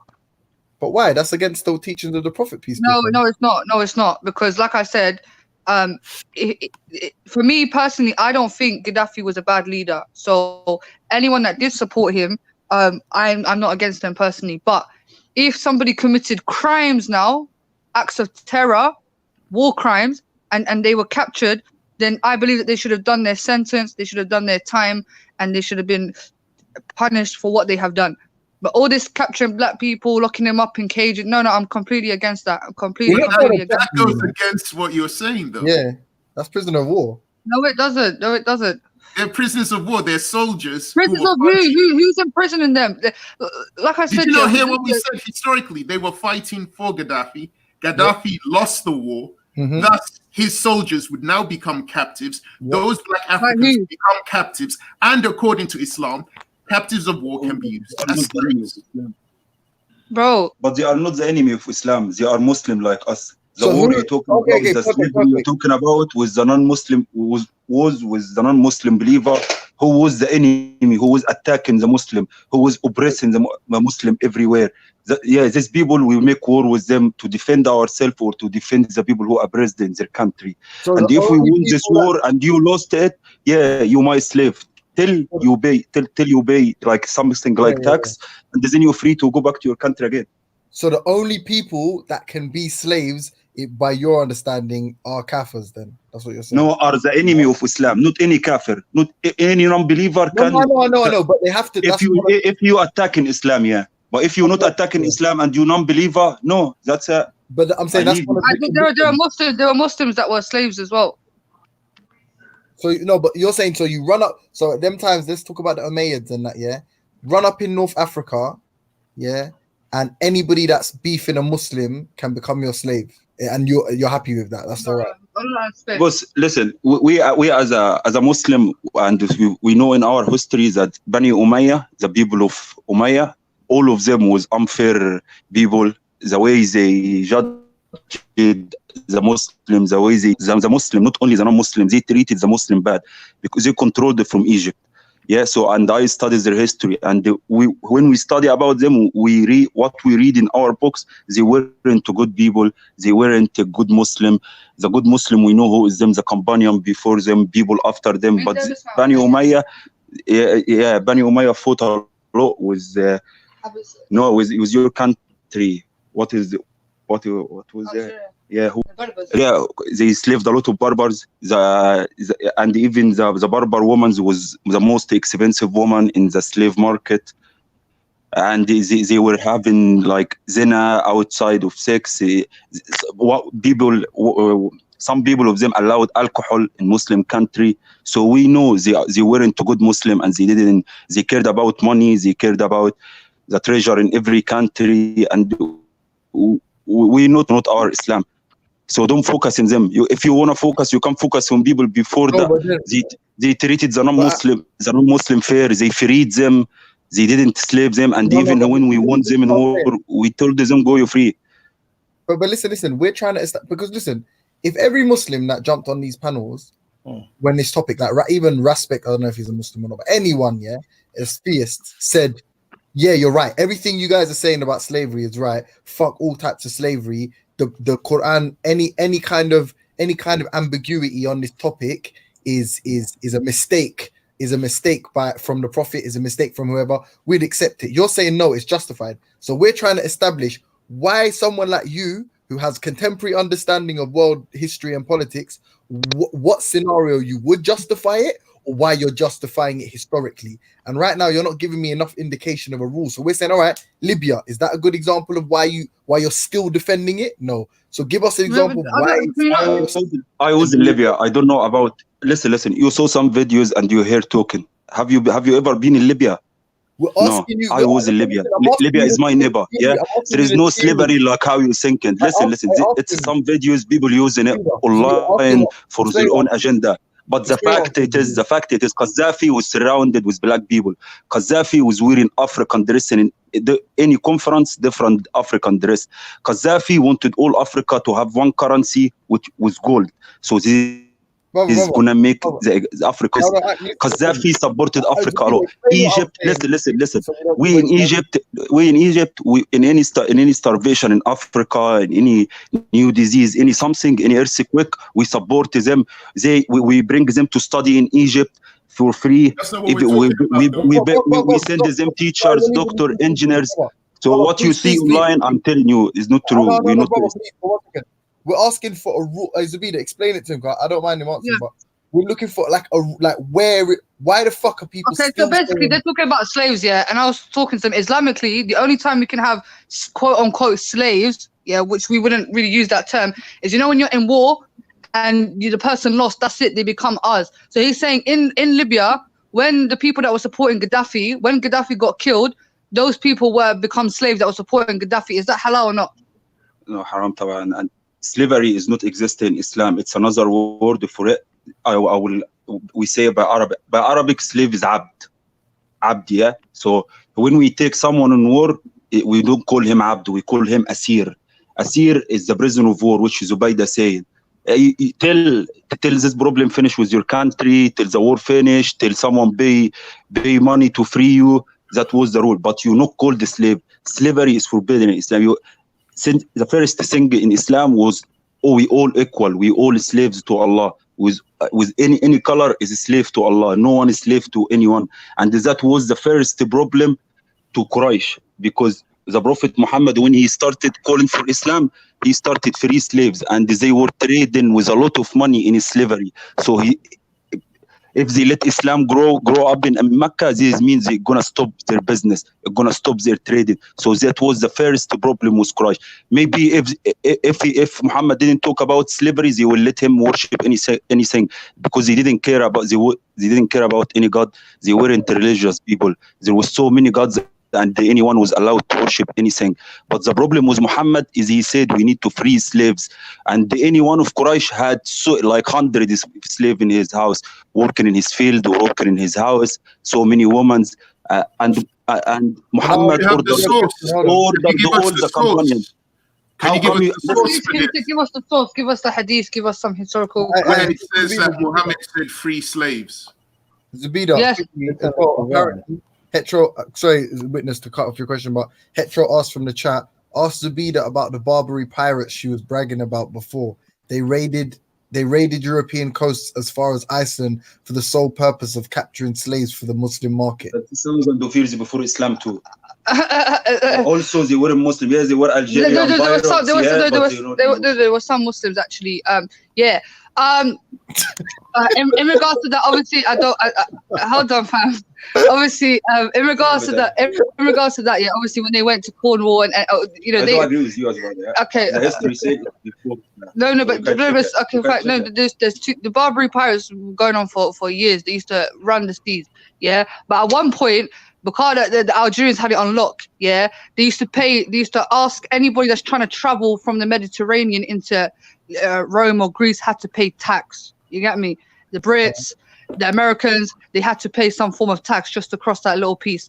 And the British were definitely paying the tax, the French were paying the tax, but the Americans decided to, obviously, they didn't like that. It was the time of, I think it was Jefferson, and a lot of them, I'm just speaking about this. Obviously, prior to that, I don't agree 100%. I mean, they did contribute to the slight collapse of the Roman Empire, which obviously I ain't got an issue with that, do your thing. They did capture American pirates as well, because they were also trying to cross the Mediterranean Sea without paying a tax. There's a whole documentary about it, but obviously, yeah, I don't agree with the capturing of. And they did capture women, captured men, took them across to Algeria and put them in prisons. A lot of them did die due to starvation and malnutrition and ill treatment, which I completely am against. The only thing I support them is obviously with the Romans, and when the Americans didn't want to pay the tax and they tried to invade North Africa. Yeah, no, yeah, read the chat, innit? Yeah, I don't care, Yeah, fam. listen, guys, These lot can cry all they like, man. Listen, all I'm saying is, yeah, we'll welcome any atheism welcomes everybody with open arms. You don't have Bro, to. can I just ask hetero? Of course, they're my people, fam. Come on, bro. I'm not being funny, yeah. But like, the moment I want to be proud of my history, the moment I want to be proud about my people and their accomplishments, yeah, everyone wants to start crying about it, fam. I don't care, bro. Fuck your feelings, innit? Simple.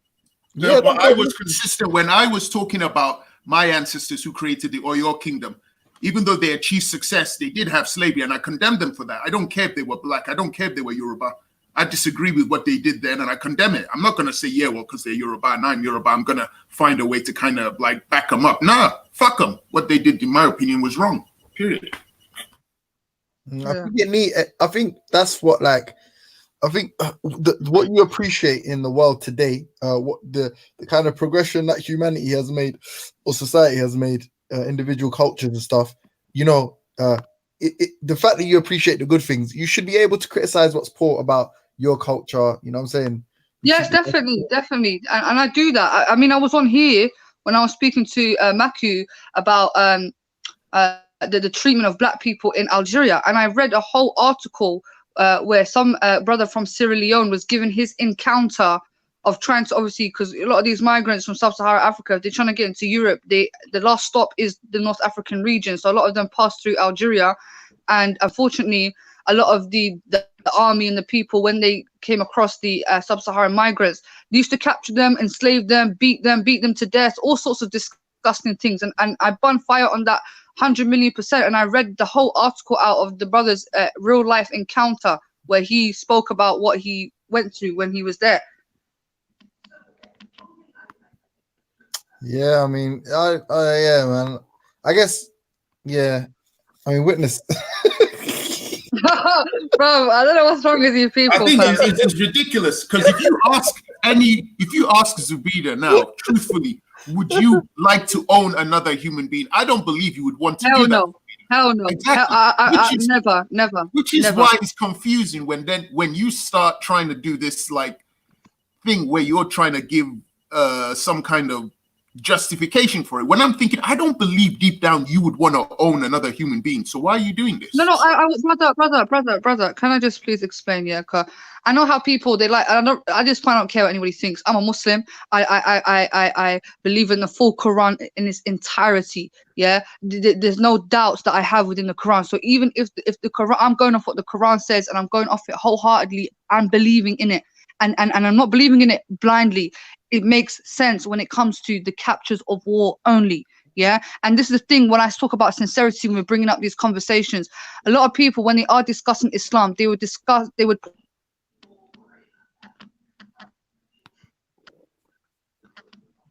Yo, you're cutting out. Point out these false things that me, man. Fuck's sake.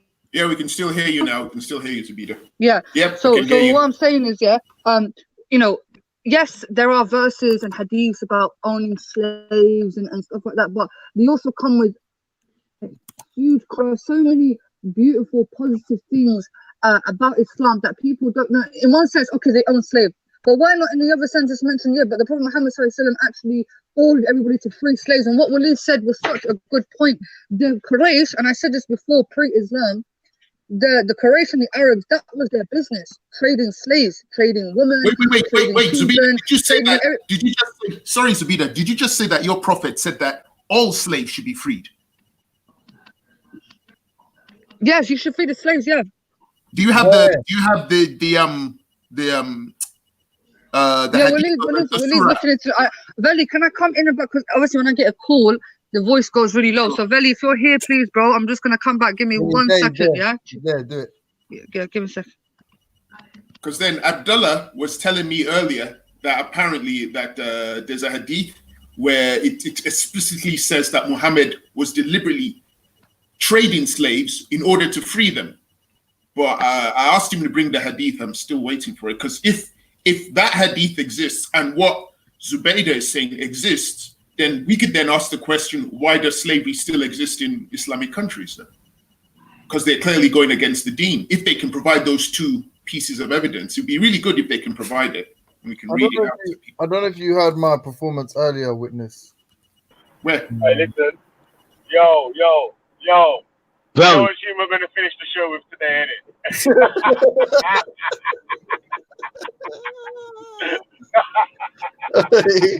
Hey, Hetro from the chat, you know. From the chat, he's dumping people. He's a madman. Listen, man. Look, bro. Servitude is not haram. Forced servitude is haram. Khalas. It's just that simple. No, guys, can you hear me? Yeah, man. It's obviously not that simple, isn't it? It's clearly not that simple, bro. It's simple. And when you're talking about slavery, The little fam, you know, hold up, fam. There we go, because you see, we're speaking about Islamic topics, yeah, and I'm sure whoever's sincere, I always come with some sort of source, yeah. Even when I'm debating Maku, or I read out so many hadiths, so many Quranic verses. This is not me saying it. This is just me giving my interpretation of the original source. And just to go back to my point, like Walid said, the Quraysh were so ignorant people, yeah. The pagan Arabs, yeah. They was burying children alive. They had all sorts of gods they were worshipping. And like you said, one of their main sources of income was slavery. Yeah, they had slave markets all on the streets, even outside Mecca. They just there, just with bare slaves. One is £10, another £20, rare. You get me? And when the Prophet Muhammad ﷺ came through and started saying free slaves and stuff like that, you know, even the story with Bilal, that disrupted their economy a lot, you know, and he was a threat to their whole society. Do you understand? And obviously we're going to come to the deal, but I said it before, you know, the Prophet Muhammad ﷺ encouraged the freeing of slaves. The Prophet, Allah subhanahu wa ta'ala says in his Quran, and said that even if you free slave, you have to give that slave some wealth, give them some money, compensate them so that they can restart. Check though, quickly. So the Prophet Muhammad said that men could have 4 wives, but he himself had more than 4 wives. And the Prophet Muhammad said all slaves must be free, and he himself had slaves. Okay, so I spoke about this in the beginning. There was a long transition period when Islam was being introduced at a time where it was very pagan. A lot of things that were halal or permissible had became haram, forbidden. So when the Prophet, peace be upon him, had more than 4 wives, the verse of having 4 wives was not revealed yet. So when the Prophet was getting revelation, he got it for a long period of time, as I'm sure you know. Yeah. When but that's a fact. when it came to and this is a fact, you can research that. When it came to the time of only having 4, he had to divorce a lot of his wives, you know. Even the same with the slavery situation. Yeah, at the time, that was what was happening in his. He couldn't really do much about it. You understand? Yeah. And obviously, Zubaydah, in say the 21st century, heaven forbid, let's say some country tried to invade Algeria, that country lost. would you then go to the capital city, Algiers, to buy slaves for your house? Bro, we already went through. Yeah, when the French colonized Algeria, wait, when the French colonized Algeria, rape people, yeah, and we let them be. That's also another option as well. You also have the option as well. Listen, hold on, brother. Let me say, the same way you have the option to capture, you also have the option to let them free, and that's what we done when we got our independence. There's people left. That's it. Khalas, we left them. Cool. That's okay. Cool. Yeah, that's good. Yeah. So wait. Do you know what? It's funny Well, because this guy just trying to find any excuse. Then go on, fam. No. But wait, it's true though, Zabida, because if the people that have come to defend it, yeah, that means we should be able to apply this to all of these contemporary conflicts as well, wouldn't it? Brother, you know, let me say something to you. You know where this, and let me tell you, I'm gonna be so honest here. I know people might think I'm crazy. This concept of taking captives of war as quote unquote slaves and freeing them, this concept can only apply in modern times when the prophecy happens, because we have prophecy. Obviously now we can't do any of that. Most of the lands are governed by Western laws, systems. Yeah, even in the Arabian lands, we have prisons, we have courts, we have, which to be honest actually is an Islamic principle, but whatever. Yeah. So what I'm saying is the only time this thing will be applied is when the prophecies, because we believe that before the end of time, we're actually going to go to war with our enemies, but it's not going to be with guns. It's not going to be that. We believe at this time all technology is going to be gone. It's all going to be all destroyed. So we're going to go back to sword fighting. Yeah. So that's the only time, and we're not going to have the sort of facilities that we need to put folks in prison, you know, take them to court. This is part of our prophecy. You can even read it. Yeah. This is after the Dajjal. Yeah. All technology is going to go. And we also speak about, you know, when we speak about nuclear war, there's hadiths about the day of judgment won't come until the sky is filled with mushrooms. And obviously, you know how the smoke of a bomb. So there's going to be a major war to the point where all technology is going to be lost, all facilities going to be lost, and we're going to have to go back to square one. And we're going to come back with swords and stuff. Like when Skynet takes over in Terminator. Yeah, bro, all of that. They didn't have slaves. Skynet didn't have slaves though.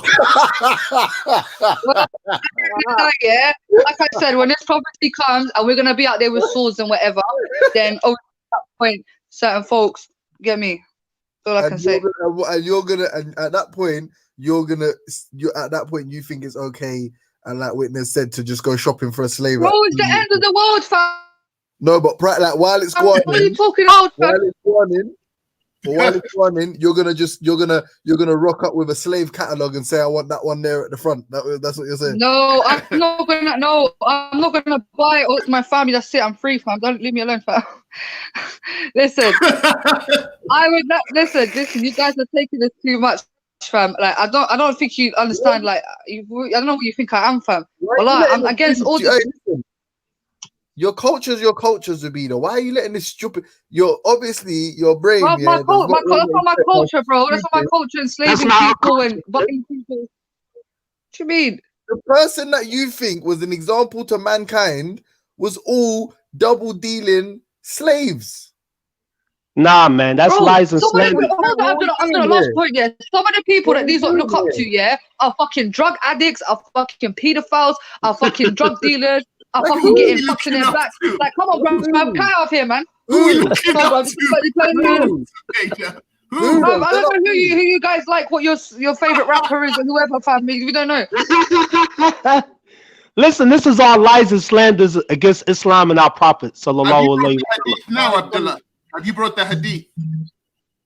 Hey, listen, bro. I could bring you. Waiting.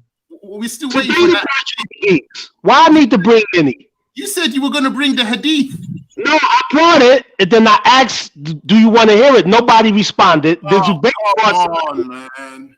Hey, no, I'm gonna be honest with you. To be fair to you, right? I realized something. No matter what I bring you, you're still gonna believe what you believe. Where is the hadith? Read Isn't it it now. true? Got it. Where is it?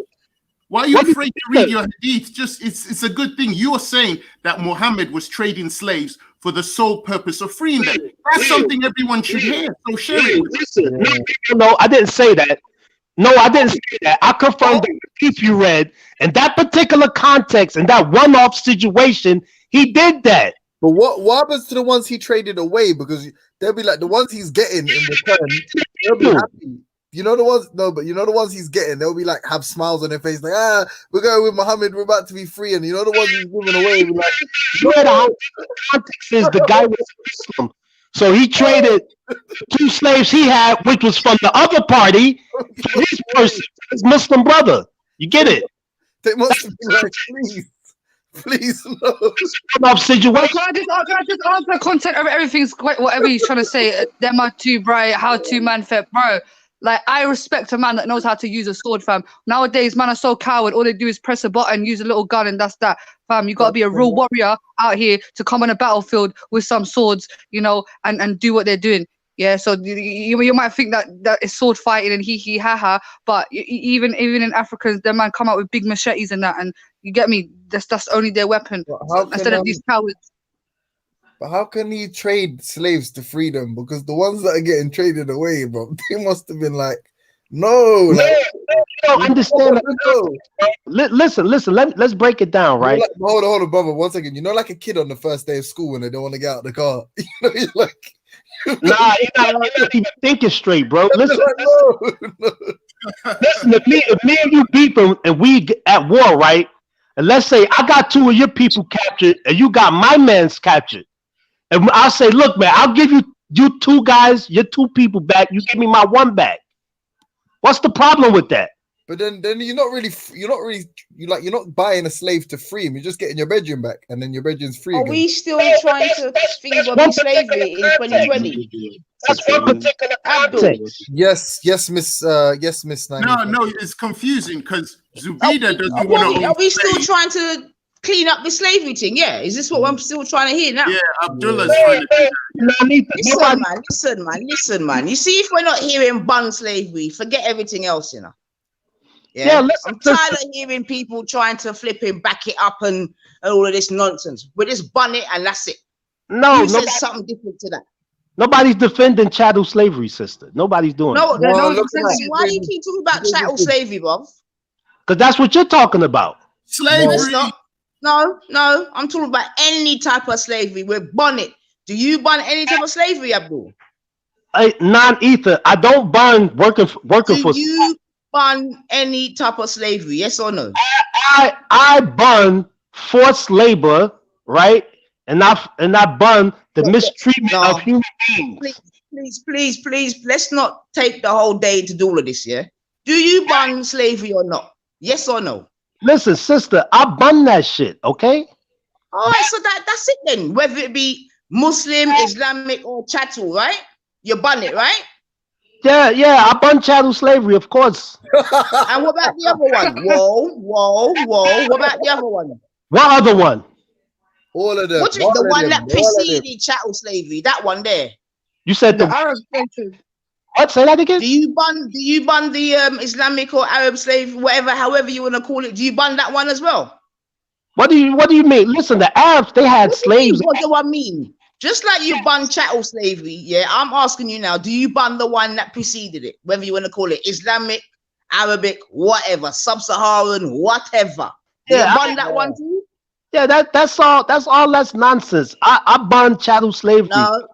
I don't want to hear nonsense. I want to hear you clearly say like you bun chattel slavery, that you bun that one there. Do you bun it, brethren?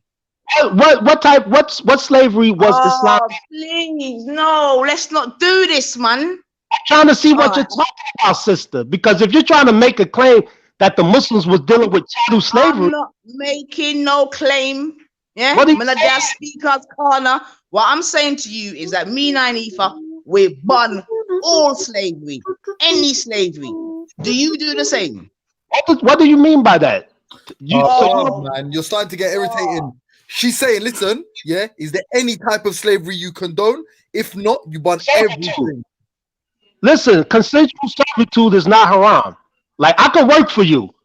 Like if you offer me a job, I can work for you. Listen. I can't do this gymnastics thing, you know. Yeah, it's just long. Yeah. Nine, Now nine, I'm not a it's long. silly girl. Yeah. Look, I am nine, not a silly nine, he's girl. long. He's a pagan. That's it. He's a pagan. Right. He told you. So if you're not, you're a Kaffir, man. Well, Get out. okay, I asked you a question. I ban all slavery. Hold on, brother. I ban all slavery. I don't ban savage captures of war.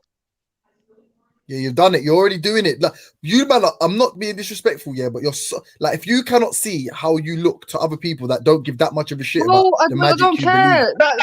believe. We're not trying to get some applause from the audience, bro. This is not about that. I'm sticking true to my truth. Let me tell you this.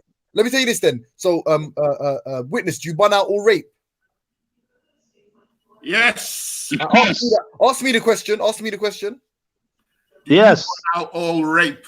Yes. All rape. But if she's wearing hot pants, or if she gives me the look and it turns me down, or if she says yes to the point where she says no, then yeah, but that's not actually rape. So are we equating captures of war as slaves? I just want to know. So maybe I got it wrong here. So captures of war, are they slaves? Yes. Do you own the person? No. Do you own them? Do you own that person? Do you own them? If then yes, they're your slave, bro. If you no, own because them, hold on. Let's get something clear. Yeah. In the recent wars that we've had, have the prisoners of wars been slaves? No.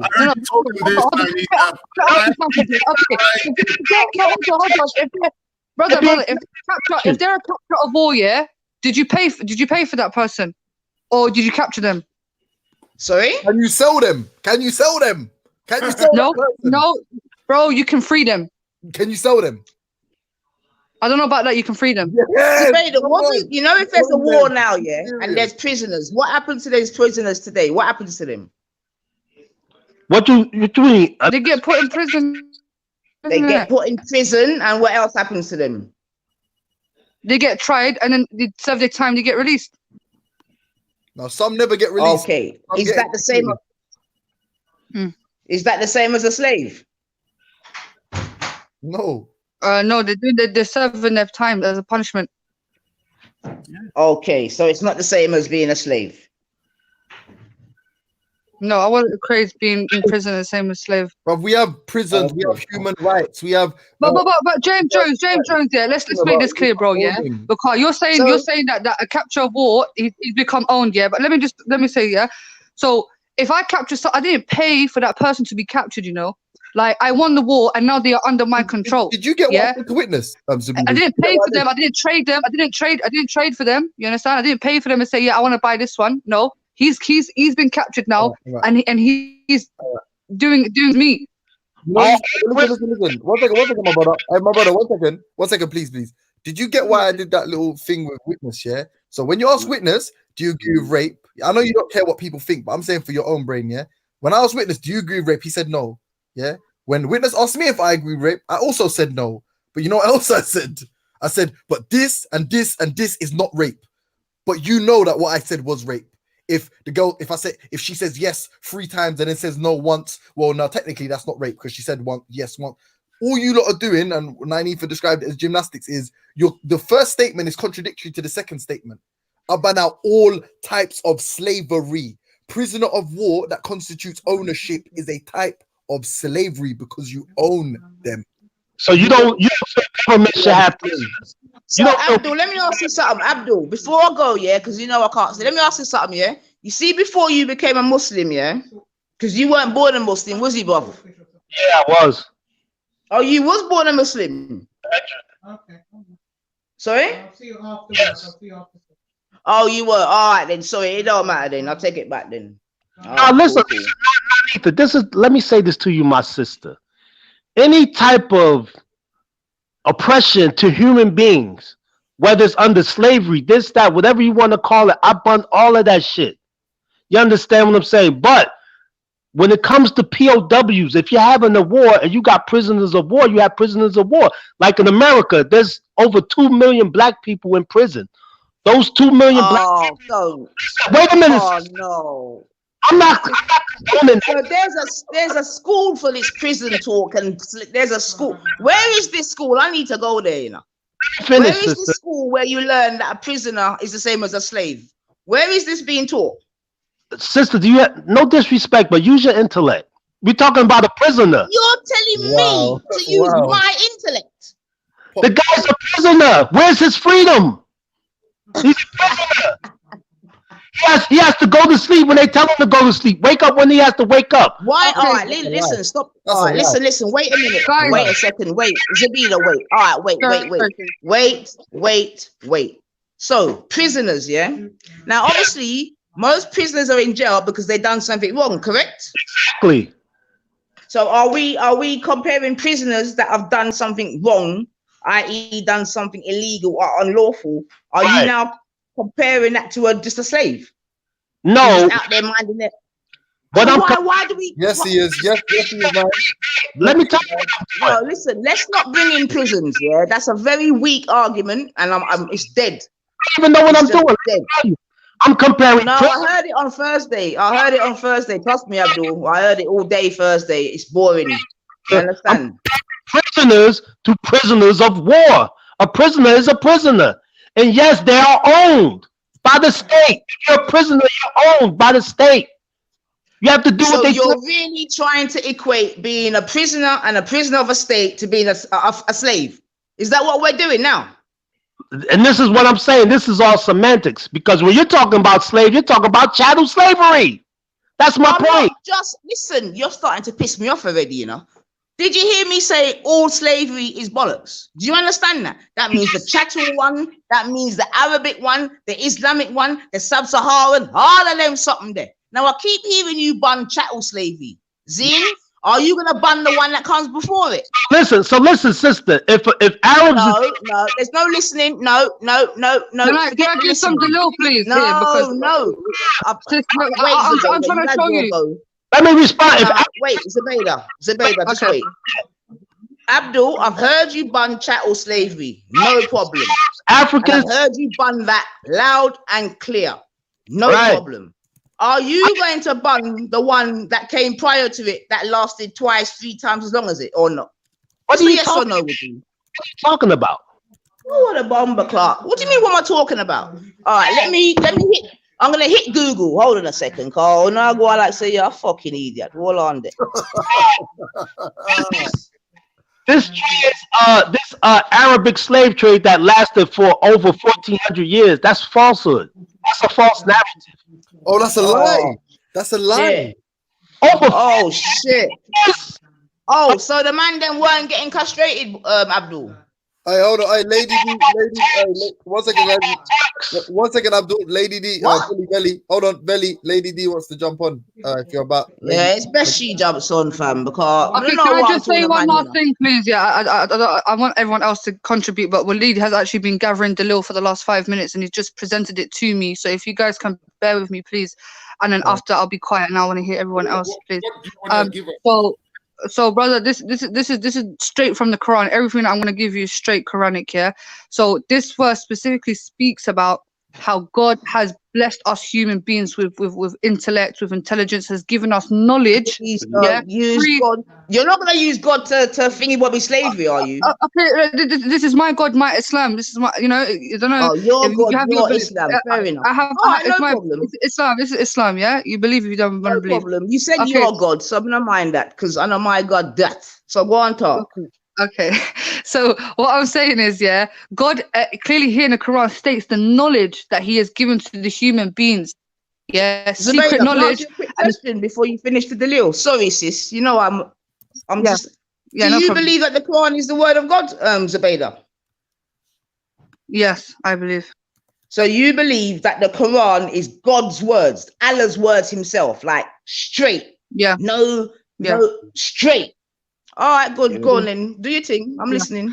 So like I said, yeah. The original Islam is freedom. Yeah. So the original concept of Islam is this free will, this freedom, this immense knowledge that God has given us to make our decisions. And obviously, when you're given a certain type of knowledge, some people can manipulate and use that knowledge. Think? No, I'm about to read the verse here. But what I'm saying is, God says here in the Quran that He's given us knowledge, yeah, and knowledge, immense knowledge, can be used to do good. sis Nanifa, please. I'm saying Allah says. No, but it's Muhammad though, innit? Because I was taught this morning. I'm saying Allah said this, yeah. So let me read the verse. Behold, thy Lord. Okay. Behold, thy Lord said to the angels, I will create a vicegerent on earth. So Allah speaking to the angels, they said, will thou place therein one who will make mischief therein and shed blood, whilst we do celebrate thy praises and glorify the holy name? God said, I know what you know not. So clearly God said here, yeah, I will create a vicegerent on earth. The angels are asking him, why are you going to create people that are going to cause bloodshed and mischief while we sing your praises? God said, you don't know what I know. And then God said in the next chapter, and he taught, and he taught Adam the names of all things. Sis, check yourself. Come on, do better than that. I thought so. And he taught Adam the names of all things. Then he placed them before the angels and said, tell me the names if you are right. So God taught Adam all the knowledge, and he said to Adam, all right, go and verify it to the angels, because the angels don't know, but I'm going to give this special knowledge to you. They said, glory to thee of knowledge we have none, save that thou hast taught us. So we don't have no knowledge except for what God has taught us. In truth, it is thou who art perfect in knowledge and wisdom. Then God said to Adam, O Adam, tell them their names. When he had told them, Allah said, did I not tell you that I know the secrets of the heaven and the earth, and I know what you reveal and what you conceal? So this is trying to show, this is just the first part of the deal, where God has given us a special authority even over angels, has given us all this knowledge that the angels did not even know, and he broke it down to Adam, and Adam obviously passed it on to his ancestors. Now, wait, hold on. Wait. So what you're saying is not even from Muhammad. This is going all the way back to Adam. This is the Quran. The Quran talks about Adam all the time. Yeah, but what you just, so who was speaking then was Adam? No, this is God, Allah speaking, yeah? Telling us about a situation where he gave specific knowledge to Adam, and we are all the sons and daughters of Adam, right?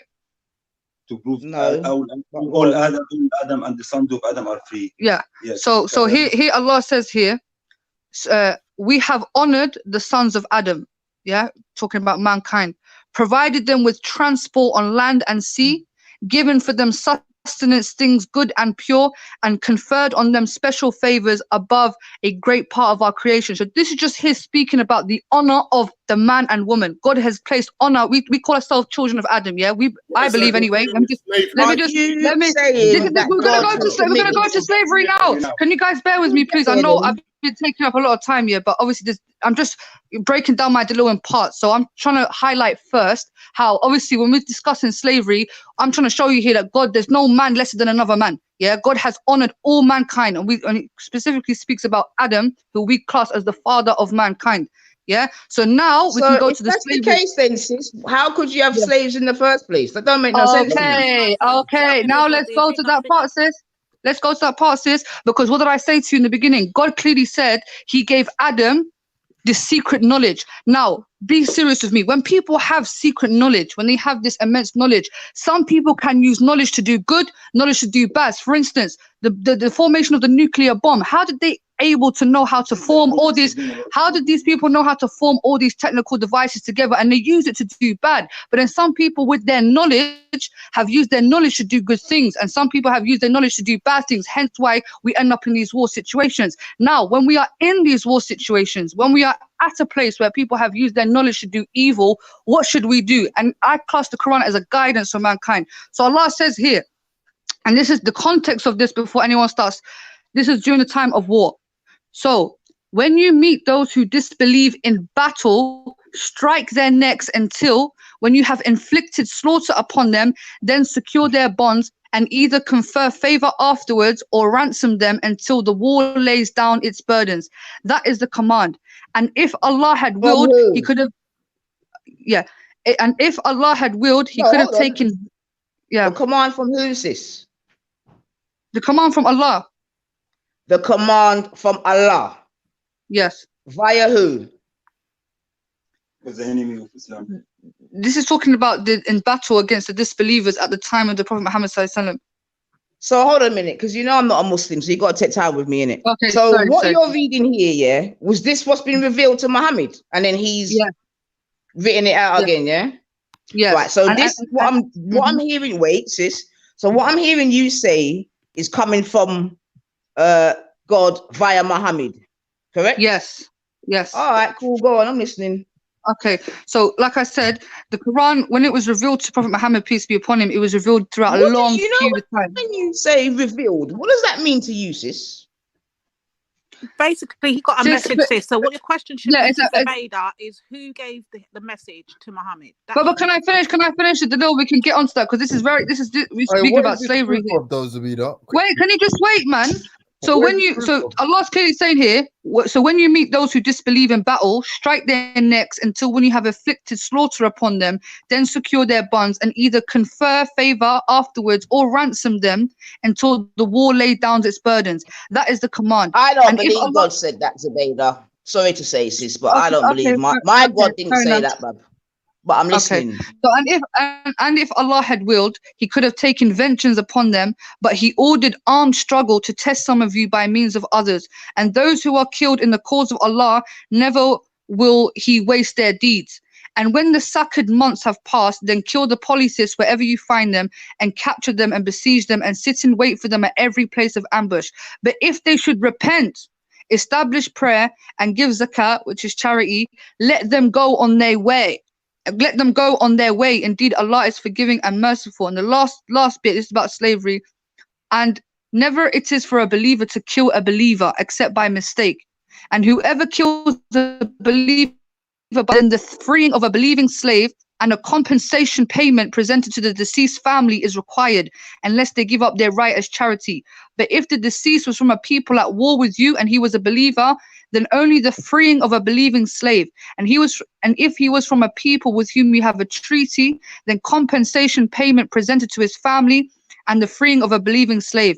And whoever does not find one or cannot afford to buy one, then instead a fast for 2 months consecutively, seeking acceptance of repentance from Allah. Allah will not impose. Hold on. That is not God's word. No way. No. 1 second. Okay. Calm down. 1 second. Everyone,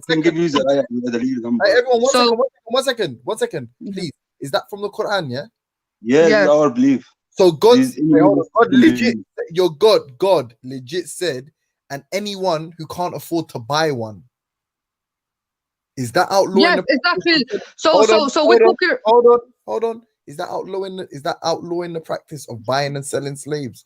A man said, free a slave as a response for doing something fucked up. And if you can't afford to buy one, i.e., if you can afford to buy one, just buy one and free it, innit?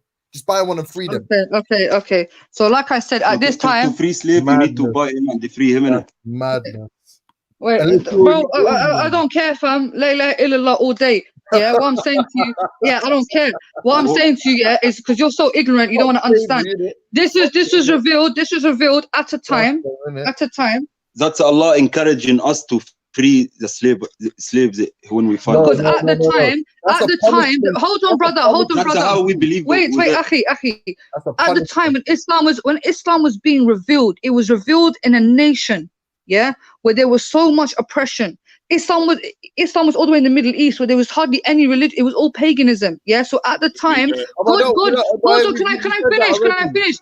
God is catering. God is catering to the time of the people. So God understands. God's weak. Then your God's weak. God, stop it. He's weak. These slaves, bruv, you're a waste man, bruv. Then he's weak. You already told us, Zubaydah, that in the 21st century you have no desire to own someone or to buy someone.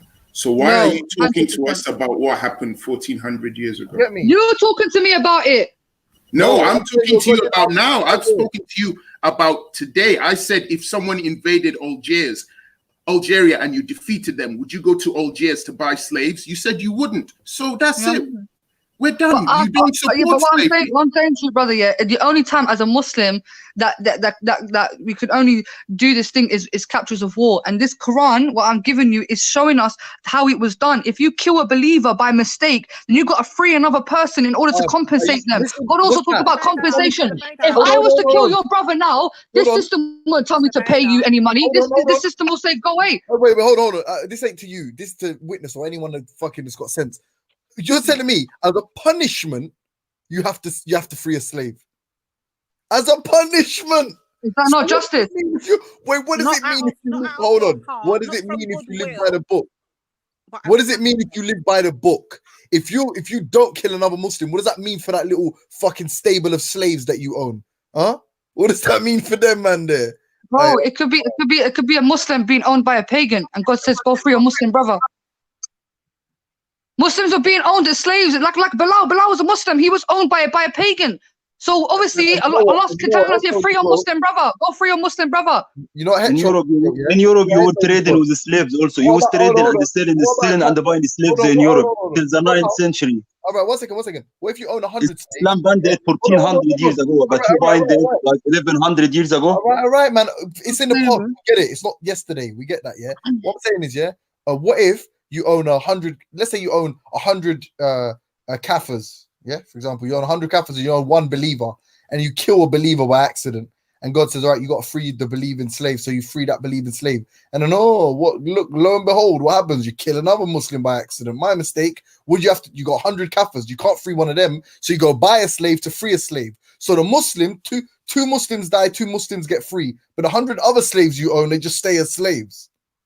There is no Muslim gonna own slaves. If we're gonna buy from one non-Muslim who owns slaves. But Islam, Zubaydah just wrote for you a lot, proving that Islam. Let Walid speak because Walid's better. Sorry. Yeah, you're talking about Islam. Me, I'm a Muslim. I grew up in Muslim country, so that's what I learned from Allah. It's slavery. If I was in war, and that was in the past, from 1400 years ago. Now everything is changed, and we have something in when you study Islam called the fiqh. Fiqh is changing by the time. So every time you can put new rules, but it has to be working with what the Quran said. But maybe it's different, but at the end they're giving you the same result like what the Quran said. That's a studying called the fiqh. So from what Zubaydah wrote and see clearly that Islam banned the slave, and if there is a slave anywhere in the whole world, go and free them. It's not a slave from your friend or a Muslim man who have slaves. No, any Muslim anywhere. But as a punishment for you did something, you swear on Allah wrong, or you did something wrong with your wife, punishment for you, look for a slave and free him. This doesn't talk about owning slaves. This verse specifically talks about freeing slaves. So I don't understand what your argument is here. You focus on one little charity. Yeah, go on. Zubaydah, to free a slave, you have to be a slave first. Let's not do this. Yeah, go on, Lady B. Yeah, go on. Okay, can everyone hear me though? I'm not sure if everyone can hear me. I can hear you, yeah. Okay. I've got a question for Zubaydah. I want to know, because the actual topic of the show is, how is it okay to own slaves, but it's not okay to eat pork? Can you explain that? How is there so much excuses for slavery, but I don't hear no excuses for the pork? So, like we've established here, yeah, I've read so many verses. We're talking about freeing of slaves. At the time, yes, there was a lot of slavery happening, and it wasn't at the hands of Muslims, yeah? So if we know somebody is being slaved, then obviously we, as our duty as Muslims, if we got to pay, sometimes you have to work with what you're given. Yeah, so if the law of the land at that time is being occupied by slave owners, unless I want to cause anarchy in the place, I'm going to beat the system by slightly joining it. You understand? So if I got to pay for this brother to be free, yeah, then I'm going to liberate this person and pay and let him be free. You understand? When it comes to the pork situation, we ban pork. We don't eat it. It's dirty. You understand? And like I said before, Allah clearly tells us to clean our bodies. You know what I'm saying? Put healthy stuff in our body, and we know from pigs, they eat anything. They eat human beings. They have parasites inside their body. So therefore, we are distorting the way that God created us. God created us, we believe, alhamdulillah, most of us healthy and good. And if we're going to put dirty things in our body, we're basically killing ourselves for no reason. This is why. When it comes to this which is worse, Zubaydah, eating pig or owning a slave? Eating pig. Eating pig are you is worse than owning a slave. You're such a troll, Zubaydah, I say. No, but hold on. Right now. I'm being so serious with you, sis. Yeah, I'm not even joking yet. I don't believe in owning a slave. No, I don't believe in that. The word slave is haram. The word abd is haram. Since Islam came, the word slave We all We slaves to don't call Allah. them slaves. What do we call them? No, asir. Asir means a prisoner for till the war finished, and we're gonna send him back to his country. But that's it. You're actually hilarious. But Zubaydah, didn't Muhammad buy and sell slaves, bab? No. He freed slaves. No. He freed everyone. So he didn't buy them. Hold on, Nanifa, yeah. He didn't Nanifa, buy them. your version of technically he bought a slave. Zubaydah, Okay, you know I'm not arguing with you because I'm not going on like I'm big on Islam, innit? So I'm just hearing what you're saying, innit, sis? No, it's you know why Allah make Bilal I'm just famous? asking you the question. You know why Allah make Bilal famous for people like you, Allah. Yo. Today, Fall back a minute, Walid. Fall back. I understand what you're saying, Zubaydah, but I'm saying, in my mind, to be able to free a slave, you have to buy one, right? So I'm asking you, I don't know. If you're telling me that Muhammad didn't buy no slaves, I'll work with that. You get me? Okay, so did he buy slaves, sis? Technically, he paid for the slave. Okay, wait. He did not own that slave. He didn't own that slave. Do you technically buy weed, Zubaydah? Do you technically buy weed? Listen to me, yeah. If no, I'm listening. If he has to buy a slave to free that, because you know when you buy someone's got. If you have to buy a slave, say I had to buy someone here £20 for this person, and I say to that person, I'm buying you. I don't want nothing from you. I'm just buying your freedom. Go.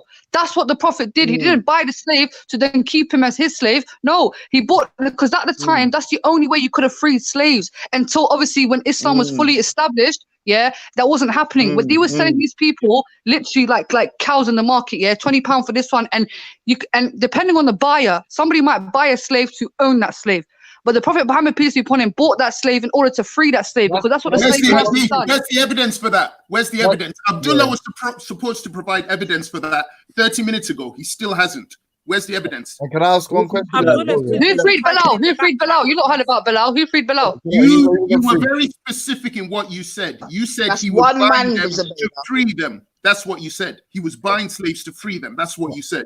I'm simply asking, what does that mean in one man? What does that mean in that one man? Can I ask is it the idea of Islam in the time when Islam just came?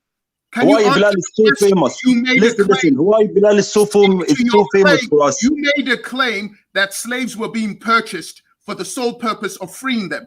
Abdullah made the same claim more than 30 minutes ago. He still hasn't provided the proof, the surah or the hadith. Bilal. I just gave you Quranic verses. I just gave you Quranic verses, which clearly said, if you kill someone by accident, go and free a slave. Zubaydah, you're not getting his point. This is the point Witness is trying to make, and I don't think you're comprehending. Walid, are you listening clearly? He wants the verses that show or prove that Muhammad actually went and bought slaves for the reasons to free them. If there's no evidence to support that, then it's just a claim. That's what he's telling you. Okay. But did you hear my evidence from the Quran? Where the Quran? Okay, fair enough. We'll get that now. But do you not hear my evidence from the Quran that said, if you kill somebody by mistake, go and free a slave? Can I just quickly say something, guys? Really Wait, no, hold on. I just want to see if everyone heard. But who would they be free? Who would they be freeing the slave from? The slave owners, which could have been anyone at the time. So then people, okay then. But they weren't Muslims, though, sis. Those people that were, I said to you, sis, yeah. Where was the Prophet from? Yeah, we have to go back to basics now. The Prophet Muhammad, peace be upon him, was from Saudi Arabia. At that time, yes, in that specific region, they were owning slaves. You're repeating yourself. You literally said this about. Obviously, I'm trying to break it. I know, but they go around everyone, guys. She literally said eating pork is worse than taking slaves. Let's not do any moral. Yeah, I'm not even trying to. I got past that one. So you would rather kill me or slave me than having a bit of pork, a bit of bacon sandwich, basically. Yeah. Can I ask you that? You'd rather have a slave than have a nice BLT, Zubaydah. Wait. What's the question? Wait, actually, I think I misheard the question. Zubaydah, 1 second. What? Lines, 1 second, Zubaydah, 1 second. Serious question to everyone on the panel. Does every one of you not know who William Henry the Fourth was? Nope, I don't know. I don't know, James. Okay, he was a king of England that abolished slavery outright. He just abolished it. Continue. And he didn't have to purchase no slaves to do so, no? I mean, apparently not. Apparently he just abolished slavery in America as well, man. Get out of here with that Foolish. Apparently, he just abolished it. I don't know, like it.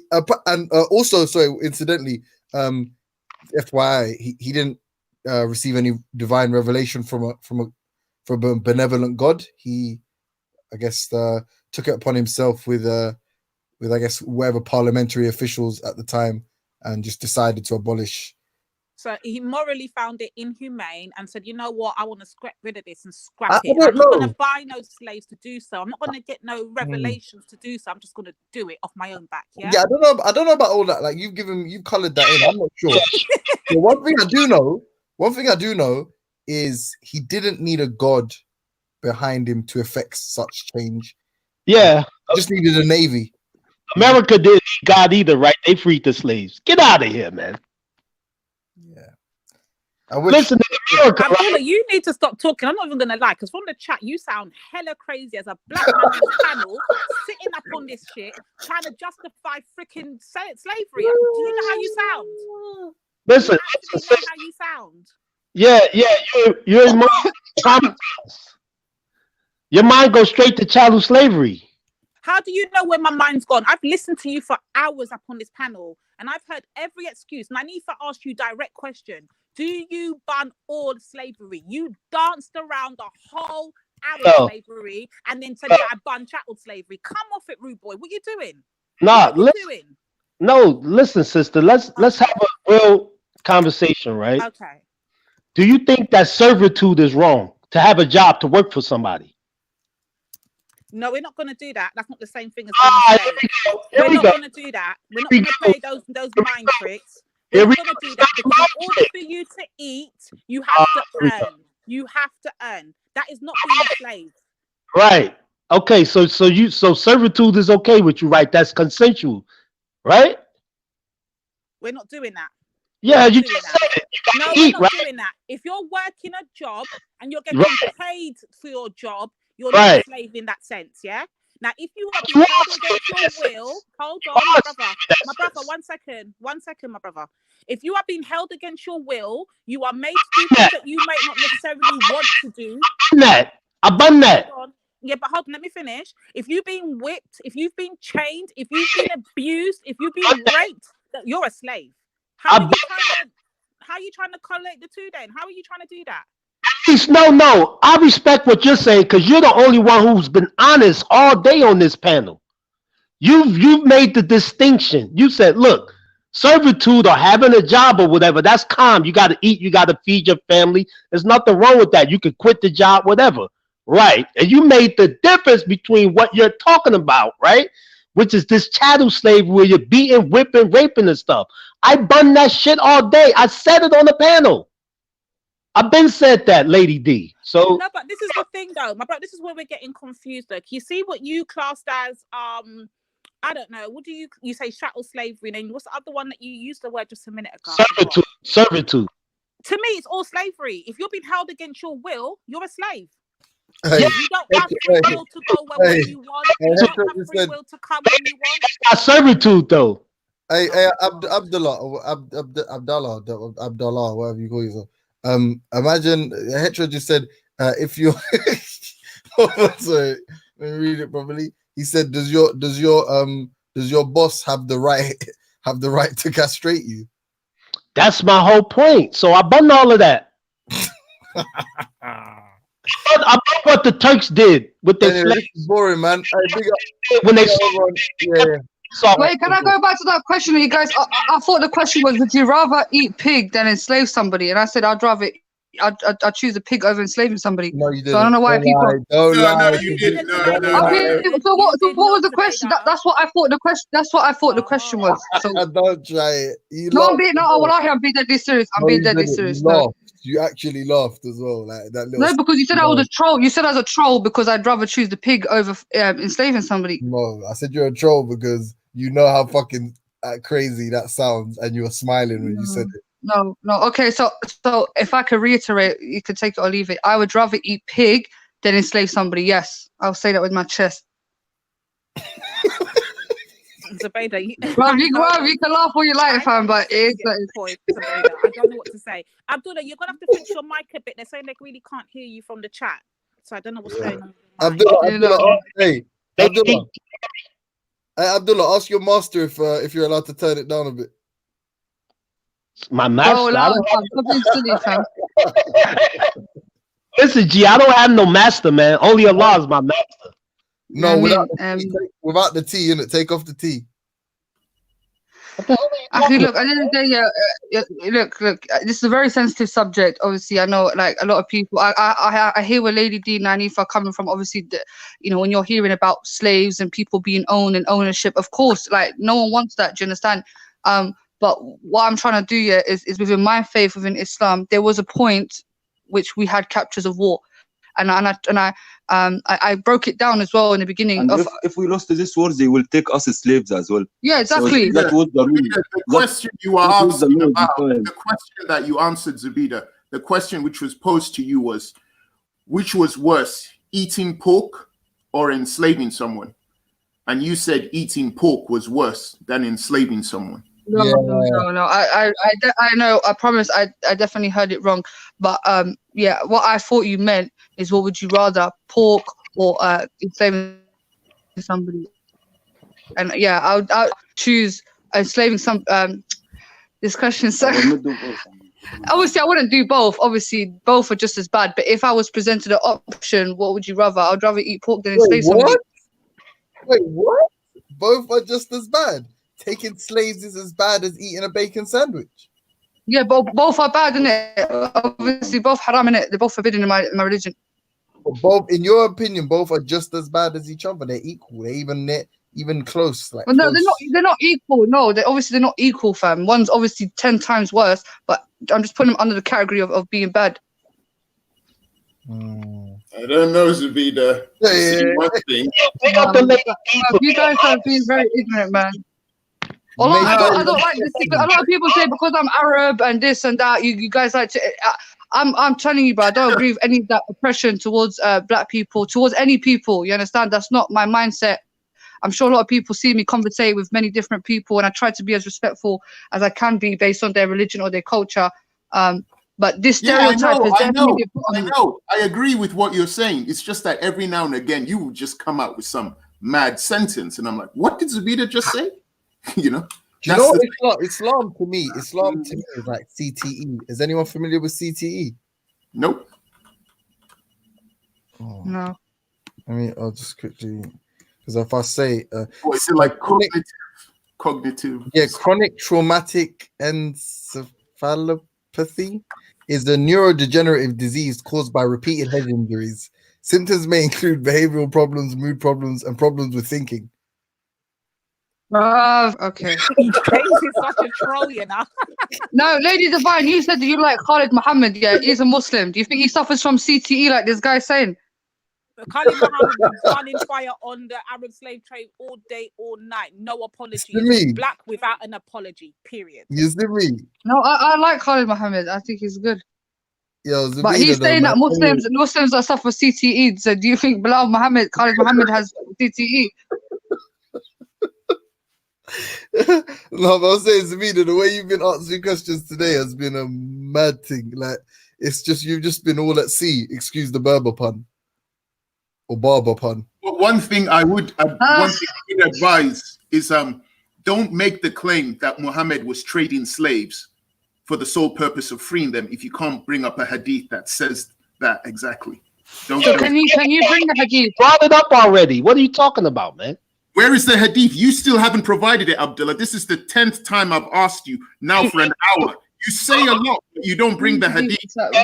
Hey, Abdullah, ask him bring it earlier, but you men was chatting. You don't want nobody to speak. And then read it now. Read it now. Let's hear it. Read it now. I said, yeah, these guys not going to believe anything. It don't matter if I bring them up. No, but get it now. It doesn't even matter. What's the matter? Just to cross the argument, can you get it? And in the meantime, Zubaydah, you got a question from the chat. My goddess sis, melanated, asks, she wants to know if Zubaydah, if you agree with the oppression of enslaved of non-believers, and does a person have to be a convert to be freed? Yeah. So no, I don't agree with that. I said before in the beginning of the conversation, there were non-Muslim slaves who converted to Islam and still remain slaves. So the status of your religion does not qualify you being freed or being not a slave. There was many Muslim slaves. No, I don't agree with the oppression or enslavement of non-believers. So I clearly read in the beginning as well. We went through a little article which spoke about the treatment of slaves, and there was many hadiths that said if you were to accuse your slave of lying or accuse them of something that they did not commit, then your punishment will be with God. If you were to hit your slave, then your slave has the right to leave straight away.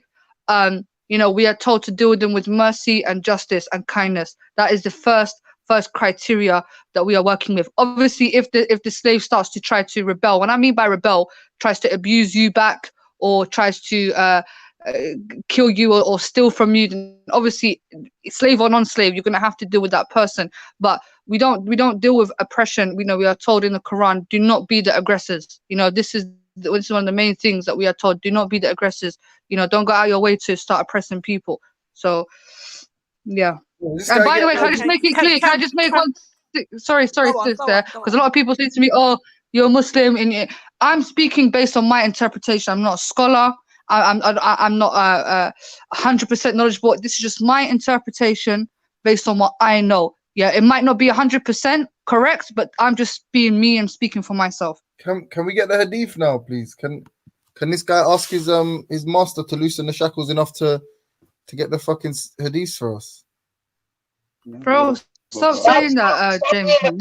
Insulting. That's number one. This, keep it high IQ. Use your intellect. Relax. Calm. I'm sorry. I'm only teasing, and I'm kind of low IQ. But can you get it for us? Yeah. Everybody is nobody's no scholar on here. So let's be clear about that, right? Definitely not you. Can you get the Especially not you. Definitely not you. Yeah. No, you're right. Can you get it? Yeah. So if I bring you the hadiths, then what? But the hadiths are man-made. So what does that mean, man? Then we can know that supports your claim. Honest, Nanita. I support your claim. Why are you not going to bring them? Just if you're not going to bring, just say you're not bringing them. Huh? Zubaydah just brought some to you. You reject that. Ask him. Look at that. She don't give a fuck about no hadith. She's telling it. I'm dealing with the Quran here. Still hasn't provided any evidence. So bear bidder then. Zubaydah, you're Muslim. It's not, but I brought you Quranic verses better than any hadith. I have like 5 hadiths by Arabic about it.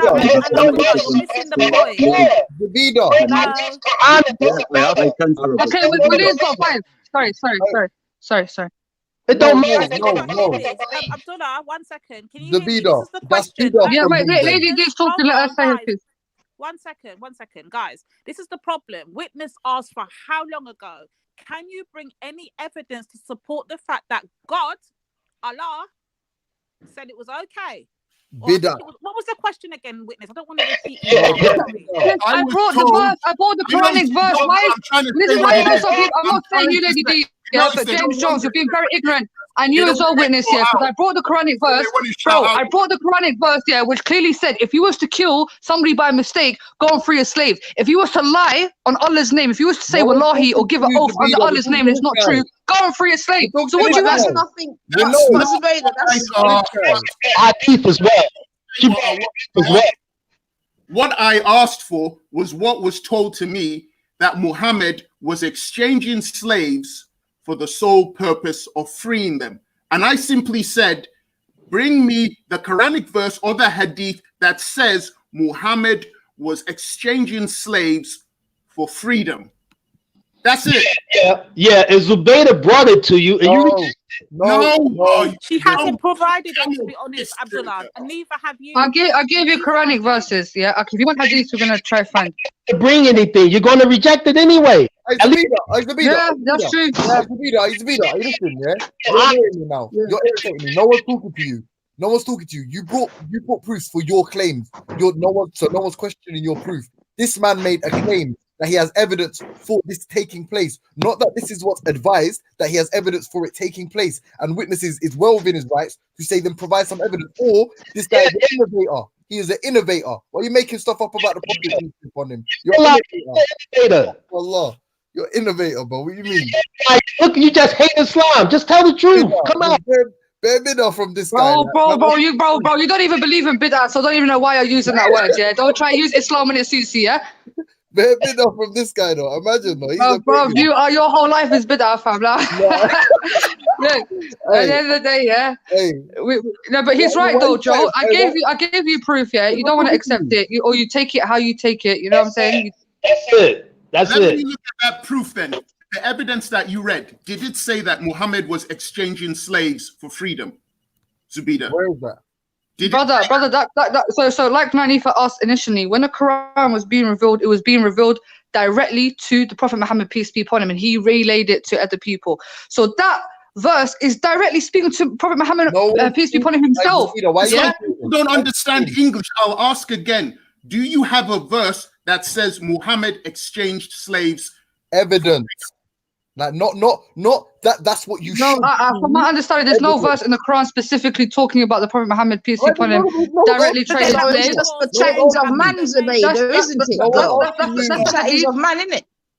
No, but we're asking him, and you're still answering for him. Why is it doesn't matter, bro. He's my Muslim brother, man. This is Islam here. It doesn't matter. It doesn't matter anyway, James. It doesn't matter because Zubaydah has just admitted. So can I just ask you guys here? Can I just ask you guys quickly? Yeah, how do you witness Nanifa, James, Joe's Lady D? Yeah, how do you feel about? But brother, how do you feel about the verse which I read to you, which clearly said, if a Muslim was to kill another Muslim by mistake, if they was to lie on Allah's name, go and free believing slaves. How do you? Is that not saying to free slaves?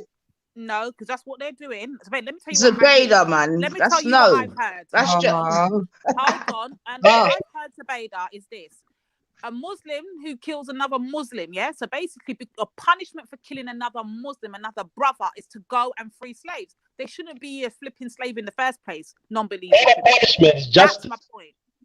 But sis, okay, all right. But sis, if you remember what I said to you, yeah. But hold on, James Jones, hold on.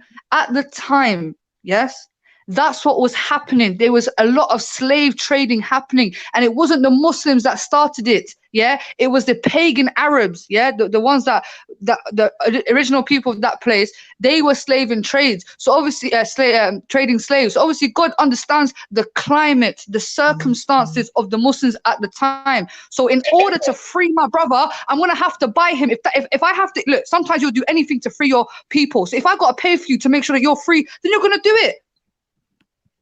Yeah, Abdullah's a kafir though. Like he's proper hiding. It's like ransom. It's like ransom. When people get kidnapped, yeah. Say now, sis, yeah. God forbid, a member of your family got kidnapped, yeah. And they're saying, yo, we want $2,000, yeah. Otherwise, he's not free. And he's gonna be us. You're gonna make sure you write out that money as much as you can, pay the person, and free your family. You know. And that was the situation at the time. I agree that Abdullah is definitely an innovator though, man. Like, seriously, that was a joke thing. Imagine he's making claims on the Prophet's life and has no evidence for it. Like. That's some listen, you're a straight up kafir, number one. So hold on a minute. Can I ask you a question, Zubaydah? 1 minute. Why weren't Muslims allowed to slave other Muslims? I'm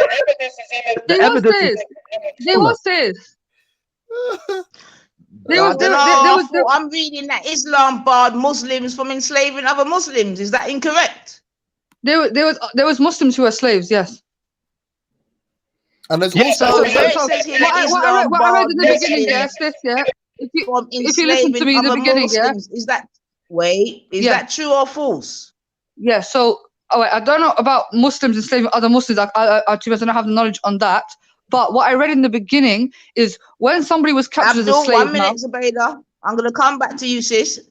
Abdul, are Muslims allowed to enslave other Muslims? Nah.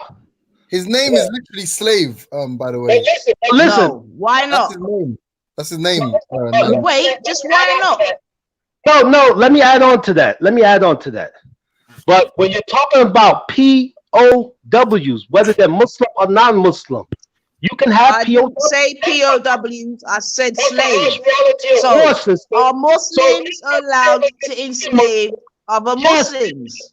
Sister, within this context of POWs, you can have them whether they're Muslim or non-Muslim. You can have POWs. Listen, no one ain't talking about POWs, yeah? I'm asking you a very simple question. Are Muslims... sorry? I answered you. Didn't I answer you? I answered you already. No. Which is no. And now I'm asking you, what? Wait. But Why not? Sister, it's the same thing with non-Muslims. As Muslims, we cannot go and force non-Muslims into servitude. That's haram.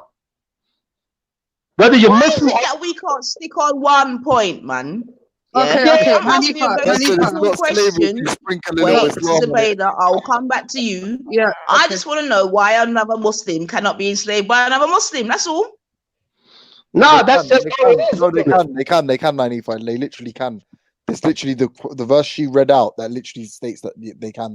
And not only that, but the only way that you're then there's contradictions, then, buddy, because I'm reading now. Bro, James Jones, bro, James Jones, so chatting shit, fam. Because And like I there's said, many other things that says Muslims are not allowed to enslave other Muslims.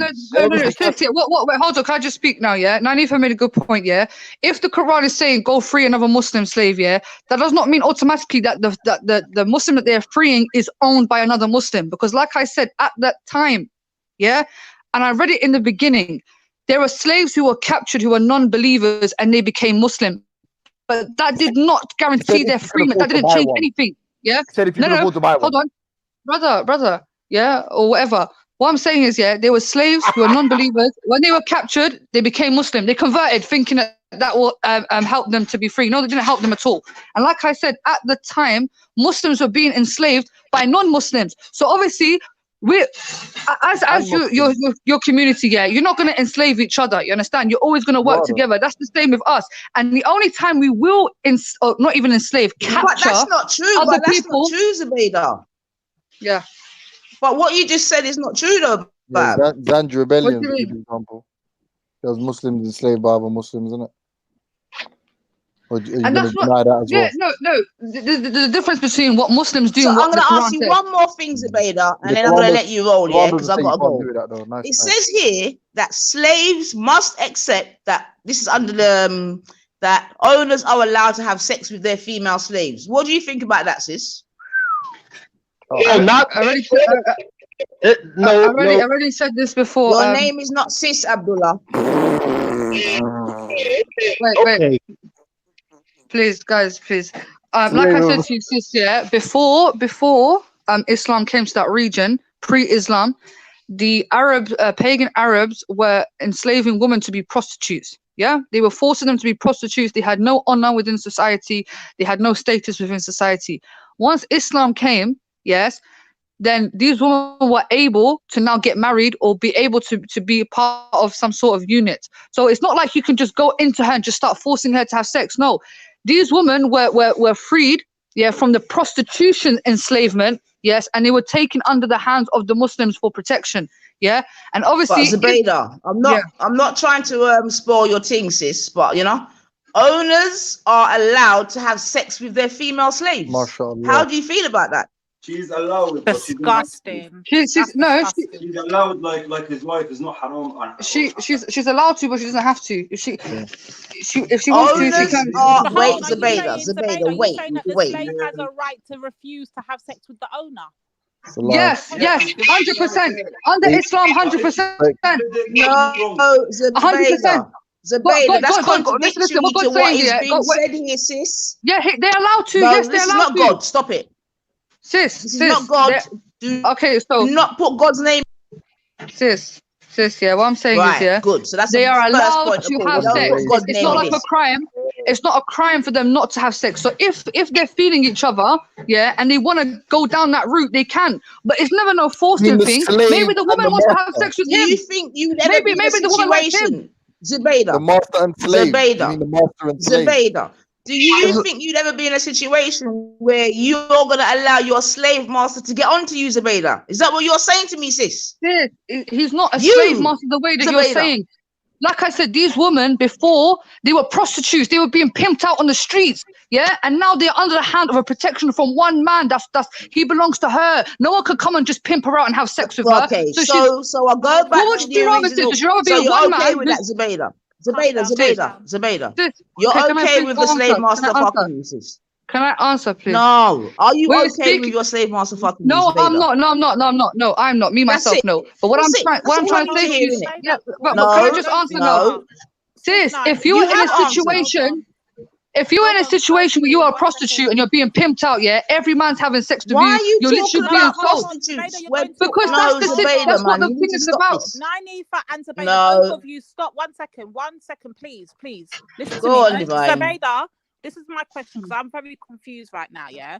In one breath, you were saying to us that these people were basically casualties of war, and now in this breath, you're telling me that these women were prostitutes. Which one was it? Were they prisoners of war, or are they prostitutes? Let me know. Some of these women, yeah, they were both. Yeah, so prior to Islam, when Islam started to control the area, yeah, a lot of these women, they were non-Muslims and they were prostitutes. Yeah, so they had nowhere to go. Do you understand? And they were also technically captives of war because who owned them? What do you mean they had nowhere to go? Wait. Prior, who exactly? Who? What happened to their pimp? What happened to their pimp? Their pimp either got captured or got killed. Yeah. And that's what these women were owned by their pimp. Got captured. Okay, so she's out now. She's now out here one away. She's got no pimp and no whatever. A slave owner says, "Oh, you look all right." Yeah, he buys her. Yes. Yes. She now belongs to him, right? Yeah. Right. Mm-hmm. Now he is now allowed to have. No, but are they all slaves? Are all of them prostitutes? I don't know where Zubaydah's coming in with all this. Some of them are wives. Some of them are wives and young girls. James, let me quickly say this. We're trying to figure it out, but look, there, Sir Faz is in the back. So, Verily, if you want to put me in the back and put Sir Faz on, no, I'm jumping off in a sec. Nah, so I'll jump out. I'm jumping off in a sec. But you stay, I'll jump out, man. But no. Before you leave, don't let her, some of these girls or women are young girls and women who their fathers and husbands have been killed. They're not all prostitutes. So you can kill a man, you can kill someone's husband and father, then you're their master. And then, so just to understand what you're saying, Zubaydah, you're saying that a master can hear no from his slave. Think about that one for a second. There's no rape. He's not allowed to force himself against her. She can reject him if she wants to. Yeah, she has a choice to marry him. Zubaydah, come on, you're a road girl. Hold on a minute, Zubaydah. You're a road girl. Zin. So you're telling me now that the woman's going to say to the slave master, no, you can't get this nanny. And the slave master's going to turn around and walk away. Is that what you're telling me? If he's a true... Listen. We're speaking about 1,400 I need you to be real now, sis. I need you to be real now. Remember, there's no laws them day. There's no police. Exactly. Yeah, so this is what I'm trying to say to you. So if that person, that Muslim was with this woman, he was practicing a thing to the T, yeah, he would not force himself upon her, he would not rape her. But I'm not going to deny that that's possibly what happened, yeah, with sick individuals, especially when a man and a woman are together, yeah, and with their sick mentality. I'm not saying that couldn't have occurred, but if he was, wait, Zubaydah, don't you think the mere fact that it is allowed in Islam, yeah, to sex the slave, then it's not a problem, is it, man?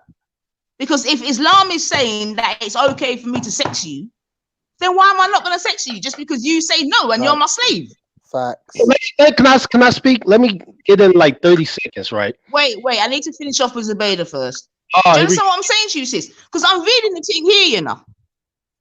You see what I'm saying to you? I hear what you're Slaves saying, cannot carry out religious roles, cannot have limited authority, cannot be witnessed in court. So she ain't got no say in this thing. How can she report him? How can she report him if she can't be a witness? Hey, how can she report him? No, answer that. How can she report him if she can't even be a witness? How can she report him? Wait, hold on. Where are you getting the source? Where is the source from? Because I've never heard of this. Where's this source? Big up, man. Where is this from? Bro, what I'm haven't you heard, Bab? Blood clot, please. Sis, where are you quoting this from? Where are you quoting this from? Where am I?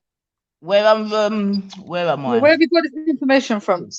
And also, Zubaydah, why are you keep talking about pimps? What if it's just her husband? What if it's her husband? Hey, Zubaydah, what if it's just her husband? Why you keep talking about pimps and that and prostitutes? What if it's a woman who? I do agree with that as well, Zubaydah. I think you was bringing in a completely different scenario there, to be fair, but yeah, what I mean? But I understand why you would do it. There are a lot of situations like that did happen. Like I said, a lot of the women were being sold. Yes, I agree with you. Let me quickly ask you something, Zubaydah, and I'm gonna go. Yeah, does rape happen in Muslim countries today, Zubaydah? Yeah, it happens all over the world. All over the world. All over the world. No, I hear that, sis. I hear that, man. But I'm specifically, obviously, asking you about Islamic countries, isn't Yeah, it? it happens in Muslim countries, yeah.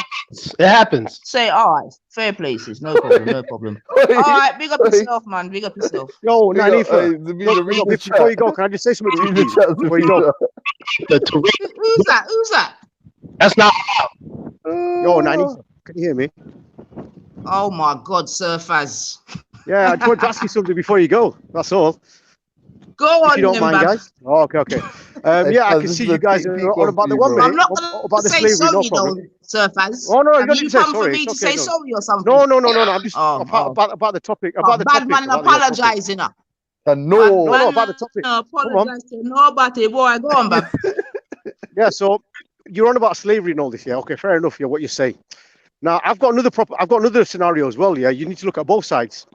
According to the Hebrew Israelites, okay, when we all die, guess who's going to be the slave in heaven? I don't care. Everybody that's not. I'm not a Hebrew Why not? Israelite. I don't care. On fire on the Hebrew I don't Why not? care. Why No, not? I'm not Why a not? Hebrew Israelite. Why I'm don't not you? one No, of why them. don't you though? I don't No, care. why don't you? No, why don't you care? Why don't you care though? Why Because don't I what? if you're not, Because listen, I'm not a they Hebrew say, Israelite.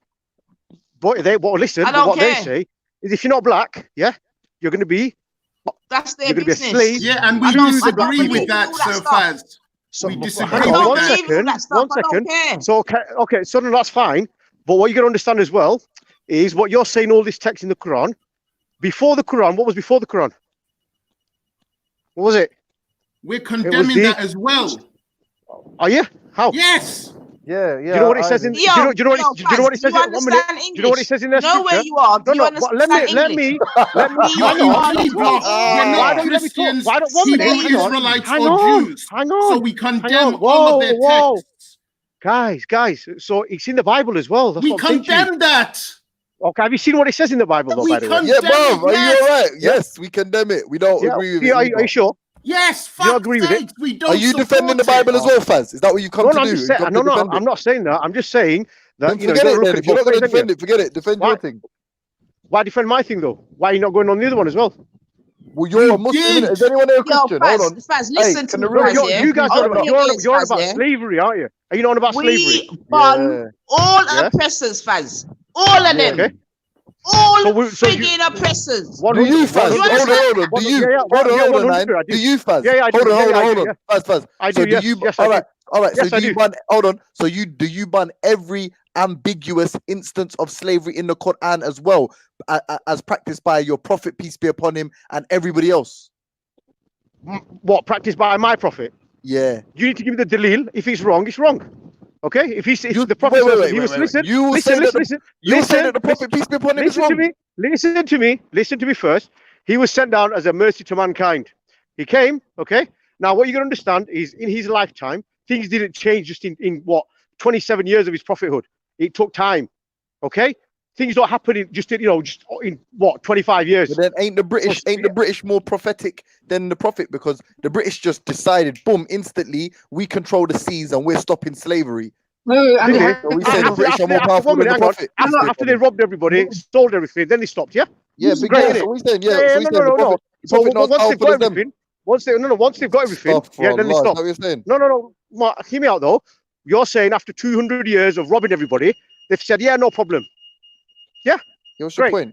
I'm saying they can. They have the power. So the British Army, the British Navy, and the British after they robbed everybody, then they stopped. Hold on. Had more power stopping people. What's the point of stopping it? Listen, what is the point of stopping it after they robbed everybody? And wait. Hold on. Forget you're right. I agree with you. Yeah. So they had aggregated more power than a prophet of God. Fucking hell. What do you mean more power? He came at the time the pagans were doing this. Okay, but I'm saying now, if you getting a cosign from God. What's your point? Because I've got to go. James, 1 second, darling. James, 1 second. All right. My point is, okay, if you go back, you lot talking about slavery in Islam, during that time. Okay. Who's you? Who's you? No. Well, everybody on the panel. Is that what you're talking about? You're wrong, Mr. Faz. You're wrong. Okay, go on. Before you turned up, Sir Faz, We condemn the slavery that was practiced by African kingdoms. We condemn the slavery that's been promoted by Israelites and Christians. So everybody gets it. Atheists, Jews, no one gets a pass. So why exactly are you here, Sir Faz? No, that's fine. That's fine. I didn't hear that bit. But if you said that, big up to you for doing that, yeah? But another thing is at the moment... You do too as well, can I answer Nanifa's question about the girls, yeah? There's two hadiths here, yeah? But let me just finish off, Sir Faz, because I feel like he's here for a reason. So finish off your team, Faz. Yeah, so all I'm saying is, if you look at slavery at the moment in this day and age, look at India. There's 30 million people that are in slavery, and their kids, their whole families are there, generation after generation after generation. Okay? That's what's happening today. You now. do too. You got it out with us. What's the point? 1 minute. Let me finish. What my point is, yeah, that slavery, it happens everywhere, doesn't it? It's not just in one place, one country. No, it doesn't happen everywhere. No, it doesn't happen everywhere. No, it doesn't. It does. Yes, it does. No, it don't. Where does it happen today? Where? Well, you just said so in India, it's there. You just said India. Okay. Yeah. What sort of slavery are they under in India? Basically, they're born into slavery. Their kids are enslaved, and it keeps going on for generations after generations. They're never allowed out of it. They don't get paid. Okay, go and check it up. There's 30 million people like that now. We're banned that then. We're banned that, and that's still backwards. So what are you saying? Sorry? But sister, if the Muslims didn't fight these slave owners, yeah, they will still be enslaving people. Why is it still... Right, okay, so hang on 1 minute. So let me make sure that I've got it right from you guys, yeah? That slavery for everyone oppressing a human is wrong. Yes, any kind, no problem. If that's the case, 100%. You're right, because people shouldn't be enslaving people. True. Okay, so we've been saying this on Thursday. So you what's the condemn point? the Prophet for doing that. You condemn the Prophet for doing it as well, then. Well, our Prophet didn't do that though. Yes, he did. He did. No, he didn't. No, he didn't. He did. All right. So hold on. No, I'll be fair to you. No, he didn't. I'll be fair to you. So no, he didn't. Because tell us what you're saying, James. 1 minute. What you're saying about slavery, yeah, but if people were doing it at that time, yeah, he came to stop it. Right. Okay. Let me ask you a question. But he couldn't have stopped everything in 20. Yeah, you're right. He's not powerful enough. You're right. God isn't powerful enough. I agree. God ain't that powerful. No, it's not about being powerful. It's about it's about other people changing their mentality. Yeah, God isn't powerful enough. I get you. Yeah, he's not powerful enough to change it. What I'm saying to you is, it makes no difference, does it? Yeah, no, I agree. That's what I'm saying. I agree. But I believe in God. I believe in God. And I hold the same sentiment. So now what? 9. You need to tell us. So you believe in God? Don't hide from me. Don't hide from this question. I'm not hiding. I'm speaking to you. Then you hear I'm talking to you. So you don't have to that in your show tonight. I am a God. What's that? What sort of God are you? I am. Look, 9. You're letting him bounce around. Do you bleed? Do you bleed? You're letting him cut. All right, James. All right, babe. All right. What are you? You got to tell us. Yeah. What madhab you follow, or what hadiths you follow? It's not about my madhab, my thing. I'm just giving you. No, it is because hold on. This is why. That's not the point. That's not a point. Hold on. Listen. Right. So there's hadith. Where the Prophet actually traded slaves. Right. There is narrations of the Prophet trading slaves. You reject them. Can you get I've not heard of it. So can you give me the thing? Should I read them to you? I'll read one to you. And I was trying to get an explanation from a Muslim on this one. I'm on Sunnah.com, and it says here the Prophet bought a slave for 2 slaves. This is in Sunan Abu Dawood. You're on where? Sorry. Sunan Abu Dawood, book 23, Hadith 33. Right. Okay. Well, I'll have to go back and check that up. Okay. But I will get back to you. That's 100%. No problem. Is that all right with you? Okay. And then another question. Would be. Thank you for telling me that. Another question. And I'll get back to you on that definitely. Go on. Okay. Well, but then another question. You definitely don't reject the Quran, innit? Hey. No, I don't reject the Quran. Right. Okay. So when the Prophet said, it's from obviously Allah said, but the Prophet saying this, through the Prophet, he's saying that when you kill another Muslim by a mistake, you free a Muslim slave. Yeah. And then he also said, "Where's it from, James? You give me the actual verse." Well, hold on. Well, let me say it first, and then you can say if you agree with it or disagree with it, and then you can validate it. They said so. The Prophet, peace be upon him, says, if you get a slave, if you kill if a Muslim kills another Muslim by accident, you free a Muslim slave. Yeah. He also says, if a Muslim cannot afford to, you like fast for a period of time or something. Yeah. So if you cannot afford to buy a slave, if you do not own one and you cannot afford to buy one to free it, to free the Muslim slave, then you fast for a period of time. Within that, you're a smart guy. So that means number one, you're free to own a slave, because to free one, you must own one. You would agree with that. And then number two, yeah, that doesn't refer to any non-believing slaves. So you can arguably kill another Muslim, and as a punishment, even someone that deserves to be punished, as a punishment, isn't forced to free a non-Muslim slave, right? So both of them would imply that you can own a stable of slaves. There's no limit, right, in Islam. And the Prophet, whilst he came to affirm and renounce many things, he didn't come and outlaw slavery. Even in theory, like theoretically, he didn't do that. Don't you think that, given that what you just said about you burn it all out, don't you think that means it's bad? Okay, let me answer your question. Okay, 1 minute. Back in them days, James, back in them days, when the Prophet ﷺ came, yeah, there was slavery going on. Yeah. People owned slaves. They become Muslims. They still own slaves. Okay, does that make sense? So yes, that verse might have come down for that particular time. I'm not well versed in that to give you the answer. Did you hear the last part of my question? Did you hear? Given that you and I, like me and you agree, we bun out all slavery, me and you, innit? Yeah. So that we can't really follow the Prophet on that. On when it comes to issues like that, we have to dismiss the Prophet. We can't follow him. No. He's not on the same time as us. What you 1 minute. What you give me, yeah, I don't know it. I don't know what you just said. Yeah, this is what Zubair said. Okay. I'm saying, I need to go verify it. Let me go verify it first. Yeah. Then I can come back to you. Can't I? I can't just give you an answer. No, but if he doesn't, at that time, look, the Quran is there. What's written is written. Okay, at that time, that's what happened. That was then. Do you believe the Quran's straight from God, Faz? 100. So everything in the Quran you believe is the word of the Most High Himself, yeah? Yes. Okay. Cool. There was another thing I wanted to ask you, which was later on. It's another hadith, Sahih al-Bukhari 6161, book 78, hadith 187, narrated by Anas bin Malik. Says Allah's messenger was on a journey and he had a black slave called Anjasha, and he was driving the camels very fast, and there were women riding on those camels. Allah's messenger said, Waihaka, may Allah be merciful to you. O Anjasha, drive slowly the camels with the glass vessels. And that's in Sahih al-Bukhari 6161, book 78, hadith 187. It says that Allah's messenger was on a journey and he had a black slave called Anjasha. Have you heard that one? I said, I haven't, but I will get back to you on that one, because I'll have to ask somebody, and I'll get back to you definitely on that. I'm going now. Is that all you wanted? That's what I wanted to ask. Yeah, that's fine. Yeah, as long as you know. Good on you. No problem. I think it could be for an apology or anything. Don't worry. Calm down. But Faz, what I don't understand is if any of these things are said to be true, then doesn't that mean that that's as far as you go when it comes to your religion and slavery? Like, because you're a righteous man like you are, you know that at this stage I can't follow my Prophet, peace be upon him. I can't follow my religion. You're not telling me. Listen. I need to go verify something that someone's told me first. True. If that's true, though, I'm saying is that how? If that's true, are you against slavery, Sir Faz? Sorry, me. I'm a slave to the Creator. I'm a slave to the Creator. But are you against slavery? But are we not? We are, though, aren't we? I'm not a slave to the Creator, but slave to the Creator. Are you against slavery, Bab?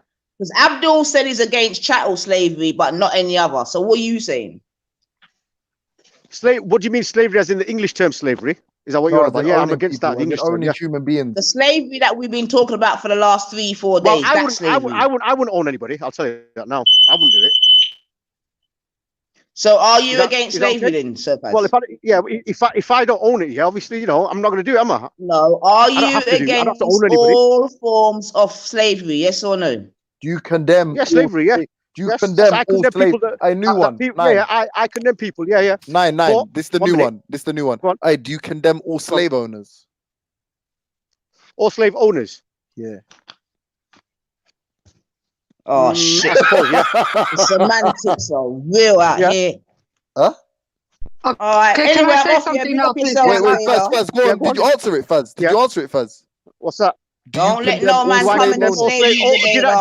Did I condemn all slave owners? Yeah, I do. People like the British, that kill people. Yeah, no problem. So you condemn the prophet then, isn't it? Muhammad.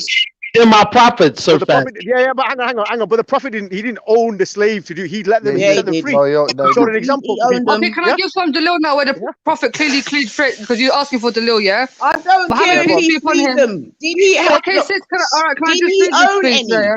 Did he own any? Yes, in order to free them, yes. In order to free them from oppressors. Hold on. So if he owned them, if you're living in a time, he owned them, but then he set free.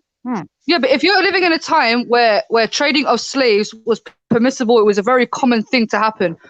If you were put in a position where you have no choice, you're a slave now. Jesus didn't have no slaves. Did Jesus have slaves, sis? Who? Jesus? I don't know about that. Jesus. No. Did he have any slaves? No.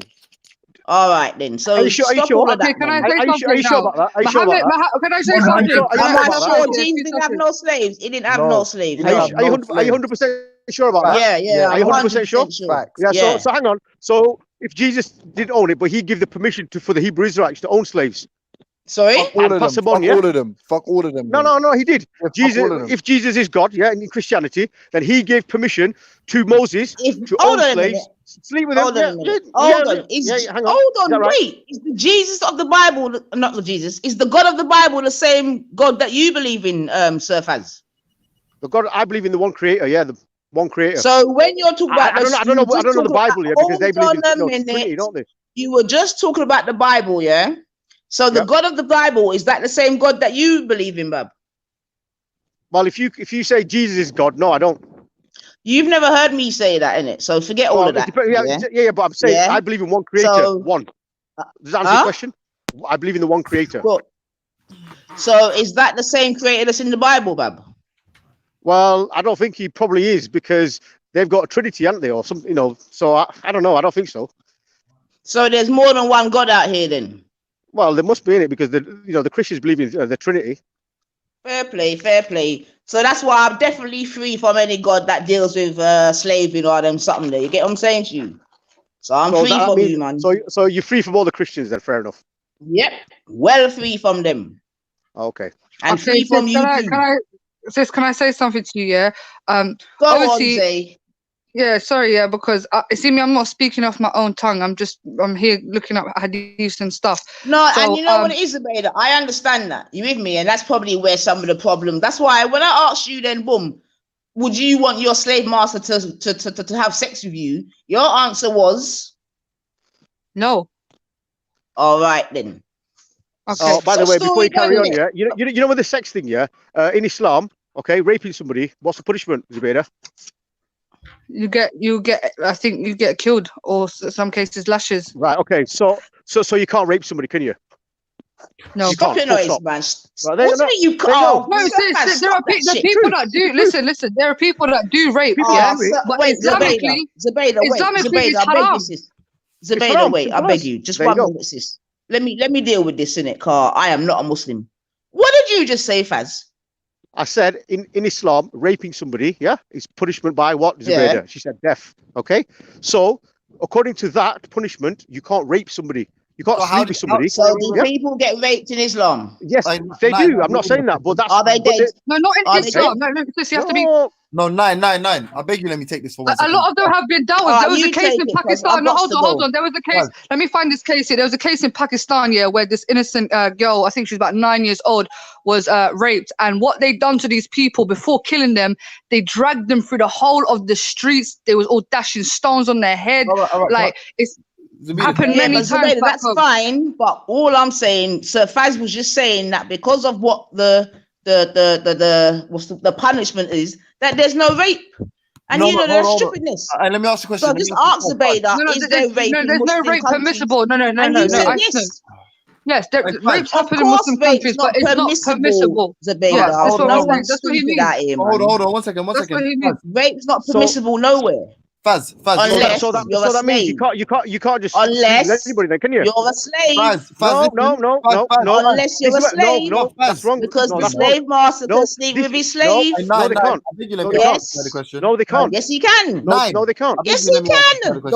No, Nanifa, listen. This is not the Hebrew Israelite book, yeah? Don't bring that into it. Okay, We'll have a look at you that. know what it is, In that one, you Sir can't. Faz. 1 minute, James. James, 1 minute, please. So, Faz, I hear you keep saying this Hebrew Israelite thing, like that's gonna burn me or affect me. I'm not a Hebrew Israelite. You see what I'm saying to you? So that's all dead food to me. Dead food.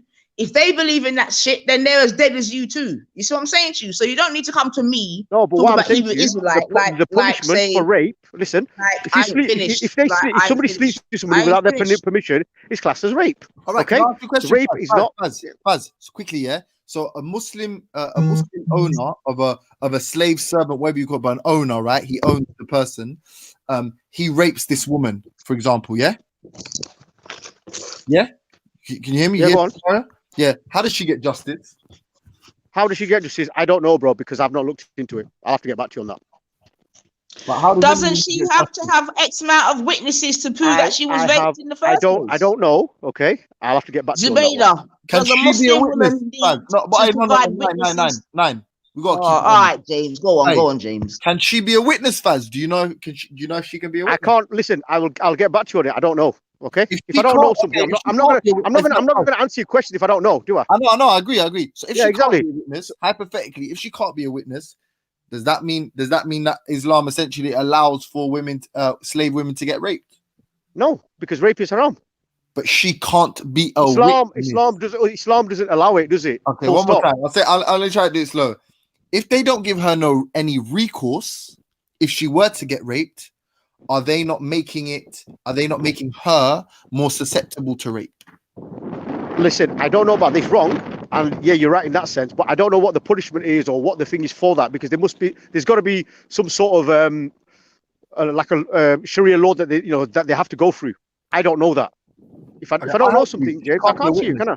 No, I'll help you. She cannot be a witness, number one.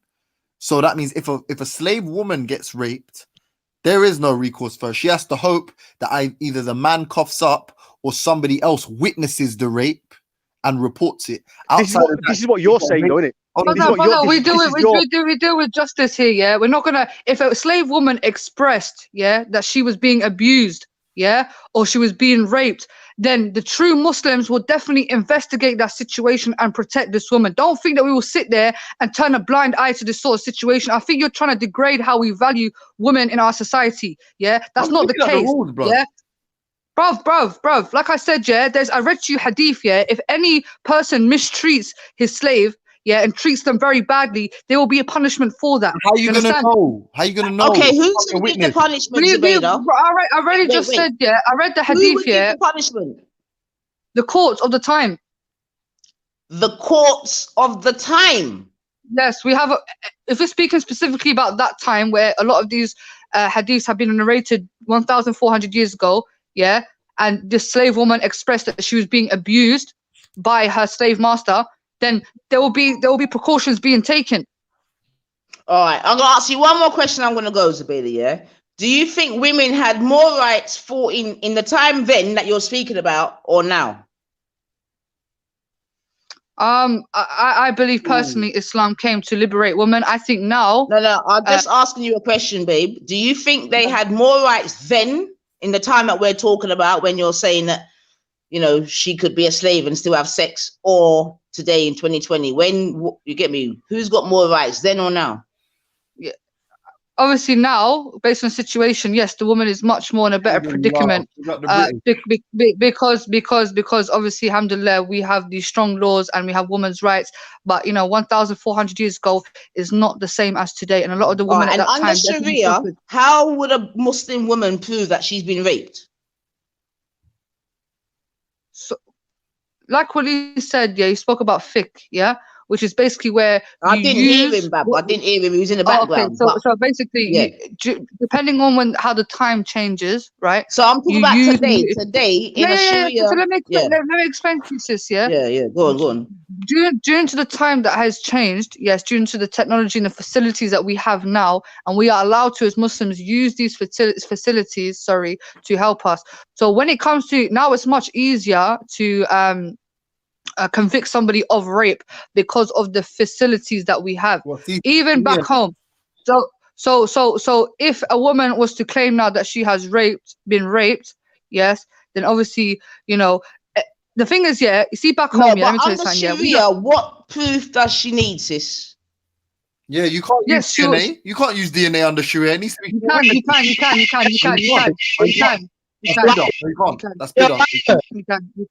You can, bro. Bro, what do you think you are from? All right.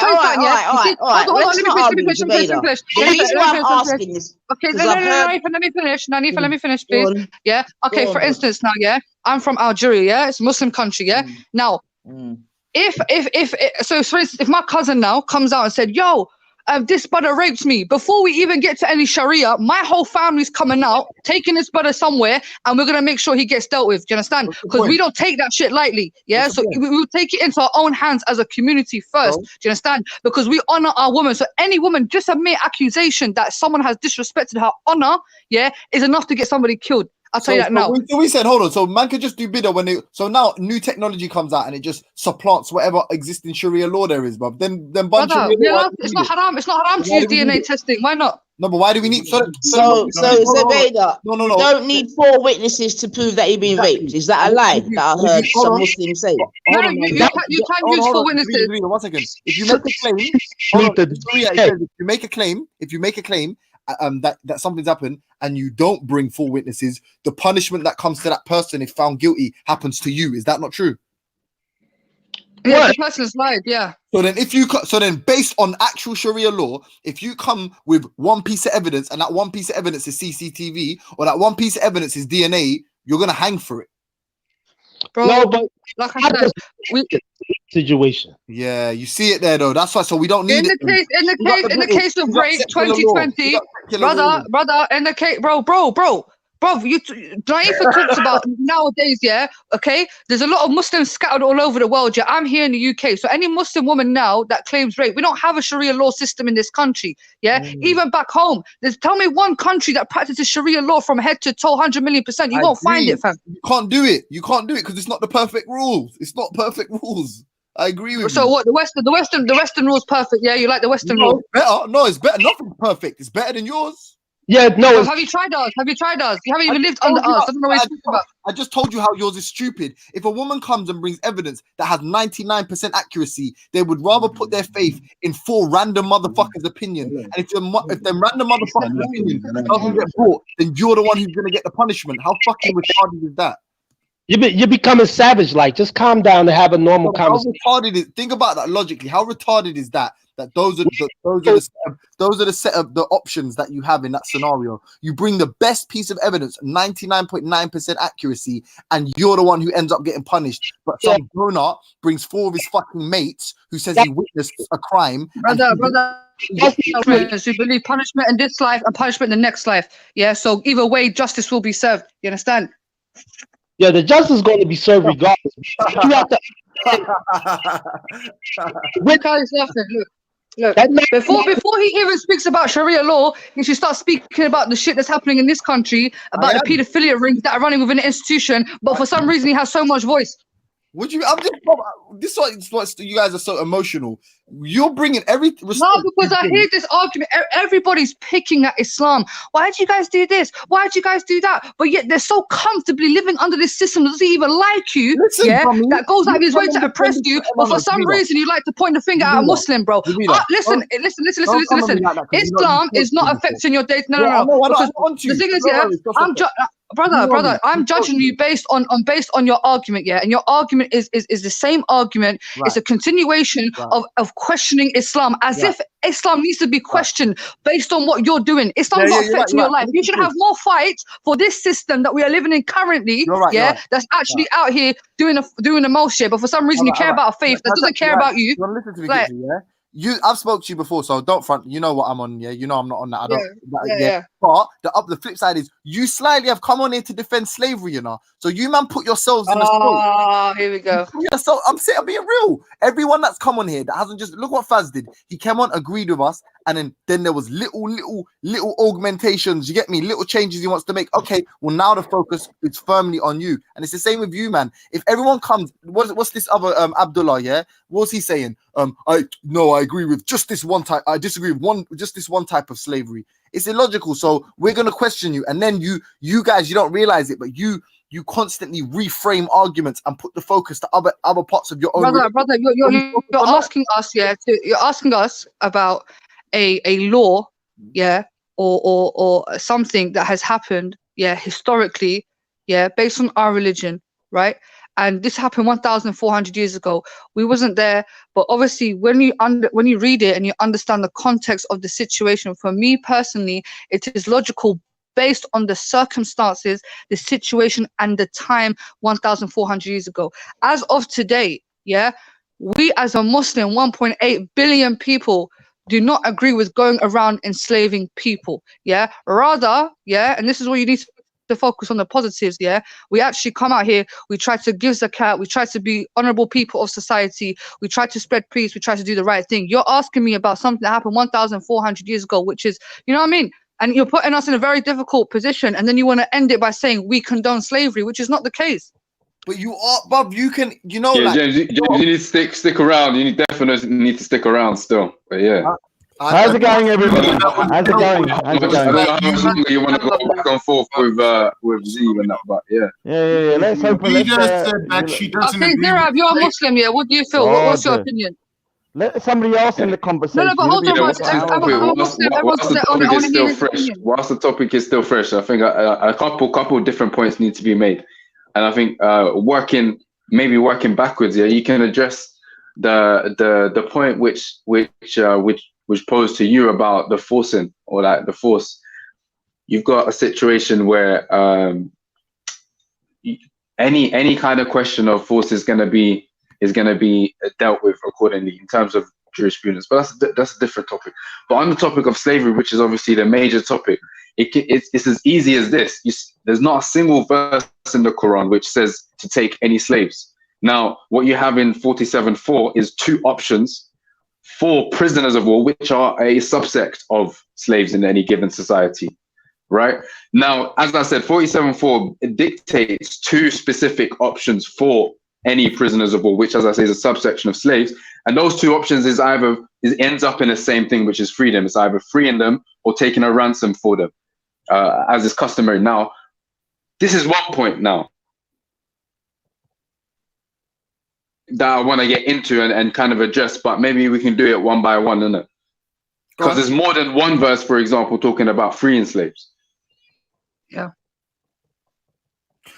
Give me a statement, that is like a correction that you're making, given what you've heard from other Muslims say on these panels. Because outside of sort of giving us Quranic verses that maybe show the benevolence of the Prophet, peace be upon him, it's a tough sell to say that.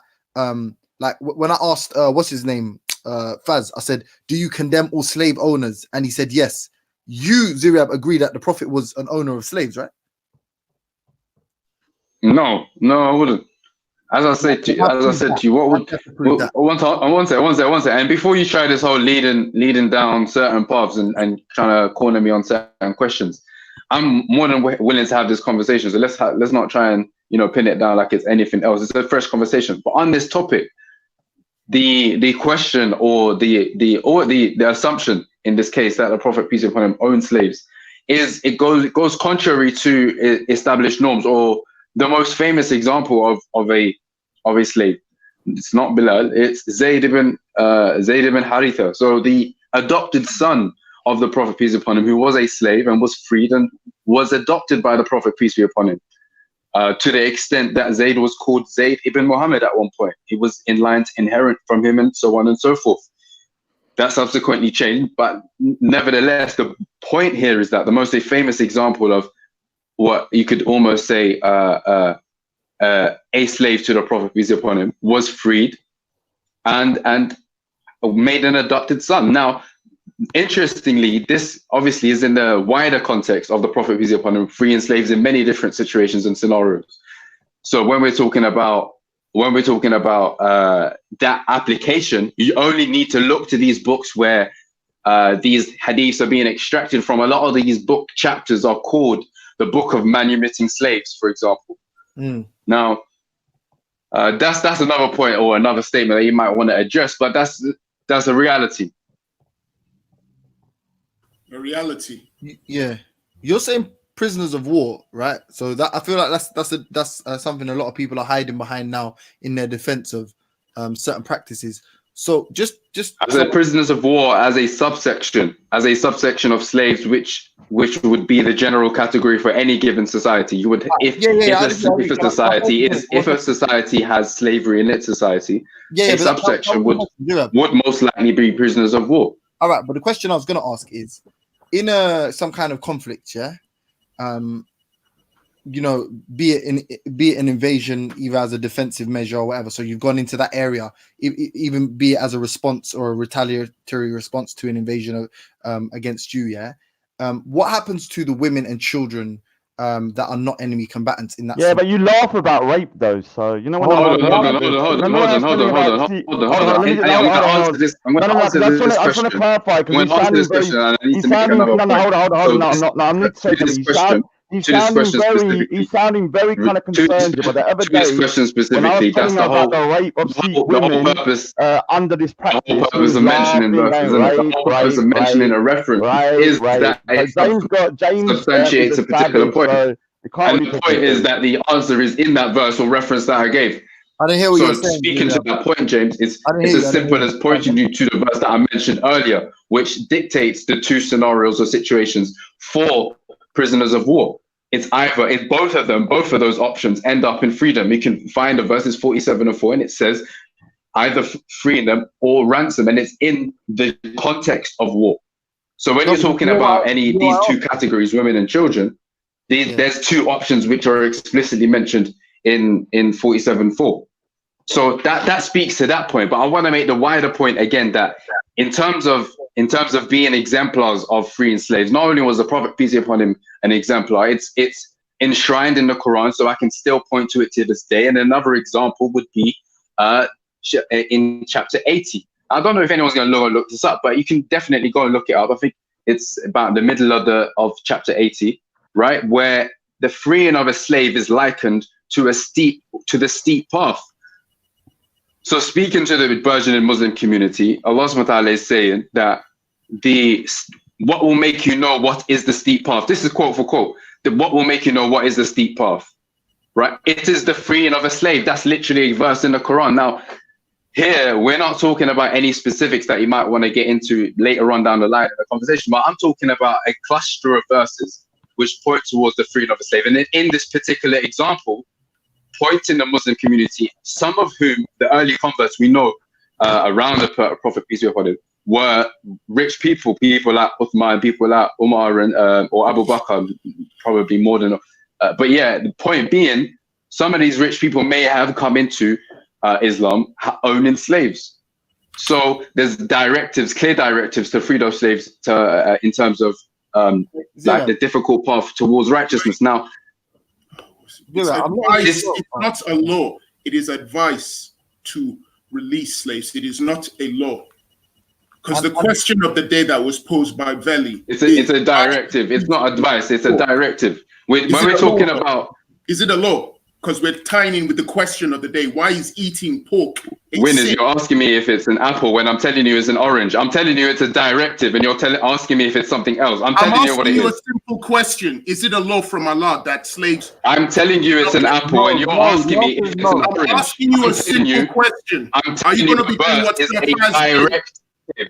Do you understand what a directive is? No, I don't. That's what I'm asking you. I don't. I'm asking you to explain what is the directive. Well, you can do the definition search. No, you tell me. You're saying it's a directive. Witness, yeah. All right. I'll let you flow there for a minute, yeah, Ziria. But if you've got an opportunity, because there was a verse read previously in the Quran, yeah, and from Zubaydah, and it said as a punishment. Yeah, you heard it, as a punishment. for killing a Muslim, you should free a slave, right? That means the default position within slave ownership is not necessarily to free a slave, or you won't be punished necessarily for not freeing a slave, for example, right? That'll be a better way of putting it.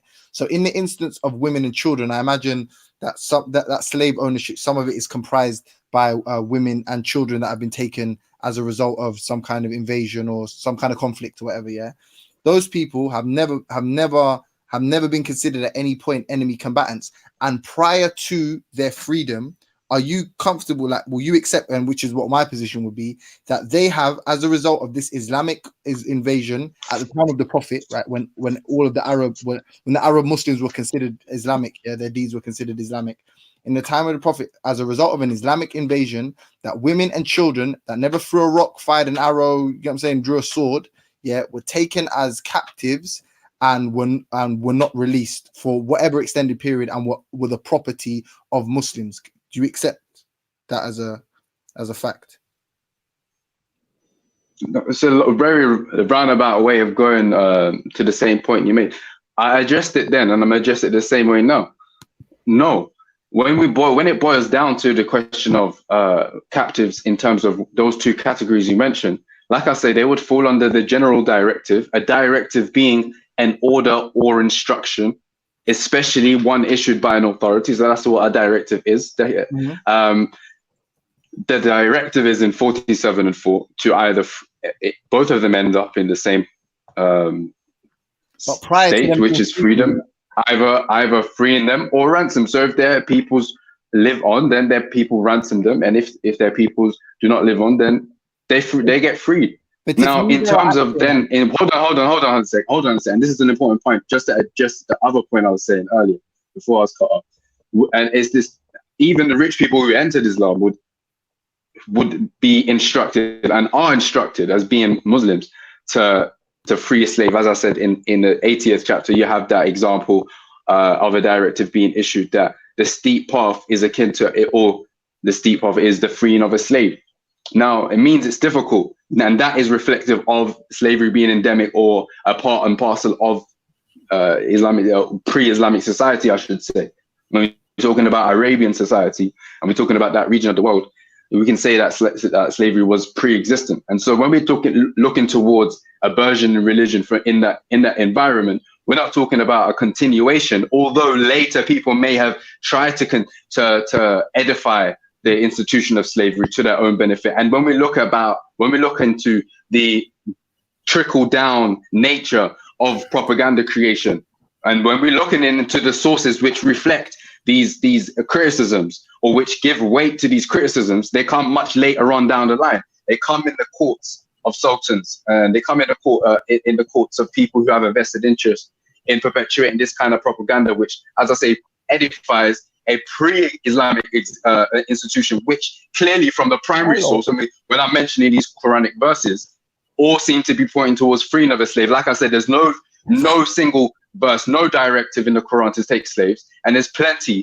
like the ones I've mentioned, which direct the Muslims to free slaves. But is it forbidden? Is there a verse forbidding the enslavement of people? It's that simple. Is there a verse? But witness, you asked for hadith, yeah? But you asked for hadith. Slaves cannot be enslaved. We keep going around this. It's getting really irritating and out of hours. I don't care if someone is being advised to release slaves. I want to know, is there something in the Quran saying it is forbidden to take any human as a slave? I don't want to go about it in a roundabout way. Well, it's not all about what you want, witness. What it is for me. What it is for me. Have you read what the question of the day is? What it is for me is a clear statement, a very short, concise statement that any attempts to apologize for slavery, any attempts to apologize for slavery in the modern day will be rebuked, and they will be rebuked from a Muslim's point of view, using Islamic sources. Definitely, you hear me? I'm asking a simple question in regards to what Veli has asked. Veli said, "Why is eating pork a sin, but owning slaves is not?" That's it. Why is it not forbidden? Why is it not like he explained to you, Muslims are not the first people to enslave people. Like he said to you. That's not answering the question. Okay. At the end of the day, yeah, you might call it slavery. We will call it captures of war and servitude. Come on, Davida, man. Come on, man. But can I just read one hadith? Yeah, can I just read one hadith, please? Yeah.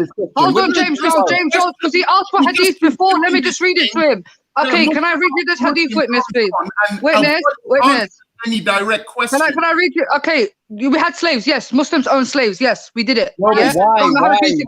We had slaves. Because can I read this, please? And you can hear. The British did it. Why didn't we do it? Yeah. The British, after they committed so many crimes and they had enough and they worked people to death, and then they decided. Hold on. Who influenced the British to do it, James? I'm not interested in, Bob. I'm saying in exactly the same way. No. James, can I just read this hadith quickly, please? Yeah, can I just read this hadith here? Because like, hold on. Like Ziriab said, yeah, the Quran clearly. James Jones, can I just read this, please, bro? Like Ziriab clearly said, yeah, there is no actual verse in the Quran which promotes or encourages the owning of slaves. Rather, it tells us to free slaves. Now, this is going back to witnesses thing, and I don't know if this is 100% going to answer his question because he asked Brother Abdullah to provide a hadith, but this is a hadith here which also encourages the good treatment of slaves and how to deal with them. So this is from Bukhari. He will not enter paradise who behaveth ill to his slaves. The companion said, O apostle of God, have you not told us that there will be a great many slaves and orphans amongst your disciples? He said, yes. Then be kind to them as to your own children, and give them to eat what you eat yourselves. The slaves that say their prayers are your brothers. Be kind to your slaves as to your own children, and those that say their prayers are your brethren. They, slaves or servants, are your brothers, and Allah has put them under your command.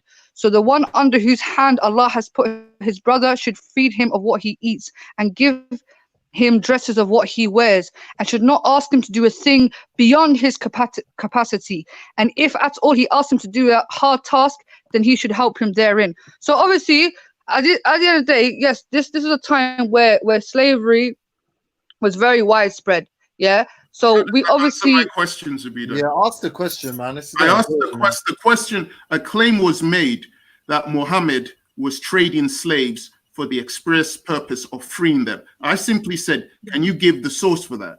We're now to 2 hours. No one has given me a source where it says Muhammad was trading slaves for the purpose of freeing them. Well, we told you below. Can we open the conversation now? Because other people on the panel, man, like, Zabida, look, yeah.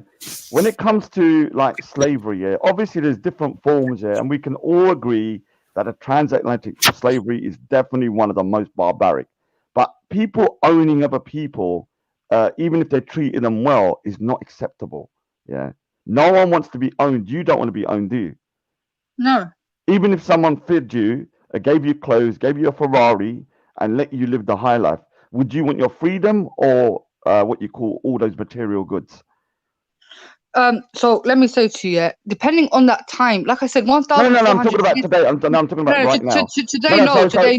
Today, no. But we're using this historical context, and I don't know why people are not acknowledging the circumstances and the climate of that time. Do you understand? Where there was so much war, people had lost. It was very destabilized, and there was a lot of like the hadith said, orphans, people with no structure. You know what I'm saying? And plus, yeah, if we Muslims didn't win that war and these Arab pagans continued, it would have had a much worse effect because slavery and their thing was completely normal. Yeah, you're trying to equate. This is separate. You don't need to tie that into what you just said a second ago. That's just the point that you just made up. So I'm in the middle of a sentence here.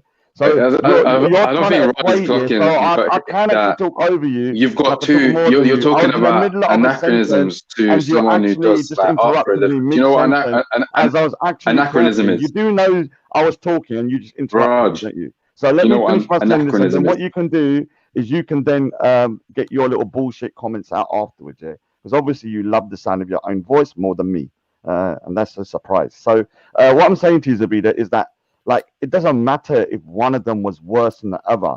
The basic thing is every human. 1 minute, let me finish. Every human being, yeah, wants to have their own freedom and does not want to be owned by another person, even if that other person is giving them, let's say, more rights, more kind of like equality, or maybe even more kind of treating them more humanely, they are still owning someone. And whether it's 1,400 years ago, 5,000 years ago, yesterday, is still wrong for forever. There's no time frame. Okay, so I need to speak to James's point, right, which is similar in the sense that you're talking about superimposing whatever point of view or kind of stance that you may have today, obviously with the luxury of hindsight, and then superimposing that on a X particular point in time. Now, it's one thing to have a stance in this present day and make that stance like vocal. That's one thing. It's another thing to kind of then superimpose that and apply a standard, because any standard has to be internally coherent. So if your internal coherence is predicated on you being in the future, in time of the place that you're kind of arguing against or comparing against, then it's kind of skewed, isn't it? And that's why it's a fallacy. We could, like, as I say, they're two separate things. It's one thing to have a stance in this present day, and that's not a problem. But the other thing is to kind of then superimpose on any other society. What I was getting at, and this is the point, this is the key element that people really need to engage with. If you're talking about a pre-existing aspect of society, and then you're talking about a nuclei of people who grow out of that environment, and in the primary source, we find in numerous examples or numerous directives, commands to free slaves, right? You have to take a step back and say, okay, are we actually talking about a point of view which is reflective on the primary source, or are we talking about something which people kind of slipped back into and started to do and, justified it ultimately? When we're talking about, 100 years, 200 years, 300 years down the line, and we're talking about, up to 500-600 years and the Zanj rebellions, and we're talking about, the Arab slave trade in full swing. What are we talking about here? And I would obviously argue the former. Can I just I'm not stopping for long, but if you don't, I'll give way to you for if you need to go, James. But, no, go. All right, cool. What's it called? Just a quick thing, cause I wanna cause I started to address something with Ziria a couple of days ago before Allah cut my electricity. What's it called? It was mad how it happened still, but yeah. Just to clarify, I asked the question, but I'm not sure if you answered, because I never heard it, Ziria. Yeah, but when we were discussing this slavery thing, probably best that we discuss it in the midst of this conversation, actually. But yeah, the question though, is he going to take? No, it's not. It won't. I've just lost my place. Hold on. Right. So when we discussed before, Ziria, yeah, that you referenced the article. I'm just clarifying. Was the article Spirits and Spirituality, Enslaved Persons and Alcohol in West Africa and the British French Caribbean by Frederick H. Smith? Yeah. All right, cool. Because I found it and then I couldn't find, or the version that I found that initially seemed to be unavailable. So I just thought, let me just double check here. But what I really want to address is the fact that because you read an excerpt from it, and at the moment I'm not even sure that this is the whole thing, because I remember it being longer than what I've got in front of me right now. But one of the relevant parts that I wanted to address is actually here, yeah. So you read this paragraph, and it says alcoholic beverages played a prominent role in the African slave trade and commodity trades. English slave traders John Atkins, for example, described the specific demands at different trading regions along the West African coast, but believed that alcohol was, quote, everywhere called for, unquote. The only exception to the European alcohol trade to Africa may have been in the northern stretches of the slave trade where Islam was strongly entrenched, yeah? So you read that part, but you stop there, right? Because the very next sentence says, yeah, even in Muslim-controlled areas, alcohol use and the alcohol trade were strong.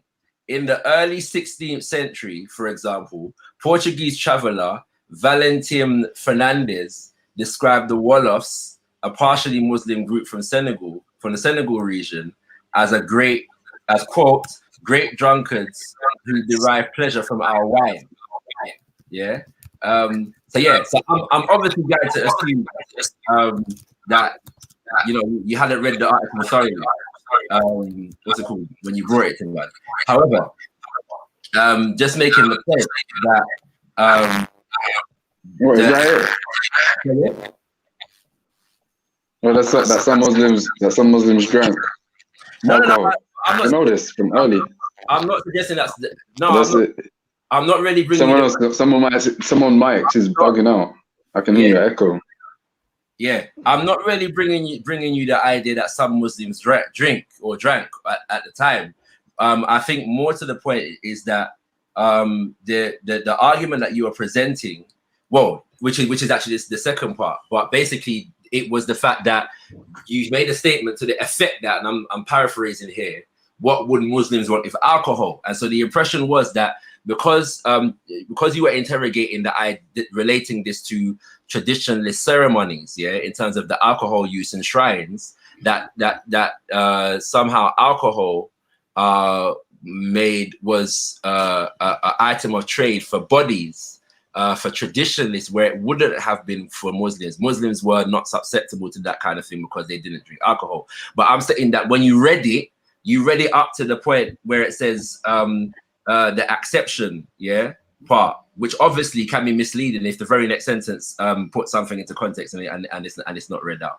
You see what I'm saying? So Matthew and you both brought up the fact that there's some Muslim people in those areas and that they drink alcohol. I remember the first when we had this conversation, but I'm not going to deny that. Yeah, I don't know. I thought. But that's neither here nor there to the argument that I'm making at the moment, in the sense of the fact that this is the article that you brought me says this, didn't it? Yeah. It provides that context. But the other thing, though, having been able to read the article, the other thing is that, and obviously, man would need to contextualize a lot of this with other research, but just based upon the article itself, because the impression was that that alcohol was being exchanged for enslaved bodies. And that's actually not what the article actually is saying. For the most part, what it's saying is that the Europeans, when they came, had to give gifts in order to open up discussions in relation to trade. Yeah, and this was any kind of trade. This wasn't just enslavement. Yeah, so-called slave trade. And I remember giving you the example of the narrative that was provided in this novel that I referenced called The Healers, whereby the Ashanti royal family were gathering for a meeting, and they had to receive a box loads of gifts from the British of alcohol, and it was gin. Yeah. So basically, that it was a similar thing. Basically, that they would give gifts, and the main item, according to this article, or one of the main items, according to this article, in terms of gift giving. So this is not an act of trade now. They're not getting anything in exchange for this. This is just a gift, right? In order to sweeten up the people, to open trade talks. Now, from my perspective, we're not seeking to put any virtue on that arrangement. But I'm just saying that the article that you brought, man, doesn't actually make the argument that you are making in that regard. Yeah, we can pick this conversation back up at another point, innit? But I do want to address the slavery issue whilst it's still hot. Because every time I'm talking about it, it gets cold in that. But bro, I'm saying, yeah, we was meaning. I remember that where we left off that conversation was that we were going to pick it back up anyway, regardless. That's when you mentioned about certain crates that were brought into certain, like Ashanti war general councils and all that. So what I'm saying is we left it on the note of, we need to pick this back up. So yeah, there's a few things I do want to speak on on this point, or on this kind of conversation. But as I say, I do want to just touch back up. That's cool. On this slavery thing, isn't it? Whilst it's still hot. I'm not trying to have the broader conversation at the moment. What I'm saying is, this was the primary piece of evidence that was brought to the conversation at that moment in time. And I'm saying, obviously, like the way that, because I obviously in the midst of the conversation, man didn't actually have time to read it. Yeah, man, because all right. So quickly on this point, it says it boils down to as simple as this: the exchange of whether it's or of alcohol to communities which were traditional spiritualists. That alcohol was, or some of it at least, was used for rituals. Like, so this trade in terms of import, one of the imports being alcohol, was offset with an export of, you know, one of the objects being slaves. Like, that's not up for dispute. That article was definitely making the case, or, you know, was talking about a wide array of things. But that point there is clear. I'm not disputing necessarily the fact that the article was relating alcohol to ritual in that respect, and I don't think I denied that alcohol is used in ritual. The only thing that man was questioning was one would have to bring more evidence to link the alcohol trade for bodies to the shrines, so that the shrines or people were seeking to serve their shrines, through the sale of human beings in exchange for alcohol. And I don't think the article makes that point. But other than that, it's just the fact that when you made the point, you were saying that the Muslims were exempt from this because alcohol is haram. But the article doesn't say that. This what I'm saying. That's not what the article actually says. Yeah, that's the only point I'm making. Now it could be, and I'm prepared to accept that that alcohol was less of a relevant item of trade for any purpose in areas that were dominated by Muslims. I'm prepared to accept that. Yeah. To whatever degree that is the case. But all I'm saying is, you read the article and it just so happens that you stopped at that sentence when the very next sentence says something, you know what I'm saying, puts, you know, another context on the thing, you know what I'm saying, which I think is something that probably needs to just be acknowledged, isn't it? You know what I'm saying?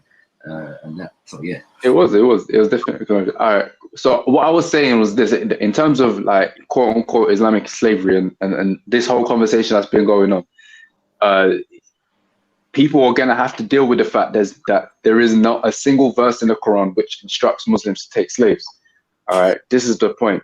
There's not a single verse in the Quran which instructs Muslims to take slaves. Now, just to deal with it anyway, because I know certain people are thinking about it if they haven't said it already. It's the whole what's been translated as what your right hands possess. Now, this here, you'll notice we're not talking about the word and it's of slave. It's not it's a longer word, isn't it? So it's made up of a few things. This can be, this kind of phrase, ma malakat aymanukum, can very easily be translated in a way which is those who are maintained by your oaths, and that can be kind of explained by going through a number of verses which use that kind of phrase, ma malakat or aymanukum, as oaths. So which has been translated as what your right hand possesses in one instance, but in another instances, made those oaths maintained by your oaths. That's by the by. As I say, the point that the mere fact that quote unquote sex slaves can be looked at in a different way is, and from the Quran, ma malakat aymanukum, this turn of phrase, what your right hand possesses, which has been understood in a particular way historically, the fact that there is an alternative viewpoint, which I'm happy to go into, and I'll back up anyone who wants to jump in now.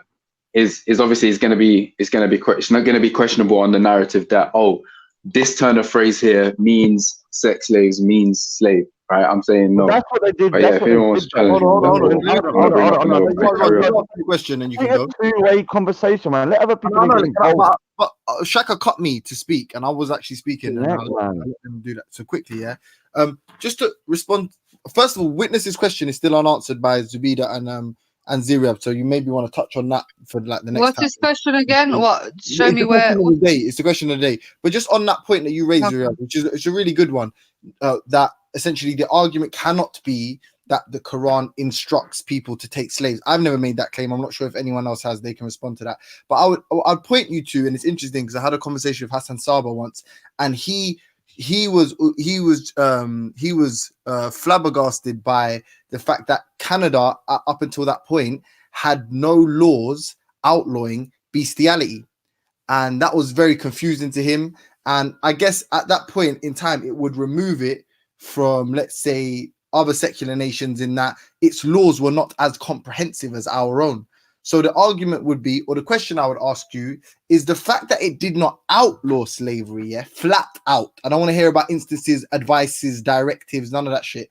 The fact that it did not directly outlaw, does that mean that if you concur that slavery is wrong, and the fact that the Quran and or Islamic jurisprudence at the time didn't flat outright outlaw it, does that mean that those laws are not as comprehensive as the laws that we have now?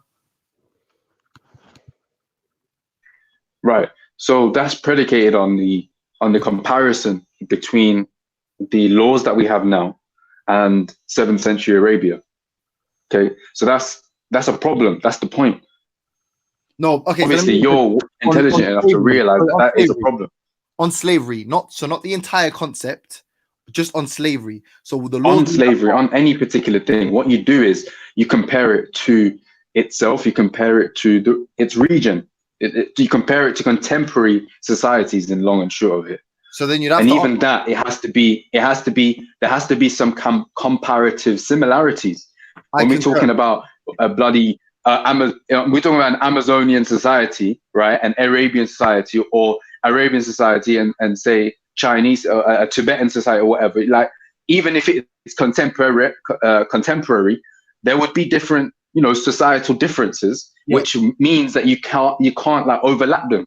So then, for example, you've got a situation in Tibet, which was that slavery was the norm, right? The Chinese people came in, and part of their propaganda was that we freed slaves. The Tibetan, which Dalai Lama was a massive slave owner, but that was, again, it was reflective or indicative of their society. Now, you can make polemical points about, the Dalai Lama was a slave owner, and they used to make skulls out of people that they would leave for the birds to eat, right? Make skull, I don't know what they're called, like cups almost or whatever, or ornamental devices. And the Dalai Lama had all these people under his ownership. And he had all his property. Yeah, that's the point. So even on the one point of slavery, you would have to. But then this is the beauty and the simplicity of this question. Veli is provided, and Witness was trying to ask you, has provided evidence of something that was previously accepted that was completely outlawed. And given that this is meant to be the apex of morality, that is what the Prophet has brought us, morality. We're saying, how can he outlaw one thing completely, right, irrespective of the consequences, but doesn't outlaw the other, given that now our moral standard is, it is far worse to be an owner of a slave than to be a meat eater, right? Let alone. But I already told you that eating pig is not completely outlawed, because we gave you a situation One sec. Let him finish. Okay. Yeah, that's the point. I'm saying the one issue you have is the translatability of the morality. This is some would argue morality for all time, so on and so forth, the final seal of the Prophet, so on and so forth. But then the other question would be, all right, fine. Let's say that there's some things he cannot outlaw. Why is there an emphasis on something as what I would consider to be trivial as eating pork, and there's something as serious as the owning of slaves and the sort of the misinterpretation and the abuse of power that can result from not being clear on owning slaves? Why is that not set in stone and emphatic, but not eating pork is? Right. So, okay, addressing the question of the day, who told you that owning slave is not a sin? That is the fundamental point. So addressing the question of the day, eating pork is a sin, and owning a slave can definitely be a sin. Can you give us the verse? Can you give us the surah and the ayah confirming that, please? You were just vague there, though. What do you mean? Yeah. Yeah. 1 second. But I need it is a sin, not it can be, because that is complicated then. Because sex can be a sin, innit? Depends if you did it inside a wedlock, outside a wedlock. So it's not clear. No. Can I ask you, James? Yeah, can you, James, a witness here? If you've read the Quran, yeah, what you need to understand is, yeah, the Quran is like almost like a history book, yeah. And you don't answer the question though. You're just okay. Brother, I hear you. I'm just trying to give you understanding of the way the Quran is constructed, yeah. You know, like the Bible, for instance, the Bible deals very much in chronological order. Yeah, it starts from the beginning of Adam and goes down the stories. The Quran is not so much like that. You know? 1 second, Zay. Let me just jot this verse for the 285. Okay. Yeah. Then you are the same ones killing one another and evicting a party of your people from their homes, cooperating against them in sin and aggression. And if they come to you as captives, you ransom them, although their eviction was forbidden to you.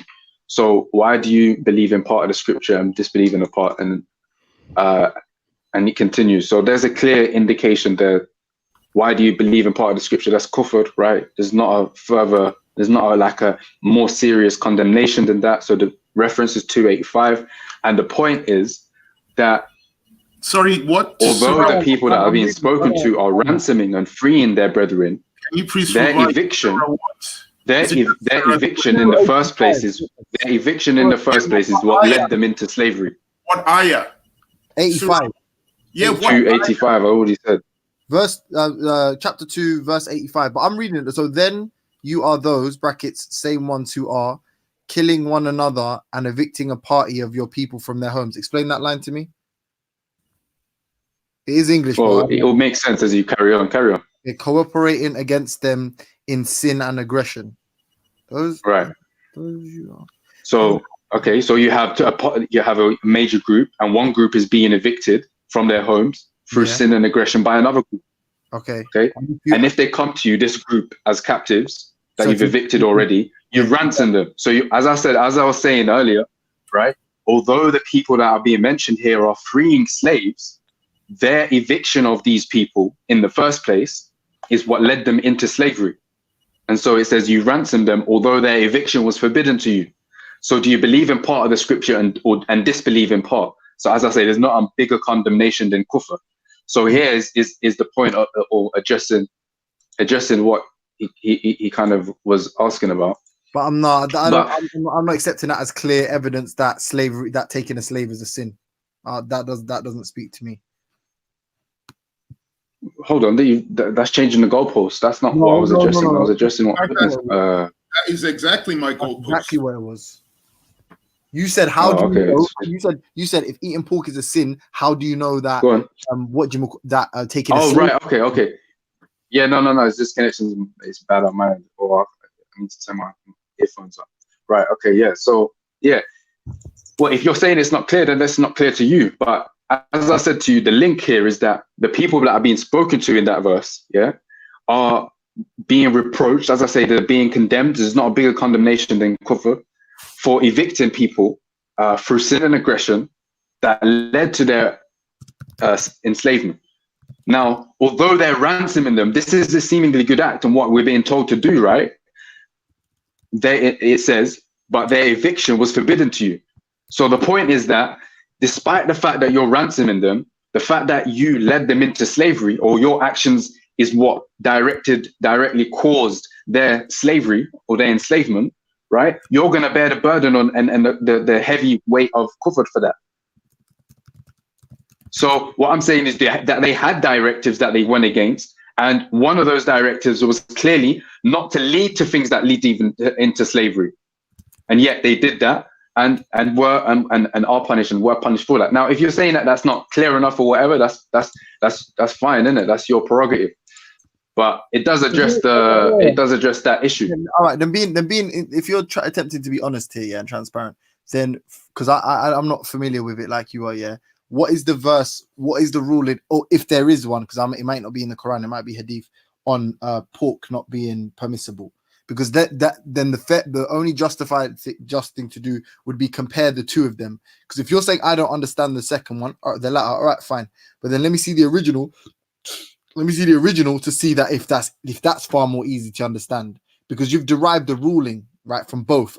Like you personally have derived the ruling from both. But I want to see how clear both of them are, so I can know that if one is easier to derive a ruling from, or if it's both ambiguous. Wait, comparing. What are you comparing? To the pork. So is that in the Quran, the eating pork stuff, or is that in the hadith? What is it being haram? Well, first of all, you agree that it's haram to eat pork, yeah?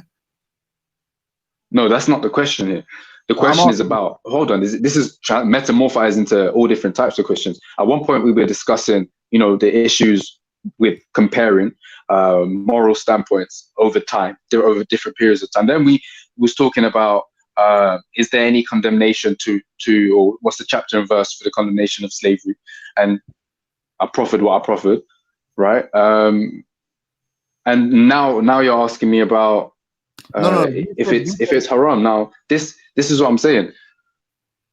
We're talking about a situation. Yeah, the long and short of it is no. Obviously, that's the short answer. Is no. There's no direct. Obviously, but you already know that there's no clear verse which says that slavery is haram, for example, in any type of way.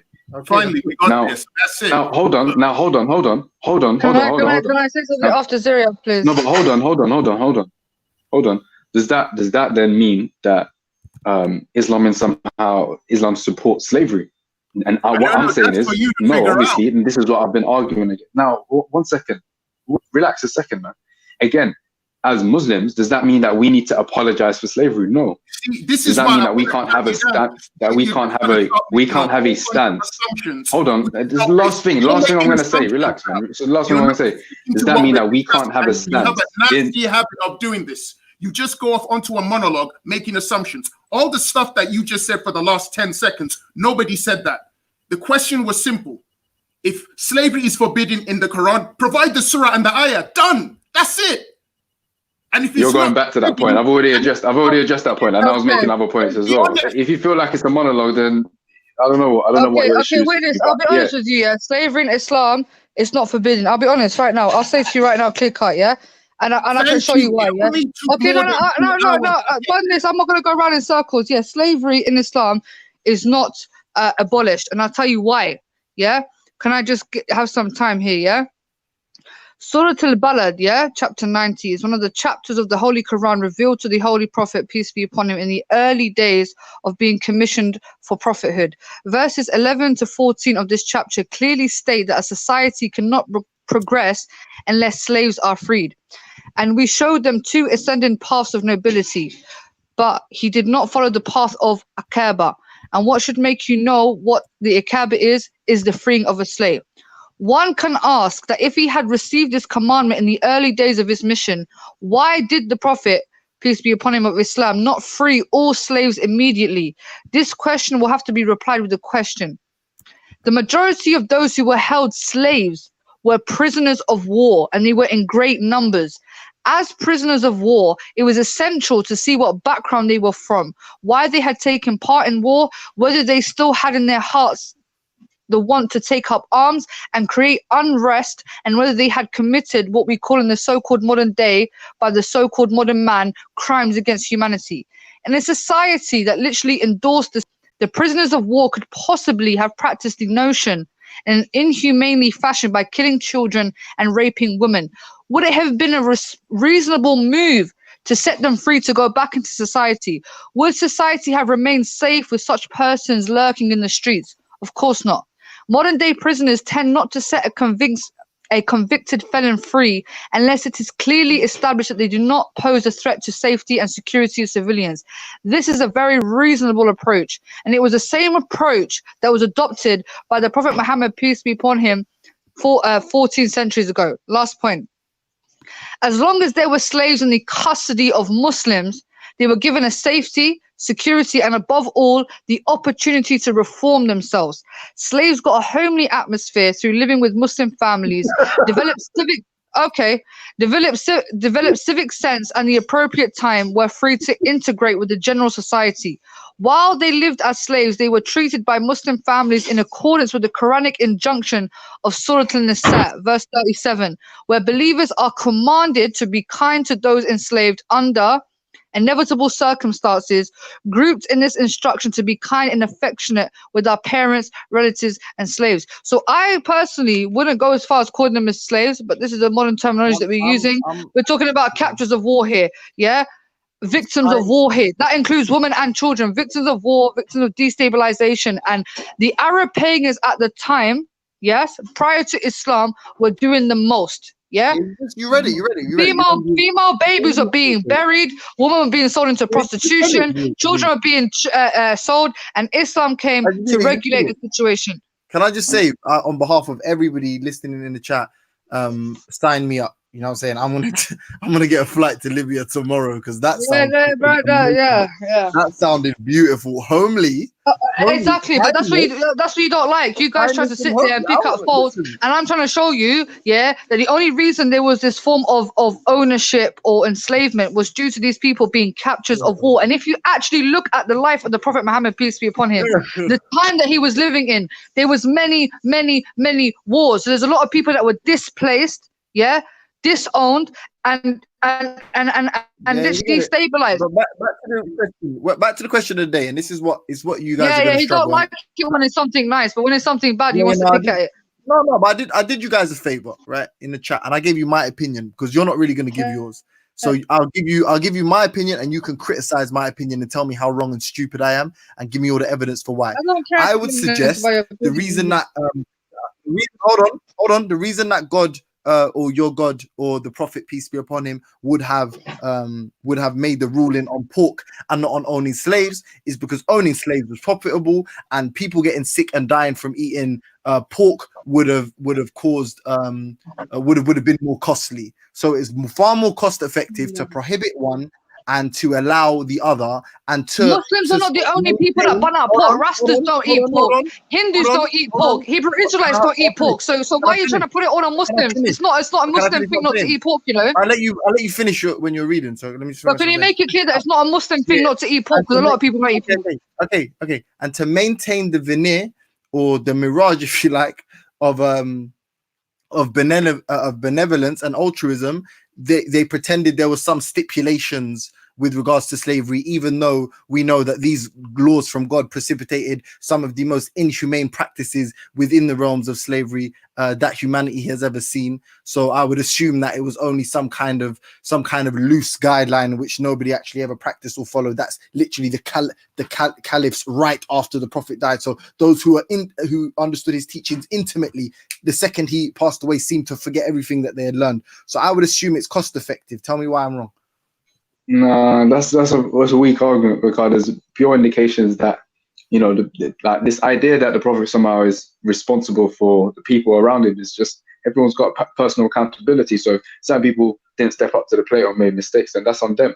Anyway, the long and short of it is, I wasn't really So let me just say what I was saying. I've said what I've said. It was quite clear that there's no will on any of you guys' part to really do much more than a whole like cat and mouse thing. And it's like, it's cool, but if you really want to have this like intellectual wrestle, you're going to have to address some of the points that's been raised. And these are some of the points that I'm raising as someone who's a Muslim and a committed Muslim, and who's got a particular point of view in this point in time, right? And is able to reconcile it with my religion. Now, if some people want to continue to say this and this and this, or throw things onto the wall, whether it's hadith, historical reports, and see what sticks, and say this is Islam and we've debunked it, then that's cool, isn't it? But I think the Muslims need to realize and just take a breather and say, you know, that's not really our thing, and study their thing a bit more, isn't it? But yeah, it's the long and short of it, of the title is eating pork is a sin and owning slaves is a sin as well, or can be a sin at least. I think that's how it can be answered. This is where it gets irritating. you said that slavery is a sin. Oh, it can be a sin. That's even with the hadiths that people have mentioned already, like, you know, certain conditions and that. Do you know what though? Yeah, I've learned to accept here that when it comes to well, I just say that when it comes to the religion thing, people are going to protect and defend their religion, and they're entitled to do so. And I think that at some point, I'm live in it. Heads kind of have to just accept that. You know what I'm saying? And that's just what it is. You know what I'm saying? That's just what it is. Protecting is one thing. Covering up the truth is another. I It's agree. taking more than 2 hours before people finally admitted that there is no clear-cut verse in the Quran where Allah forbids Islam. Yeah, no. I think it's a fair enough question to ask. I think it's a thoroughly reasonable question to ask. I don't think that's the that's an unreasonable question. You know what I'm saying? I'm not even knocking you for asking it. All I'm saying is at some point, like, look, yeah, I know that coming from where I'm coming from, like there are. Like even taking into consideration what Ziriab just said in it in terms of the nitpicking and the coming after and the flinging stuff out and what sticks to the wall.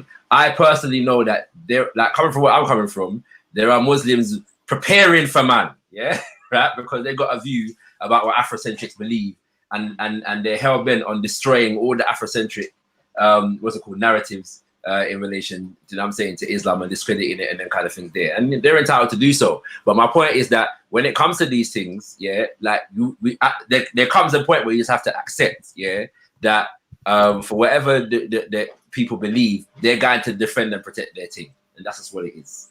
Just what I'm saying, you know, and I think that it's right to ask questions and call for intellectual, moral consistency and uprightness, but you know. This is the way it goes. But that can only go so far if there's no willingness to actually engage with the materials and engage in some critical research or scholarship on the materials. And then ultimately it seems like it's stuck on a loop of, all right, I'm going to find some type of quote unquote Islamic source which says X and show and somehow this is now representative and you have to accept it. Yeah, and, bro. And now deal with it kind of thing. Well, you can't deal with it, so accept that. And so what I'm saying is it's very limited how far these discussions can actually go, and even pointed serious questions or criticisms, because I welcome that if there's a willingness to have the conversation in its entirety. Yeah, bro. You know, I'm gonna agree with the principle of what you said just now, especially because especially the principle that you just espoused is exactly the reason why I came back to address the article that you brought to man the other day. Try know that when it comes to African spiritual traditions, we're very used, yeah, to the dynamic of people throwing stuff out and without context and not willing to not being willing to engage in anything further. So I harmonize with that and suggest that everybody should engage in further research. Just call him out for what he did, Shakara. Stop being diplomatic. You know, like no, I think I've done that already, innit? I think I've addressed that already. You know what I'm saying? And so, you know, the thing is, us Muslims, we don't care about African spirituality because it doesn't affect us. For doing When the I hear norm. other people speak about when in Islam, Rome, do as they the speak Romans as if do, innit? Islam is affecting them. My only point is, yeah, that I just now is that I actually agree with what Ziriab said, and I'm just using the fact that I addressed the issue. I came back and addressed the issue with him as an example of exactly that. You know what I'm saying? You know, I think that it is important to be able to go beyond just the hype of, you know, drop this and what you're saying about that, and you know what I'm saying, you know what I mean? It does get repetitive, and we don't get into anything deeper or any further understanding. You know what I'm saying? No, but can I just say one thing here that I think, like, I'm gonna penetrate the fourth wall here. Yeah, like a lot of people believe that Islam is racist, isn't it? And there's a lot of belief that let me rephrase Islam. The way people practice Islam is racist, isn't it?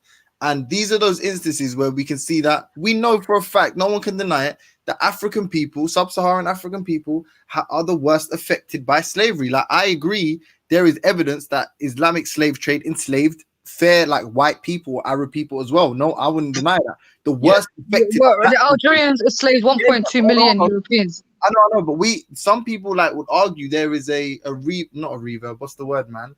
There is still residual effects of that kind of practice for that length of time, which results in racist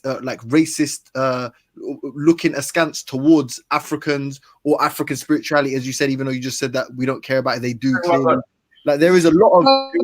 But that's not our issue. I mean, if you look at Egypt and Berber, yeah. There's one point, yeah. So when these kind of topics come up, and you see black people, it's not just you. It's like black people, Arab people, whatever, Muslims jump on and defend it. There, like, I don't know. I get this feeling. Tell me if I'm lying, Witness and Shaka. I get this feeling that is almost a defense of the hegemony. That is a defense or a justification for the subjugation of black people, and that's why people actually. Bro, I don't know why you're trying to flip this to some racist things. Like, that's the reality, though. I know. Can I just respond to James, please? Because obviously that I'm a Muslim, and he's basically trying to say that my faith is racist. Belly, you have people backstage who are trying to come on. M.A. Brown's trying to come on backstage, Belly. Can I just answer that question, please, bro? Yeah. The question, not the statement. Okay, fine. So Islam definitely isn't racist, because the thing is, when you look at all these other, like Hebrew Israelite, for instance, that caters to anybody that's from that lineage. Yeah. Anybody else, you're exempt. You're not part of nothing. Yeah. Islam is universal. Anybody can become Muslim. Islam doesn't cater to a specific race. Yeah. Like, you can be black, Asian, whatever. Like, the truth is the truth at the end of the day. Yeah. When it comes to specifically, like, if you look in the Quran, our prophet Yusuf, Joseph, like you say in the Bible, he also was sold into slavery. One of our prophets, our own prophet, was sold into slavery by his own brothers, and he was sold into Egypt. You understand? So, and obviously the whole situation with Bilal, and I know people like to recycle this issue, but it's very important, because the prophet, peace be upon him, himself took a likeness to Bilal, who was an African. You understand? And raised him in status to the point where he was the first person to call the prayer. What an honor. You see that? That's the biggest honor that you can have. The first person you're not to call the prayer. It's just so what's your point? What are you trying to say? Islam is racist? Shaka and Witness, So let me just affirm what you were saying a while ago, James. Like, you're absolutely correct, and I think that and it's true. The Arabs, them, like, enslaved enough people. They enslaved pure white people, and some of the descendants of some of those white people are still in North Africa today. But the reality is that when it comes to Africans who were enslaved, a particular kind of anti-black narrative developed among the Arabs as it developed among the whites. That's a fact. I don't, you know what I'm saying? So the way in which the Arab, and generally speaking, by the way, I want to make this point that when you're talking about African-centered scholars and historians, usually you're going to hear Arab slave trade, and they're going to address Islam in the context of that. Do you know what I'm saying? So you're very rarely going to find the term Islamic slave trade used, in that context. All right, but the point is absolutely clear. Like, when it comes to Africa and black people, there is there's something extra that we experience as a result of these things. And so oftentimes what people do is they refer to systems of servitude and conflate them with the enslavement experience of African people. So it's probably the case, that what Arabs experience being enslaved by other Arabs was exactly how a lot of the quotes and quotations and so on and so forth has been described. It's possible that some Africans experience that too. But if we was to analyze the overall dominant experience of Africans who were enslaved under these systems, then we'll be going into some next different kind of territory. You see what I'm saying? Which is what people generally don't seem to want to deal with. And in that context, the justifications that came along with treating Africans in that way directly degraded African physiognomy, our phenotype, and also culture, in that regard, and used religion as justification for said degradation. All right, so can I ask you a question then? Because I know you're not going to answer. Raj, No, hold on. I've been waiting. Raj, Hold on, please, man. I've been waiting Raj, for can I just ages, answer that? I'm man. going to be quiet. Yeah, For I'm 2.5 going to be quiet, hours, Raj. Yeah. man. All Raj, right, 2 go on. seconds, 2 seconds. Yeah. He said about Arabs. Yeah. I've had some conversations with some Kemetans or African spiritualists or whatever. Yeah. And according to them, the original Arabs were actually black people. Yeah. So when it comes to the Arab slave trade, like you said yourself, they enslaved everybody. Yeah, white people, black people, Asian people. They did not specifically target a specific race. You're not listening to a word we're saying. You know that. It's fucking sad. You're actually Bro, not be listening to a quiet, word. fam. Be quiet. But you yeah? know you're not. You're just like you're waiting to speak. but Okay. Anyway, no, because I don't like this narrative that Yeah, the but Arab all right, people so are let specifically me. out here enslaving black people, because according to some African spiritualists here, the original Arabs were black people. So what are they? What are you saying? Black people were enslaving other black people? I Bro, don't this is- understand look what what you're narrative doing. is. But look what you're doing. I'm not going to respond to it, but look exactly what's happening here. What he said was as far as accurate as he can be, and then told you from a black experience how we're perceiving how things have ended up, where the cards have fallen, so to speak. And what you're saying is no, it's not that. That's always your go-to response. Listen, the Arabs did not do to the black people what the transatlantic slave done to the black people. I'll tell you that now for a fact, 1,000,000%. Yeah, we did not do what the white people done to you lot. Yeah, Because I've been waiting a long time, man. So I know Shakara doesn't want to answer because they love to talk about Arabs doing the Arabs stuff. They have no energy for the white man. Because they want to protect sellout specters in the channel. Let me. I'm asking you. I've heard a lot of these people talk about you Arabs, bro. The Arabs are more related to you. Technically, according to some Pan-Africanists, Arabs, the original Arabs, were black people. They are, to be an Arab, you are a combination of African black, a combination of Asian, combination of everything. Let everybody. You don't accept that. But they have so much resentment towards the. I hear it in their speech. They have so much resentment towards the Arabs. No, but just. Let and we are more closer to you than we are. Hold on, just to diminish the sub-Saharan Africans. Hold on. Just to diminish the sub-Saharan Africans' position, you will use that, even though you don't rely upon that, or you don't consider that to be an actual accurate history. But just to diminish the position, you say, but don't some of you say this? See, man, I just no. My thing is, when man wants to sit there and say that Arabs are racist and specifically target black people, that's not the case. That's not the case, though. Did any of us say that? All Arabs are racist. No, we're saying the worst affected by these things that we're all speaking about now are sub-Saharan African people, or if you like, black people. So we're saying that on top of whenever we meet resistance on any of these topics, or whenever we meet, that's a boring alarm. Let me get into it, man. Bro, we enslaved 1.2 million Europeans, bro. What are you talking? Whenever someone hears any kind of resistance on one of these topics, or not an outright condemnation, or subtle endorsements, or some kind of implicit endorsements, we're saying that the reason that it seems to affect, or in this instance, black people the most, or African people, sub-Saharan Africans, is because we are the worst affected by it. And the people that are coming on and not condemning it are most of the time not from exactly the same community as us. So it almost appears to be that the people that are doing that are, however subconsciously, Queen J. Okay, last thing, yeah. I understand what you're saying, James. Yeah, listen. Me as somebody from that area, yeah. When these discussions are put forward, it's you're Arab, you're an Arab enslaver, your people done this, your people are invaders, and me myself right now, 2020, I don't have the same mentality as folks had thousands of years ago. And this narrative, because I've heard it before, and I'm coming from my own experience, yeah.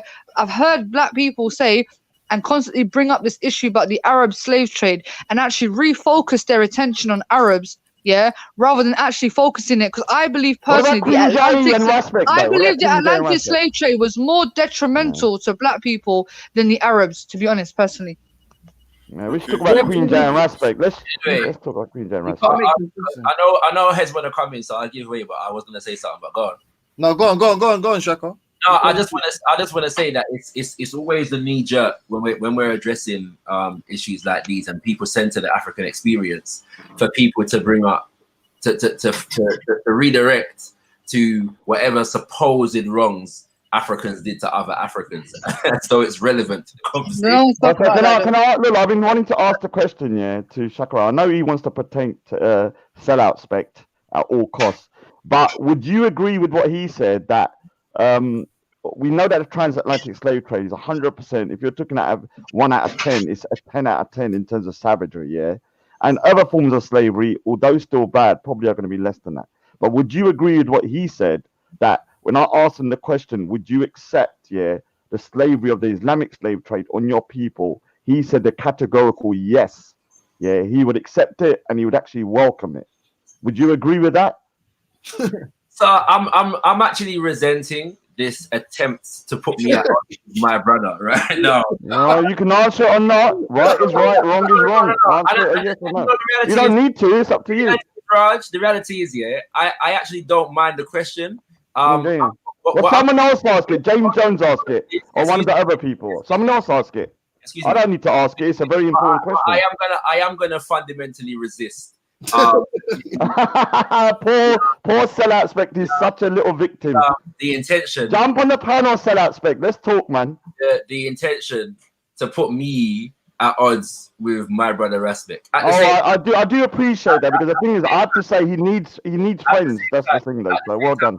If me and Raspek are gonna debate or disagree, we're not gonna do so for the pleasure of Raj. That's no. I don't want it for the pleasure of me. I just want to show his hypocrisy about complaining about the transatlantic slave trade, by agreeing with the Islamic slave trade, saying that he would want that for his people. That's a disgrace. You're done out here, sellout spec.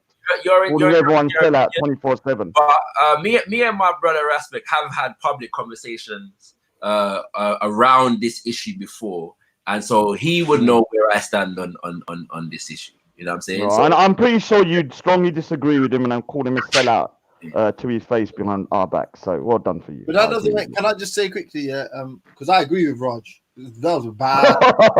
That was a bad answer, and that was one of the, if not the only. You've got dubs. That's the only dub I've seen you get against Raspek, So you should thank Veli for that, because he's the gaffer over here. You know what I'm saying? He coached you. But on that, I'd agree with you, but it doesn't make him a sellout. It just makes him misguided on the topic. No. Hold on. Let me just explain why here, because the bar set by sellout spec is so low that everybody is pretty much a sellout that doesn't agree with him. So I'm using his level. That's his standard. So by his standard, he's a sellout. But why would that be? No, but that doesn't have to be Shaka or Mai or anybody else. Well, I mean, you don't have to, but you know in your heart of heart, he's the biggest sellout. Uncle Ruckus. I think we're drifting from the original premise that was being discussed here. The original premise was in regards to checking if slavery was forbidden in the Quran. And for us to be provided with that. We haven't been provided with that yet. Yeah, where was he gone then, that guy, Abdullah? Did he say, did he say he had the proof or not? No, there's no proof. It's done. Man, born divide and conquer still, you know. Born divide and conquer. No, but divide and conquer. Zabida as well, Zabida's gone. But we ain't saying every Muslim is racist. That's what we were just saying, that the reason that some people seem to, you say it's like an anti-theist thing. No, the reason that some people are taking more exception to what's being said than others is because of how it's affected sort of. But James, but this is the point though. I think the deeper point, beyond the emotive aspect of it, which we don't want to belittle at any point at all, the experiential aspect of it and the legacy of it needs to be is where I think your point has validation, in the sense of the fact that oftentimes there are wrongs that are done in this particular context, and people refer to the wrongs that are done in that particular context without looking at the broader context, if that makes sense. So, I'd agree that there were systems of servitude all over the world, that Europeans were subjecting other Europeans to all manner of brutality. Like there's no doubt about that. And whereas where those things exist, they deserve to be regarded and referred to in relation to what they are. That's a fact. Who's gonna? But don't you think that one form? I'm not finished. But the when you talk about the fact that when it comes to African people having suffered the worst of these things, that's what people don't seem to get. And we're not just talking about the emotions of it. It's the actual experience, the history of it, that people don't tap into, because they're not seeing the argument or the perspective of this conversation from that perspective, then they're unable to gauge that reality. You see what I'm saying? Yeah, but can I ask you a question that, do you believe, because I believe that although the transatlantic slave trade was based on race, and they divided people up into a hierarchy of race, I believe the Islamic slave trade was also based on a discriminatory practice, which is that you're either Muslim or not Muslim. I know some Muslims were enslaved for whatever reasons, and so I think both of them, yeah, although obviously the racial one is much worse because there was no way to change your race, and some Muslims could actually get themselves out of slavery by becoming Muslim, but I think that was done under duress. Then, like, you know, don't you see that both of them still have some kind of discriminatory practice behind them? One is worse than the other, but the other one is still a discriminatory practice, isn't it? About you can't enslave Muslims, but you can enslave kuffars. But go one further. It's definitely worse than the other. Oh, okay. That was helpful. Oh, shut your mouth, Zurab, you crybaby. So anyway. Oh, what's the merit? What do you think? I'm saying the Islamic slave trade, yeah, was based on religion, and the transatlantic slave trade was based on race. Both of them, one of them is definitely worse, but the other one was still shit. You get me? No, but the other one was based on race at points in history too. That's what, like, what I'm trying to say. That's a fact. The legacy of it, yeah, and what it's and who it sort of propelled, yeah, to the top in these regions is kind of evidence of that. And it, like Shaka said, don't be a motive. So what was the Zanzibar rebellion then? How are you gonna jump? How are you gonna jump? But hold on. How are you gonna jump? Hold on. It's something that people are. But how are you gonna jump? Wait. No. Do this right though, James. Because what's the point otherwise in having different people on the panel? Go on. All right. So how are you gonna go from, say, the primary source, which has no clear directive to take slaves, no clear kind of, you know, this is how you do it and so on and so forth, but numerous verses which says to free slaves? How are you going to go from that, which was the primary source, to the 8th, 9th, 10th, 11th century onwards kind of thing, where we see Arab slave trade take place and take its roots? No, but I'm not. I swear on my life, I'm not saying is like if I say Islamic slave trade, I apologize, and I should reiterate it's Arab slave trade, yeah. And when I'm saying, like, in the same way that you just posed it, how you posed it, I could pose it the same way and say, if I was to trace back its roots, I would ultimately be led to the Quran, because anything prior to that wouldn't be regarded as a caliphate. Is that fair to say? Yeah. And that's why I'm pointing out that there's no indication in the Quran for those type of things which happened. Right, but then anybody that comes to defend the Arab slave trade in a way that this isn't how it was intended still falls. It's dumb. Huh? Yeah, no, that's silly. That's silly. Right. Well, that is ultimately, that is what, to be honest, that's the only reason I even bothered to engage. That's what happens though, a lot. I think I get that, and I think a lot of it is misplaced or misintentioned, or, you know, well-intentioned perhaps, attempts to deflect scrutiny. But this is what I'm saying: when it's done in the proper spirit, I'm all for it. I relish in it. When we're talking about this particular situation, we're talking about something which wasn't always in the apologetics. It wasn't always in the quote unquote situation of war. When we think about it, or when we actually look into these times, as I say, especially in the Eastern Seaboard, the Arabs. Cut out, fam. Is it just me, or did he cut out? No, yeah, He's gone.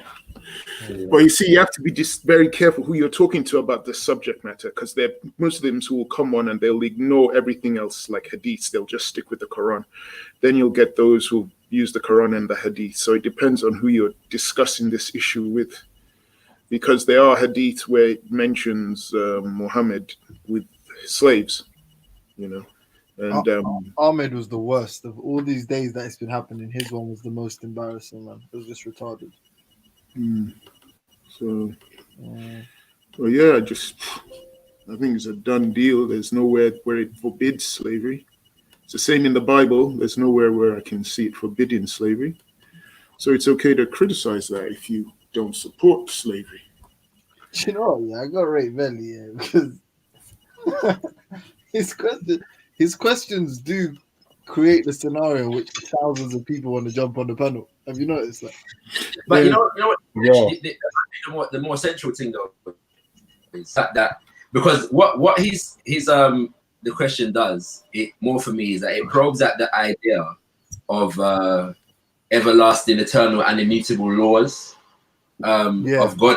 Makes sense. You know what I'm saying? I think that's a more interesting conversation for me. Not from the perspective of pit tap dog type situation. But how does one explain or reconcile the idea of these everlasting laws for eternity with concepts such as these, especially for me from a black perspective? But see, this is you know what, I'm gonna address that point, and I want to finish off what I was saying before it dropped me out.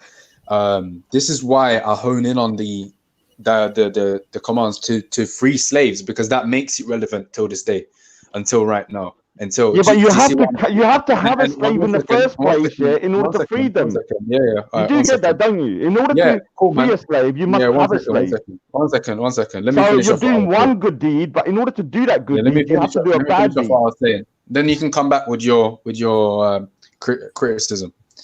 So with that being a directive as the freeing of the slaves, that's within or underneath, I should say, perhaps a pillar like justice, or another one of these kind of meta ethics is what we're talking about. And that obviously is also found in the Quran. Now, these ideas now, what I'm saying is what addresses your point is it's still relevant till now, the way it was framed. Because if there was a single verse in the Quran which says to take slaves, then I would be in a very sticky situation.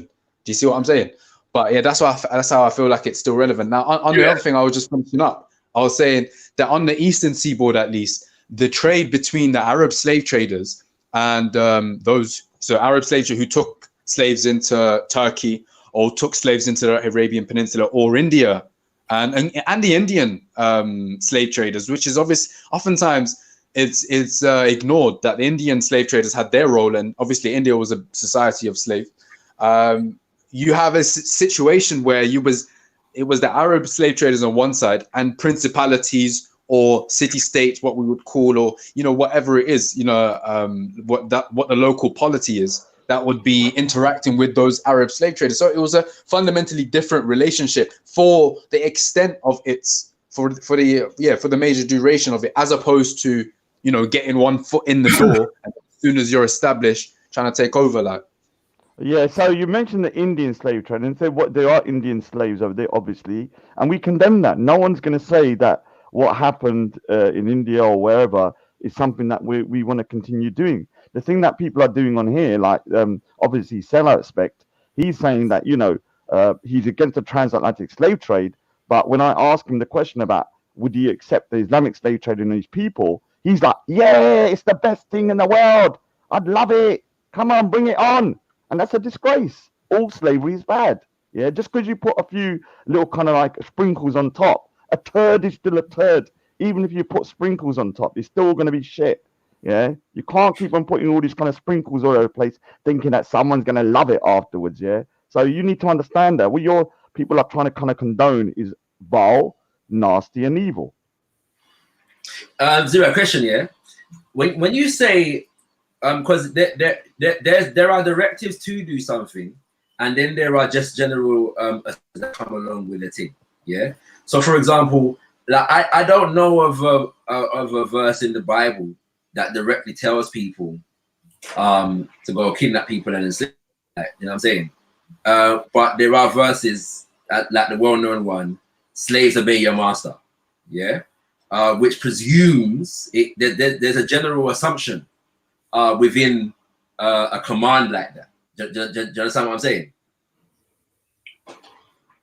There's plenty of verses which deal with the practicalities, quote unquote, of slavery, which tells you in explicit terms about what to do in this scenario and X, Y, and Z. Now, all of these are polemical points, but it's just a reality. It's a literary reality on the part of the Bible. Now, again, it's more so that it's reflecting its environment. It's reflecting the the place in which, the matrix in which it grew out of. But this is the whole point.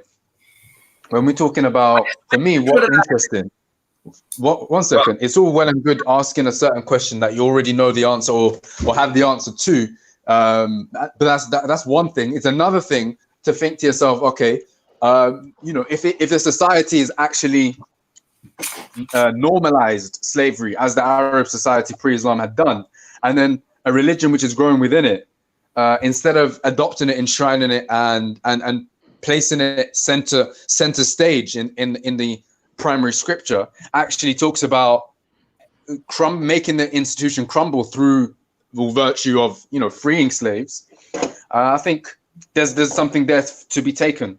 And all right, so it's taken 1400 years. Slavery's not stopped it. So the system was shit. Was it not? I don't mind, but right now, the tone of the conversation is being dragged low. Whatever. So I'm asking you that you're saying it was supposed to. Hold on, I'm asking you the question. You're saying that it was there to stop slavery, but if after 1400 years it still hasn't stopped it, it's pretty shit system, wasn't it? So no, let me answer. Yes or no? Do you think it was a good system? The problem is that if we're gonna go by arguments like that, then every religion has failed. Let's not do that.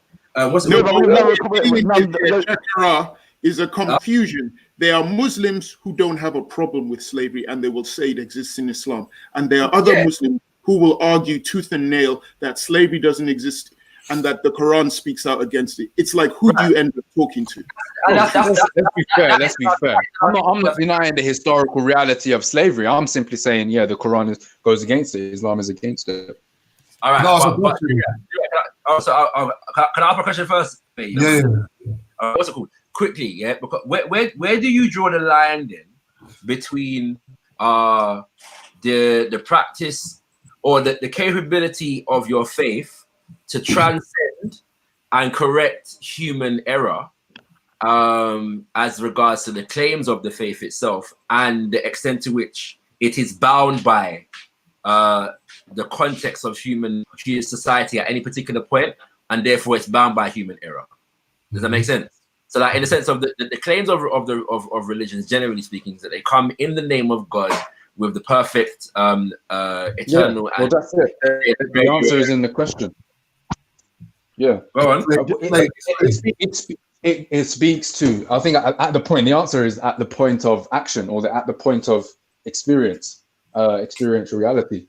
It's at that point where there can be a gulf that can be created. Now, what I'm saying is this speaks to also your conversation on for example, like expansionism. If you've got an expansionist, and you were talking about North Africa, and this might tie in as well. So with any, this is the whole element of traditions. So addressing the title of the video again, it can definitely be, both of them can be sin. It's not that one is a sin and the other one isn't, and that would be in that time, let's say in the early 7th century, when there was still that's the fight, isn't it? Is the Remy still open? Because you said yesterday that. I think that's MA. You're putting through. Do you agree with certain people that say that the prison system is like modern day slavery? That is basically the same as slavery. No, in fact, when you said that, you're pulling back. MA, mute your mic, bro. Let me see. I can't hear no.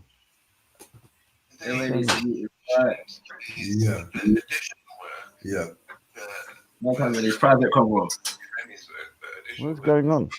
I'll try and speak over it. That basically, in short, that answers the question. At the point of experience. So when someone decides, if you're taking these things on, these meta ethics and these principles, and then not acting it out in reality, then obviously it falls short there, isn't it?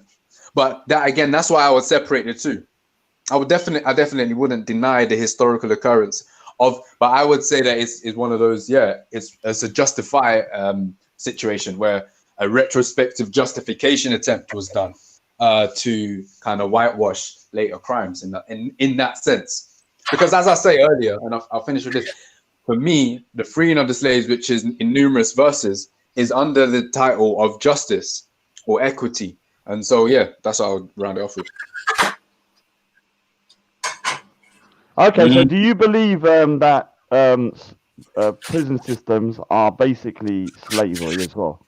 Because I don't believe they are.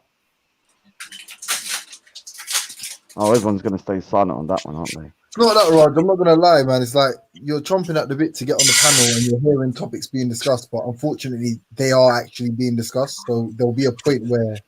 Well, no, it went silent though, didn't it? For I'm saying it'll be a rehash.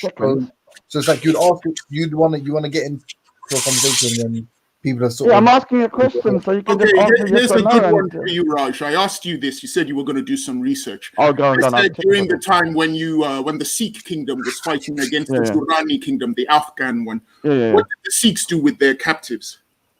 From my understanding, just to preface one thing, the rulership under Maharaja Ranjit Singh, he wasn't what you call kind of like the best example of a Sikh. He was actually probably had a few faults of himself. But when I've looked into it, obviously they went around, obviously capturing people and doing that. But I haven't found anything yet that shows that they were enslaved for the rest of all of their lives. Obviously, there will be prisoners of wars, but I haven't seen anything where they had slaves. So if anyone's got any information on that, I would like people to show it to me because I haven't found it myself. I think. Would you condemn them though? If you found evidence that they had done it, would you condemn them? I would because the kingdom of Maharaja Ranjit Singh isn't a religious kingdom. It wasn't literally like one of the gurus or one of the, it's like, I can see that men will make faults. I know within the Sikh scriptures there's no slavery. Or thingy. So if he did do slavery, it would have been something that he would have done out of his own, let's say, kind of his own kind of lack of morality or own. I don't cover up for slave owners or slave traders. So even if my ancestors, their kingdom, they had slaves, I condemn them. I mean, I don't see the Sikh kingdom as perfect. Yeah, they probably done things that looking back would be seen pretty harsh. But But can I ask you, yeah? Sorry, do you want quickly, yeah? Can you see though? I don't know about other theists, but from like an atheist perspective, see that what we were talking about going to the primary source. But can you see how this would make it almost impossible for people like that atheists and stuff to believe that if there was anything truly prophetic about people that came with their message, if the sole directive was to improve the treatment of slaves and it took such a turn for the worst? Can you see how that looks so? Or how do you? I don't know. How do you think? Perspective? Well, it's the same. It's the same thing as like, the companions. You expect me to believe that? And it's like, well, it's not necessarily that the companions did either. It's what I'm saying is, you cannot place the blame at the door or place blame at the door of Islam, which is a decentralized religion, with something like that actually being the situation, because it's not.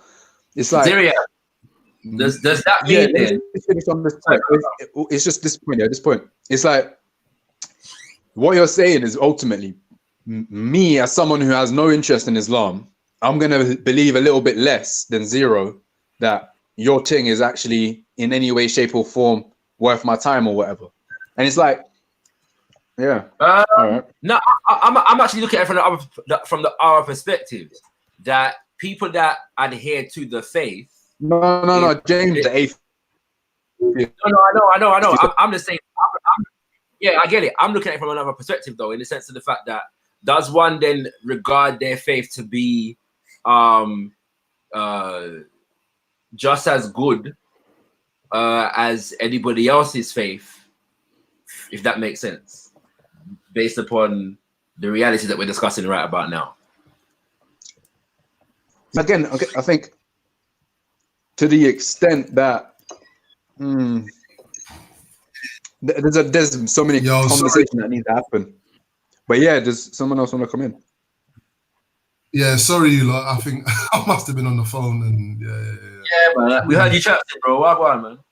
You're German or something? Is that person German? Say again? Is that person German or something? Nah, he's black. Oh, sounded fucked enough. No. He's as black as they come, boy. Nah, he's a You sure about that? Because I heard you use the word Helga. So I did he sound that mad on the phone?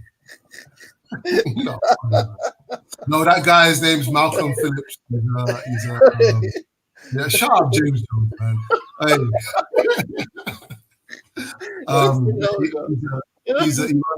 Just to plug this thing, he runs an African-centered mental health organization called the Oremi Center in North Kensington.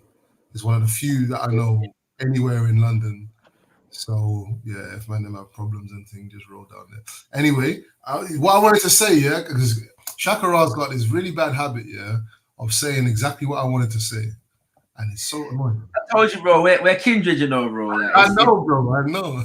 You know what I'm saying? Like, I told now, you, bro. What it really means is that the both of you are diplomats. You're not ruthless enough. You have to learn from you, innit, witness, yeah. You know what I'm saying? And James as well. A lot of people have levied this accusation at me. You know, like I'm not a warlord in conversations like these. It's a mad thing. Like, a lot of people say that to me. You know, like it's a mad thing. But yeah, anyway, go on, bro. Go on. Yeah. Well, I think you might have even covered it because I had to mute up in it and I couldn't hear what was going on. I was what was I going to say? It's like I was wondering. First of all, I was wondering how many other belief systems that was spawned at the same time as the people who spawned. Raw. I was wondering how many belief systems came about at a time where there was slavery in the region from which it spawned, and whether those religions, how those religions dealt with slavery. You know, Good question. In an advisory sense, whether it's just Islam that decided to kind of, co-opt it to an extent. That's my opinion anyway. It's not fact. But yeah, that's the first question. What was the other question? I'll think of the other question in a minute. But yeah, that question can land. Yeah, that's a good question. I'd have to look into it myself to make that comparative assessment.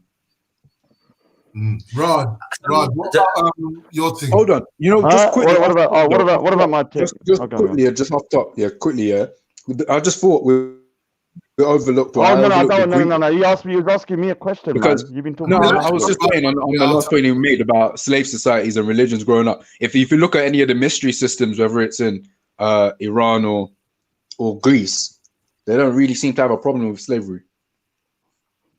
Yeah, Aristotle. In fact, I think they enshrine it, much like Hinduism enshrined it in the caste system.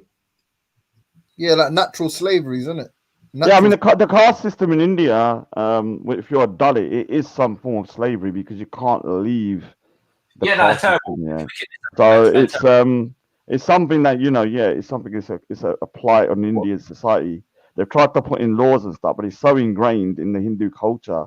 Sikhism. I mean, there's so many religions that come into India that tried to abolish it. So Islam coming to India, and one of the reason why a lot of people converted, apart from putting that sword to the neck, was also that a lot of them were low caste Dalits, and they couldn't. Yeah, so they used to convert over because you couldn't. If you look at the caste system of the Hindu caste system, they can't actually get out of the caste no matter what. So you could have someone as like an Einstein, but they'll be cleaning the streets. So Islam freed the Dalits, yeah. Yeah.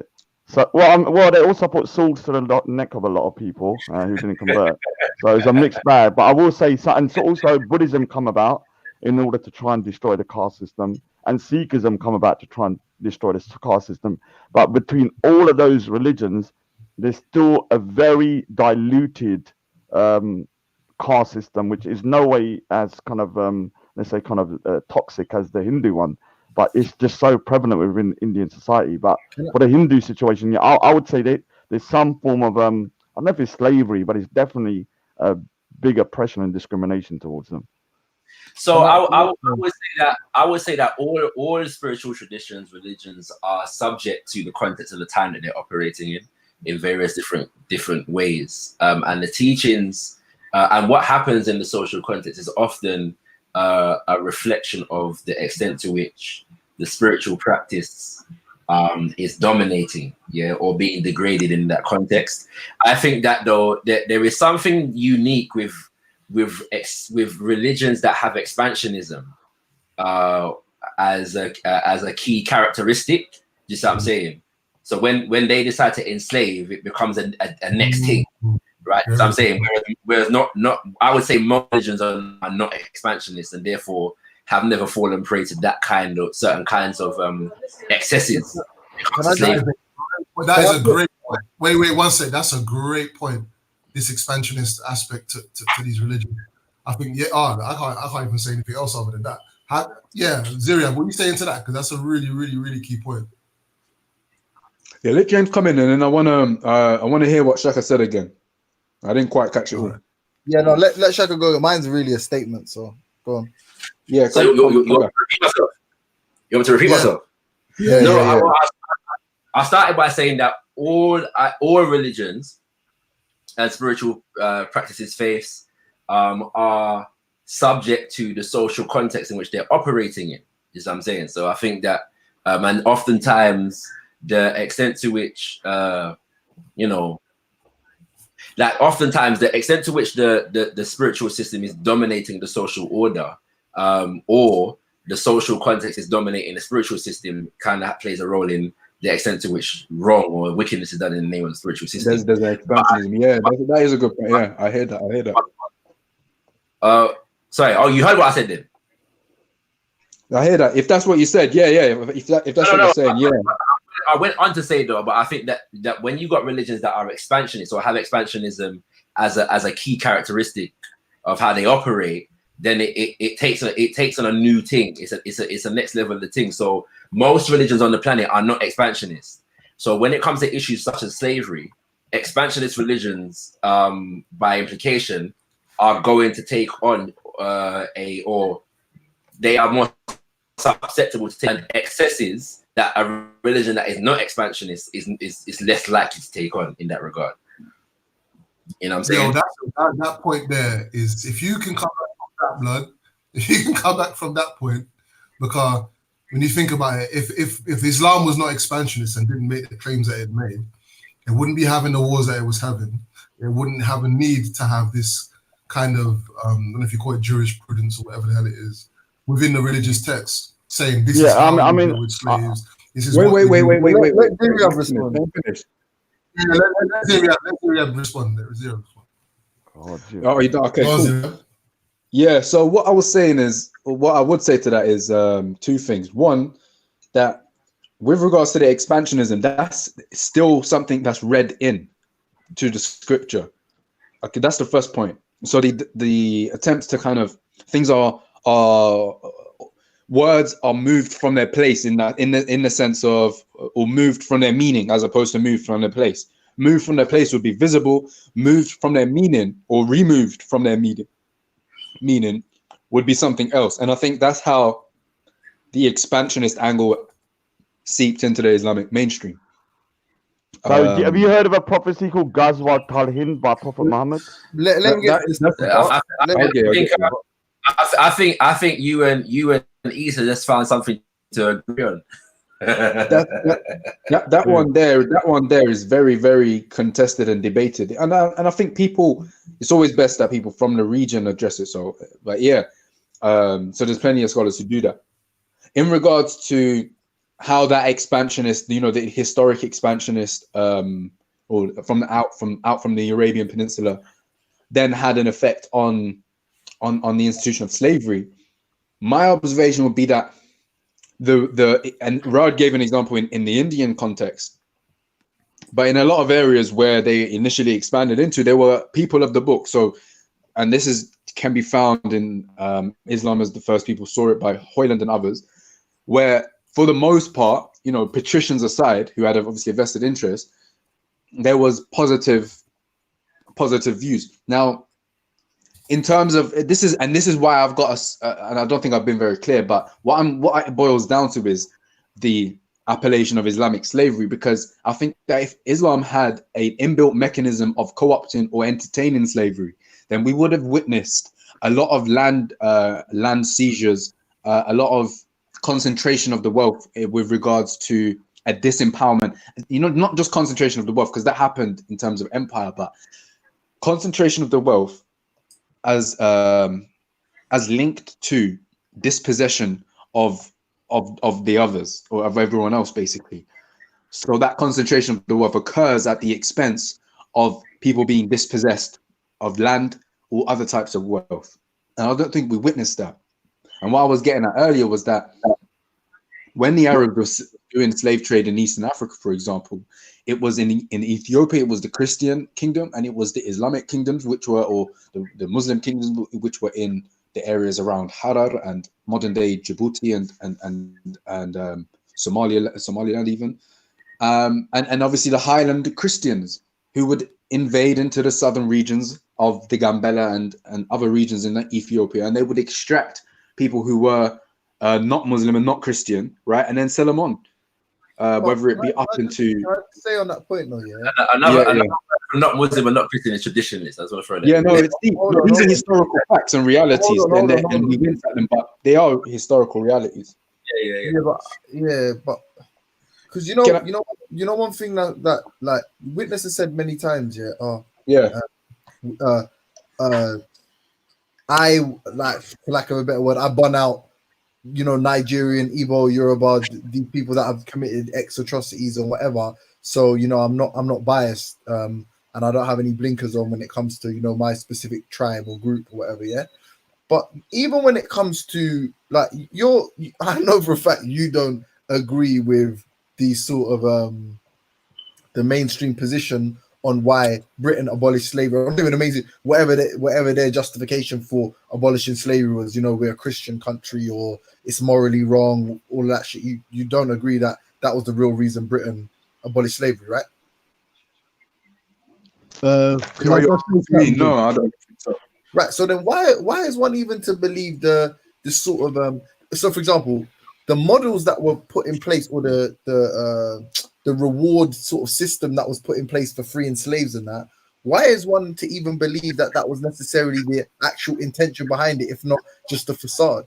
Like, for someone that's studying it politically, incentives. We're talking about incentives here.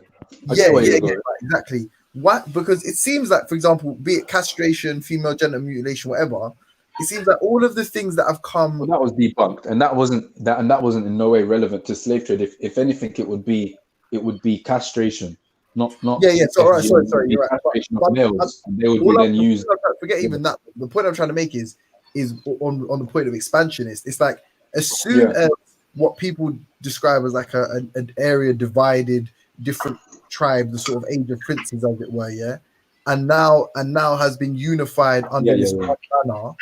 It seems like all it's done is to sort of proliferate slavery, but then you point to a sort of corpus that is meant to not refine. Okay, I get your point. I would argue, and this is why it was so important, the question that Shaka asked earlier.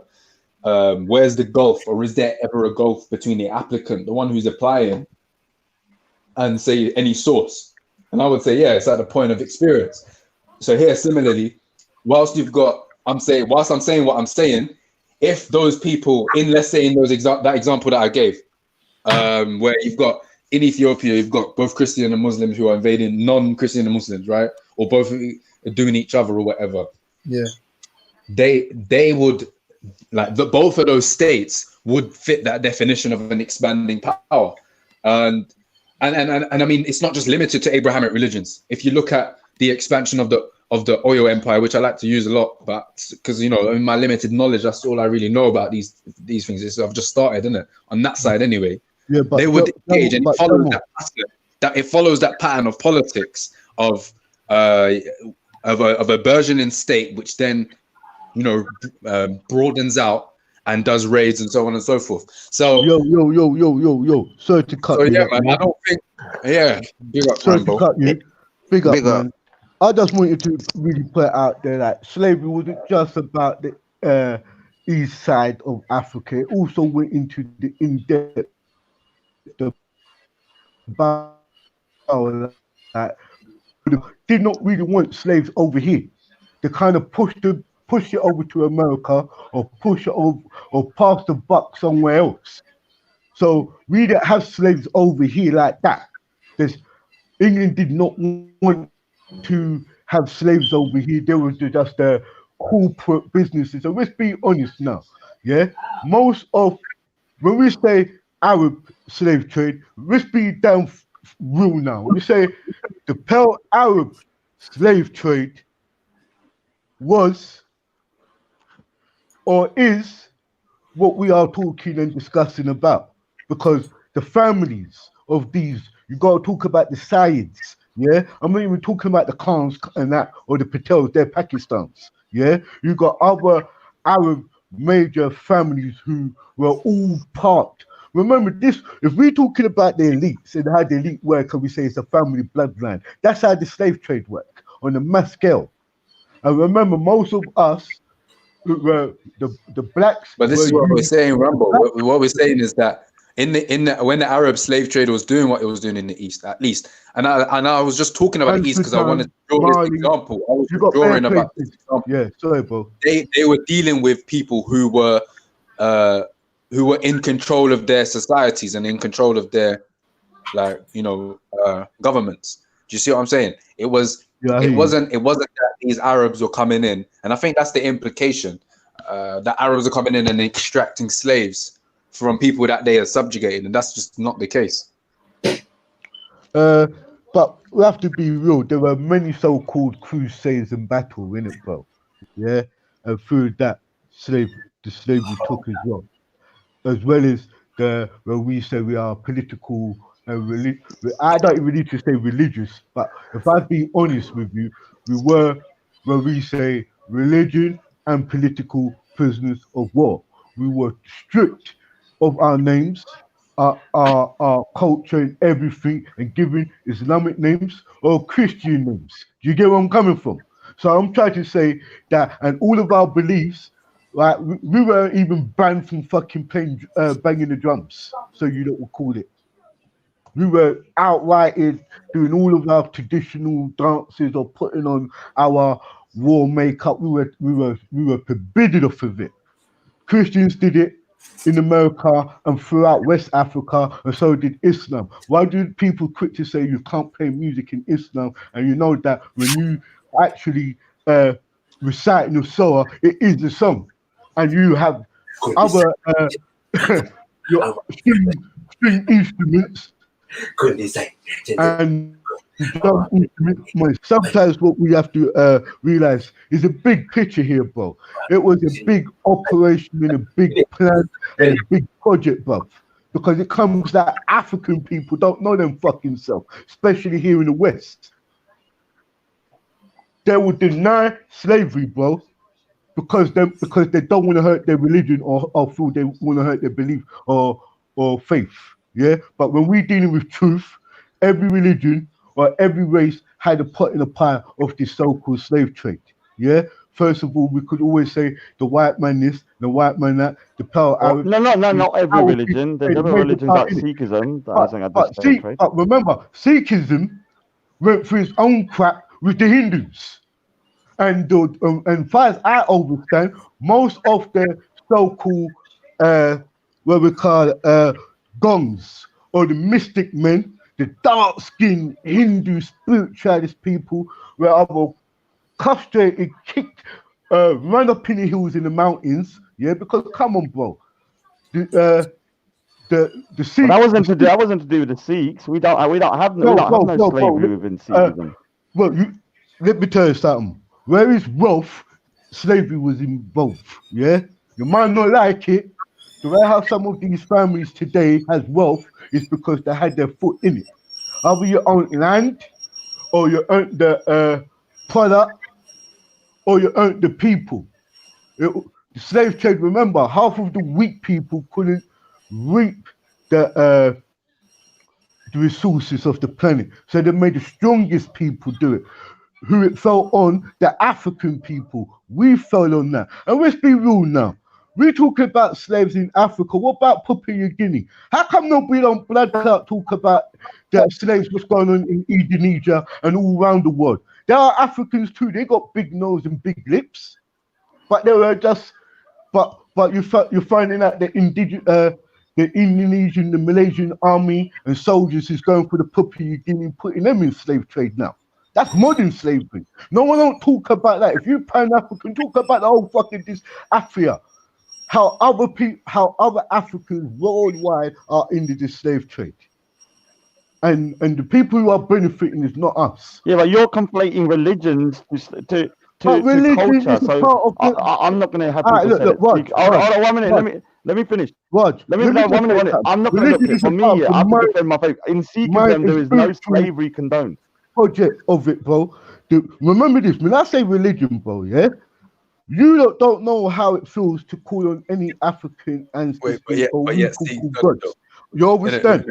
You don't know how it feels to not have your original name, or you feel that you got a comb in your head. You don't know how it feels to wake up and feel like you got some amnesia, like what the fuck happened? Why are you here? You don't have never suffered for that effect. That's why I keep on telling you. It was more, religion was a mental and spiritual programming as well, bro. As well as they used to crack a whip to beat us with it. You understand? It was a trauma device they used on us. So we were never able to ever think about ourselves or whoever we are.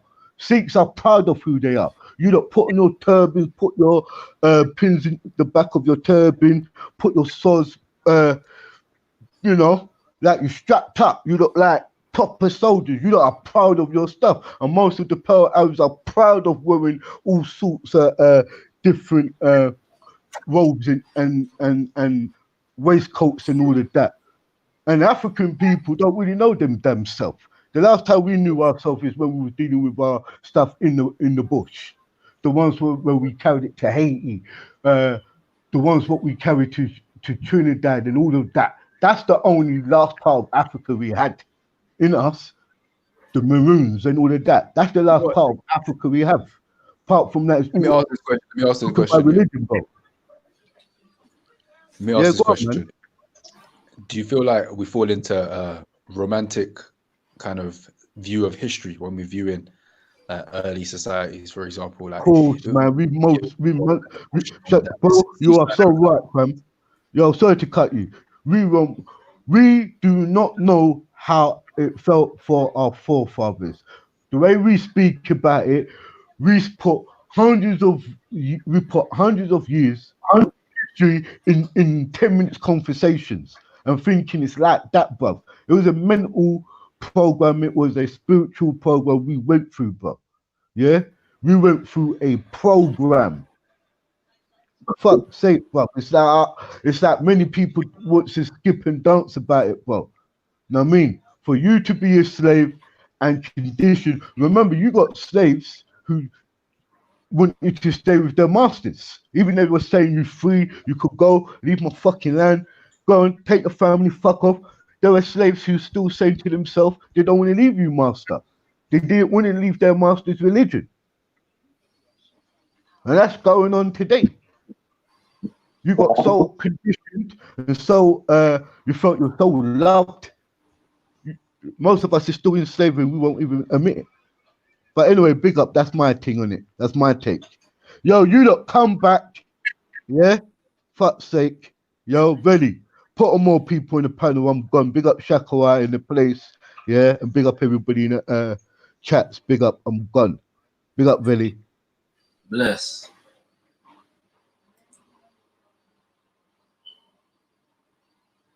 Yeah, we might as well have that conversation, man. What's that, sir? Maybe you could address the romantic. Do you feel like we might fall into romantic notions at times? I think that everybody's susceptible to that to some degree. You know what I'm saying? And I think that it's kind of normal for and necessary to some degree for a people to look upon their history favorably. I think it's a kind of a prerequisite to development, so to speak, and even to correcting some of the aspects of the history. So yeah. I get that. Yeah, I get it. So it's a tool in a sense. Yeah, I think it's actually a natural disposition. I think that as far as African people are concerned, for centuries we've been operating in an abnormal kind of manner in which we have not looked favorably at our history, and so there's a lot of cultural continuity has been lost as a result of that. You know what I'm saying? So it's like we're still trying to rebuild to that point now, whereby we can look and operate from a positive historical trajectory that enables a certain level of cultural continuity.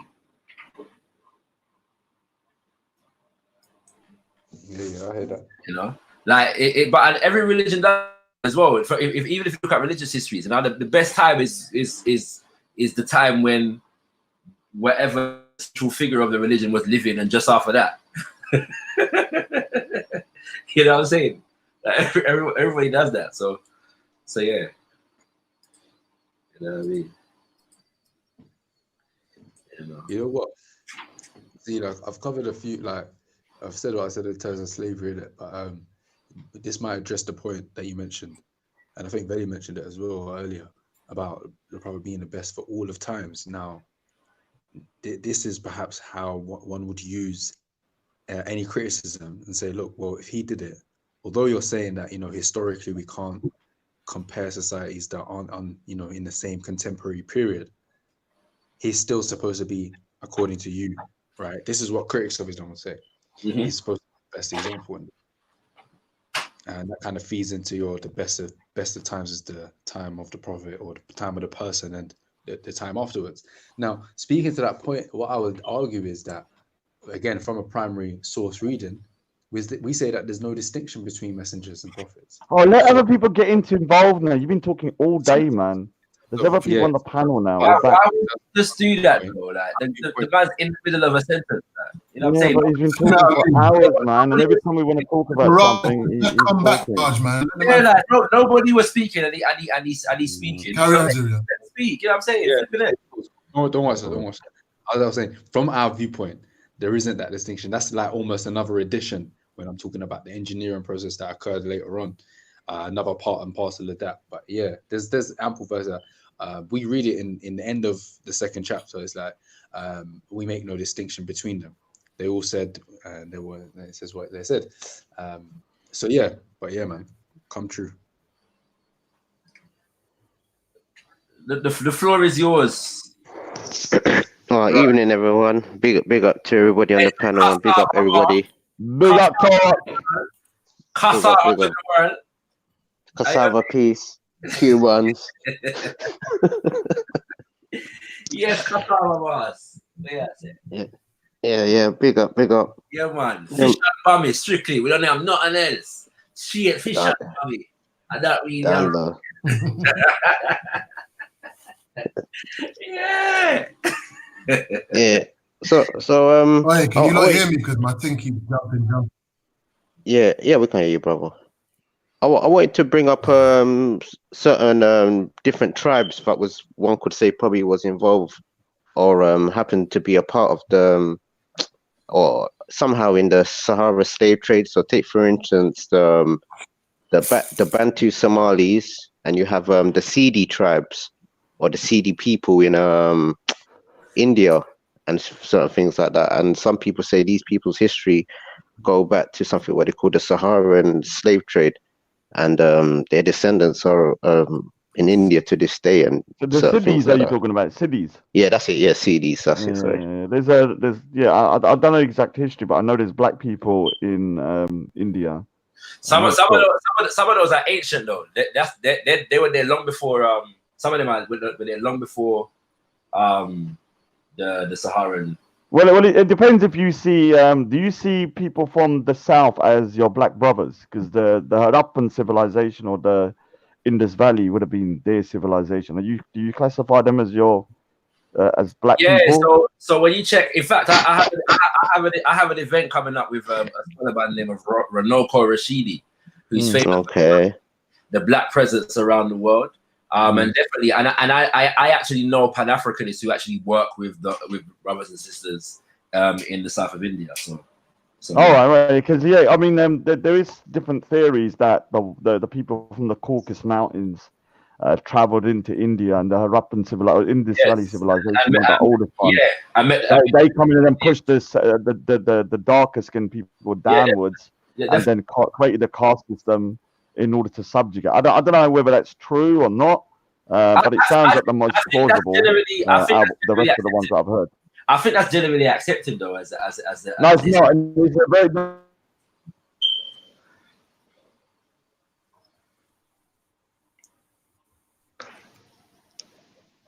Hello. Hello. Yo, can you hear me? Yes, I. Here we can hear you. Where's Roswell? Which is kind of divided India on that line. Don't count your blessings. What blessings could be that? What blessings? That's funny. I don't even know what he's talking about. He's an idiot, man. Yeah, so we can also see like the same thing was happening even today, where a lot of the Middle Eastern countries, they're hiring maybe East African, or maybe they say to altogether Nubian women from the continent of Africa and certain things like that. And we know about the abuse that's going on in those regions where certain people deem and call it a Muslim country or Islamic type of state. Okay, yeah, speaking to this point, yeah, it's not only just in the Arabian Peninsula, but also up in Lebanon. There's a lot of widespread abuse of African women when it comes to service. But of course, this industry of like maids is not just serviced by African women. You've got Southeast Asian women, so people from Philippines and so on and so forth.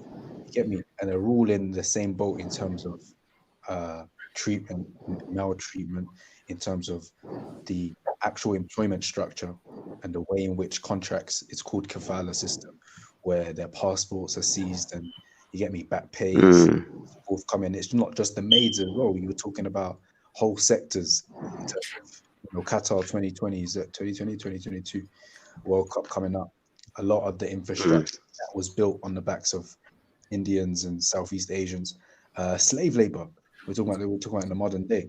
Now, yeah, of course, we know who's perpetuating these, whether it's Qatar or Saudi Arabia or Lebanon.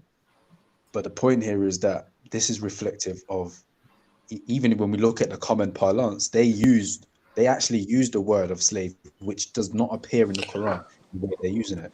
So they I have a question, and then I want to go out. Listen, obviously nobody's answering. Is the 72 virgins in heaven? Oh, come on. Part of the Quran or not?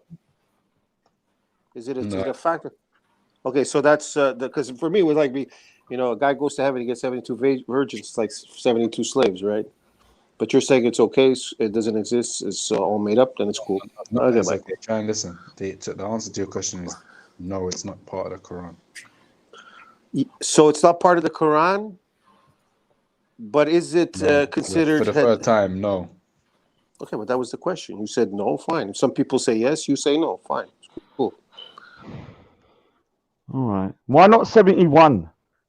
He could if he was truthful, he could show the reference. Why not 71? Why was it 72? He could give the reference for that if he's being truthful. But yeah, so you want me to go find you want me to go find the reference, even though it's been talked about? Yeah, if you're speaking the truth, just give me the reference for it in the Quran. But are you telling me you've never heard of this? And me, the first timer, will go on the internet, listen to people, and I hear this? You jumped on here with an interjection. I answered your question, and now I'm asking you to provide evidence. If you're sticking to that statement and saying that it is true, okay, I'm gonna go back on the chat, and I'm gonna look at Google. And I'm gonna find this reference to 72 virgins in general. Okay. Yes, sir. How you doing, man? You sound good. How are you? Today. Yeah, you sound a bit more calm today, thank God. Well, you're not cutting me off. Pushing up the level of the conversation with this like generic kind of, So you're having that meeting next week. Who are these individuals? So I can are they South Indian? Who are they? So I can know who you're talking. Because I've never heard of people from Africa kind of teaming up with the South Indians. Oh no. I'm not having a meeting next week. I'm hosting an event with a scholar who, but he won't be speaking on this subject. But it's just that he's got a book called The African Star Over Asia. So he's oh my god, I need to watch that. it's a book, bro. It's a book. Yeah. Okay, all right. So what's his theory then? So does he agree with what the mainstream theory, the Aryan invasion theory, or is it something different? To be honest with you, I haven't read the book, but my understanding is, generally speaking, yeah, he subscribes to the theory that the original people of the area were black. Yeah, and then yeah, I mean, I still believe that my here's one for you, like, yeah. How far do you think I was mid-sentence, you know. Lent itself to first I believe that I was mid-sentence, and then later the British conquest. I was mid-sentence, so I believe that even my ancestors, if I was to do a DNA test, I would have South Indian DNA in there, because I believe that the people mixed over a period of time. Because originally the caste system was very rigidly based on color, I think. And over the century, because remember the caste system was introduced like 3,500 years ago, and so people must have mixed. But there is a difference in terms of the way people look from south to north. One of the more interesting is the fact that you find people with like actual Afro hair in South India, and they've been there for centuries. Yeah, I mean, some people, like, you know, especially when they grow dreadlocks, like locks, they look like Jamaicans. I've seen some where they've just grown their locks out and they're like the Sardus, yeah, and they look like Jamaicans. Like, you know, you can't really tell the difference. So yeah, I don't know I don't know if people have done any DNA tests and stuff to see if they're actually from African descent or not, because I'm not sure if they are or whether they are. But I don't know if anyone knows that. Then yeah, maybe tell me. Do you know anything about it, Torok? What's that? Like whether they have, because then the people from South India, some of them actually look like they're from you know, from Africa. There's some of them, when you've got the locks and stuff, they look Jamaican. So, you know, if they've done DNA testing on them, whether they do have DNA from Africa. No, it's something. No, it's something very sacred to the landscape of that region, isn't it? Basically, like them Sadhus and Naga Babas, they're like high priests that go through like some servitude to be renowned by the people. So you have certain people that will roll on the floor from one region of India to another region, and people touch the person and get blessings off the person. Or they might have their arms, I don't know what it is, some guy had these arms raised upwards for like 20 years, like he didn't put his arms. That they go through a man is rolling from one part of India to another part of India. Yeah, bruv. Honest to God, and people will feed that person, people will touch that person. Maybe Isabella knows them. Don't even start there. I'm sorry. We got Isabella, man. Your team, man. Or is it like a forward roll all the way through, or is it a backward roll? No, but I have to say one thing. Talk about. What kind of rolling is it? If you meet like Isabella's, to be honest. Yeah, if you meet that guy, ask him this question that I want full to know. body roll, yeah, man, on the floor. Yeah, like that I want to know was that, you know, in the south, you know, the Harappan civilization, it seemed to be very unwarlike, because they didn't find many weaponries, any real kind of like, you know what you might see, militaristic kind of nature to those civilizations. And I'm always surprised on how they managed rolling from one place in India to another. Are they allowed to have showers in between, Turok? Honest to God, bro. Honest to God, you see this, bro. It's called a sign of devotion. I'm mid-sentence. Honestly. I'm mid-sentence. So yeah, so if you ask them, do you because you know the people from the north are very warlike in India now. You do know that, don't you? The south is very peaceful in terms of that. Yeah, but they're people that later on traveled up into that region. Yeah, so I think maybe there was the people that are in the south now originally inhabited the north. If you look at the culture, pushed down by a more warlike, because I can't imagine like a society in the north now being unmilitaristic. If you look at the culture, they were mostly Buddhists, so it was mostly like a peaceful sort of way of living, if you know what I mean. But when the Harappan civilization was there was no Buddhism at the time. Buddhism come like 2,000 years later, or 1,500 years, or 2,000 years later. Good word. Yeah, they'll push down by that point, because you're looking at 1,500 BC. That's when they say the Aryan invasion theory, Yeah, people started coming in, but the Harappan civilization is like maybe 5,000 years old. No, but like they had a form of type of spirituality though. How far do you think the Aryan invasion theory lent itself to the Hindu conquest first, and then the British conquest later? Well, the Brits used that as a way to kind of like create this myth that they were always the conquerors of India. So they classified them because the word Aryan isn't actually denotes anything that bad. It just means noble person. But they kind of it means somebody from Iran. Yeah, or a noble person. So the Brits, when they come in, they said that they were the rightful owners of the land because they were the original Aryans to come in 5,000 years ago, and that's how they kind of like manipulated the Indians as well, in a way to kind of like conquer and divide them. Oh, James is on the panel. James. Hey everyone. Oh, this is going to be fun. I found the quotes about 72 virgins that you were asking Walter for, and it's classified as Hassan. The Quranic verse, yeah, the Quranic verse. So you weren't asking for, you were asking specifically for a Quranic verse. Well, he was specifically stating it was a Quranic verse. Okay, I don't know about that. I only know about report. Maybe you should substitute. I'm sure he's got. I think Ziriab's one of those sellout Quranists. He said it very confidently, so I'm sure he's. Ziriab's one of those sellout Quranists. And he can jump on and show me up. Yeah, are you a sellout Quranist? I think he is. In terms of what Muhammad's reported to have said, he's reported to have said, for the shaheed, the martyr, that means, in the divine presence, there will be 6 qualities, and it goes on to list them. And one of them is that he shall have 72 of the women of paradise, 72 spouses from the wide-eyed maidens of paradise, in fact. Yeah, but James, can I ask you this quick? I'm not trying to troll, but why was it 72 and not 73 or 70? Was there a particular reason for that number? No, it's very just weird arbitrary. number. Well, it's just There's supposed to be seven heavens. Before it goes too far, there's ample discussion. When we have a discussion on this, I'm more than happy to go into it in detail, like I've gone into other subjects where the scholars of Hadith will kind of clear up the issue. But for now, suffice it to say, it's not a contested Hadith, and it's definitely not in the Quran. So yeah, because he's not. He eats and all that, innit? Sorry, what was that last part, Shakara? I didn't say anything. Sorry, my partner's talking. Sorry, it's not me. Oh, right. I think there's 7 heavens, so there might be just like maybe 12 on each level. That would make 84, though. Oh, that was a good mathematics. I was still figuring it out. Yeah, but that's the bonus one. You have to die to find that out. Oh, don't say that. You're gonna get in trouble, man.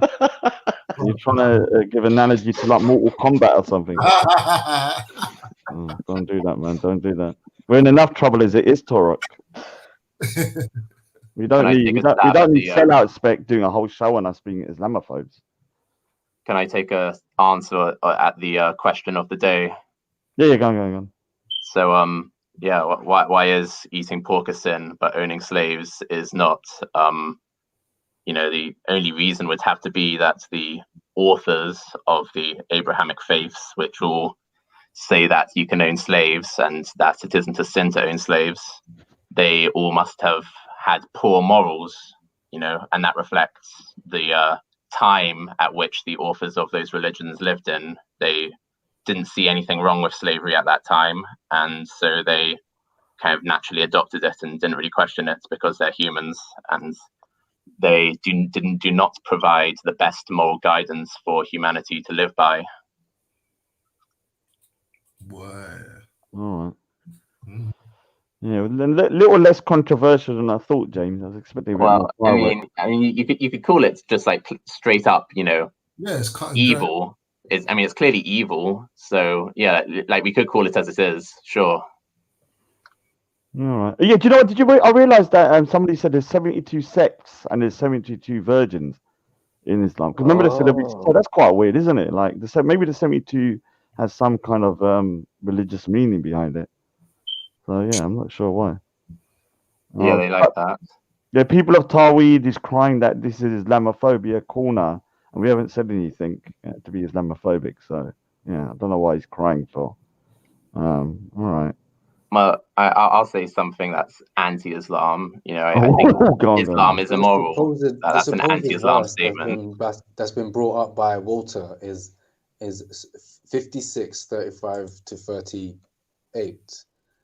So it says, indeed, we have produced the women of paradise in a creation and made them virgins, devoted and of equal age, for the companions of the right, and that's 38, for the companions of the right, a company of the former peoples, and continues. But nowhere does it say 72 virgins in this verse. How old is a virgin in the Islamic world? Oh no. Wow, it's not different. It's based on. I might jump off when you're talking about this. No, not like that. But like in even tribally, that what they say that like when a woman comes of her age, she's a virgin. It's not a tribe. No, I'm just saying like socially, like the age is relative. All right, in Sharia law, then if you want to go there. Again, with the whole Because what I'm trying to say in biblical, like there's biblical words in it. So like a virgin in biblical words could be a different type of age set. So like maybe when a woman comes up, so when a woman comes into maybe how can I say her ladylike sort of stage. I forgot the word, but puberty. Yeah, that's the word, puberty. When a woman comes into puberty, that's when they will biblically say that woman is a virgin. Yeah, exactly. So it's an age group. So you can't have a person. Hold on. Hold on. I'm not too sure if you could have a woman that is like 50 years old who never had a husband and all that, and still call her a virgin. Well, if she's never had sex before, what else would you call her?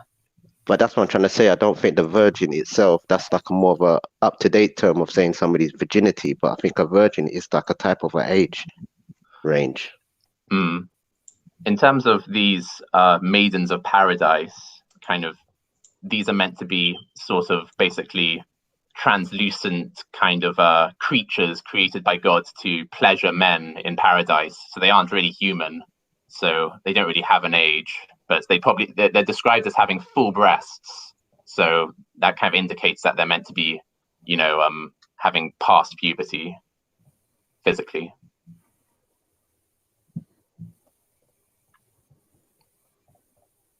Okay. Yeah.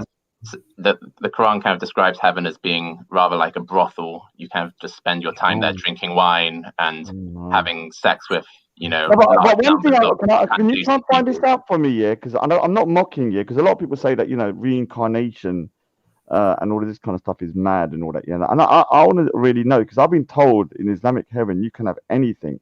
So if I wanted a potato motorbike, do you think I could have one? Or maybe something a house made out of baked beans. What's going on? No, on? seriously, because then I might even actually, because if I had a house made out of baked beans, that would be fun, man. If I can have anything. So this is where I exit. Or is there a worldly kind of constraint? So, it's been real, family. Yeah, we'll talk again soon. Big up, Shaka. Well done for your. Shaka, well done for your deflection from Sellout Spect. Shaka. You've done him a good service. I have to say that you've. Shaka, you need to do more music reviews, man. I need to do more music reviews. I think so. I think that's a good part. No, cause I liked it the last time when you done it, but I don't know if you done any more after that. When did we do a music review? I can't remember. Maybe 2 years ago you were showing like the Afrobeat and certain reggae artists and all that. Oh, for the insight. Yeah. Yeah, all right, yeah, cool. I hear you. Still, I hear you. Give touch. Yeah, I think that's a nice look still, man. Yeah, give touch. Appreciate that.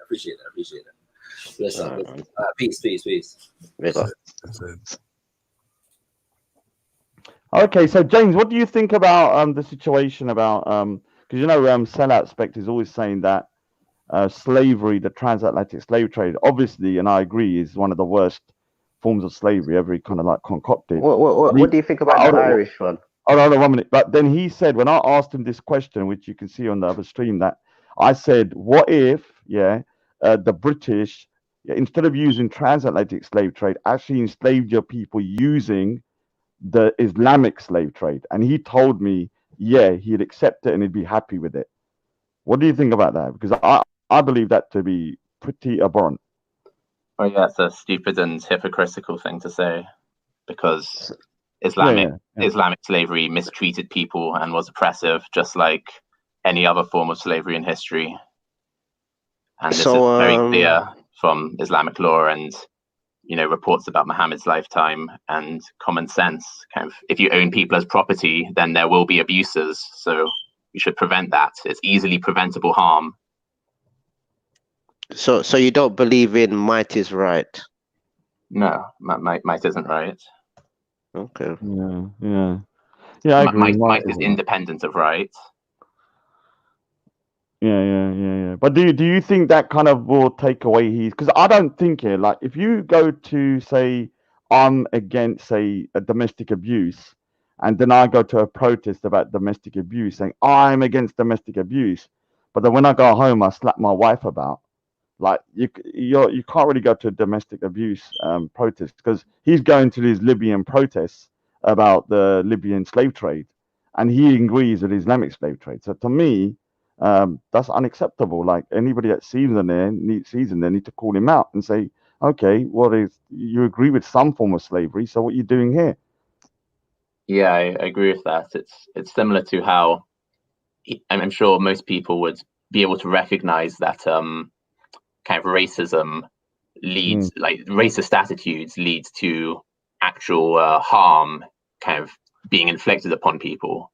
If a society has racist attitudes, then that's going to lead to kind of the people that the racist attitudes are being directed at suffering.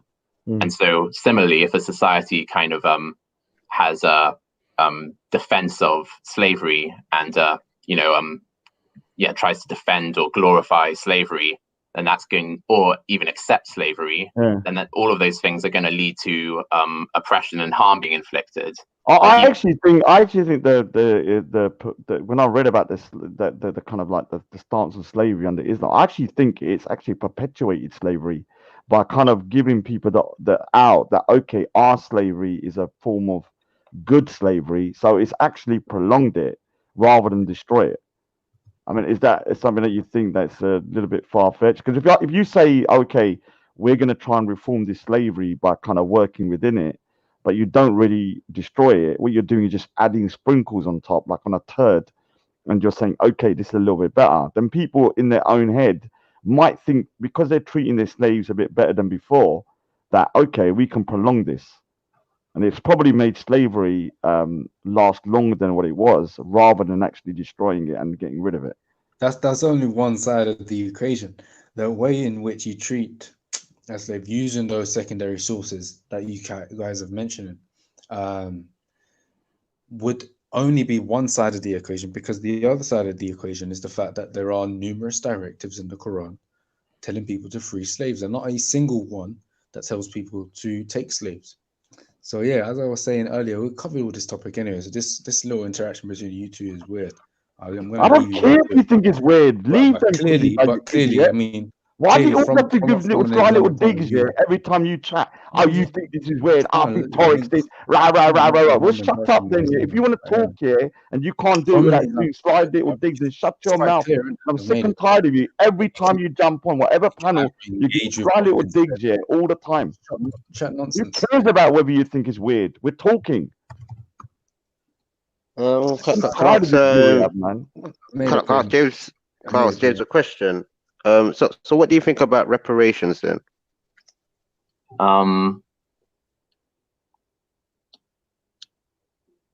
In principle, they're, probably a good thing. Like in a sense, kind of, I guess they should be limited to, they should be limited to the people who are kind of still affected by something, because every country has at some point been, every nation or ethnic group has at some point been oppressive and at some point oppressed others. But so to keep a kind of register of all of that and try and kind of sort it out or trying to rectify it or give remuneration, payback for it now kind of seems unfeasible. So you'd have to kind of pay attention to the ones that are, currently was it feasible kind of for being Britain affected. to extract revenge from Libya? Well, that's kind of foreign policy. Or reparations. Well, I wouldn't characterize what Britain and France did to Libya as reparations, or it's more just like realism. I tell me they couldn't catch one man. They had to do all of that to catch one person. So, Ziriab, can we say that God will be fashioning some hot babes in heaven for you Muslim guys? Have you come with the evidence for the 72? I just gave you. Well, Muhammad elaborates in his hadith that it will be 72. He was elaborating on the 72 on the hot babes that God will be creating in Jannah. So he must have elaborated saying, well, you'll get 72. Unless the hadith is a lie.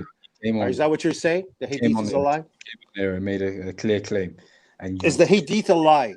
Any evidence for that claim? James but is the hadith a lie? There's a verse in the Quran that says that God will be furnishing quick for the switch and bait. Can't switch and bait. Come on. Is either changing a goalpost? Is Quran lying in that verse that I said 56 something there 3-4? Is that a lie? Will God be fashioning hot virgin babes? Yes or not? Hey man, I don't know what you're talking about now, Walter, but what you need to talk. Okay, let me go back to the claim, verse again. That you made. The first claim. Pretend like they didn't say anything. To provide any evidence. First of all, the first claim was that there'll be 72 virgins. Muhammad made that claim in the hadith, not me. Is not going to help I didn't make the claim. I didn't make the claim. The hadith makes the claim. I don't make no claims. You made no mention of hadith. Hadith makes the claim. All you said. Surah 56 makes the claim that there's going to be new babes being created. Oh. We've looked up the Quran. It doesn't say 72 virgins. But it does say that Muslims will enjoy virgins in heaven, though. So it still makes heaven sound like a brothel, which their right hand possesses. My friends, this is what you call changing the goalposts. Okay, fair enough, but that doesn't really help Islam, though. Well, still, it qualifies as changing the goalpost. So, okay, so recognition from that. Can you deal with the new goalpost? Hold on, from both Walter and yourself, James. Okay, well, I didn't say the Quran. Can you deal with the new goalposts? Oh, right. Oh, look what happened, James, man. Look, he's just lost the opportunity to discuss this with me now.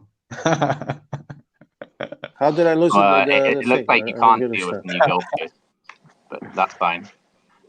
Well, your point was man.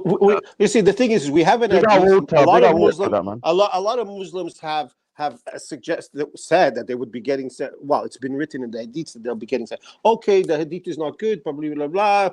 We don't trust it, burn it. Okay, so we go back to the Quran. There it is on 56. God will be fashioning virgin girls for their new husbands that their right hand could possess, something like that in that nature. Oh, no good. The Quran is there now. Is Muhammad lying then in the hadith, or is he just elaborating on this one verse that we're like, what does that mean? What does that mean? God's going to be giving us new, what does that mean, virgin? So Muhammad explains, right? Isn't that how the hadith works? But he runs, he disappears. Yeah, he legged it, man. Of course. I'm glad though. I hate that guy so much. Now he's going to go try to talk to 3 or 4 people, see if he can come up with a new word, new lines, and then come back. You know, that, Ziriab, God's creating hot slave babes in heaven. Voila. Walter, what's your answer to the question of the day from a Christian perspective? Why is eating pork bad, but owning slaves okay according to the Old Testament? Well, according to the Old Testament, man, who knows? Nobody gets it. I mean, I know that now it's okay to eat pork. Obviously, things have changed over 6,000 years. As you know, I know that people weren't having jobs back then 5,000 years ago. There was no farming and stuff going on. So people were obviously selling their children and selling everybody. And this was the kind of economy that was going on back then. You got the Queen J and Raspect, man. Wedding bells going soon. Queen J and Raspect. But I know that as time moves on, as we get evolved, as we change. That's to you, Mr. Singh. Wedding bells for Queen J and Raspect to Mr. Singh and Real One for allowing Raspect to go to my temple. So Mr. Singh and Real One, you will be the altar boys for Raspect and Queen J when they get hitched. Carry on, sorry. Yeah. Yeah. So basically, I mean, it's kind of weird that they don't eat pork, but yet you could have slaves. To me, that's weird. Obviously, that's why we move. We're passing to a new evolution of Christ. Where we were supposed to love and forgive people. And evolve. It doesn't. Christianity is an evolution. It evolves. It moves forward. It doesn't say you got to do this from now on. You're moving forward. You're trying to get ahead. People are supposed to be loving each other. People are supposed to be treating each other equally. People are supposed to be helping each other. And this is what. Walter, don't you think that God could have guided the Israelites not to do slavery? I really, this is the way he guided them. Well, he didn't guide them very straightforwardly. It seems like, maybe he could have said kind of to the Israelites, hey, I found you guys kind of, living here, and I see that you're, practicing slavery. You should work to, make this illegal. And I think that would be kind of quite good advice, because slavery would have caused suffering to those people as much as it would cause suffering to people, living after that time. Absolutely. But obviously the mind of the man back 6,000 years ago, obviously, when you look at the Old Testament, God is actually talking to these people and telling them that they're going to get free bread from heaven, and they're constantly going against God. They're getting free miracles. They're getting things happening to them every single day, but yet their hardness of hearts keeps on making them go against God. If you look at if you read the Old